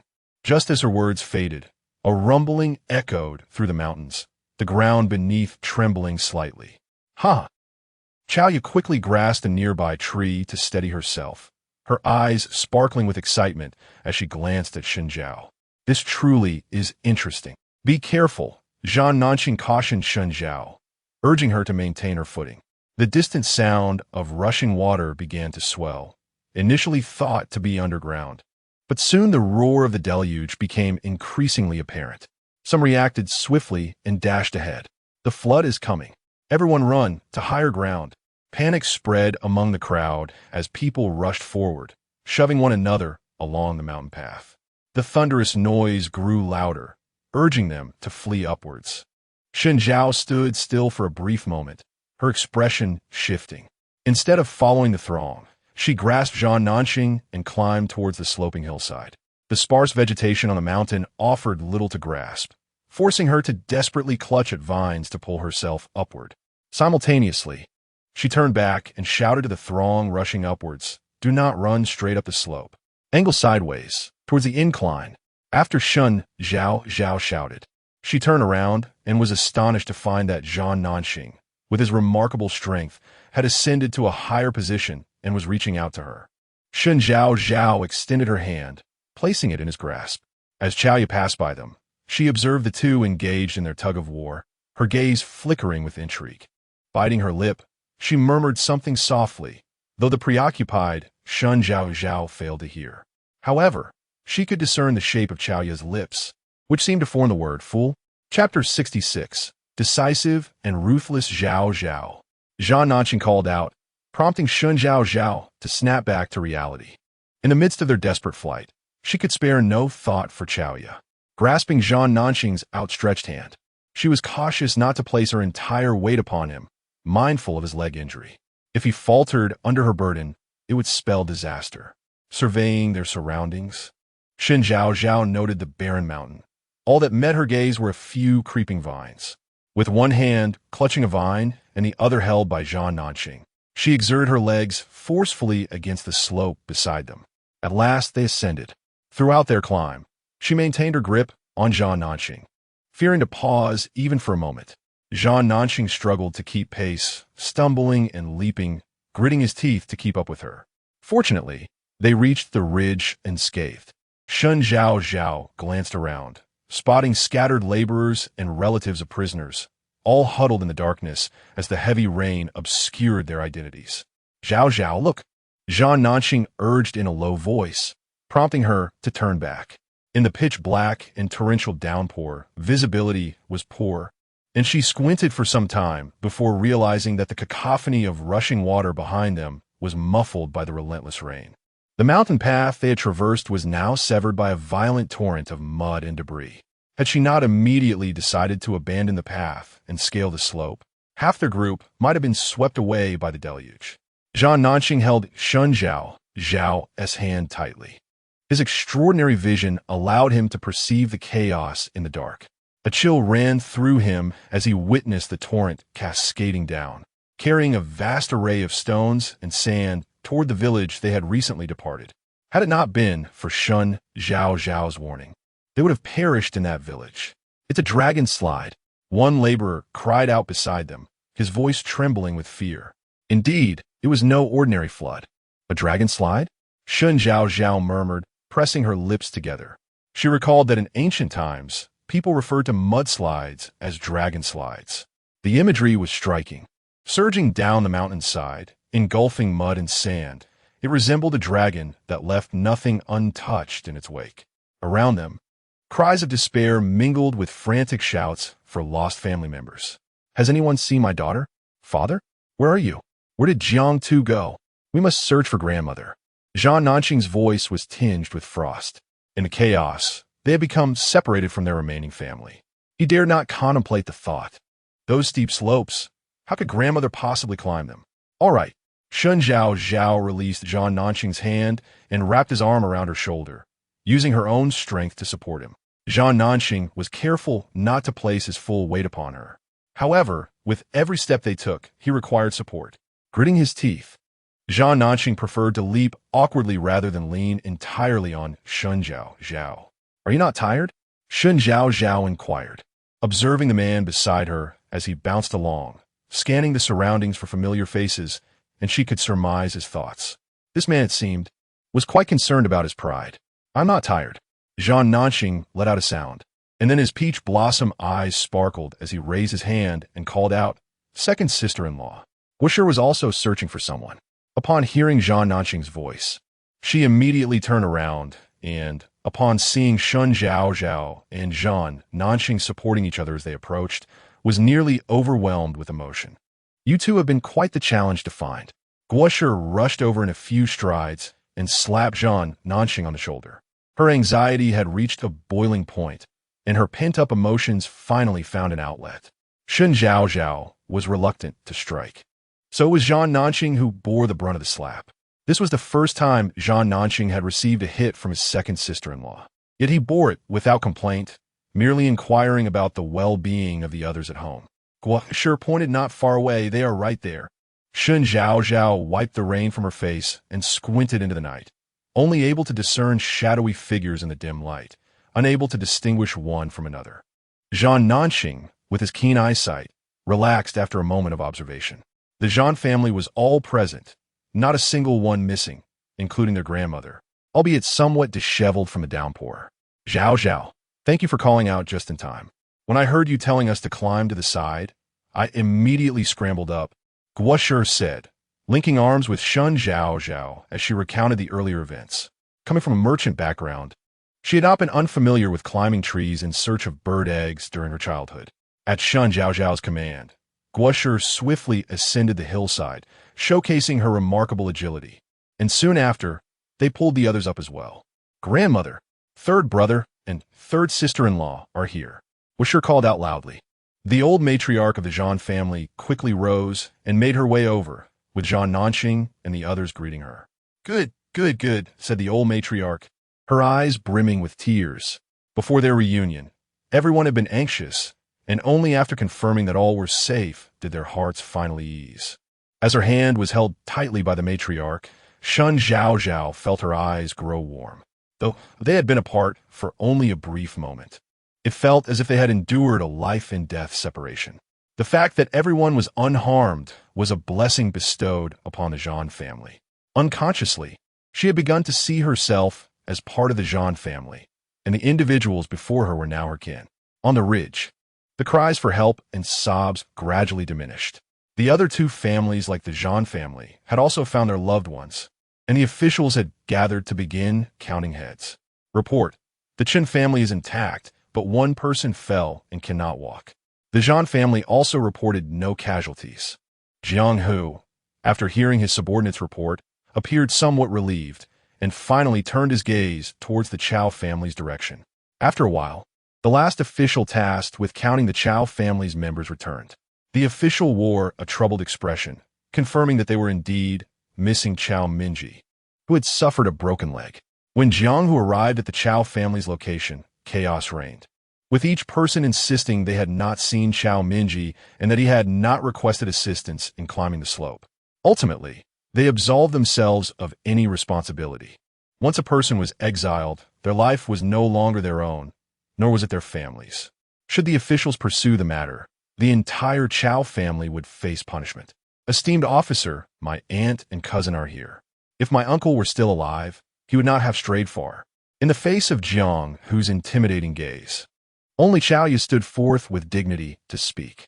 In the midst of such chaos, my aunt had been preoccupied with helping my cousin ascend the slope, neglecting my uncle's mobility issues. Xiaoya let out a regretful sigh, casting her gaze towards the path they had traversed, wiping the corner of her eye. It would be prudent to wait until dawn and have the officer lead a search. If we could locate my uncle's remains, I express my gratitude on behalf of the Chao family. Shen Zhaozhao was also attentive to the situation of the Chao family. Upon hearing Xiaoya's words, her heart tightened slightly, and she lowered her gaze. Xiaoya, it seems this decision would seal Chao Minji's fate, whether in life or death. Such is the consequence of a fugitive's actions, which ensnare the entire clan. Chao Minji must be swept away by the debris flow. How could one so astutely discern the pros and cons in a timely manner, and make a resolute decision on behalf of the entire family in the presence of her father, with such ruthless clarity? Could such a person be merely a young girl, deprived of maternal guidance since childhood? Chapter 67. The artificial canopy. Is your daughter's opinion representative of your family's stance? Jiang Hu coiled the long whip around his fingers, tightening his grip. Although Chao Kuan-ai felt a pang of sorrow for his brother, he knew he must ultimately forsake him. Sir, the dragon's wrath this time is formidable. My brother surely cannot evade it. Chao Kuan-ai lamented, tacitly agreeing with Xiaoya's words, thus sealing Chao Minji's fate. Jiang Hu nodded, hoping fervently that Chao Minji would be buried by the dragon's fury, vanishing from existence forever. He turned to instruct the others to regroup. standing still as he gazed into the distance down the mountain. Yet, apart from the sound of raindrops pelting his hat, he heard nothing else. What might be occurring below? After a night steeped in terror, someone anxiously inquired, "It is likely perilous. After all, it is the dragon's wrath. I heard that during the previous dynasty, an entire village was buried with no survivors." You still speak? Previously, when the Shen family proposed to ascend the mountain, you dismissed their concerns, asserting that there would be no flooding. That was, never mind, from now on we shall heed the Shen family's counsel. After all, they have saved our lives. The rain intensified, cascading down. The group peered into the pitch-black abyss below, unable to discern anything. The only sounds were the relentless rain and the occasional gust of wind, which eerily resembled the wails of the grieving. Some, weakened in body, curled up and trembled. Those who had once held oiled paper umbrellas had long since lost them. The conical hats remained atop their heads, yet their bodies were soaked through. Even in summer, a chill permeated the air. Why are there so few trees on this mountain? There is nowhere to seek shelter from the rain. As for sheltering from the rain, preserving our lives is already a challenge.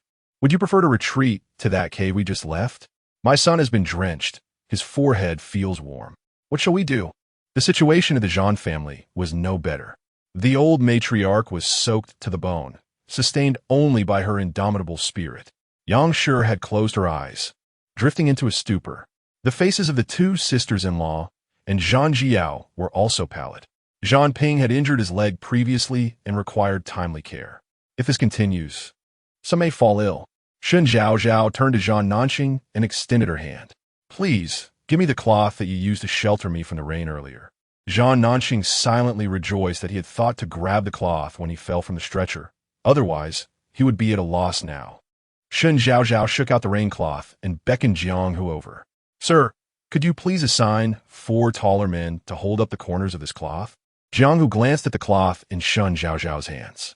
From his perspective, it appeared to be an ordinary coarse linen, lacking anything particularly remarkable. However, Shen Zhaozhao had a knack for the extraordinary. Her actions were invariably justified. Thus, Jiang Hu did not question further. He procured 2 tall young men from the Chao and Chun families, each grasping a corner of the cloth to elevate it. Satisfied with the arrangement, Shen Zhaozhao observed that the barren mountain offered no suitable supports for erecting a canopy. It would have to be a man-made solution. Her makeshift canopy proved remarkably effective. Jiang Hu's eyes widened in astonishment. He approached beneath the fabric and reached out. Not a single drop of rain fell. All was shielded by this cloth. He looked up in surprise and discovered that the reverse side of the coarse burlap was pitch black. When he touched it, it felt smooth, devoid of the texture typical of ordinary fabric. What sort of material is this? It is impervious to rain? No wonder Shen Zhaozhao had draped it over Zhan Nanxing all the way, seemingly aiding him in avoiding the downpour. Jiang Hu silently mourned for Ding Daniu, whose heart had begun to flutter. The couple shared a strong bond, while Ding Daniu was left with unrequited feelings. Fortunately, he had refrained from meddling. "Sir, let the porters and the elderly, women, and children come over to take shelter, as well as those who are injured," Shen Zhaozhao called out to the Zhan family, urging them to seek refuge from the rain. Benefits should not be hoarded by a single family to avoid inciting envy. The 4 men at the corners, grateful to remain dry, held the rain cloth without complaint. Upon hearing that they could escape the rain, soon a throng of the elderly, frail, and ailing gathered beneath the shelter. The porters hesitated to approach. Only Ding Daniu found himself classified among the elderly and infirm. He gazed upward at the black rain cloth, which blocked the deluge with unwavering strength, momentarily at a loss for words. It turned out that the Shen family had indeed procured a cloth capable of repelling rain.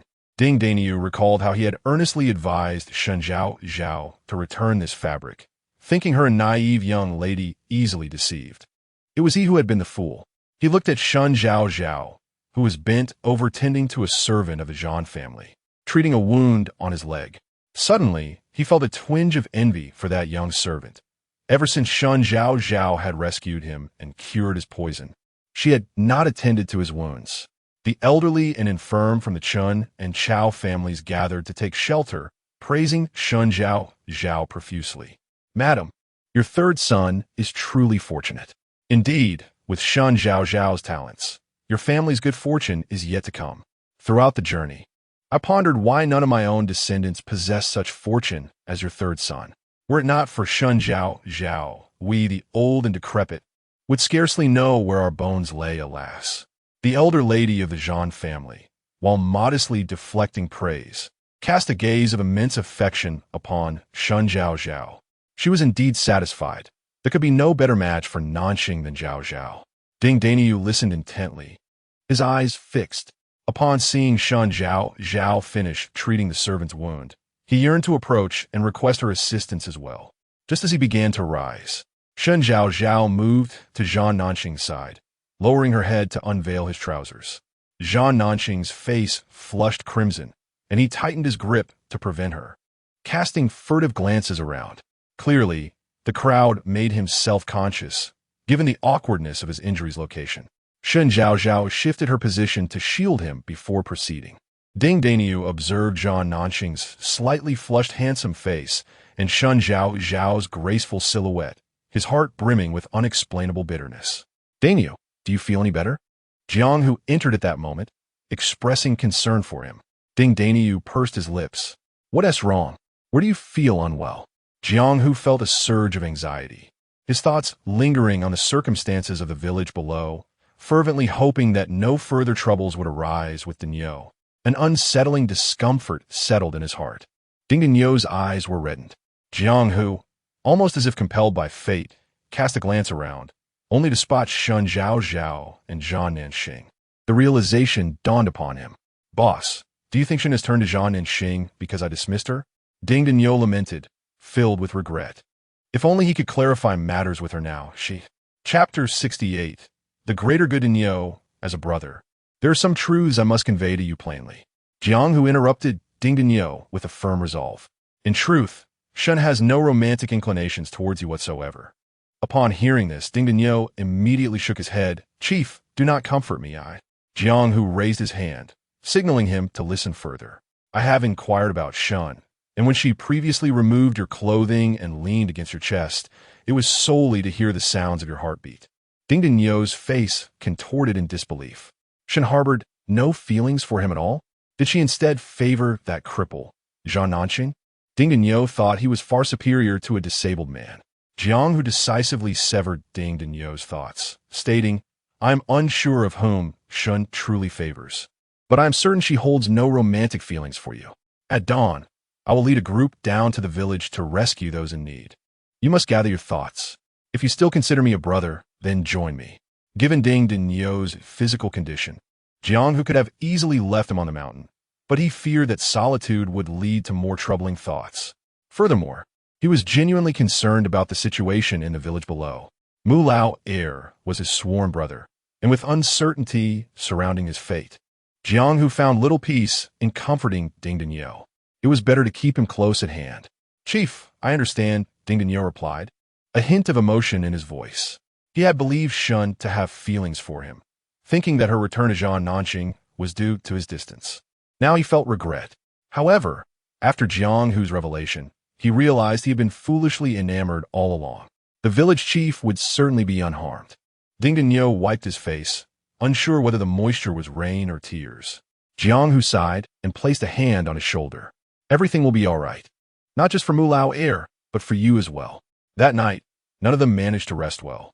Shen Zhaozhao's rain tarp was inadequate, forcing the elderly, women, and children to huddle together. Even though it shielded them from the rain, it could not fend off the mountain winds. Though it was the height of summer, the dampness left them shivering in the cool breeze. Finally, as dawn broke, the heavy rain began to subside. Jiang had climbed onto a large rock countless times. This time, he gazed down the mountain, and in the faint morning light, he finally discerned the scene below. Upon this realization, his heart sank. Shen Zhaozhao also ascended the rock and looked on in silence, her lips pressed tightly together. In the valley where the village once thrived, chaos now reigned. Murky floodwaters had surged into the village, obscuring the paths that once connected the homes. All that was visible was a wasteland of grayish-black mud. Houses had been swept away, debris scattered haphazardly, and remnants of torn cloth still clung to some broken beams. "This is dire," Chaoya, who had appeared at some point, murmured softly. "This flood feels even more severe than the one in the past. If the villagers in the village below had not departed in time, they would have surely become souls engulfed by the mud." Jiang Hu, with a grave expression, leaped down from the stone. "Esteemed friends, allow me a moment of your attention." His voice resonated deeply, cutting through the tranquil mountain air. "The situation below is dire, and without the warning from the Shen family, we might all be down there, swept away by the dragon's fury and buried beneath the muck." Jiang Hu extended his hand, gesturing towards the valley below, where all eyes turned to him. They felt gratitude towards Shen Zhaozhao, but were uncertain of Jiang Hu's intent. He moistened his parched lips and continued, "To save a life is to construct a pagoda of merit. The village below is suffering. I implore everyone to assist in the rescue, just as the Shen family has." A profound silence engulfed the crowd. No one spoke, their gazes fixed upon Jiang Hu's face. He felt a flush of heat. As a mere escort, he lacked the authority to command these prisoners to aid in rescue efforts. Previously, he had treated these prisoners and their kin as mere sources of profit. His good brother, Mu Lauer, the village chief of Xianyuan, along with the afflicted villagers, had also viewed them as a lucrative opportunity. Now, to expect these individuals to voluntarily descend and save lives. Jiang Hu questioned himself, his heart filled with uncertainty. In the past, he could never have summoned such audacity, hoping for the very same people he had exploited to assist him. Yet Mu Lauer was his brother, and with his brother's fate hanging in the balance, Jiang Hu's resolve hardened. "I, Jiang Hu, earnestly beseech you all, descend and save lives." The gathered crowd, witnessing the usually stern escort chief kneeling before them, felt their resolve weaken, and they too knelt before him. Jiang Hu clasped his hands in a gesture of sincerity, offering them to his chest. The sight of an escort kneeling before prisoners was a rarity throughout history. The families present, alongside numerous other escorts, remained silent. The atmosphere was thick with tension and silence, broken only by the howling wind. "Grandmother, what are your thoughts?" Shen Zhaozhao returned to the side of the elderly matriarch of the Zhan family, seeking her opinion. The matriarch stepped forward slowly, supporting Jiang Hu as she turned to face the crowd. "I, relying on my years, shall speak first," she declared with a solemn tone. "If humanity has not shown kindness to me, I cannot return the lack of virtue. The faults of others are their own. The Zhan family shall not act unjustly. Those among us who can help, do so. My granddaughter, Shen, has saved many of you from peril. Thus, I humbly request you, those who can assist, lend your strength. To save even one life is to surpass the merit of a 7-tiered pagoda." Moments later, my Chun family will accompany Jiang Hu down the mountain to rescue others. The Chao family echoed this sentiment, declaring that anyone with the strength would join the effort. Jiang Hu stood rigid, watching as the three families gradually gathered around him, all willing to descend the mountain to assist in the rescue. Putting aside past grievances and the fact that he and the villagers of Xianyuan had once viewed them as mere sheep to fleece, willing to brave the peril and endure hardships descending the mountain, all for the sake of righteousness. "Thank you." In Jiang Hu's fierce eyes, tears brimmed forth, rendering him speechless. "Thank you all. I, Jiang Hu, express my heartfelt gratitude on behalf of the people of Xianyuan village for your noble deeds." Chapter 69. The present-day Shen Zhaozhao was determined to accompany Jiang Hu and the others down the mountain to rescue those in need. Zhan Nanxing also wished to join them, but due to his injured leg, which required assistance for even the simplest movements, he could only watch helplessly as Shen Zhaozhao departed with Huang Yi. Gazing at his wounded leg, he lamented that since the injury, he had often wished for death on the battlefield, indifferent to the fate of his leg, which he had no intention of healing. It was as if he had resigned himself to his fate. Yet now, he found himself yearning for recovery, wishing to follow Shen Zhaozhao wherever she went, always by her side. "Sister Shen is always watching over you," Chaoya teased as she approached Shen Zhaozhao. "What brings you here as well?" Shen Zhaozhao cast a sidelong glance at her. The Chao family was composed of robust young men, and here was Chaoya, a young woman. "I too aspire to construct a 7-level pagoda," Chaoya replied, turning her gaze forward, eschewing further conversation with Shen Zhaozhao. In her eyes lingered emotions that others could not decipher. As the group trailed behind Jiang Hu, a profound silence enveloped them as they descended the mountainside.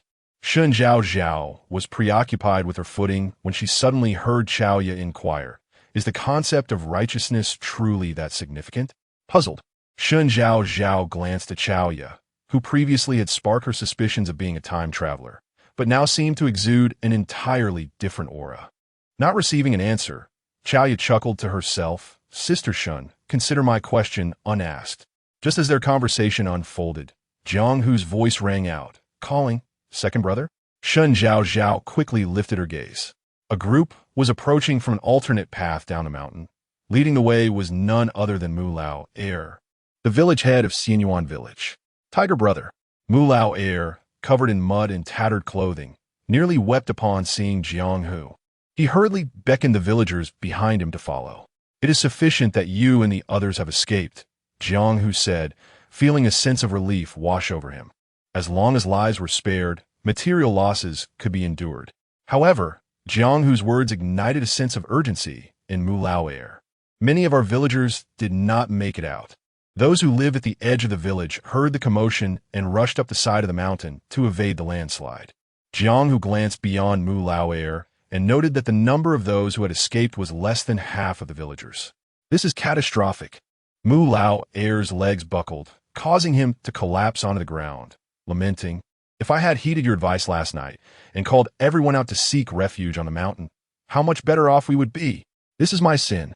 As he cried out, tears streamed down his face, washing away the mud in streaks. Jiang Hu felt at a loss for how to console Mu Lao Air. In the face of lost lives, any words of comfort felt hollow. "San Air, don't run off alone," a villager shouted, grasping a figure desperately attempting to dash down the mountain. Shen Zhaozhao focused her gaze and realized that the person racing down was none other than Mu San, who had been fixated on profiting from the Zhan family's wealth. What had befallen him? Shen Zhaozhao approached Jiang Hu and pointed in the direction of Mu San, inquiring about the situation. Mu Lao Air was on the verge of suffocating from his tears, yet a stranger from the village managed to convey the dire circumstances. Mu San had encountered them on the road. When they ascended the mountain, he was rushing down. He had ventured out alone, while his wife remained behind. Was he not hastening down to rescue her? Meanwhile, Mu San was biting into the arm of a villager, frenzied and shouting at the top of his lungs. From his cries, Shen Zhaozhao gleaned the essence of the predicament. It turned out that shortly after Jiang Hu and the officials escorted the prisoners up the mountain, Mu San's wife had suddenly fallen ill. With no medicinal herbs left at home, she insisted that Mu San quickly ascend the mountain to gather some. Compassionate as ever, Mu San wasted no time and set off towards the mountain with a basket on his back.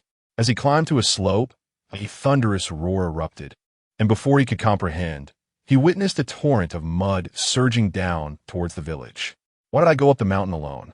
I left Jinyang at home. How terrified she must be when the dragon comes." Mu San bellowed, his voice hoarse until he could no longer utter a sound. Despair consumed him as he gaped like a lifeless tree, contorted and struggling to free himself from the grasp of the villager, yearning to descend and rescue his beloved. With a resounding thud, Jiang Hu, sensing Mu San's distress, approached from behind and struck him with a swift blow, rendering him unconscious. "Brother Huzi." Mu Lao Air wiped his muddy face, which only appeared more disheveled.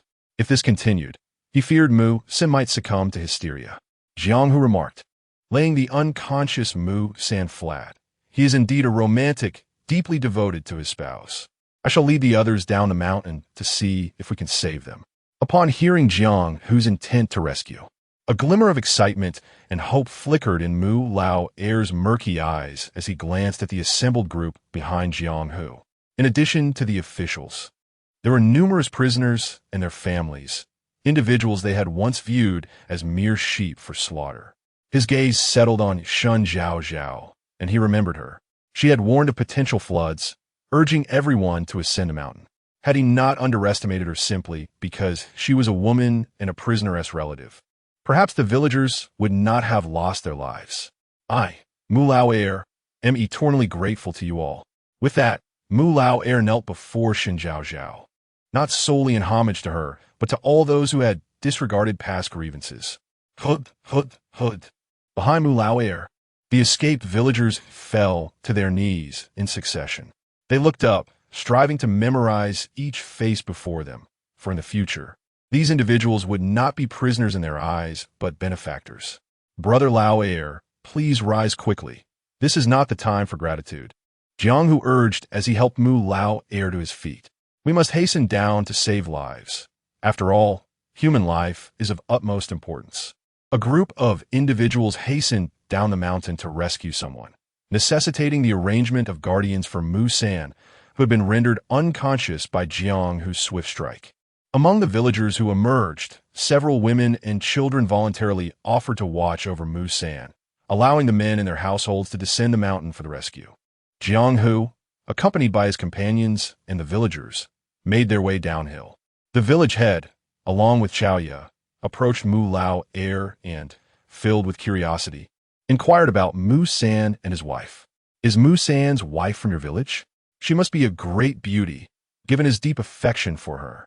To those listening, it appeared to be the innocent musings of a young girl, intrigued by matters of the heart. However, Shen Zhaozhao, upon hearing this, subtly leaned closer. In her eyes, Chaoya was not the type to indulge in such romantic curiosities. Being nearer, she inadvertently overheard Mu Lao Air's subsequent remarks.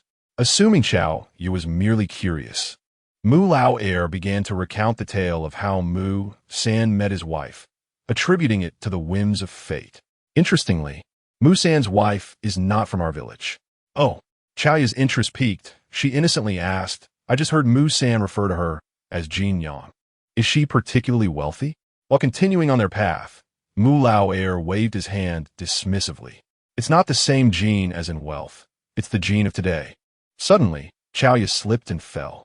Fortunately, Shen Zhaozhao's quick reflexes caught the edge of her coarse linen garment, which tore slightly.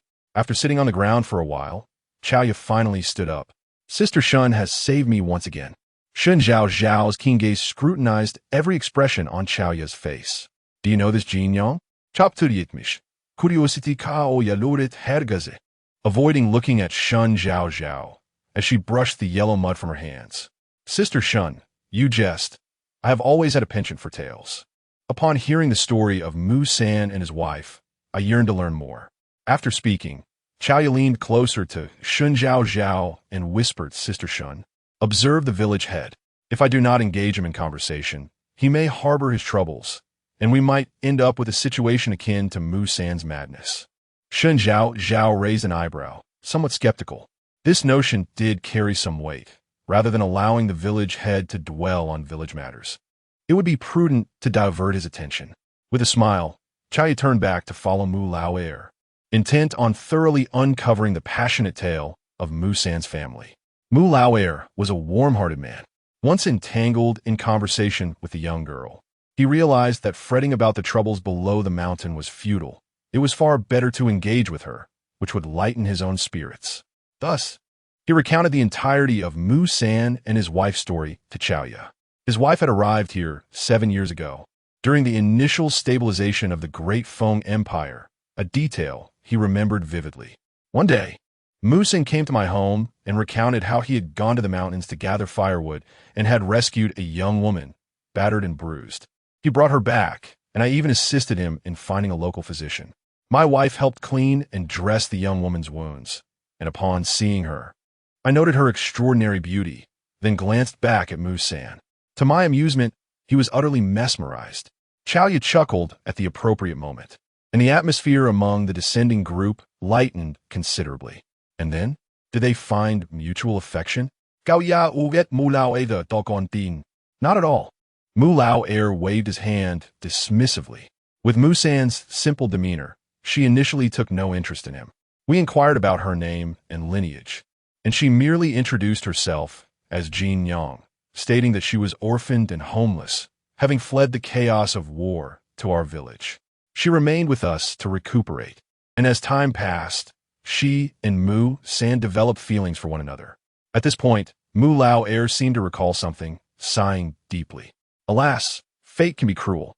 Just as she had regained her health, a month prior, Jin Yang ventured out of the village, claiming she wished to seek a relative. Shortly after her return, she fell ill. A neighbor chimed in. Indeed, Jin Yang fell ill, and Mu San tended to her daily, fearing the worst. Now, with the dragon's wrath upon us, should she perish, Mu San would truly be driven to madness. Mu Lao Air lamented, raising his eyes to the heavens. It is all my fault. Had I heeded your counsel, we might have been spared this calamity. The conversation circled back. Jiang Hu, unable to bear the sight of his dear friend in distress, quickly offered words of comfort. Do not blame yourself. Had we not witnessed the capabilities of Miss Shen along our journey, we would certainly have been unable to escape this fate. Who would heed the words of a banished official's family, speaking of impending floods? Miss Shen, you possess remarkable talents. Mu Lao Air said, his eyes lighting up as he gazed at Shen Zhaozhao, wishing to revere her as a divine figure. Could you perhaps predict how many of our villagers will survive? Shen Zhaozhao looked deeply into Mu Lao Air's murky eyes. In her eyes flickered the last glimmer of hope from the village chief. Mu Lao Air, she uttered, this is the hope that everyone in our village can survive. Yet, she found herself powerless. Esteemed chief, I am but an ordinary person who enjoys reading trivial books.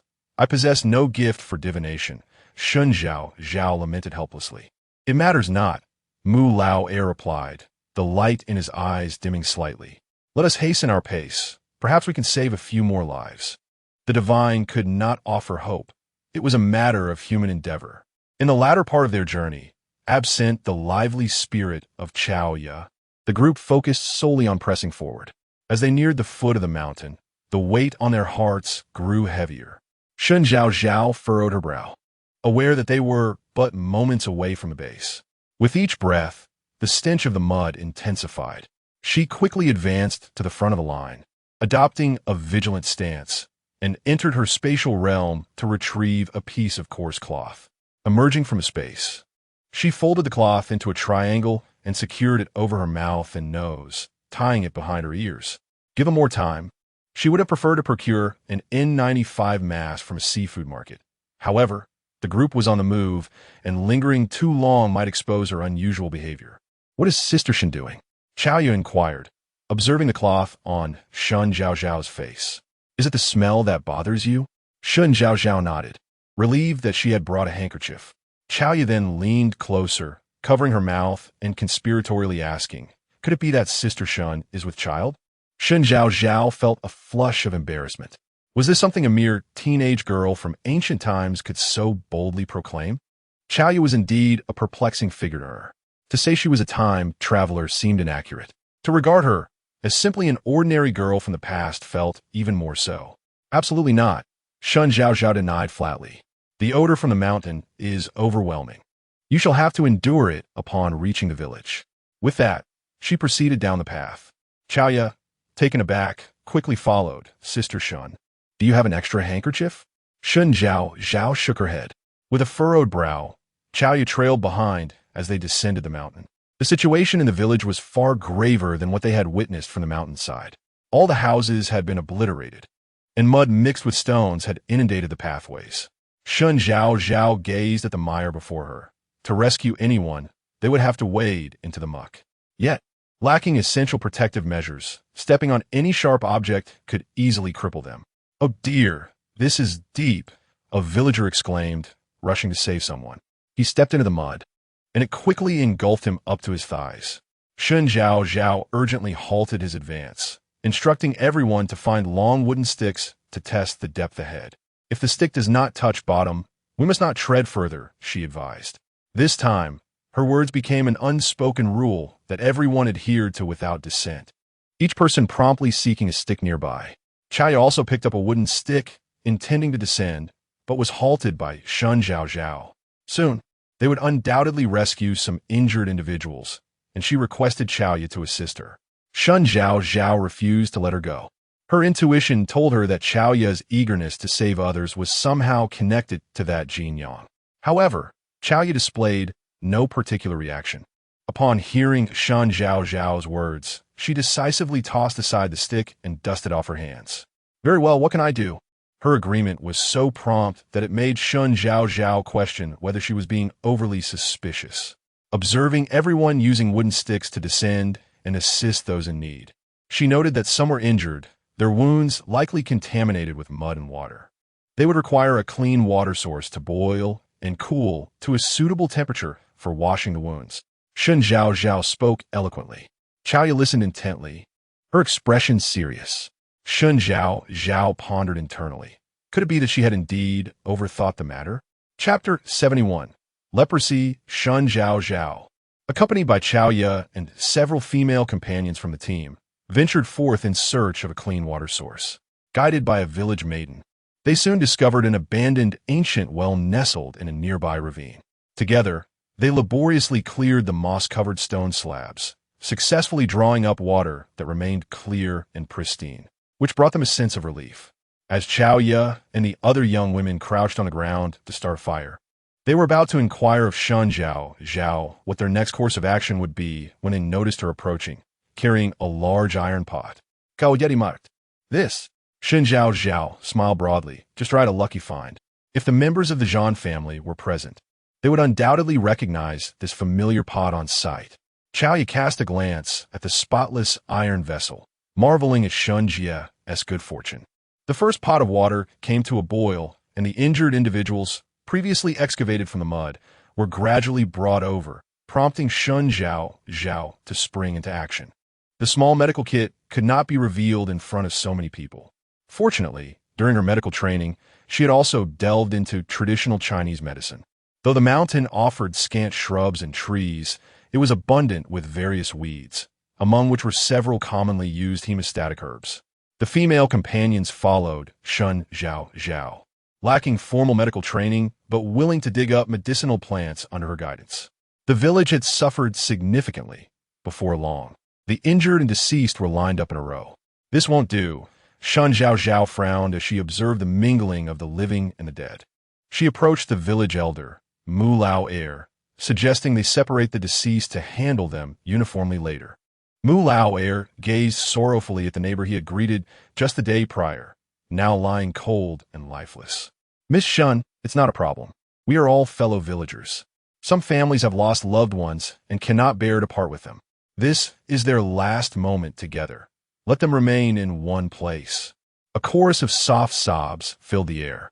Shen Zhaozhao watched as the mud-caked individuals, bereft of their own injuries, wept over the bodies of the deceased. Some adults, too injured to rise, clutched the small, lifeless forms of their children, their hands reaching out to caress the little faces, attempting to wipe away the mud.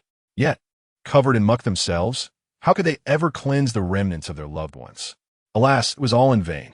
Despite her familiarity with the sorrow of life and death, such scenes inevitably tugged at Shen Zhaozhao's heart. However, as a physician, she had to steel her resolve.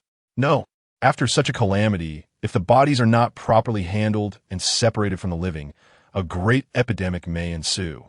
The soft-hearted elder, still hoping to plead for clemency, found his words faltering. How could it be so fortuitous? As the words slipped from his lips, he faltered. He had uttered the same sentiment just the night before. How could such a catastrophe be so perfectly timed? The flood did not come. Instead, a landslide struck. The majority of the village's inhabitants had perished due to his negligence. I will have them separated. Mu Lao Er hunched his shoulders and walked away, seeming to age a decade in an instant. As Mu Lao Er departed, Shen Zhaozhao turned to continue tending to the injured. Some suffered injuries from beams, while others bore wounds from falling stones. External injuries were manageable. A thorough cleansing, disinfection, and bandaging sufficed. However, when faced with those immobilized by heavy objects pressing down on their waists, Shen Zhaozhao found herself powerless. She lacked a surgical theater, and the wilderness offered no conditions for surgery. While the others were diligently occupied, a figure stumbled down the hillside, calling out frantically, "Is Jin Yong here? Have you found Jin Yong?" The three brothers of Mu were in tow, and behind them, others pursued from the mountains. "Uncle, have you found Jin Yong?" In an instant, Mu Sin seized Mu Lao Er by the collar, his eyes blazing with fury, as if he could tear apart anyone who dared utter an unkind word. "Not yet. Mu Lao Air replied hesitantly, unable to meet Mu San's gaze. Why haven't you found her? Were you not searching earnestly? Mu San released Mu Lao Air and, in a frenzy, attempted to plunge into the mire. Fortunately, Jiang, who returned just in time, swiftly restraining him. The mud had seeped into the village, appearing deceptively shallow. Yet one could easily stumble, necessitating utmost caution. In Mu San's current state, without rescuing the others, he might endanger himself first. It won't be long. I saw someone heading toward your home in the village, Jiang, who reassured him. I must find Jin Yang myself. She is already unwell and cannot endure further harm. Mu San murmured, struggling against Jiang, whose grip. Mu San, over there. From a distance, a person approached, carrying a muddy figure, and the crowd exclaimed, Mu San, your wife has been found. Mu San shook off Jiang Hu and rushed forward. He carefully accepted Jin Yang from the stranger's hands, placing her on the ground, and used his sleeve to wipe the mud from her face. Noticing her eyes tightly shut, he called her name twice, but there was no response. Trembling, he tested her breath. Upon sensing a faint sign of life, he lifted her in his arms and dashed to find Shen Zhaozhao. Please save Jin Yang. Mu San laid her before Shen Zhaozhao, then knelt and bowed his head to the ground, the impact against the mud producing dull thuds. Quickly, get up, Shen Zhaozhao urged, extending her hand to assist him, but he could not be lifted. Let him bow, Chaoya remarked, holding a bucket of boiled water, observing the desperate Mu San with indifference. If you don't let him do this, he will suffer more. At least he has someone to whom he can express his hopes. Chaoya, lost in thought, gazed at the muddy Jin Yang and softly said, he is quite fortunate. When I wished to bow, there was no one for me to bow to. Shen Zhaozhao shot her a glance, focused on the urgency of saving the injured, and swiftly commanded, water. Chaoya snapped back to reality, placed the bucket down, picked up a drenched cloth, and knelt to gently clean Jin Yang, gradually revealing her true visage as the mud washed away. In the words of Mu Lauer, Jin Yang is a graceful woman, captivating enough to render Mu Sanyi spellbound at first sight. Whether she possesses the exquisite beauty Mu Lauer described is uncertain to Shen Zhaozhao, who finds it of little consequence. Upon her initial glance at Jin Yang's visage, a shiver ran through her brow. No matter how stunning a woman may be, a face marred by red patches and skin lesions cannot be deemed beautiful. Stop this at once, Shen Zhaozhao urged, hastily pulling away Chaoya, who was in the midst of wiping Jin Yang's neck. Leaning in closer, she scrutinized the area. The redness was more pronounced and accompanied by papules and nodular lesions. Haven't you noticed she is unwell? Shen Zhaozhao inquired, turning to Chaoya. Any sensible person would be alarmed by such severe skin afflictions, yet Chaoya appeared oblivious, continuing to cleanse Jin Yang of the mud. Tossing the cloth onto the ground, she washed her hands in the wooden tub, then stood up, regarding Shen Zhaozhao with an air of indifference, speaking as casually as if discussing mundane matters. Of course I noticed. It's leprosy. Chapter 72. In a moment of bewilderment, Shen Zhaozhao found herself at a loss for words. Leprosy, a disease that can be treated in modern times, was a significant cause of disability, disfigurement, and even death in ancient eras. Due to its high contagion rate and difficulty in treatment, entire villages could be quarantined, resulting in the formation of leper colonies. The afflicted were left to fend for themselves within those confines. Was Chaoya being overly calm in the face of a leprosy patient? What had happened to Jin Yang's face? Mu Lao Air approached, casting a glance at the unconscious Jin Yang, and gasped in shock. This was a matter for Mu San. Shen Zhaozhao turned her gaze to the side, where Mu San, with his head bowed to the ground in silence, seemed to be concealing something. Have you shown any symptoms? She inquired. Mu San lifted his eyes and silently rolled up his sleeves, revealing unmistakable erythematous lesions on his arm. However, they appeared less severe than those afflicting Jin Yang. Shen Zhaozhao's mind began to form a conclusion. It was likely that Jin Yang had contracted the disease first, subsequently transmitting it to Mu San during their time together. Miss Shen, what kind of illness is this? Mu Lao Air, oblivious to the nature of the ailment, was only aware that Mu Sheng's wife was unwell. Shen Zhaozhao turned her attention back to Mu San, realizing that he had concealed his wife's condition from the village. Musen let out a soft whimper, turning to Mu Lao Air and bowing deeply at his feet. It is my fault. If the village head must punish someone, let it be me and spare Jinyang no. What exactly is this illness? Mu Lao Air's gaze shifted between the red lesions on Musan's arm and Jinyang's grotesquely disfigured face, chills running down his spine. One person falling ill is not a dire issue. The real concern lies in the contagious nature of this affliction. Since Jinyang's return, she had not stepped outside, and Musan had been avoiding contact with other villagers. Aside from the fugitive who stayed at my house last night, I have had no interactions with others. Musan's forehead was bloodied from his repeated blows. Village head, please do not let Jinyang perish. Mu Lao Air stared blankly at Shen Zhaozhao. Leprosy. The weight of her words struck him like a death sentence. With a thud, Mu Lao Air's legs buckled, and he collapsed on the ground. This cannot be. Our village has never had leprosy. He had heard of the disease, knowing that it often spread village by village. Everyone else in their village was in good health. It must have been contracted by Jinyang when she left the village. Where did she go? Who did she meet? Shen Zhaozhao directed her inquiry towards Musan. He appeared confused, simply shaking his head. Jinyang said she was going to visit a relative. Mu Lao Air suddenly sprang up, pointing an accusing finger at Musan, unable to articulate his thoughts. After a long pause, he slapped his thigh and lamented, "What a calamity! Observing Mu Lao es despondent de mi ano." Shen Zhaozhao felt a mix of emotions. Sister Shen, can you cure it? Chaoya whispered, striking at the very heart of Shen Zhaozhao's internal conflict. Of course, she could cure it. Leprosy is not an incurable ailment, particularly in its early stages. With a combination treatment of dapsone, rifampicin, and clofazimine, once the lesions heal, there would be no trace left of the disease's existence. However, the dilemma lies in treating Musan and Jinyang. While she can conceal her actions with Western medicine, the number of individuals who have come into contact with them is alarmingly high, all potential carriers of infection. Despite possessing a vaccine, its application remains futile. Allow me to ponder this matter. Shen Zhaozhao stepped aside, feigning contemplation while her thoughts ventured into a different realm. She opened a small medicine cabinet on the shelf, revealing an array of treatment medications and vaccines. If only she could administer the vaccine to everyone and reserve the medication for Musan and Jinyang, she could gracefully withdraw from this predicament. The seemingly simple solution lay before her, yet it was unattainable. For the first time, Shen Zhaozhao felt an overwhelming sense of constraint. As she scratched her head in confusion over the contents of the medicine cabinet, the large screen within the space flickered, capturing her attention. She navigated around the shelf and approached the screen. It displayed the familiar classic Windows desktop, featuring a solitary app icon depicting a crab from a seafood market.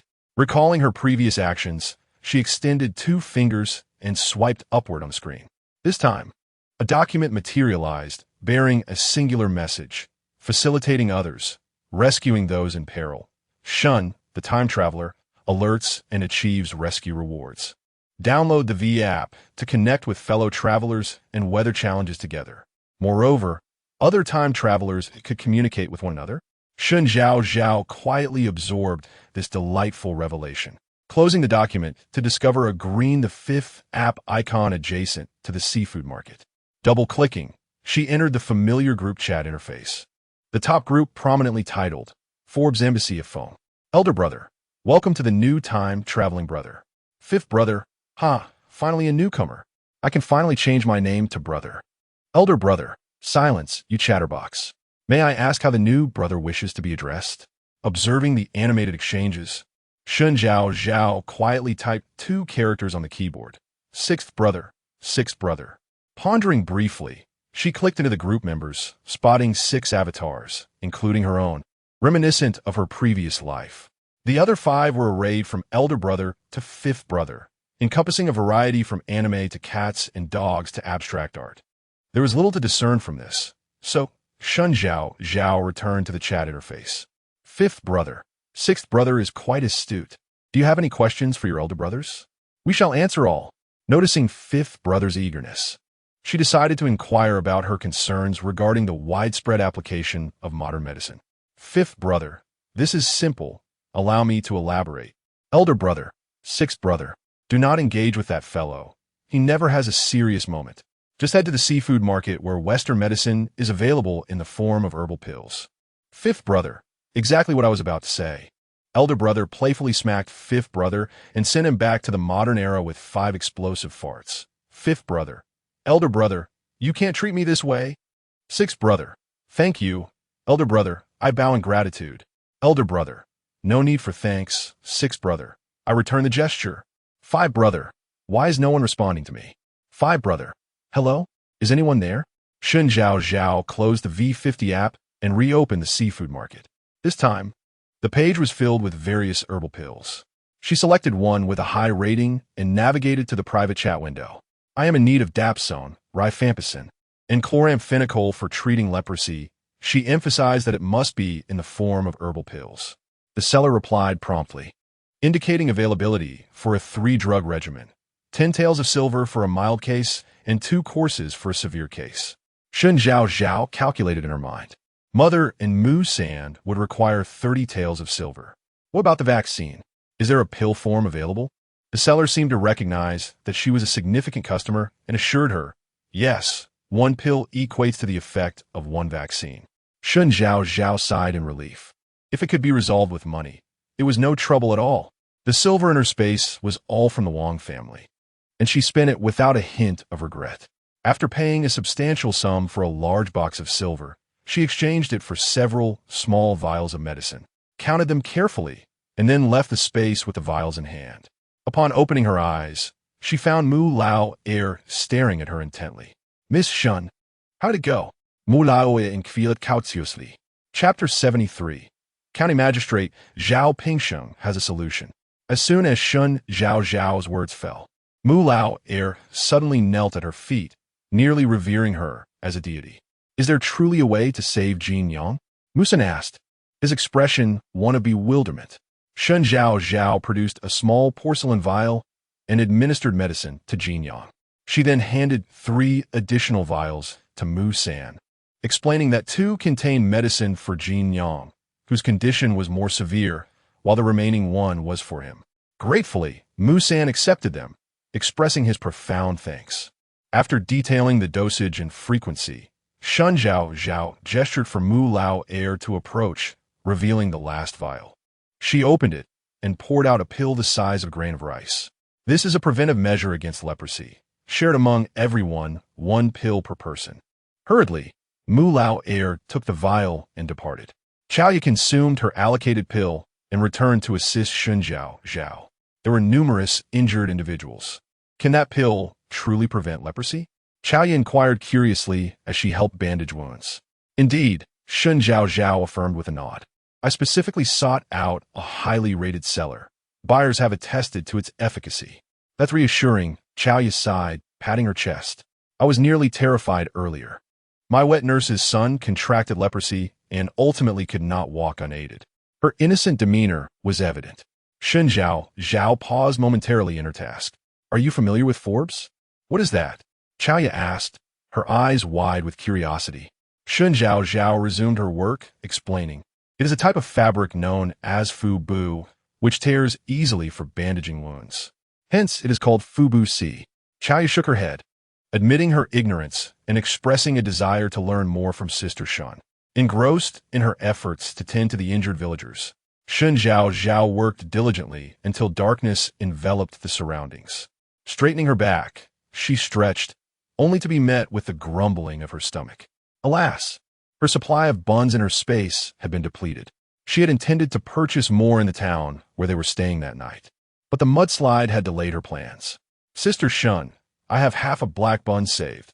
Please eat something, Chaoya offered, handing over the half bun.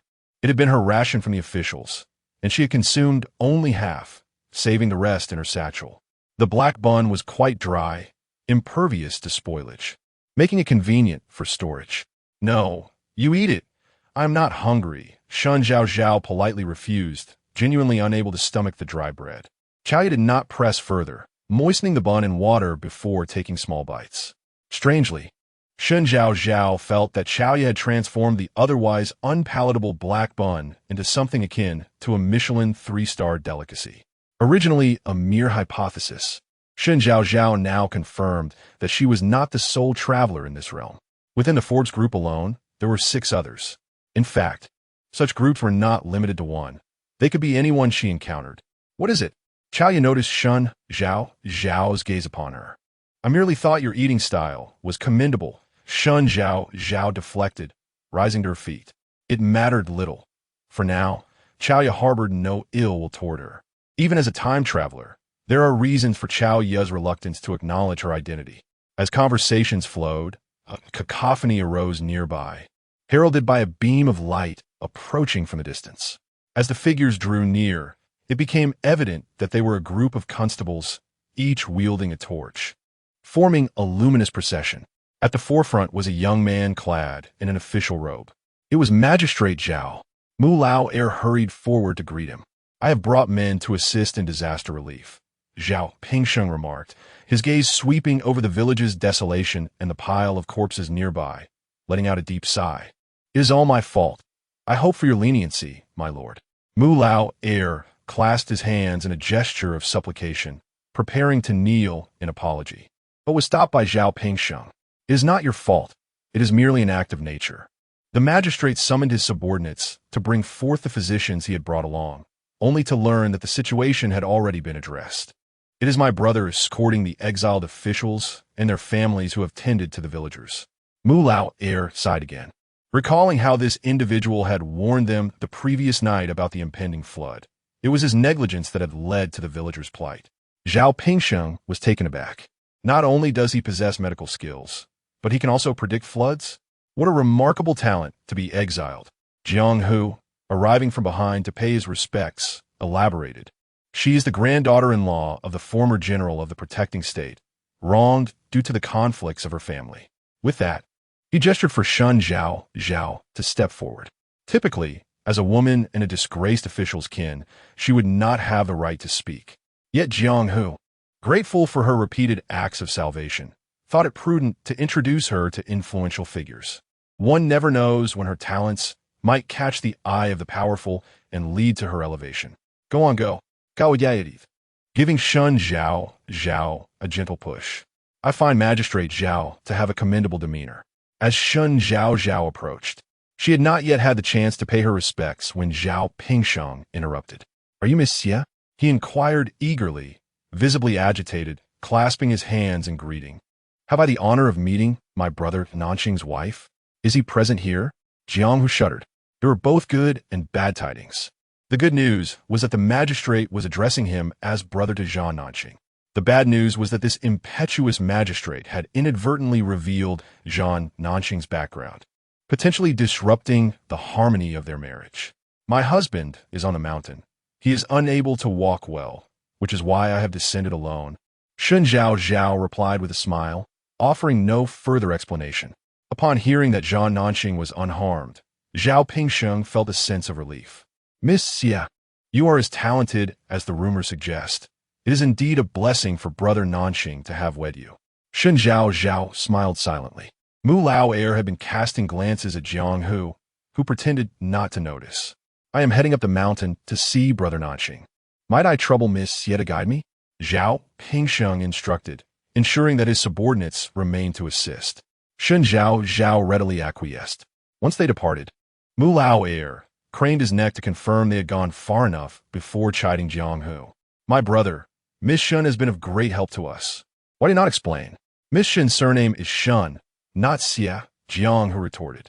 Jiang Hu waved his hand. Say, my dear brother, you are unaware that the lady originally betrothed to Zhang Nanqing was none other than Miss Xie. Due to unforeseen circumstances, the Zhang family faced a crisis, leading to the dissolution of the engagement. Miss Shen has stepped in at the last moment. Several of my colleagues believe this to be a matter of auspiciousness. Mu Lao, oblivious to the intricacies of the situation, gasped in astonishment. Then what does this mean? Jiang Hu grinned, revealing his teeth. Miss Shen has not provided an explanation herself. Yet she must possess her own calculations. We should refrain from interfering. Magistrate Zhao has brought provisions. Let us hasten to distribute them. As he spoke, Jianghu pulled Mu Lauer along, casting a glance up the mountain. To the third young master of the Zhan family, may fortune smile upon you. Chapter 74. Stiffness and awkwardness. The mountainous paths at night proved far more arduous than those by day. Shen Zhaozhao concentrated intently on her footing, while behind her, Zhao Pingsheng, a loquacious individual, filled the air with chatter. Sister-in-law, he addressed her, abandoning the formality of Miss Xie for a more familiar title. Having been away from the capital for some time, I am rather out of touch with the current affairs. Why is it that no one has come to the aid of the Zhan family? Inwardly, Shen Zhaozhao mused. If you inquire of me, whom should I consult? She suggested. Mr. Zhao, when you meet my husband, perhaps you could pose the question to him. Zhao Pingsheng continued, unfazed. Has brother Nanqing mentioned the circumstances surrounding the defeat? He grew increasingly animated. I have known several of the Zhan brothers since childhood, with their skills and those of the old general. How could they possibly succumb to those barbarians? Shen Zhaozhao rolled her eyes at his fervor. Mr. Zhao, do take care on this slippery path during the rain. But before she could finish her warning, a loud thud echoed behind her, accompanied by the sound of fabric tearing. She quickly turned to see the overly inquisitive Zhao Pingsheng had taken a tumble, landing squarely on the damp road. Oh dear, he truly has fallen. She chuckled awkwardly and called for a few men following them to assist him. She had not intended to jinx him. No harm done, Zhao Pingsheng assured as he was helped to his feet, brushing off his clothes, now speckled with mud. Miss Shen truly possesses a remarkable gift for prophecy. A man from the Qin family praised her effusively. Another from the Chao family, eager to curry favor, chimed in. Indeed, Miss Shen foretold of snakes' floods, and even that the official would fall. Coughing, Shen Zhaozhao felt the weight of their words. With such remarks, her reputation for ill omens was solidified. The Chao gentleman soon realized his blunder and fell silent. Mr. Zhao, sensing something amiss in their conversation, remarked, My lord, we are nearing the campsite where my husband and the others are. Anticipating his inquiry about her ill-timed predictions, Shen Zhaozhao hastily interjected, Yes, let us hurry. They have no provisions up there. I recently acquired some dry rations to take along. As the urgency from behind prompted him forward, Zhao Pingsheng suppressed his lingering doubts and continued up the mountain. Onward, he tread carefully, avoiding further mishaps. Shen Zhaozhao relished the tranquility. Upon reaching the ridge where they would camp, she heard a voice from afar call out, Zhaozhao has returned. Suddenly, the women of the Zhan family rushed towards her, scrutinizing her from head to toe to ensure she was unharmed before they fell at ease. Grandmother is only concerned for the third sister-in-law, neglecting me entirely. She heard Guosher grumble behind her, feigning jealousy. With a swift motion, the elderly matriarch delivered a playful slap to Guosher's back, exclaiming, Only you would know how to feign sweetness. Guo's eel-like figure darted away, pulling Lin and Zhan Jiao along to discuss the situation at the foot of the mountain. Zhan Nanqing leaned on a wooden staff, his peach blossom eyes fixed intently on Shen Zhaozhao. After a prolonged silence, he finally inquired, Have you eaten? Shen Zhaozhao blinked, finding Zhan Nanqing rather straightforward. Even his concern for others was so practical. Not yet, she replied, recalling how she had previously been at a disadvantage before him. This time, she decided to tease him. She reached out, taking his hand and shaking it playfully, asking in a sweet voice, Do you have anything to eat, my lord? Zhan Nanqing nodded and retrieved a parcel wrapped in oiled paper from his bosom. Shen Zhaozhao was taken aback. He truly had food. Just now, Huang Yi hunted a rabbit, and after roasting it, I save a leg for you. Zhan Nanqing urged her to take it quickly. Shen Zhaozhao grasped it, feeling the warmth through the oil paper. Observing the others from the Zhan family, it was evident they had already eaten. The warmth of the rabbit meat indicated that Zhan Nanqing had kept it close to his heart, awaiting her return to present it to her. Biting her lip, Shen Zhaozhao realized she had intended to tease him, yet he took the matter seriously, which made her eyes sting with emotion. Hurry and eat, or it will cool down and lose its flavor, Zhan Nanqing urged. She acknowledged, unwrapping the parcel and taking a bite of the rabbit meat, which was rich and fragrant. Truly, the bond between brother Nanqing and his wife was profound. Zhao Pingsheng, who had remained silent, looked on with envy. He was a solitary figure, without anyone to care if he had eaten or to whom he could extend his concern. Zhan Nanqing then noticed the envious gaze directed at them, slightly surprised. Zhao Pingsheng? He recognized him, and they exchanged respectful bows. Meeting each other's eyes again felt surreal. The last time I saw you was in Hangzhou. Zhan Nanqing's voice carried a hint of melancholy. At that time, his grandfather, father, and brothers were all present. His worries then revolved around the misfortune that befell Zhao Ji's grandson, who suffered a fall and would face punishment upon returning home. Back then, his grandfather was not yet the national general, and his father was merely a deputy general. He would rather return to those earlier days than endure the desolation that followed the flames of change. Xu Yi. Upon encountering an old acquaintance, Zhan Nanqing's voice grew hoarse. Zhao Pingsheng smiled wryly. My grandfather was a minister of the previous dynasty. He is no longer a Golao. Please do not speak of him in the present tense, for he passed away 2 years ago. His gaze drifted over Zhan Nanqing's disheveled appearance before settling on his injured leg. My grandfather was once very close to General Zhan. Fortunately, he did not witness the current state of the Zhan family. Otherwise, he would have been livid. Zhan Nanqing scoffed, a mocking smile gracing his face. Before the fall of the previous dynasty, Zhao Ge had wisely retreated, leading the Zhao family into seclusion in Hangzhou. When the Feng dynasty was established, old General Zhan, who had a close friendship with Zhao Ge, brought his family to visit under the pretense of a social call. While secretly attempting to persuade the old minister to return to public service in a position of authority, Zhao Golao not only chose to remain in Hangzhou, but also urged the venerable Zhan to retreat into seclusion, merely stating that when the birds have flown, the fine bough is concealed, and when the cunning rabbit perishes, the hunting dog is cooked. Zhan Nanqing lowered his gaze. Had his grandfather heeded Zhao Golao's counsel back then, the Zhan family might still be thriving today. Alas, the realm of human affairs knows not the word if. Very well, let us not dwell on past events. Zhao Pingsheng cleared his throat, casting aside the somber mood, and turned his attention to Shen Zhaozhao, who was beside him, gnawing on rabbit meat wrapped in oiled paper. Fortuitously, the elder Zhan did not heed my grandfather's advice. Otherwise, Brother Nanqing would not have been able to wed Miss Xie. When the news of your engagement to the Xie family reached Hangzhou, my father was filled with envy, lamenting my lack of ambition. I must confess, it is truly a source of great admiration for me that Brother Nanqing is able to marry such a talented woman as Miss Xie. As Shen Zhaozhao listened to Zhao Pingsheng repeatedly refer to Miss Xie, a subtle smile graced her lips as she glanced at Zhan Nanqing. Indeed, even a single strand of hair seemed to exude stiffness and awkwardness. Chapter 75, Natural Disasters and Man-Made Calamities. Zhao Pingsheng had misjudged the situation. Zhan Nanqing earnestly explained, "This is Miss Shen. After my leg was injured, the Xie family called off the engagement." Zhao Pingsheng's mouth fell agape, darting his gaze between Shen Zhaozhao and Zhan Nanqing. Realizing he had made a grave mistake, he hastily bowed in apology to Shen Zhaozhao. "It is my fault for jumping to conclusions. I mistakenly took your sister-in-law for an outsider. That was entirely my error." Shen Zhaozhao, who was not particularly concerned, quickly reassured him, "It is quite all right. I should have explained things to you beforehand." "Has he always referred to you in such a manner?" Zhan Nanqing inquired softly, leaning closer to Shen Zhaozhao. "Why didn't you clarify?" Shen Zhaozhao felt a bit flustered under his piercing gaze.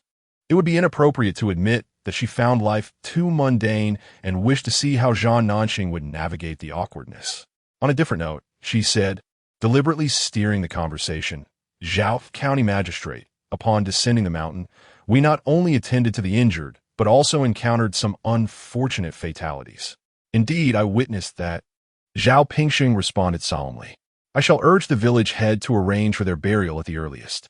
Shen Zhaozhao shook her head. "There is another matter of concern. Among the injured, there is a woman afflicted with leprosy, and she has transmitted the disease to her husband." This revelation genuinely startled Zhao Pingsheng. "I possess a potent remedy for leprosy, and I have already arranged for them to receive it. As long as they rest adequately, there should be no further issues." Shen Zhaozhao continued, There are also preventive medications that I have ensured the villagers and our fellow exiles consume. Zhao Pingsheng looked incredulous. Leprosy is incurable. The discovery of just one case would lead to the entire village being quarantined. If you have doubts about my medical expertise, you may first seal off Xianyuan village until the efficacy of the medication is confirmed, Shen Zhaozhao said, offering her suggestion without pressure. Zhao Pingsheng nodded, conceding that this would have to be the compromise. Dealing with the living is manageable, Shen Zhaozhao remarked, gazing down the mountain, but the real dilemma lies with the corpses. We cannot ascertain whether any of them were infected. The deceased cannot take medication. Leprosy is transmitted through skin contact, which is why I previously suggested that the village head arrange for cremation of all the bodies, Shen Zhaozhao stated, raising her hands in a gesture of helplessness. The village head had expressed the difficulty of this task. All she could do was articulate the potential consequences. Whether they were acted upon was a matter for the village head and the county magistrate. After a moment of contemplation, Zhao Pingsheng ultimately nodded. I will arrange for personnel to handle this matter. Zhao Pingsheng and Zhan Nanxing exchanged a few more words and inquired about the specific circumstances surrounding the landslide. We heard a tremendous rumbling sound, Shen Zhaozhao recalled, noting that even a mudslide should not produce such a loud noise. Could have been thunder? Zhao Pingsheng furrowed his brow and pressed on. Shen Zhaozhao shook her head. No, it felt more akin to a muffled sound from the earth. Zhao Pingsheng pondered for a while before clasping his hands in farewell.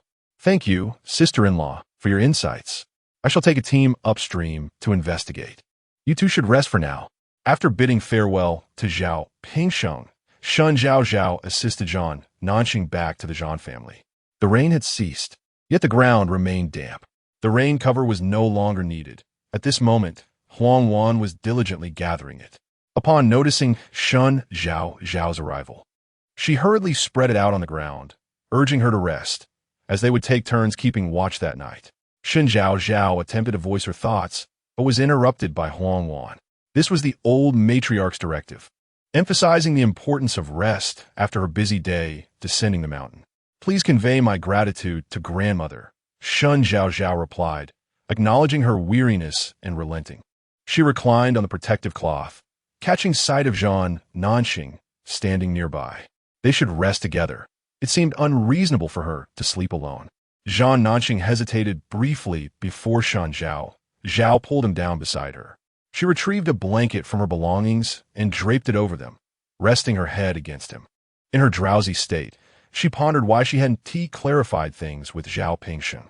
Faintly, she heard Zhan Nanxing's breath beside her, aware that he was referring to Zhao Pingsheng, mistaking her for a young lady of the Xie family. With her eyes closed, her weary mind felt muddled, and she murmured, Miss Xie possesses exceptional talent, which leads to misunderstandings. It enhances your reputation. Suddenly, her forehead was playfully tapped. Shen Zhaozhao opened her eyes to meet Zhan Nanxing's serious gaze. Zhaozhao, I will say this only once. Since you have chosen to marry me and remain with the Zhan family, I shall regard you as my wife. I may not be of much use, but I will do my utmost to cherish and respect you, and I do not consider your abilities inferior to others. Should anyone misidentify you in the future, you must clarify that you are Shen Zhaozhao, not someone else. His peach blossom eyes, typically filled with warmth, now bore a serious expression that startled Shen Zhaozhao, igniting a flicker of fear within her. Fear that he was being earnest. Understood, she replied, pulling the blanket over her head, dispelling her fatigue momentarily. The darkness enveloped her, and her mind replayed his words. This stern and serious man sometimes offered a sense of security.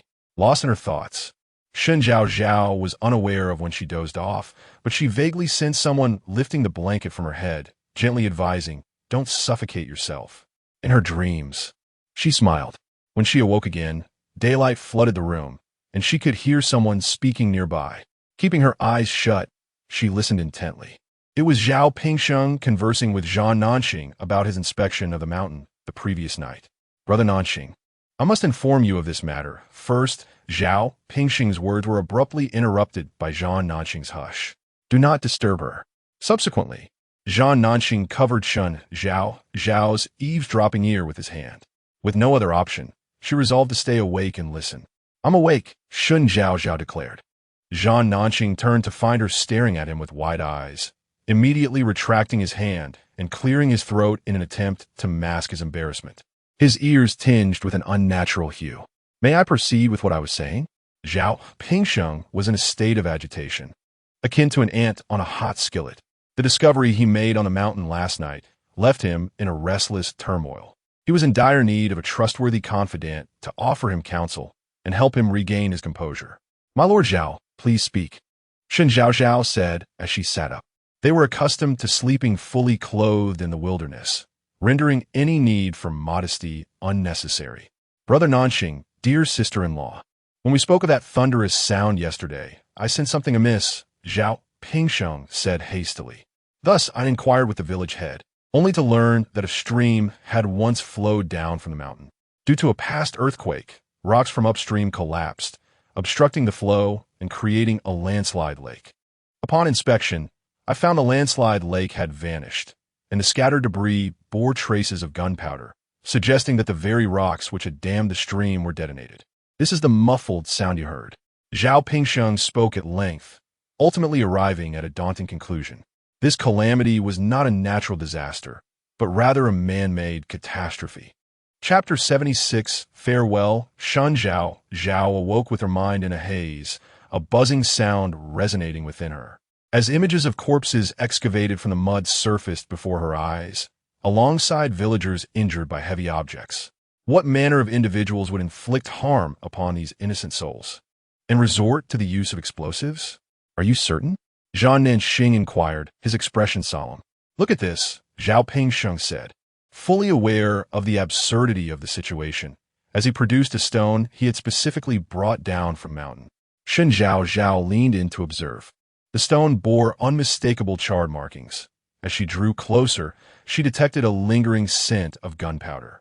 Zhan Nanqing remained silent, contemplating the implications. Who could be so deranged as to commit such acts? Zhao Pingsheng pocketed the stone.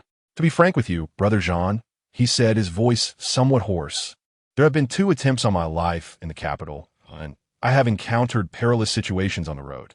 If it were not for Zhaozhao's timely warning, I fear that my family and I would have been swept away and buried beneath the mud." Zhao Pingsheng was taken aback by this revelation.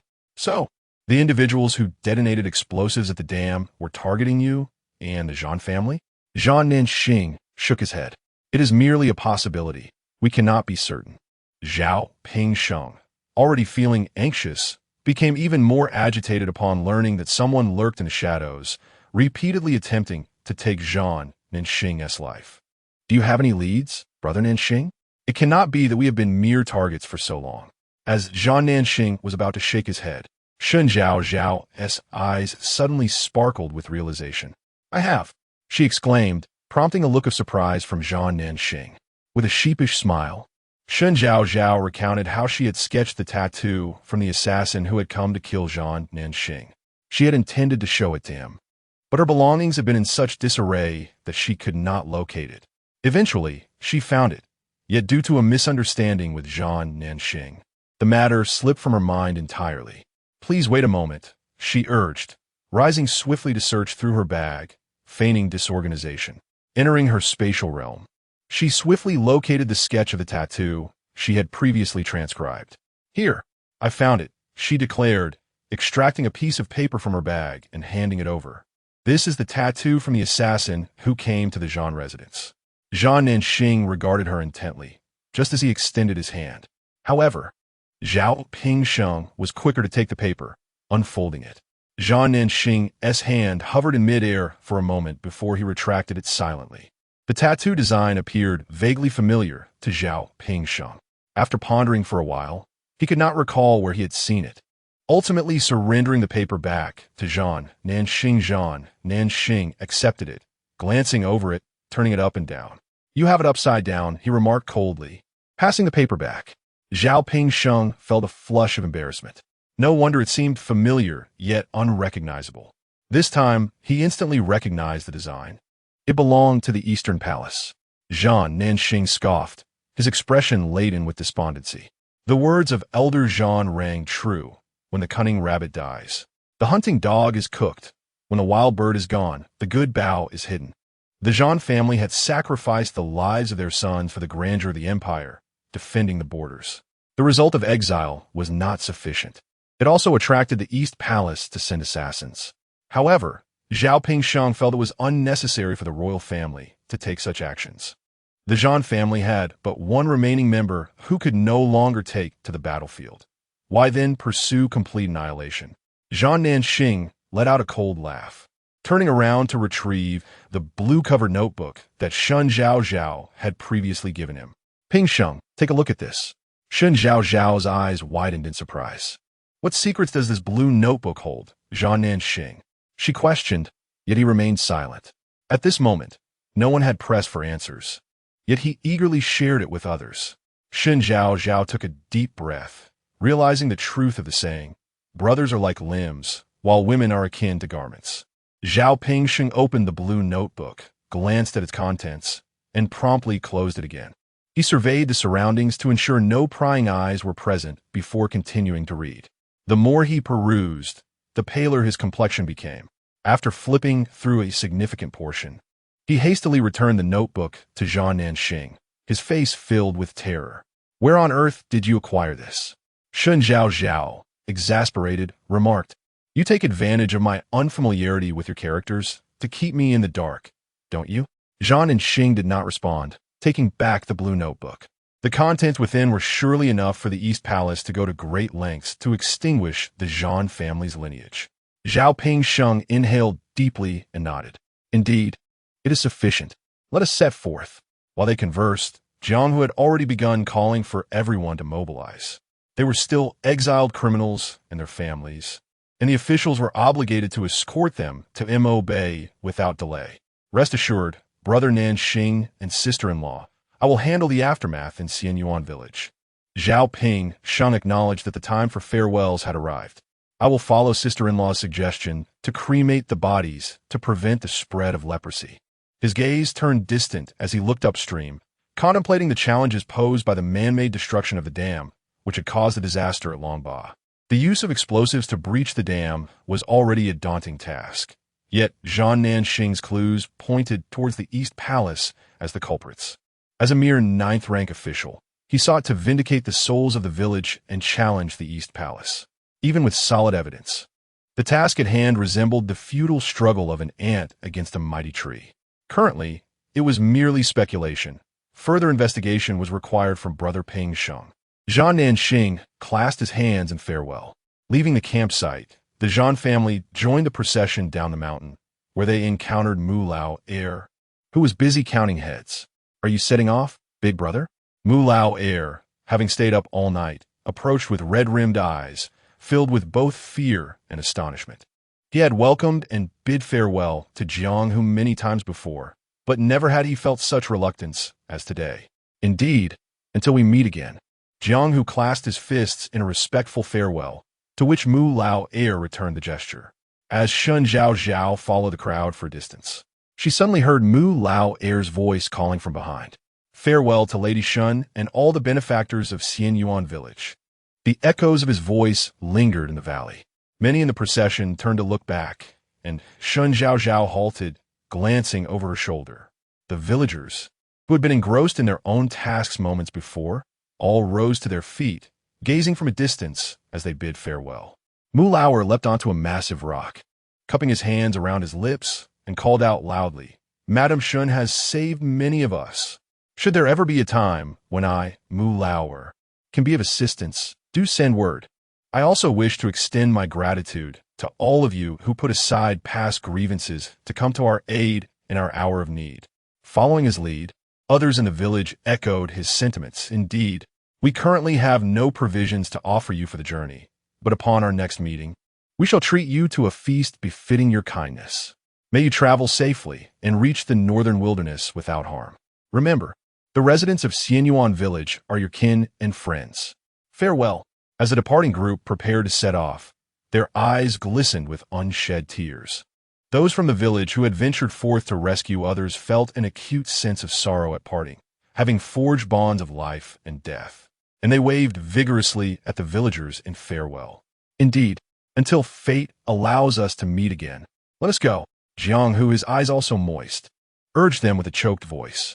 The atmosphere among the group grew somber as they resumed their journey.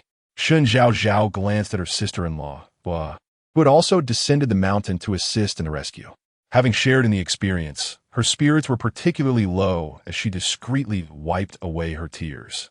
Just as Shen Zhaozhao was about to offer comfort, a young boy's voice called out from behind, "Madam Shen, you saved my father.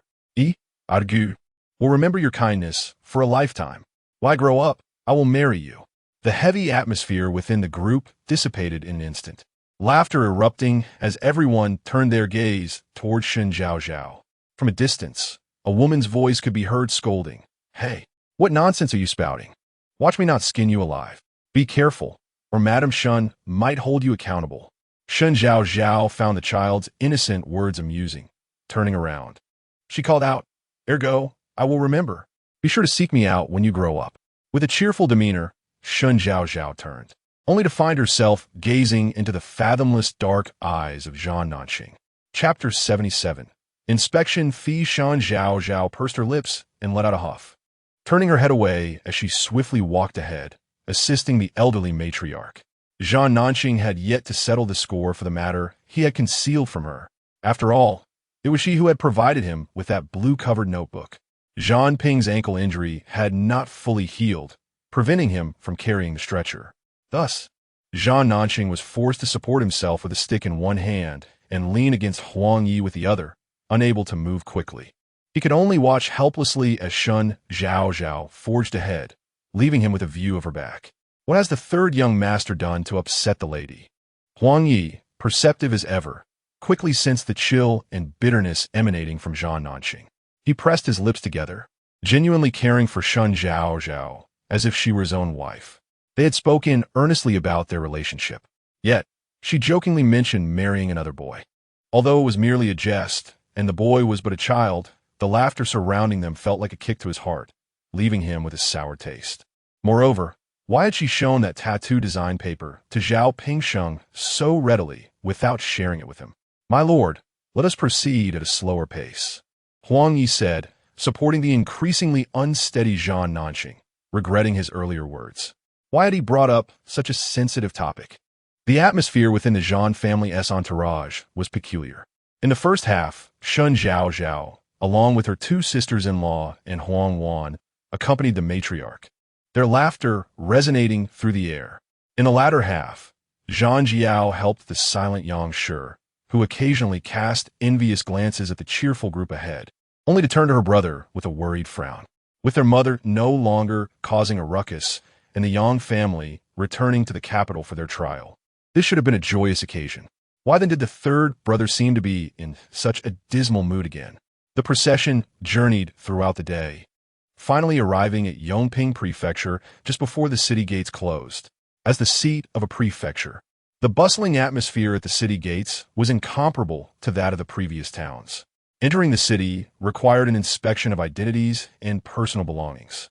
Everyone had prepared their silver coins. A few citizens were already queuing up to enter, and Jiang, who, leading the escort, came over to inform them in advance. Why must we pay more after having helped so many? Upon hearing that additional silver was required, Gui Shi's eyes widened in outrage, wishing she could burn a hole through Jiang with her glare.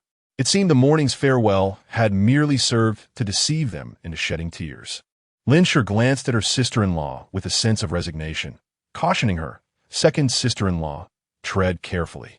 They are officers, and we are prisoners." Gui Shi pouted, discontented.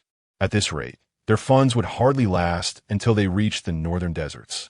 The Chao and Chun families also harbored grievances, yet no one dared to voice their concerns in the face of the officers' whips at their waists. "My lord, may I inquire why we must prepare silver?" A clear female voice broke through the murmurs, articulating the unspoken question that lingered in everyone's hearts.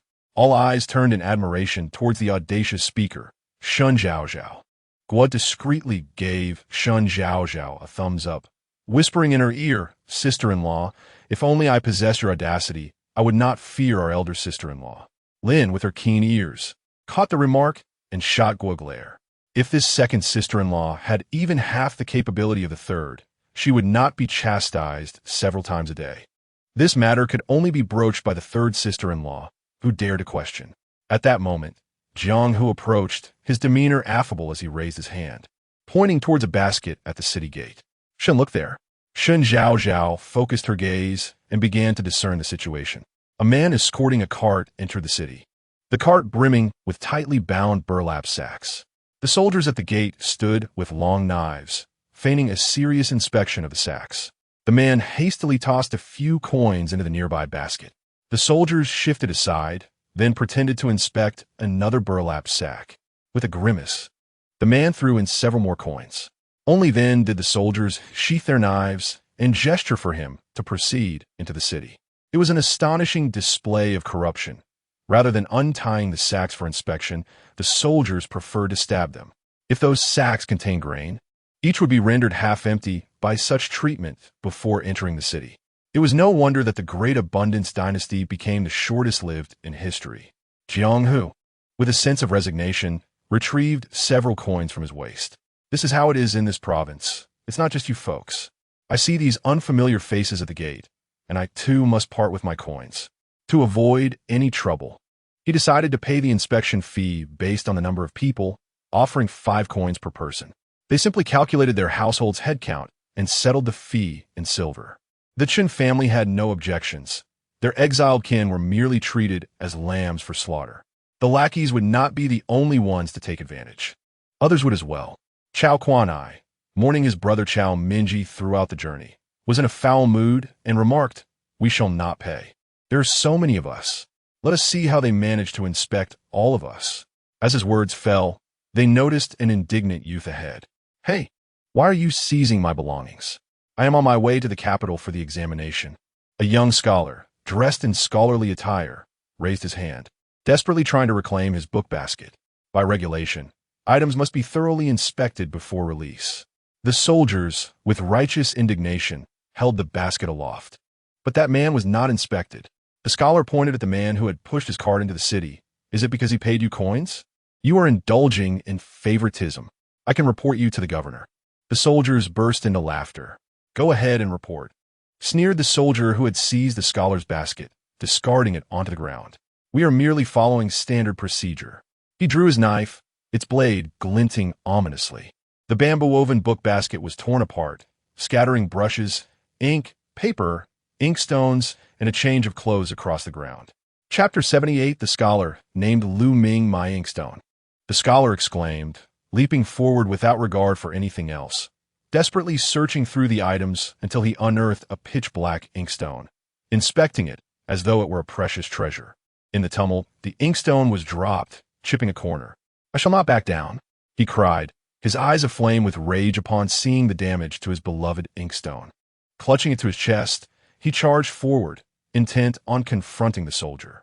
A collective gasp arose from the onlookers. The gleaming blade in the soldier's hand was not merely for show. "Come here. We have a defiant one among us. Brothers, lend a hand."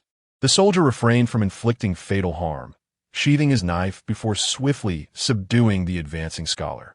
The frail scholar was no match for the soldier's strength. Several other soldiers joined in, and together they overpowered him, sending him sprawling onto the ground. "What is hidden within?" the lead soldier inquired, bending down to retrieve the inkstone from the scholar's embrace, lifting it triumphantly. "Dare to smash it, and I shall take your life." The scholar's eyes widened in desperation. "Your life is at stake." Several soldiers advanced, delivering harsh kicks to the scholar's form. Soon, his cries of agony transformed into pitiful moans. Among the exiled group, some could no longer bear to witness the brutality. Just moments before, Chao Kuan-ai had proclaimed his inability to pay. Yet now he trembled as he began to extract silver coins. Shen Zhaozhao frowned. She had encountered numerous instances of corruption, but such blatant cruelty was rare. "Sister Shen, won't you come to his aid?" Chaoya had appeared by Shen Zhaozhao's side, her eyes filled with compassion as she implored. Shen Zhaozhao regarded her with a look of helplessness. Did this young woman truly perceive her as a benevolent savior? "Why should I rescue him?" Chaoya flashed a charming smile, her 2 sharp canine teeth glinting. I thought the noble principles of the Zhan family would compel you to intervene. Shen Zhaozhao's lips twitched slightly.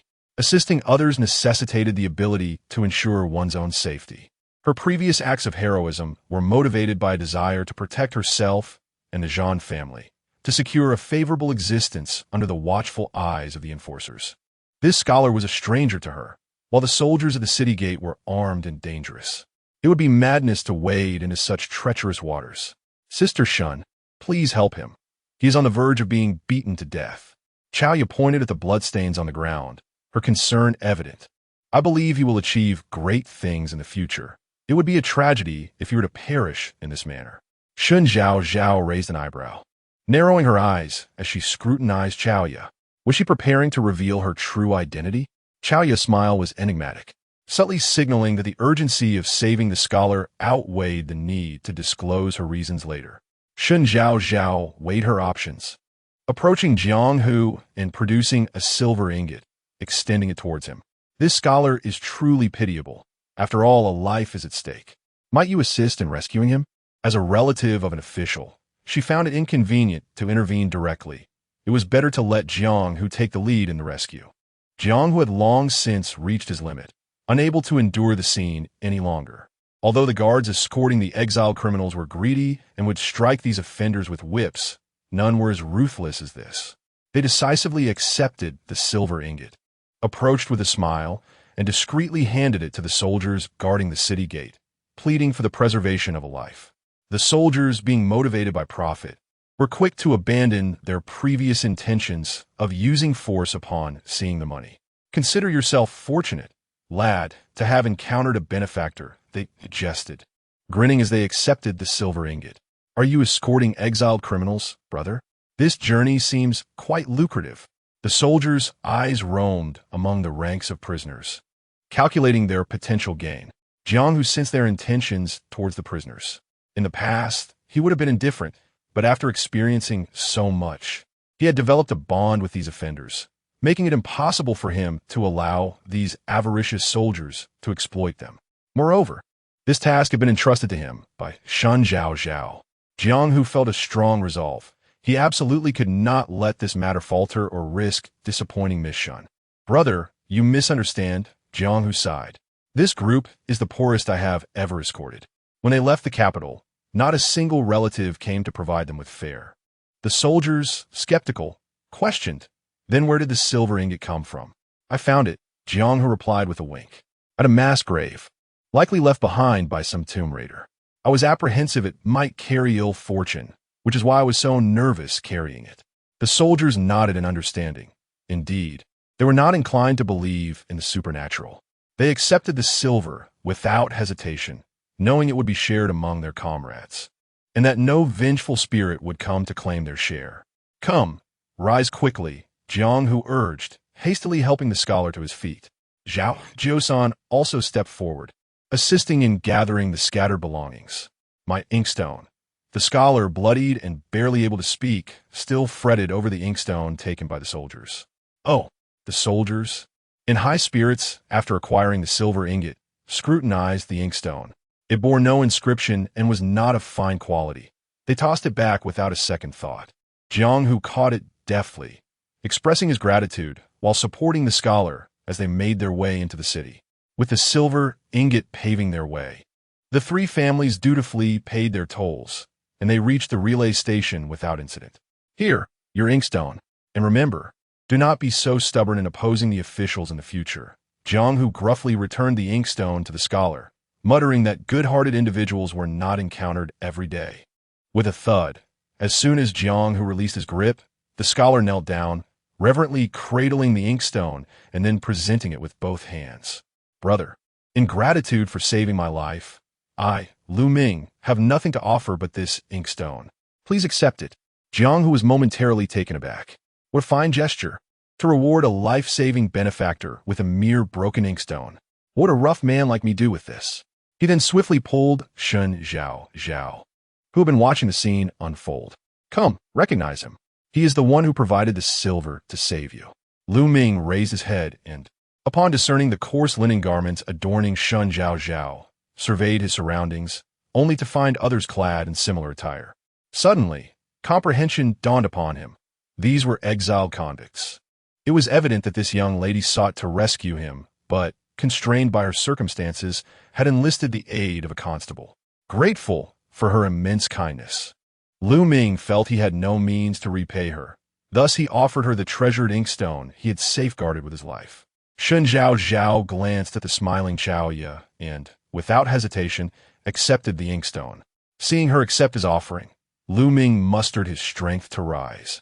Bowing deeply in gratitude as he cast a lingering gaze upon Shen Zhaozhao, he vowed to remember her, promising himself that should fortune favor him in the future, he would repay her life-saving grace. With that, he accepted the bundle handed to him by Zhao Jiusan, cradling his belongings as he limped away from the post station. Inside, 3 families had contributed silver for accommodations. Jiang Hu and the other constables refrained from lining their pockets this time. Despite being in the provincial capital, the expenditure was considerably less than before. The Zhang family opted for a shared room and a larger chamber, and everyone retreated to their quarters. Quick-witted, Shen Zhaozhao seized Chaoya by the collar as she attempted to slip away, pulling her back. "Sister Chao, now that I have a moment to spare, do enlighten me on why you believe that scholar named Lu Ming will achieve greatness in the future." Chapter 79, Reconciliation. Zhan Nanxing, supported by Huang Yi, had just ascended to the second floor when her gaze fell upon Shen Zhaozhao, who was embracing Chaoya. The two appeared intimately close. Zhan Nanxing's heart fluttered with unease.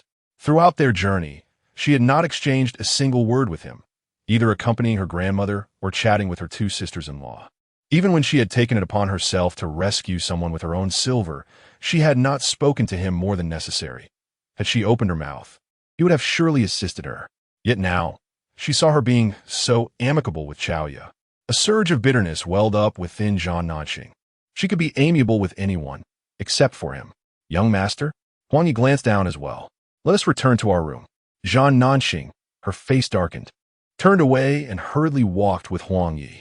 "Take your time," Huang Yi said, watching her unsteady steps with concern, stealing a glance downstairs. "The third young mistress is merely conversing with that girl from the Chao family. Can 2 young ladies truly be jealous?" Meanwhile, Shen Zhaozhao remained oblivious to Zhan Nanxing's deepening resentment as she wrapped her arm around Chaoya, keeping her close. "Sister Shen, I simply feel pity for him," Chaoya said with an innocent expression. Shen Zhaozhao bared her teeth in a smirk. "I would be a fool to believe you." She tightened her grip slightly. "Sister Shen, be gentler," Chaoya protested, her eyes rolling back as she hurriedly produced a scroll of paper, unfolding it and pointing to the text. "I fear you might ridicule me, but I have read a bit, and I just found this piece he wrote to be quite good." Shen Zhaozhao glanced at the densely packed characters, feeling a headache coming on. She could not decipher the writing. "Is this it?" She stared incredulously at Chaoya. "You think his writing is good, so you expect me to spend silver to save him? Otherwise, what do you think, Sister Shen?" "Caballerotorti innocently." Shen Zhaozhao. Bang! As the door swung open, Zhan Nanxing abruptly propped herself up, seeing Shen Zhaozhao enter, her heart brimming with resentment. She was displeased. It was evident that Shen Zhaozhao had been talking to that Chaoya, and her unhappiness stemmed from her concern for others. Zhan Nanxing felt a pang of discomfort. "I have come to change the dressing." Shen Zhaozhao, her face dark, placed the small medicine box beside the bed and prepared to attend to her wounds. "What did you discuss with her?" Zhan Nanxing could no longer contain her curiosity. She yearned to know everything. The thought of Shen Zhaozhao harboring secrets with another was unbearable. "Who?" Shen Zhaozhao was momentarily taken aback. "Gaoya?" At the mention of Chaoya, Shen Zhaozhao felt a surge of anger. She had indeed been put in a difficult position by Chaoya. "You were right." Shen Zhaozhao nodded, acknowledging Zhan Nanxing's earlier warning. Chaoya is not someone to be deeply trusted. Zhan Nanxing's eyes sparkled with newfound hope. The bitterness churning in her heart suddenly subsided. As long as she recognized his goodwill towards her, that was sufficient. Perhaps this meant they had reconciled? Shen Zhaozhao opened the small medicine box and began to help Zhan Nanxing remove the bandages from her injuries. This time, the scar adhered to the gauze was painfully pulled away, revealing fresh, tender skin beneath.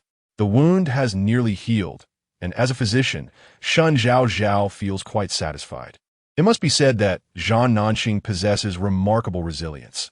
Despite sustaining such severe injuries outside the Wang family's courtyard and enduring a long journey filled with further strain, he has managed to recover at an astonishing pace. Quite commendable.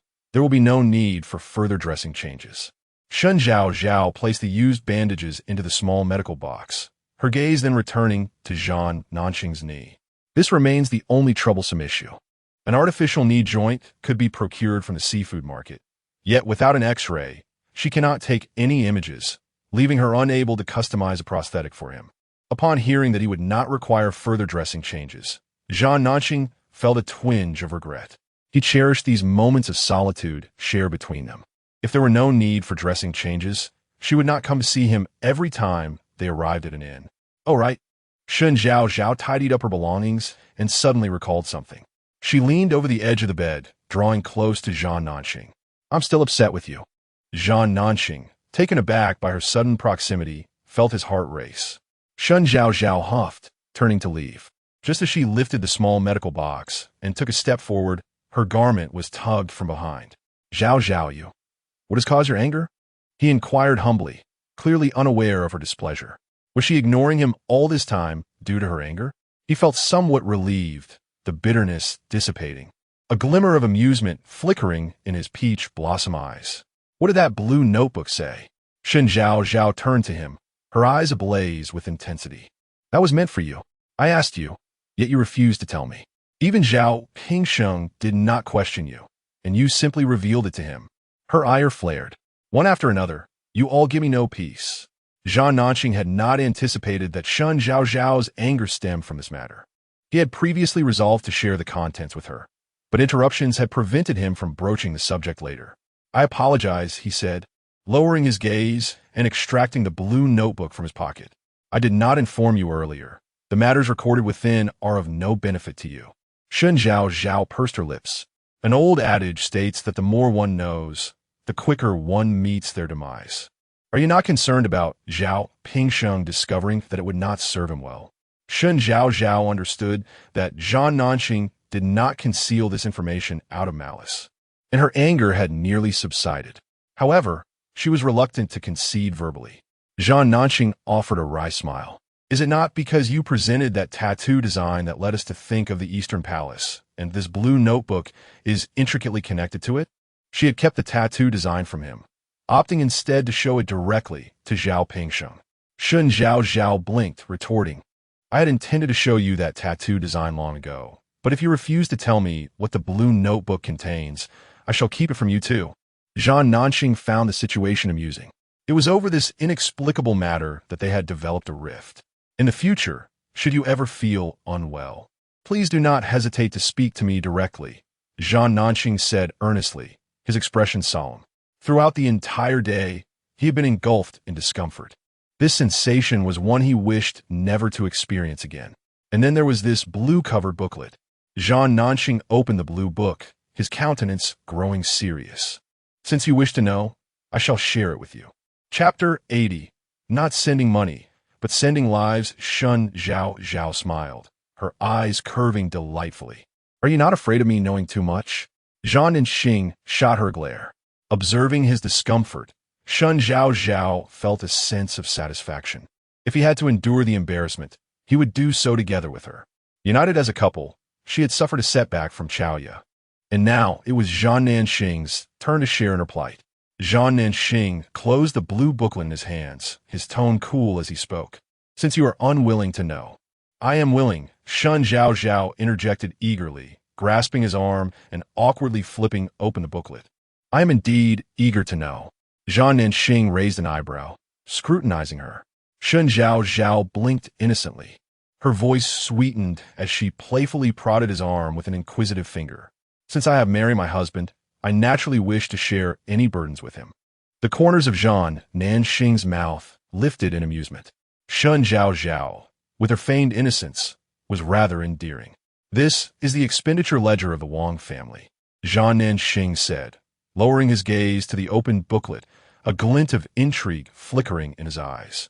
Shen Zhaozhao rested her chin on her hand. Her curiosity piqued. She had suspected it was a ledger, and her instincts were confirmed. Zhan Nanxing continued. It records the expenses incurred by the Wang family in exchanging their son for the crown prince during the empress's delivery. Shen Zhaozhao gasped. Are the Wang family so audacious? After a moment's reflection, she reconsidered, but that can't be right. The empress's palace must be heavily guarded. It wouldn't be that easy to switch the crown prince. Zhan Nanxing closed the ledger with a sardonic chuckle. Do not forget, at the time of the crown prince's birth, that individual had not yet ascended to the throne. The current emperor owes his position to the Zhan family's efforts in establishing the dynasty. Now, his reign is secure, while the Zhan family members either perish on the battlefield or are exiled to the northern wilderness. Zhan Nanxing's expression darkened. Shen Zhaozhao took a moment to gather her thoughts, concluding, so the one in the East Palace is a false crown prince, while the true one was replaced by the Wang family. A sudden shiver ran through her. Please don't tell me the true crown prince is that scoundrel Wang Fei. Zhan Nanxing chuckled, bending a finger to lightly tap her forehead. Rest assured, the ages do not align. Shen Zhaozhao exhaled, rising to her feet. What we know for certain is that the false crown prince has sent assassins after you, seeking your life. It is understandable. Wang Fei harbors a deep-seated hatred for you. She grimaced at the thought. The unfortunate emperor is aiding the Wang family in raising a son, only to eventually pass the throne to them. The implications weighed heavily on her mind. If the Wang family gained power, the situation for her and the Zhan family would become increasingly dire. Zhan Nanxing tucked away the blue ledger. Perhaps one day, this ledger will serve as crucial evidence. But that time is not now. Shen Zhaozhao suppressed her thoughts and returned to the common sleeping quarters. The Zhan family members had already succumbed to exhaustion, leaving her with a dim lamp casting a warm glow. As she nestled under the covers, her sister-in-law, Guo Shi, mumbled about her late return, then stretched out an arm to pat Shen Zhaozhao's back, urging her to sleep quickly. No sooner had the words left her lips than she began to snore. Shen Zhaozhao couldn't help but chuckle, gazing upon the serene visage of Guo and the slumbering women of the Zhan family. Shen Zhaozhao licked her back molars. It would be preferable if the crown prince of the Eastern Palace were to behave himself. However, if he does not, she is not one to remain idle.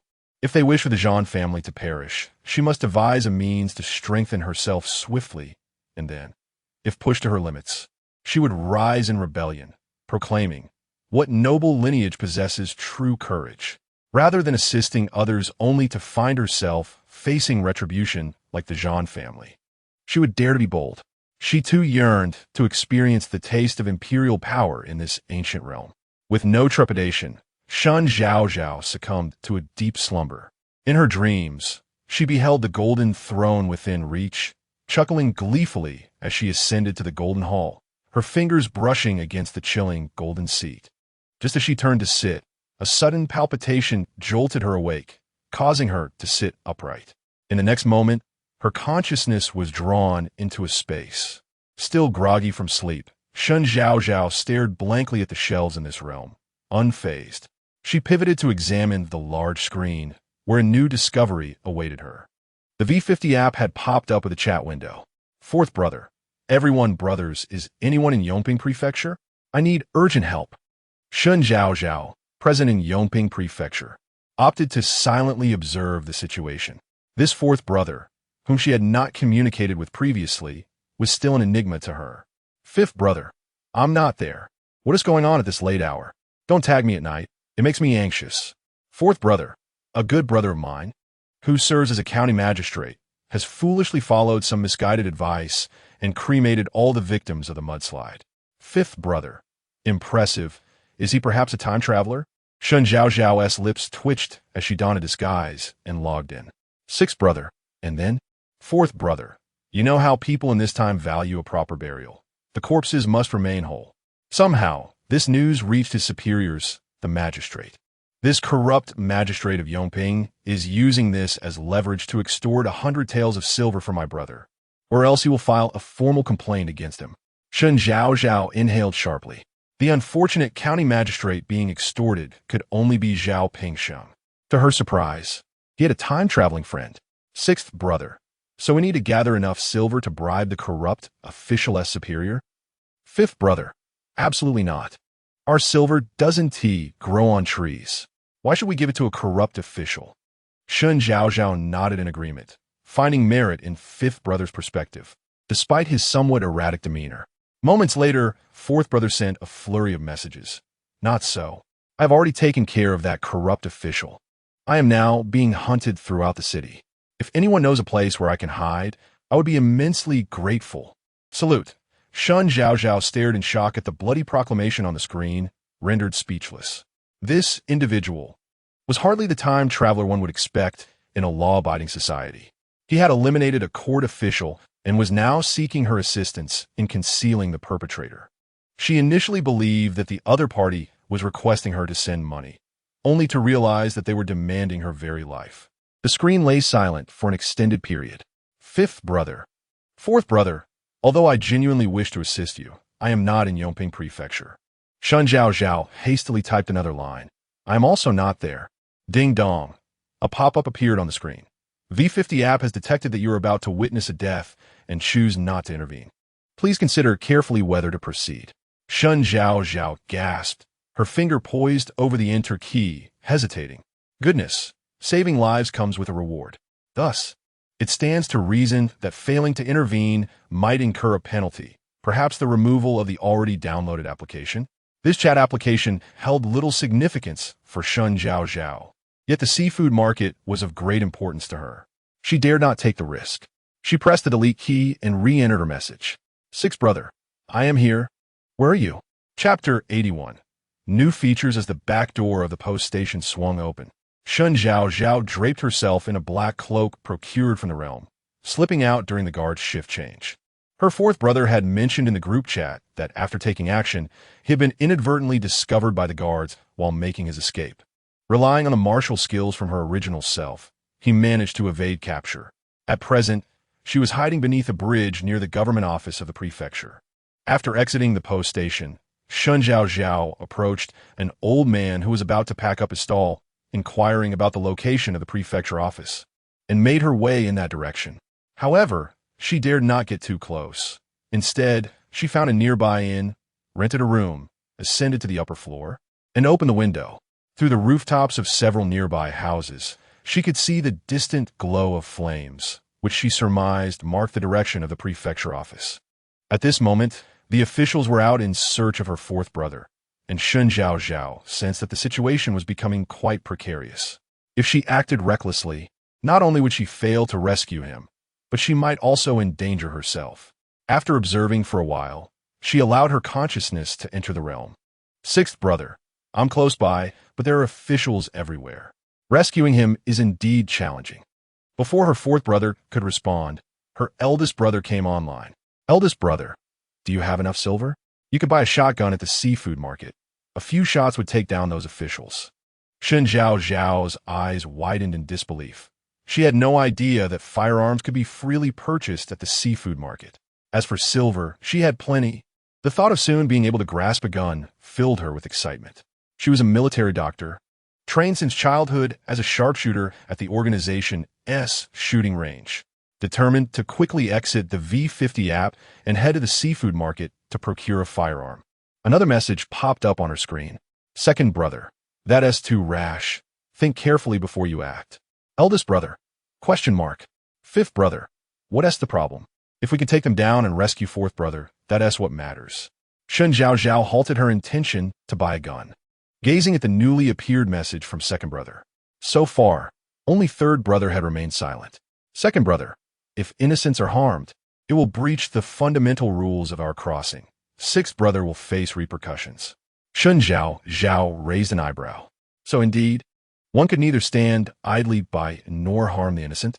Sixth brother, does second brother even understand what the repercussions entail? Second brother, uncertain. I have seen those who lost their golden fingers and others who directly lost their lives. Eldest brother, I was careless and almost put sixth brother at risk. Fifth brother, what should we do then? Fourth brother cannot just vanish like this. Fourth brother, forget it. I am not of this era. If I can assist the brothers I know here, I accept my fate. Sixth brother, do not concern yourself with me. I cannot be a burden to you. Shen Zhaozhao chose not to reply. Fifth brother, fourth brother, 5,555. Is there really no way? Eldest brother, alas. If only I were there. Second brother, farewell. Near the prefecture office, officials were scouring the area. Not far away, beneath the bridge over the river, a figure cloaked in black peered from the shadows, observing the approaching guards, and sighed deeply. As he raised his hand, the beads in his grasp clicked softly, his lips moving in silent prayer. He prayed for himself. A peculiar sound echoed, near yet distant, causing the hooded figure to pause in his motion, eyes widening in surprise. A flicker of astonishment danced in his gaze. Suddenly, a drone approached swiftly, hovering before him. He reached out, but the drone darted away, as if it had come solely to glimpse him. A flutter of anxiety surged within him as he directed his consciousness into the ether, discovering a message from Shen Zhaozhao. Sixth brother, fourth brother, I've diverted the soldiers with the drone. You must leave quickly. Fourth brother, thank you. Fifth brother, what a clever tactic. Truly my sixth brother. Why didn't I think of such an ingenious plan? Eldest brother, you fool. Of course you wouldn't. Second brother, sixth brother is wise. Diverting their attention prevents the use of lethal weapons, sparing the innocent and protecting ourselves. Meanwhile, Shen Zhaozhao deftly piloted the drone toward a line of soldiers, her heart aching at the costly expenditure of the Wang family's treasury, which had dwindled considerably. The soldiers were searching all around, nearing the bridge, when suddenly, a man's voice rang out behind them. I'm right here. You'll never catch me. Damn the corrupt officials. I'm here. The soldiers immediately turned. Here, everyone come over. Several soldiers followed the sound. Moments after they departed, a shadowy figure emerged from the darkness beneath the bridge, leaping onto the road and disappearing into an alleyway. Shen Zhaozhao had already returned to the back entrance of the relay station, maneuvering the drone at low altitude. Once she had lured the soldiers a sufficient distance away, she shut off the speaker and found a rooftop to land the drone, listening to the commotion within the relay station as the guards changed shifts. She hurriedly opened the door and slipped back into her room. Burrowing into her bedding, she closed her eyes, finally finding a moment to let her thoughts drift into the ether. On the screen, the chat group for Forbes station at the embassy was abuzz with excitement. Fifth brother, how is it? Did you escape? I can't sleep tonight without news. Eldest brother, please be quiet. Second brother, it should be fine. Fourth brother, sixth brother is incredible, using a drone to divert the soldiers. I have successfully escaped. Saluting, fifth brother, as expected of my sixth brother. Accept the admiration of your elder brother. Adoration, eldest brother, why are you so full of yourself? Second brother, that's good. I'll rest first. Shen Zhaozhao observed the screen for a moment before typing. As long as you're safe. Fifth brother, sixth brother is here. My amazing sixth brother. Accept everyone's admiration. Eldest brother, ignore him. Tell us what happened. Fourth brother recounted the events. By the way, sixth brother, you handled the drone quite well. Have you used it in your work before? Shen Zhaozhao narrowed her eyes, wondering if he was trying to pry into her past identity now that she had just escaped. Sixth brother, not at all. I simply retired and found myself with idle time, so I acquired a drone pilot's license. Fifth brother. Fourth brother, may I inquire, sixth brother, upon your arrival in this realm, what is your age? Shen Zhaozhao smiled brightly as she typed. It's quite vexing, really. I retired only 2 years ago, and then I met my demise. I barely received any pension. What a loss. In the group chat, there was a prolonged silence. Eldest brother, greetings, uncle. My apologies. Fourth brother, thank you, uncle, for your noble assistance today. How about we refer to you as sixth uncle? Sixth uncle, very well. Eldest brother, fifth brother, do remember to revert to fifth brother. Fifth brother, message read, no response. Shen Zhaozhao smiled as she withdrew her thoughts from the space, concealing her accomplishments and identity. She intended to retire early tonight. For the next morning, the authorities would permit 2 members of their family to venture out and procure some food and daily necessities.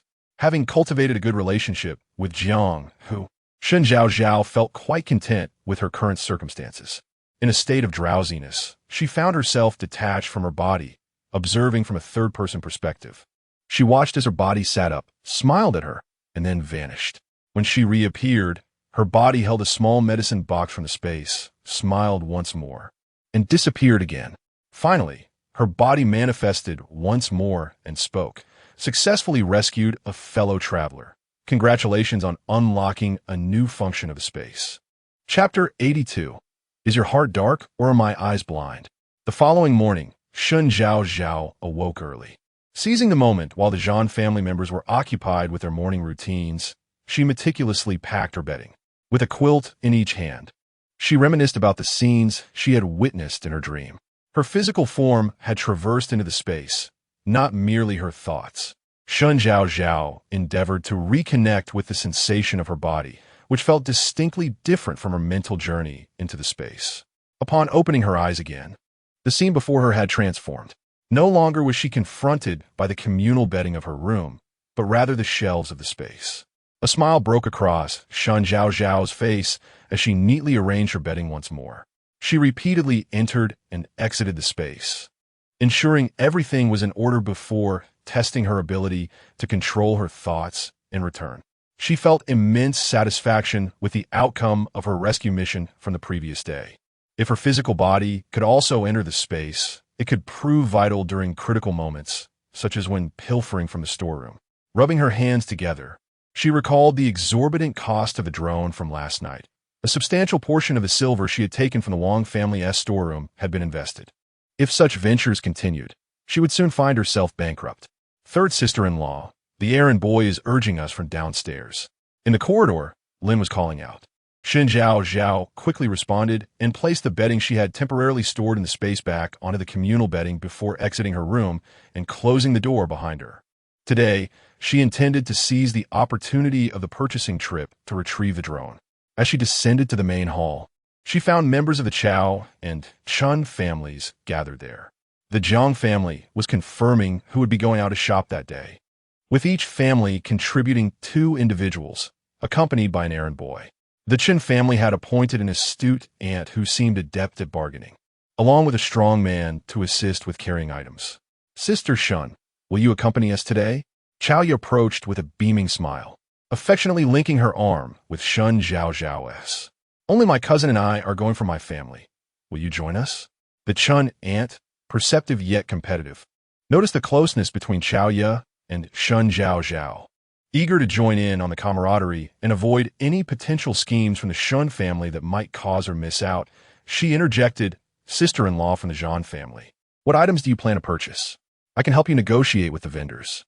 With enthusiasm, the Chun aunt stepped forward, volunteering her assistance. No need. I am quite capable of bargaining myself. Gua interjected with a forced smile, pushing the Chun aunt aside as she linked her arm with Shen Zhaozhao on the other side, subtly applying pressure. Her gaze occasionally darted toward Chao Yi. Third sister-in-law is one of us from the Zhan family. Why does this girl from the Chao family cling to Zhao so? Shen Zhaozhao, however, remained oblivious to the fact that she had once again become the center of attention. With so many wanting to accompany her, would they hinder her retrieval of the drone? Chao's sister, Shen Zhaozhao, smiled as she gently removed Chao Yi's hand from her arm, placing it on Gua's instead.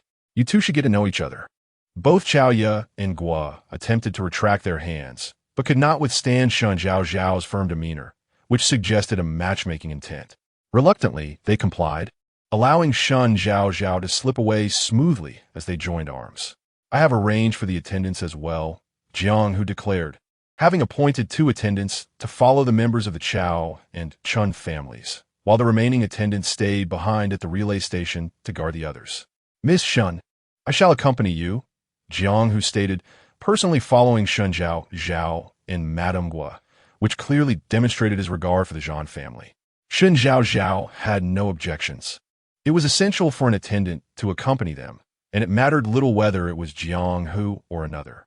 Upon departing the relay station, Shen Zhaozhao took the opportunity to thoroughly observe the streets of Yongping Prefecture. It must be said that the prefecture was markedly different from the counties and towns she had previously visited. When they arrived the previous day, the street vendors had largely packed up for the day. During her nighttime excursion to save lives, The darkness had kept her from taking in her surroundings. Now, under the daylight, the streets were bustling with activity. Vendors peddled a myriad of wares, and the surrounding shops were open for business. Shen Zhaozhao first accompanied Madame Gua to procure essential provisions for the next 3 days. If you have sufficient funds, it will be wise to purchase some sturdy clothing while we are here, Jiang Hu advised. Further along, these prisoners from prominent families in the capital may find it difficult to procure suitable attire. His counsel was well-intentioned. Shen Zhaozhao naturally appreciated his concern and led Madame Gua to the fabric shop, intending to buy each of the Zhang family members a warm outfit, only to be halted by Madame Gua. "Sister-in-law, you wouldn't know the cost of labor if you weren't in charge," Madame Gua remarked, her eyes gleaming with shrewdness. "We may not lack in many things, but we certainly have an abundance of women.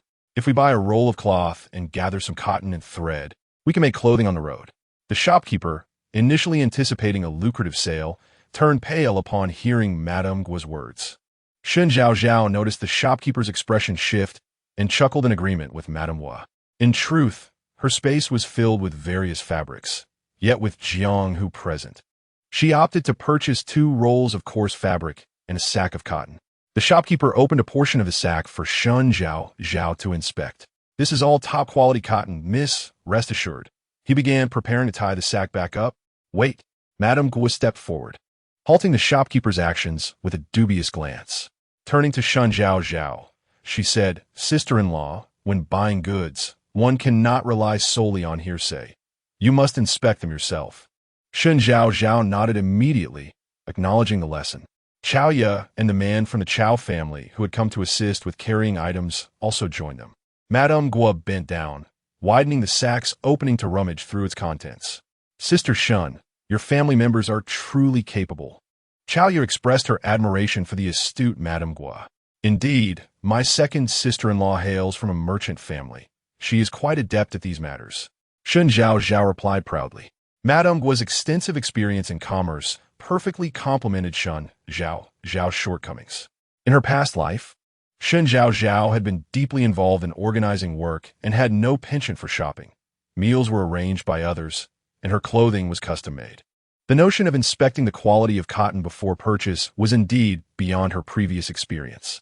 Observing Gua's earnest inspection of the cotton quality, Shen Zhaozhao silently nodded in approval.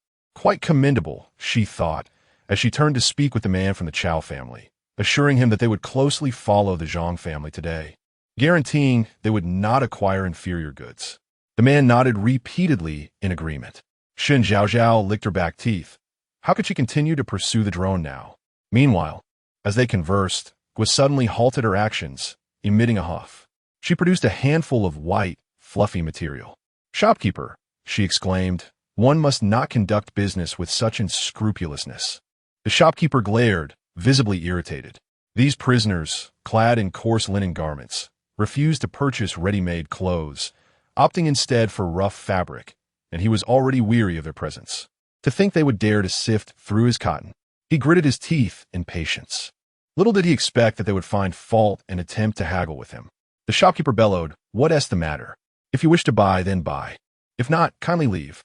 My humble establishment offers fair prices, and I will not entertain bargaining." Gua, now incensed, held the white fluffy material before the shopkeeper's eyes. "Look closely. Do you see me finding fault? Is your heart black or my eyes deceived? You are passing off willow fluff as cotton." Chapter 83. Cotton and willow fluff. The shopkeeper cast a glance at the hand reaching beneath his nose and swiftly snatched the fluffy substance from Gua's grasp. "I won't sell it anymore. Is that all right?" he exclaimed, while instinctively pinching the cotton in his hand. In an instant, his eyes widened in disbelief as he scrutinized the cotton before him. Having been in the fabric business for so long, he could easily distinguish between cotton and willow fluff. The cotton was dense, and upon touch, its fibers were long and coarse, while the willow fluff disintegrated at the slightest contact. No longer needing Gua to intervene, the shopkeeper leaned over a burlap sack and began to uncover a layer of cotton on the surface. Once he realized that the lower layers were entirely filled with willow fluff, he collapsed onto the ground, beads of cold sweat forming on his forehead. It appeared that even the shopkeeper was unaware of the deception. Gua stepped back and whispered to Shen Zhaozhao, "Should we consider changing shops?" Shen Zhaozhao nodded in agreement. The shopkeeper had evidently failed to scrutinize his supply, allowing someone to substitute willow fluff for cotton. She felt a deep sympathy for him. There is nothing more to be done. Let us leave, she called to Chaoya and the others.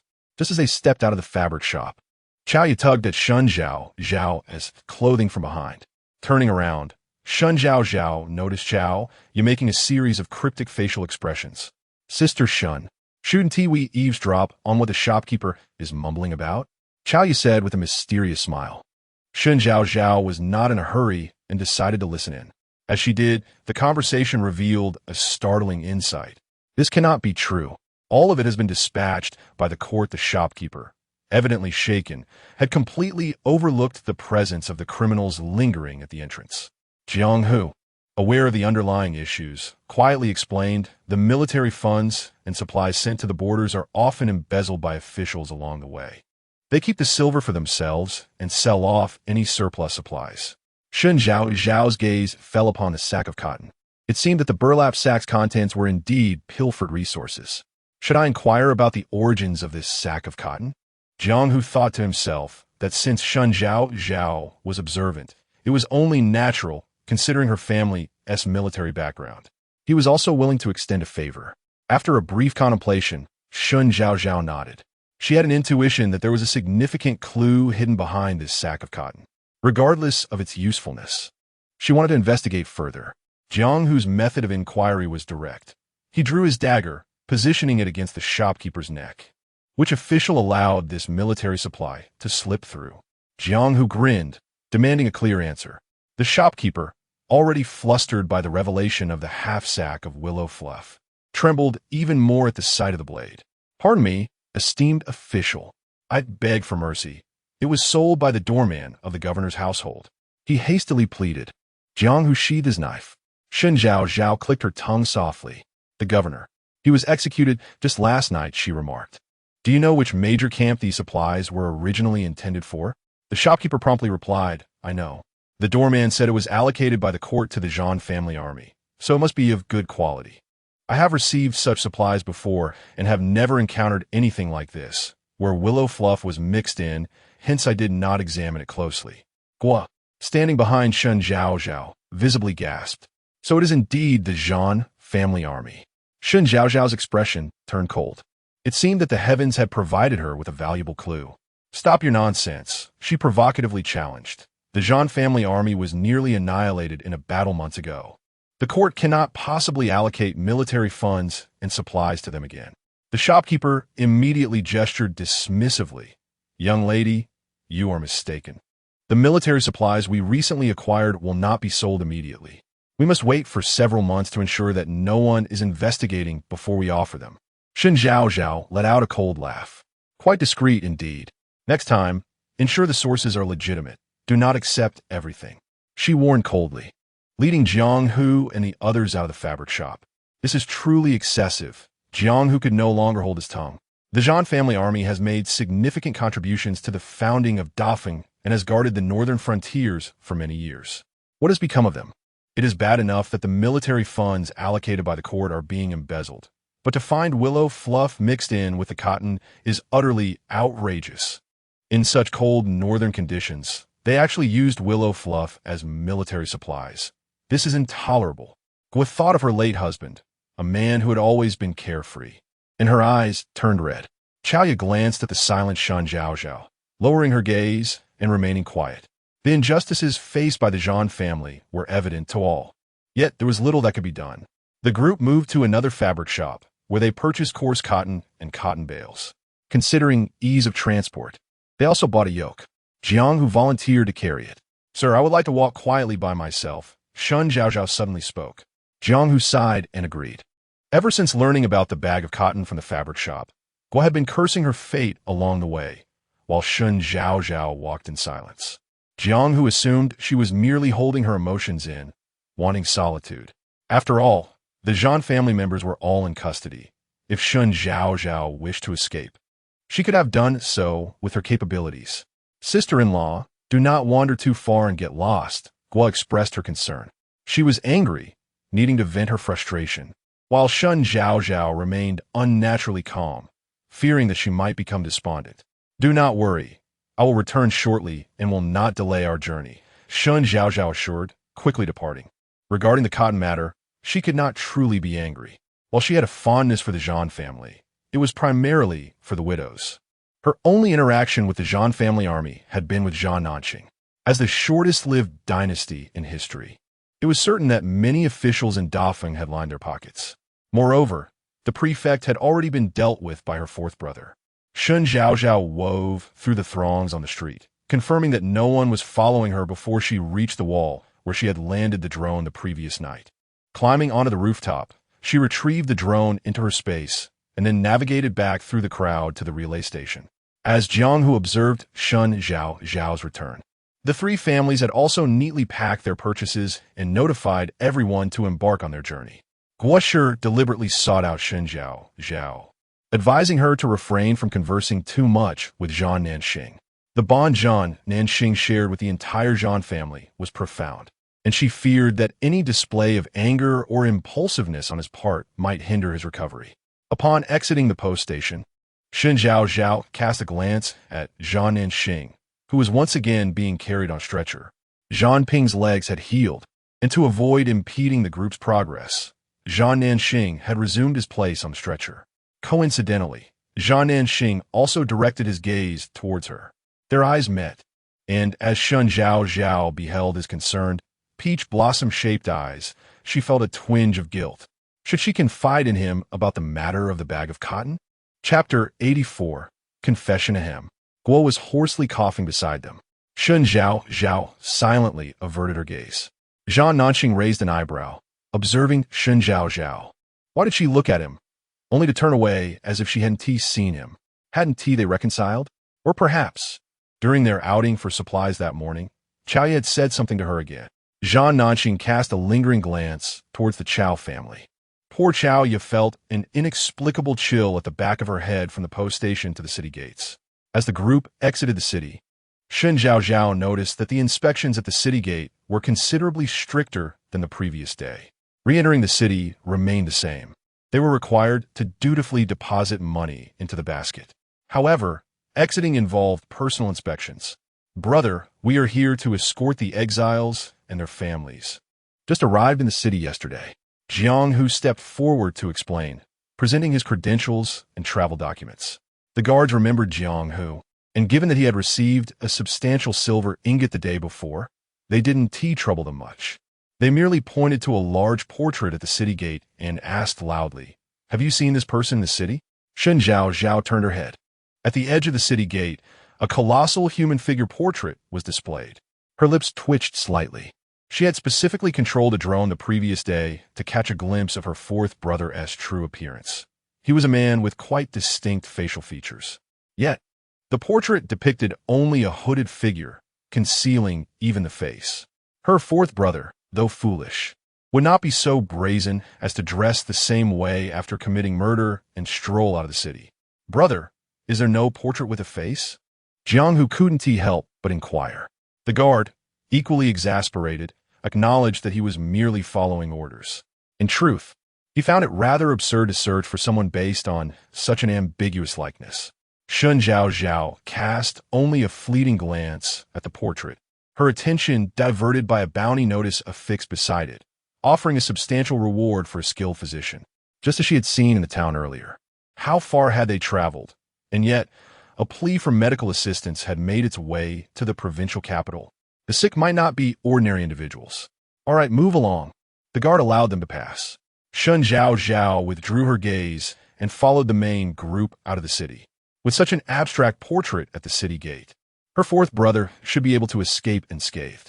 After walking for a morning, the officers sought a place with a water source in the desolate outskirts and called for a rest. Each family brought out the provisions they had purchased that morning. Zhang Nanqing held a pancake in his hand, his eyes fixed on Shen Zhaozhao. He recalled her gaze at him at the post station that morning. "Zhaozhao," Zhang Nanqing said, not holding back as he leaned against a nearby tree and moved closer. "Did someone say something to you?" As a military general, Zhang Nanqing always spoke plainly. Shen Zhaozhao nearly choked on the pancake lodged in her throat. Could he read minds? She hadn't uttered a word. How could he know? Observing her reaction, Zhan Nanqing became even more convinced. It must have been Chaoya. She had said something behind his back. "Do not concern yourself with what others say," Zhan Nanqing declared, his gaze intense.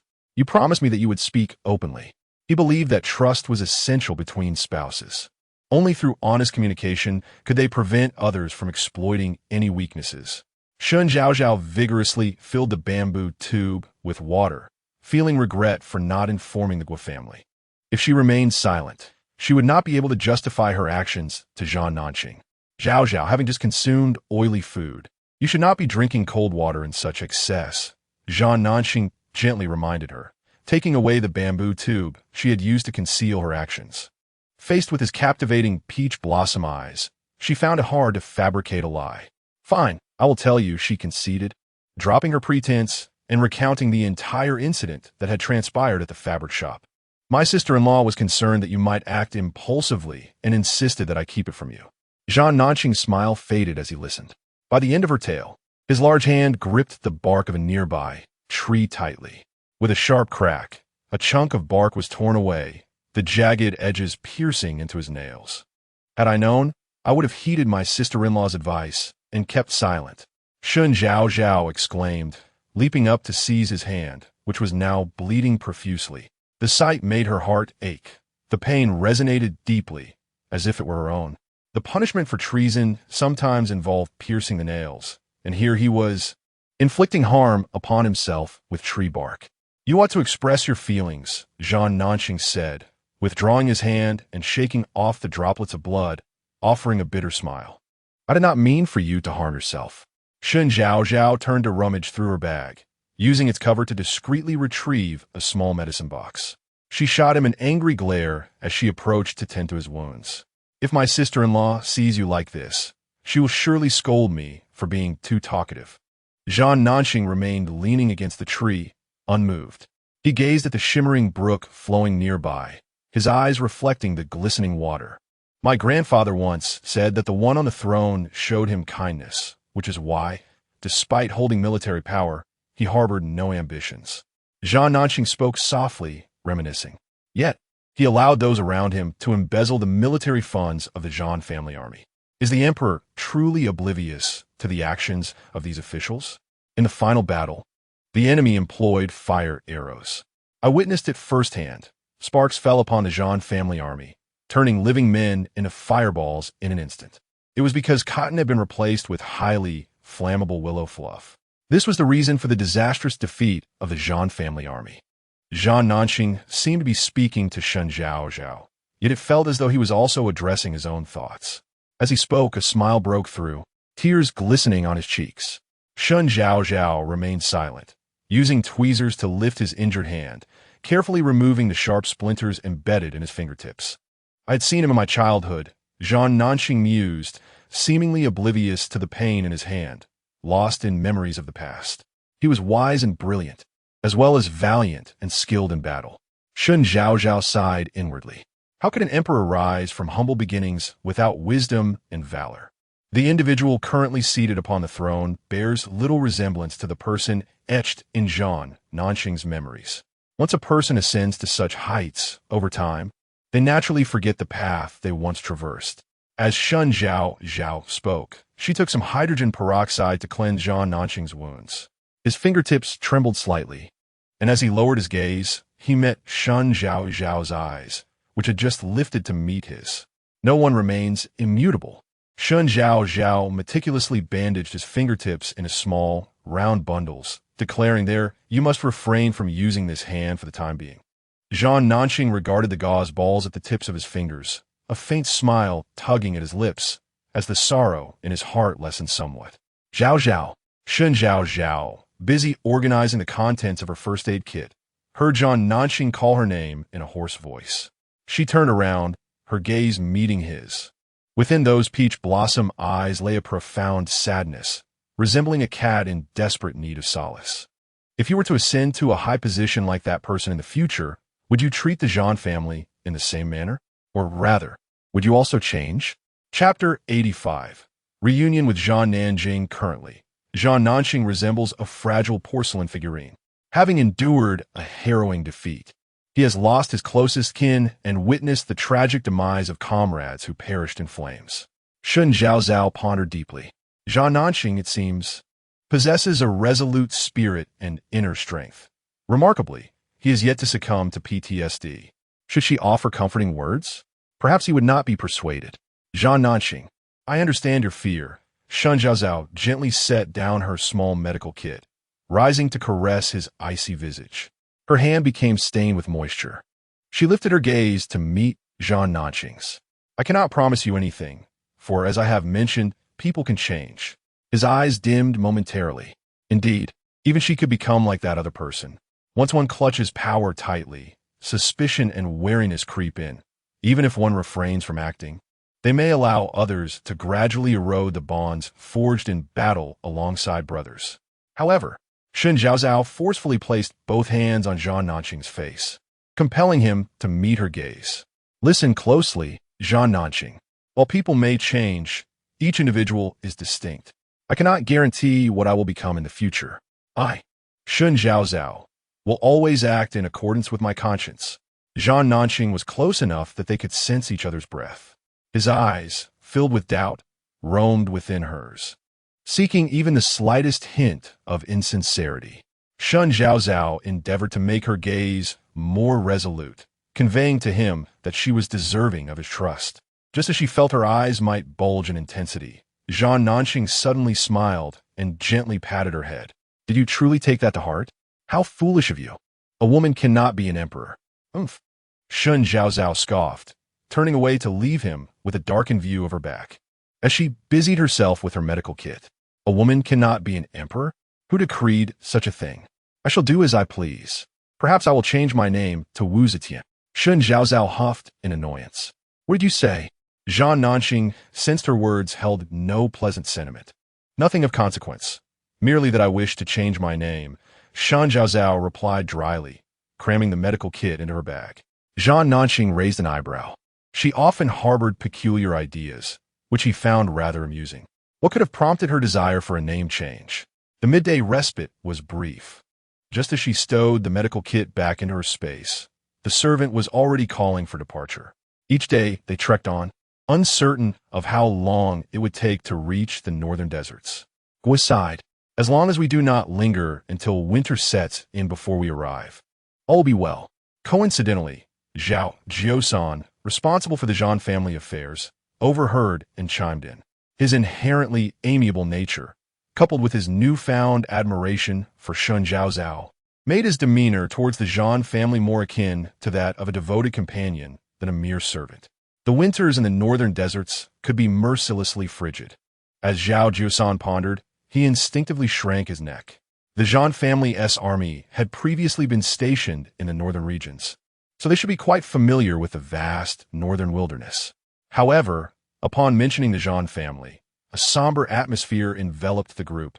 Even the loquacious Guo seemed wilted, akin to a frostbitten eggplant. Zhao Jiusan felt an urge to slap himself for bringing up such an uncomfortable topic. Why must he provoke matters best left unmentioned? He desperately sought to shift the conversation, to invigorate the mood, but before he could conjure a new subject, a commotion erupted at the front of the procession. What is happening? Zhao Jiusan shouted urgently. It appeared that someone was rushing towards them. A constable craned his neck to peer ahead, his hand instinctively moving to the sword at his waist. The greatest concern when escorting prisoners was the unexpected emergence of trouble along the way. Shen Zhaozhao, intrigued, also tiptoed to see what was unfolding. She could vaguely discern an individual approaching, seemingly conversing with Jiang Hu. Moments later, several mounted figures charged towards them. With a deep breath, Shen Zhaozhao finally had a clear view of the riders. They were neither adorned in official garb, nor did they resemble wealthy merchants. Stand guard. Bandits are approaching. Jiang Hu's voice rang out. The constables swiftly drew their swords, glaring menacingly at the approaching figures. The riders appeared to deliberate, and upon noticing the significant number of constables, over a dozen, they ultimately turned their horses around and galloped away. In a short while, the silhouettes vanished into the mountains, leaving no trace. Bah! Jiang Hu strode over, spitting on the ground as he gripped a man by the arm, his voice gruff. This wretched scoundrel from Yongping. instead of eradicating bandits, allows his subordinates to extort fees at the city gate. He turned to Shen Zhaozhao. Look at this fellow. Do you remember him? Shen Zhaozhao leaned in for a better look. Jiang, who pushed the man forward. Before she could speak, Gui's quick tongue interjected. Isn't this the scholar who was beaten at the city gate?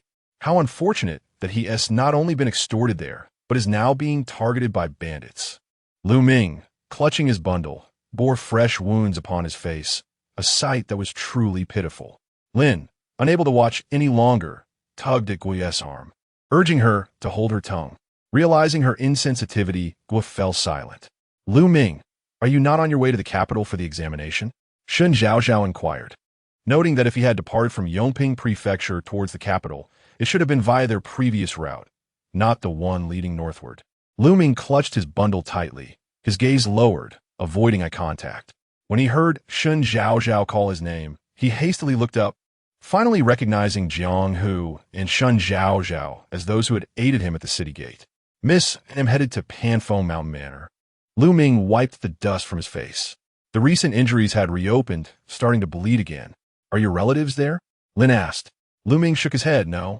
It is a benefactor I encountered in my youth.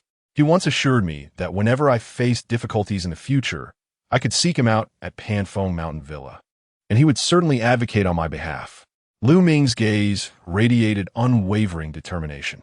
I yearn to implore that noble benefactor to abolish the practice of charging fees at the entrance of Yongping Prefecture. Those funds are derived from the sweat and toil of the common folk. I have witnessed numerous farmers from the outskirts entering the city to sell vegetables and procure necessities, only to be burdened with fees earned through their arduous labor. If such exploitation continues unabated, how can the populace ever hope for a better life? As his words resonated through the tranquil forest, a profound silence enveloped the surroundings, lingering for a considerable time without utterance from anyone. Chapter 86. Panfeng Villa. Well said. Elderly Lady Jean exclaimed, clutching her cane, her emotions running high. What a remarkable child. At such a tender age, you possess such noble aspirations. Your parents have raised you well. Should you pursue a career in governance, you will undoubtedly bring prosperity to the people. Shen Zhaozhao was equally inclined to applaud and cheer for Lu Ming. It was her first encounter with the profound sense of righteousness often spoken of in ancient texts. Indeed, there were individuals who held the welfare of the common folk in their hearts.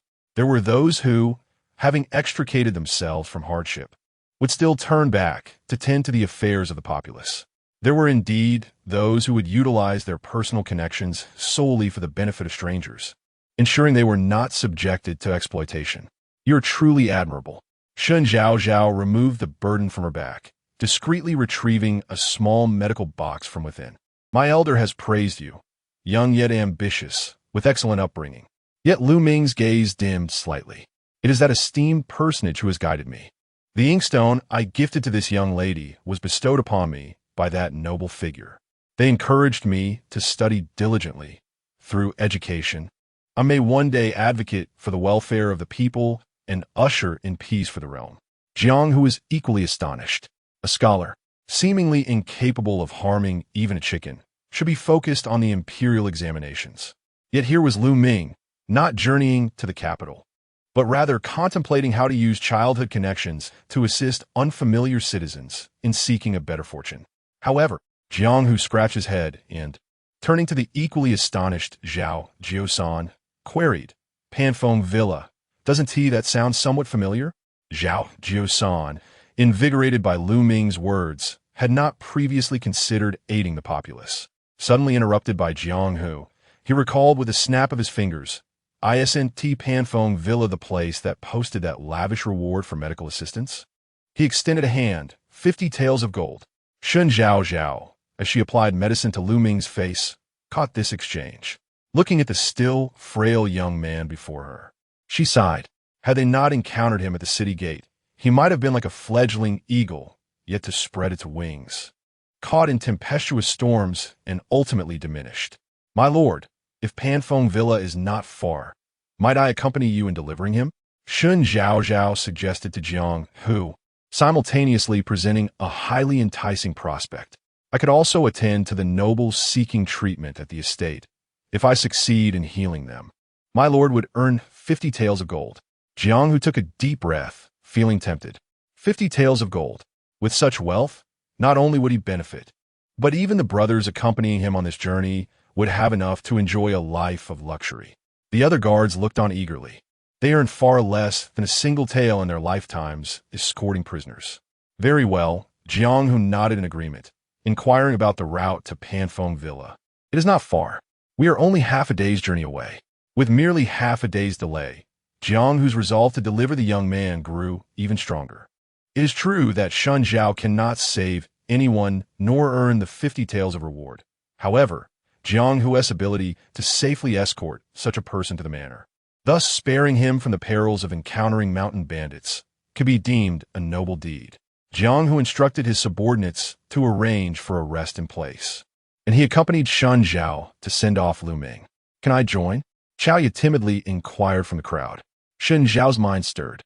The origins of Chaoya had always been a mystery, well concealed, revealing hints only in rare circumstances. For instance, when coerced into paying money to rescue this scholar at the city gate. Let Sister Chao come along as well. With more people, we can discuss matters should anything arise. With Shen Zhao's endorsement, Jiang naturally had no objections. Moreover, having an additional Chaoya would not cause any inconvenience. Chaoya approached with a beaming smile, linking her arm with Shen Zhao's, exuding a sisterly affection. Zhan Nanxing, lying on the stretcher, observed with cold indifference, unable to suppress the frown at the corners of his mouth. He longed to rise, to heal his wounded leg, to walk normally and accompany her to her desired destination, rather than remain a mere spectator by her side. A self-serving subordinate and a woman with ulterior motives. "Be cautious," Lin Shi expressed her unease, pulling Shen Zhao aside for a word. To post a notice seeking a physician at the city gate and offer 50 taels of gold as thanks indicates that the background of this Fengshan manor is clearly not ordinary. If it happens to involve a noble from a capital, it would be fine if the treatment is successful. However, if we inadvertently offend them, it could invite calamity. Shen Zhao nodded in acknowledgement, bidding farewell to the Zhan family before setting off with Jiang and the others. Along the way, she remembered to return the inkstone to Lu Ming. "This inkstone is significant to you. To me, it is merely an ordinary stone. Keep it well." Lu Ming accepted it with trembling hands, tenderly wiping it with his sleeve.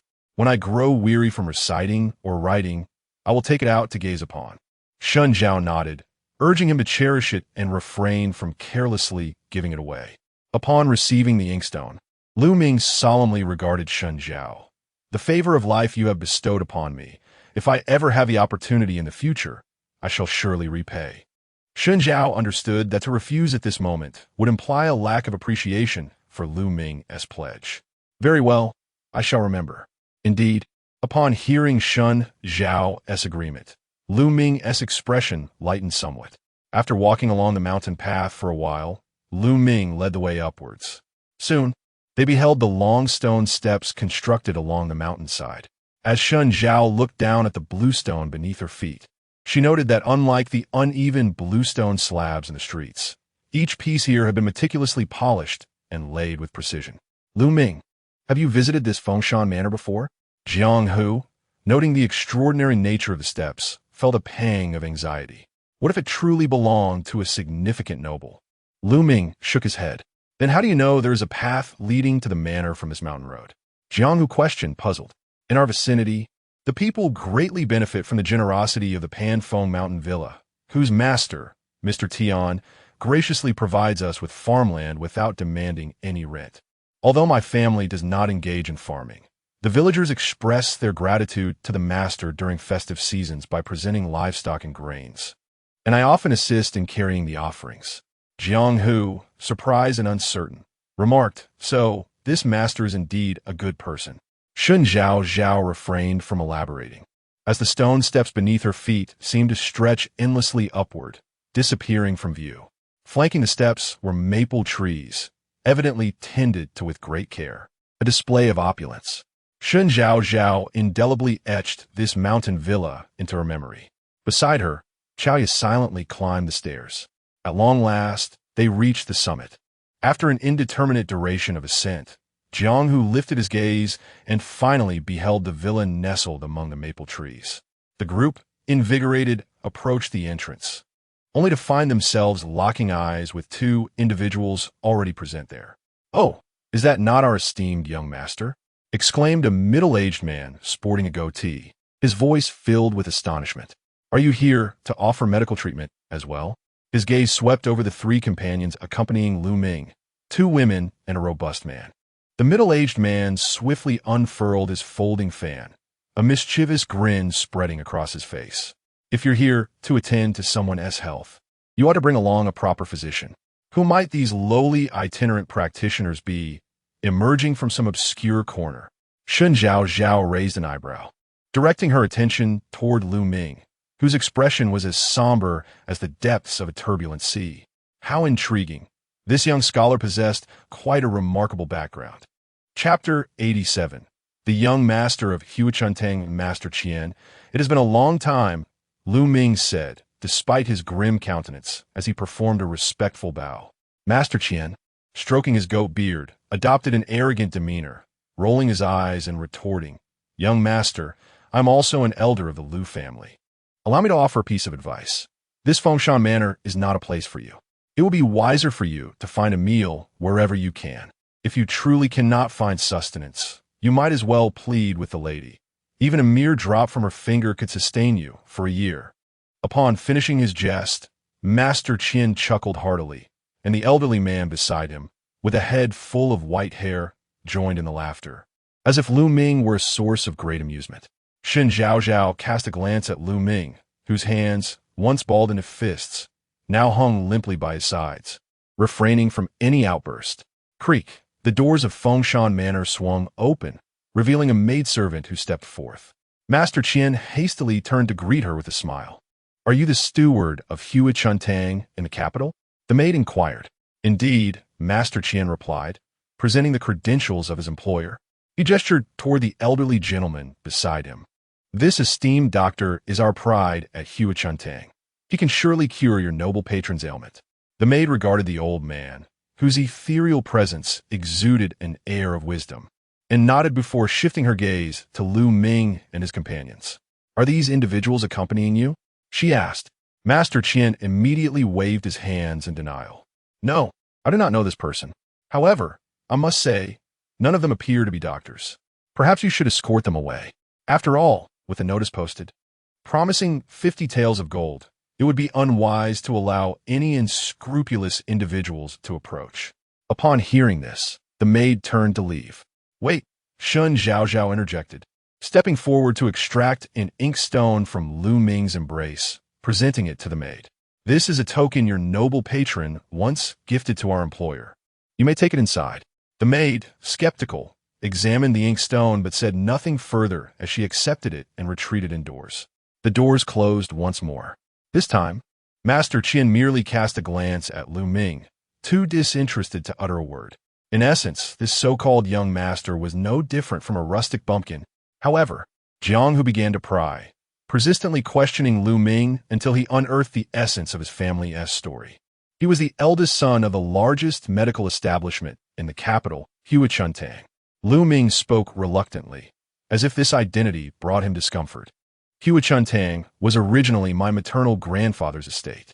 My father was adopted into the family, while my mother bore the surname Lu, and so do I. Shortly after my birth, both my mother and grandfather passed away, leaving the family affairs to my father, who later took another wife." Shen Zhaozhao comprehended the narrative.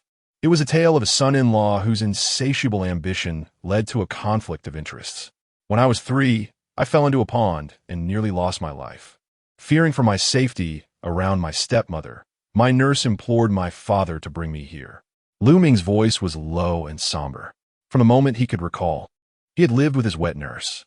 Having reached this age, he had only ventured to the capital once, at the tender age of 10, where he encountered his biological father, his stepmother, and a boisterous younger brother. Jianghu listened intently, his eyes wide with disbelief. "Wasn't the Huachuntang a legacy bequeathed by your mother and grandfather? How could they dare to seize it now? Moreover, the steward was an elder entrusted to you by your mother and grandfather. How could he so brazenly ridicule you? Lu Ming's eyes flared with anger as he cast a resentful glance at Steward Qian. The previous stewards had all been replaced, and now, Hua Chuntang was under the dominion of his brother. Previously, when he was still a child, he lacked the power to reclaim Hua Chuntang. Now, even if he wished to retrieve it, he would find it impossible. Hua Chuntang was but a shell. The true essence lay within, and now, all the personnel were loyal to his father and stepmother. Jiang Hu understood, sighing deeply as he placed a comforting hand on Lu Ming's shoulder. He expressed his profound sympathy, yet felt powerless to assist. Even the most righteous officials face challenges in domestic matters. Meanwhile, Steward Qian was also deep in thought. What had just been presented to the young master was an inkstone, not a name card. Could it be that he had some prior acquaintance with a nobleman in this estate? Although they were unaware of the nobleman's identity, rumors from the palace indicated that this individual was not to be trifled with. Shaking his head dismissively, Steward Qian thought it impossible. Lu Ming claimed to be the eldest son of Hua Chuntang, yet none in his family acknowledged him. How could a child raised in the countryside by a wet nurse possibly be acquainted with any nobleman? Feeling that he had reached a conclusion, Steward Qian straightened his back even more resolutely. Creaking open once more, the door revealed a maid peering out. Lu Ming hastily wiped his eyes and approached with hopeful anticipation. Bowing respectfully, "Might that nobleman wish to meet with me?" The maid pursed her lips and returned the inkstone to him. "This is no renowned inkstone, certainly not one used by my master. If you harbor thoughts of seeking favors, I advise you to abandon such notions at once. Return whence you came. Our Panfo Mountain Villa is not a place for individuals like you to aspire to." After delivering this message, the maid shot Lu Ming a derisive glance before turning to summon Steward Qian inside. At that moment, Steward Qian's chin nearly lifted to the heavens as he observed the crestfallen Lu Ming, barely suppressing a laugh. "Did you hear that? Return from whence you came. One ought to glance in the mirror before exiting, especially to see the dust on one's attire. How could one possibly be acquainted with a nobleman?" As he spoke, he beckoned to the elderly physician and followed the maid, striding confidently into Panfong Mountain Villa. Bang! The door closed once more. Now, even Jiang Hu's expression soured. Not only had they failed to obtain a golden opportunity for medical treatment, but Lu Ming also needed to find a way to bring back what he had come with. He had squandered a considerable portion of the day for this individual. Jiang Hu decided to take his leave, returning home.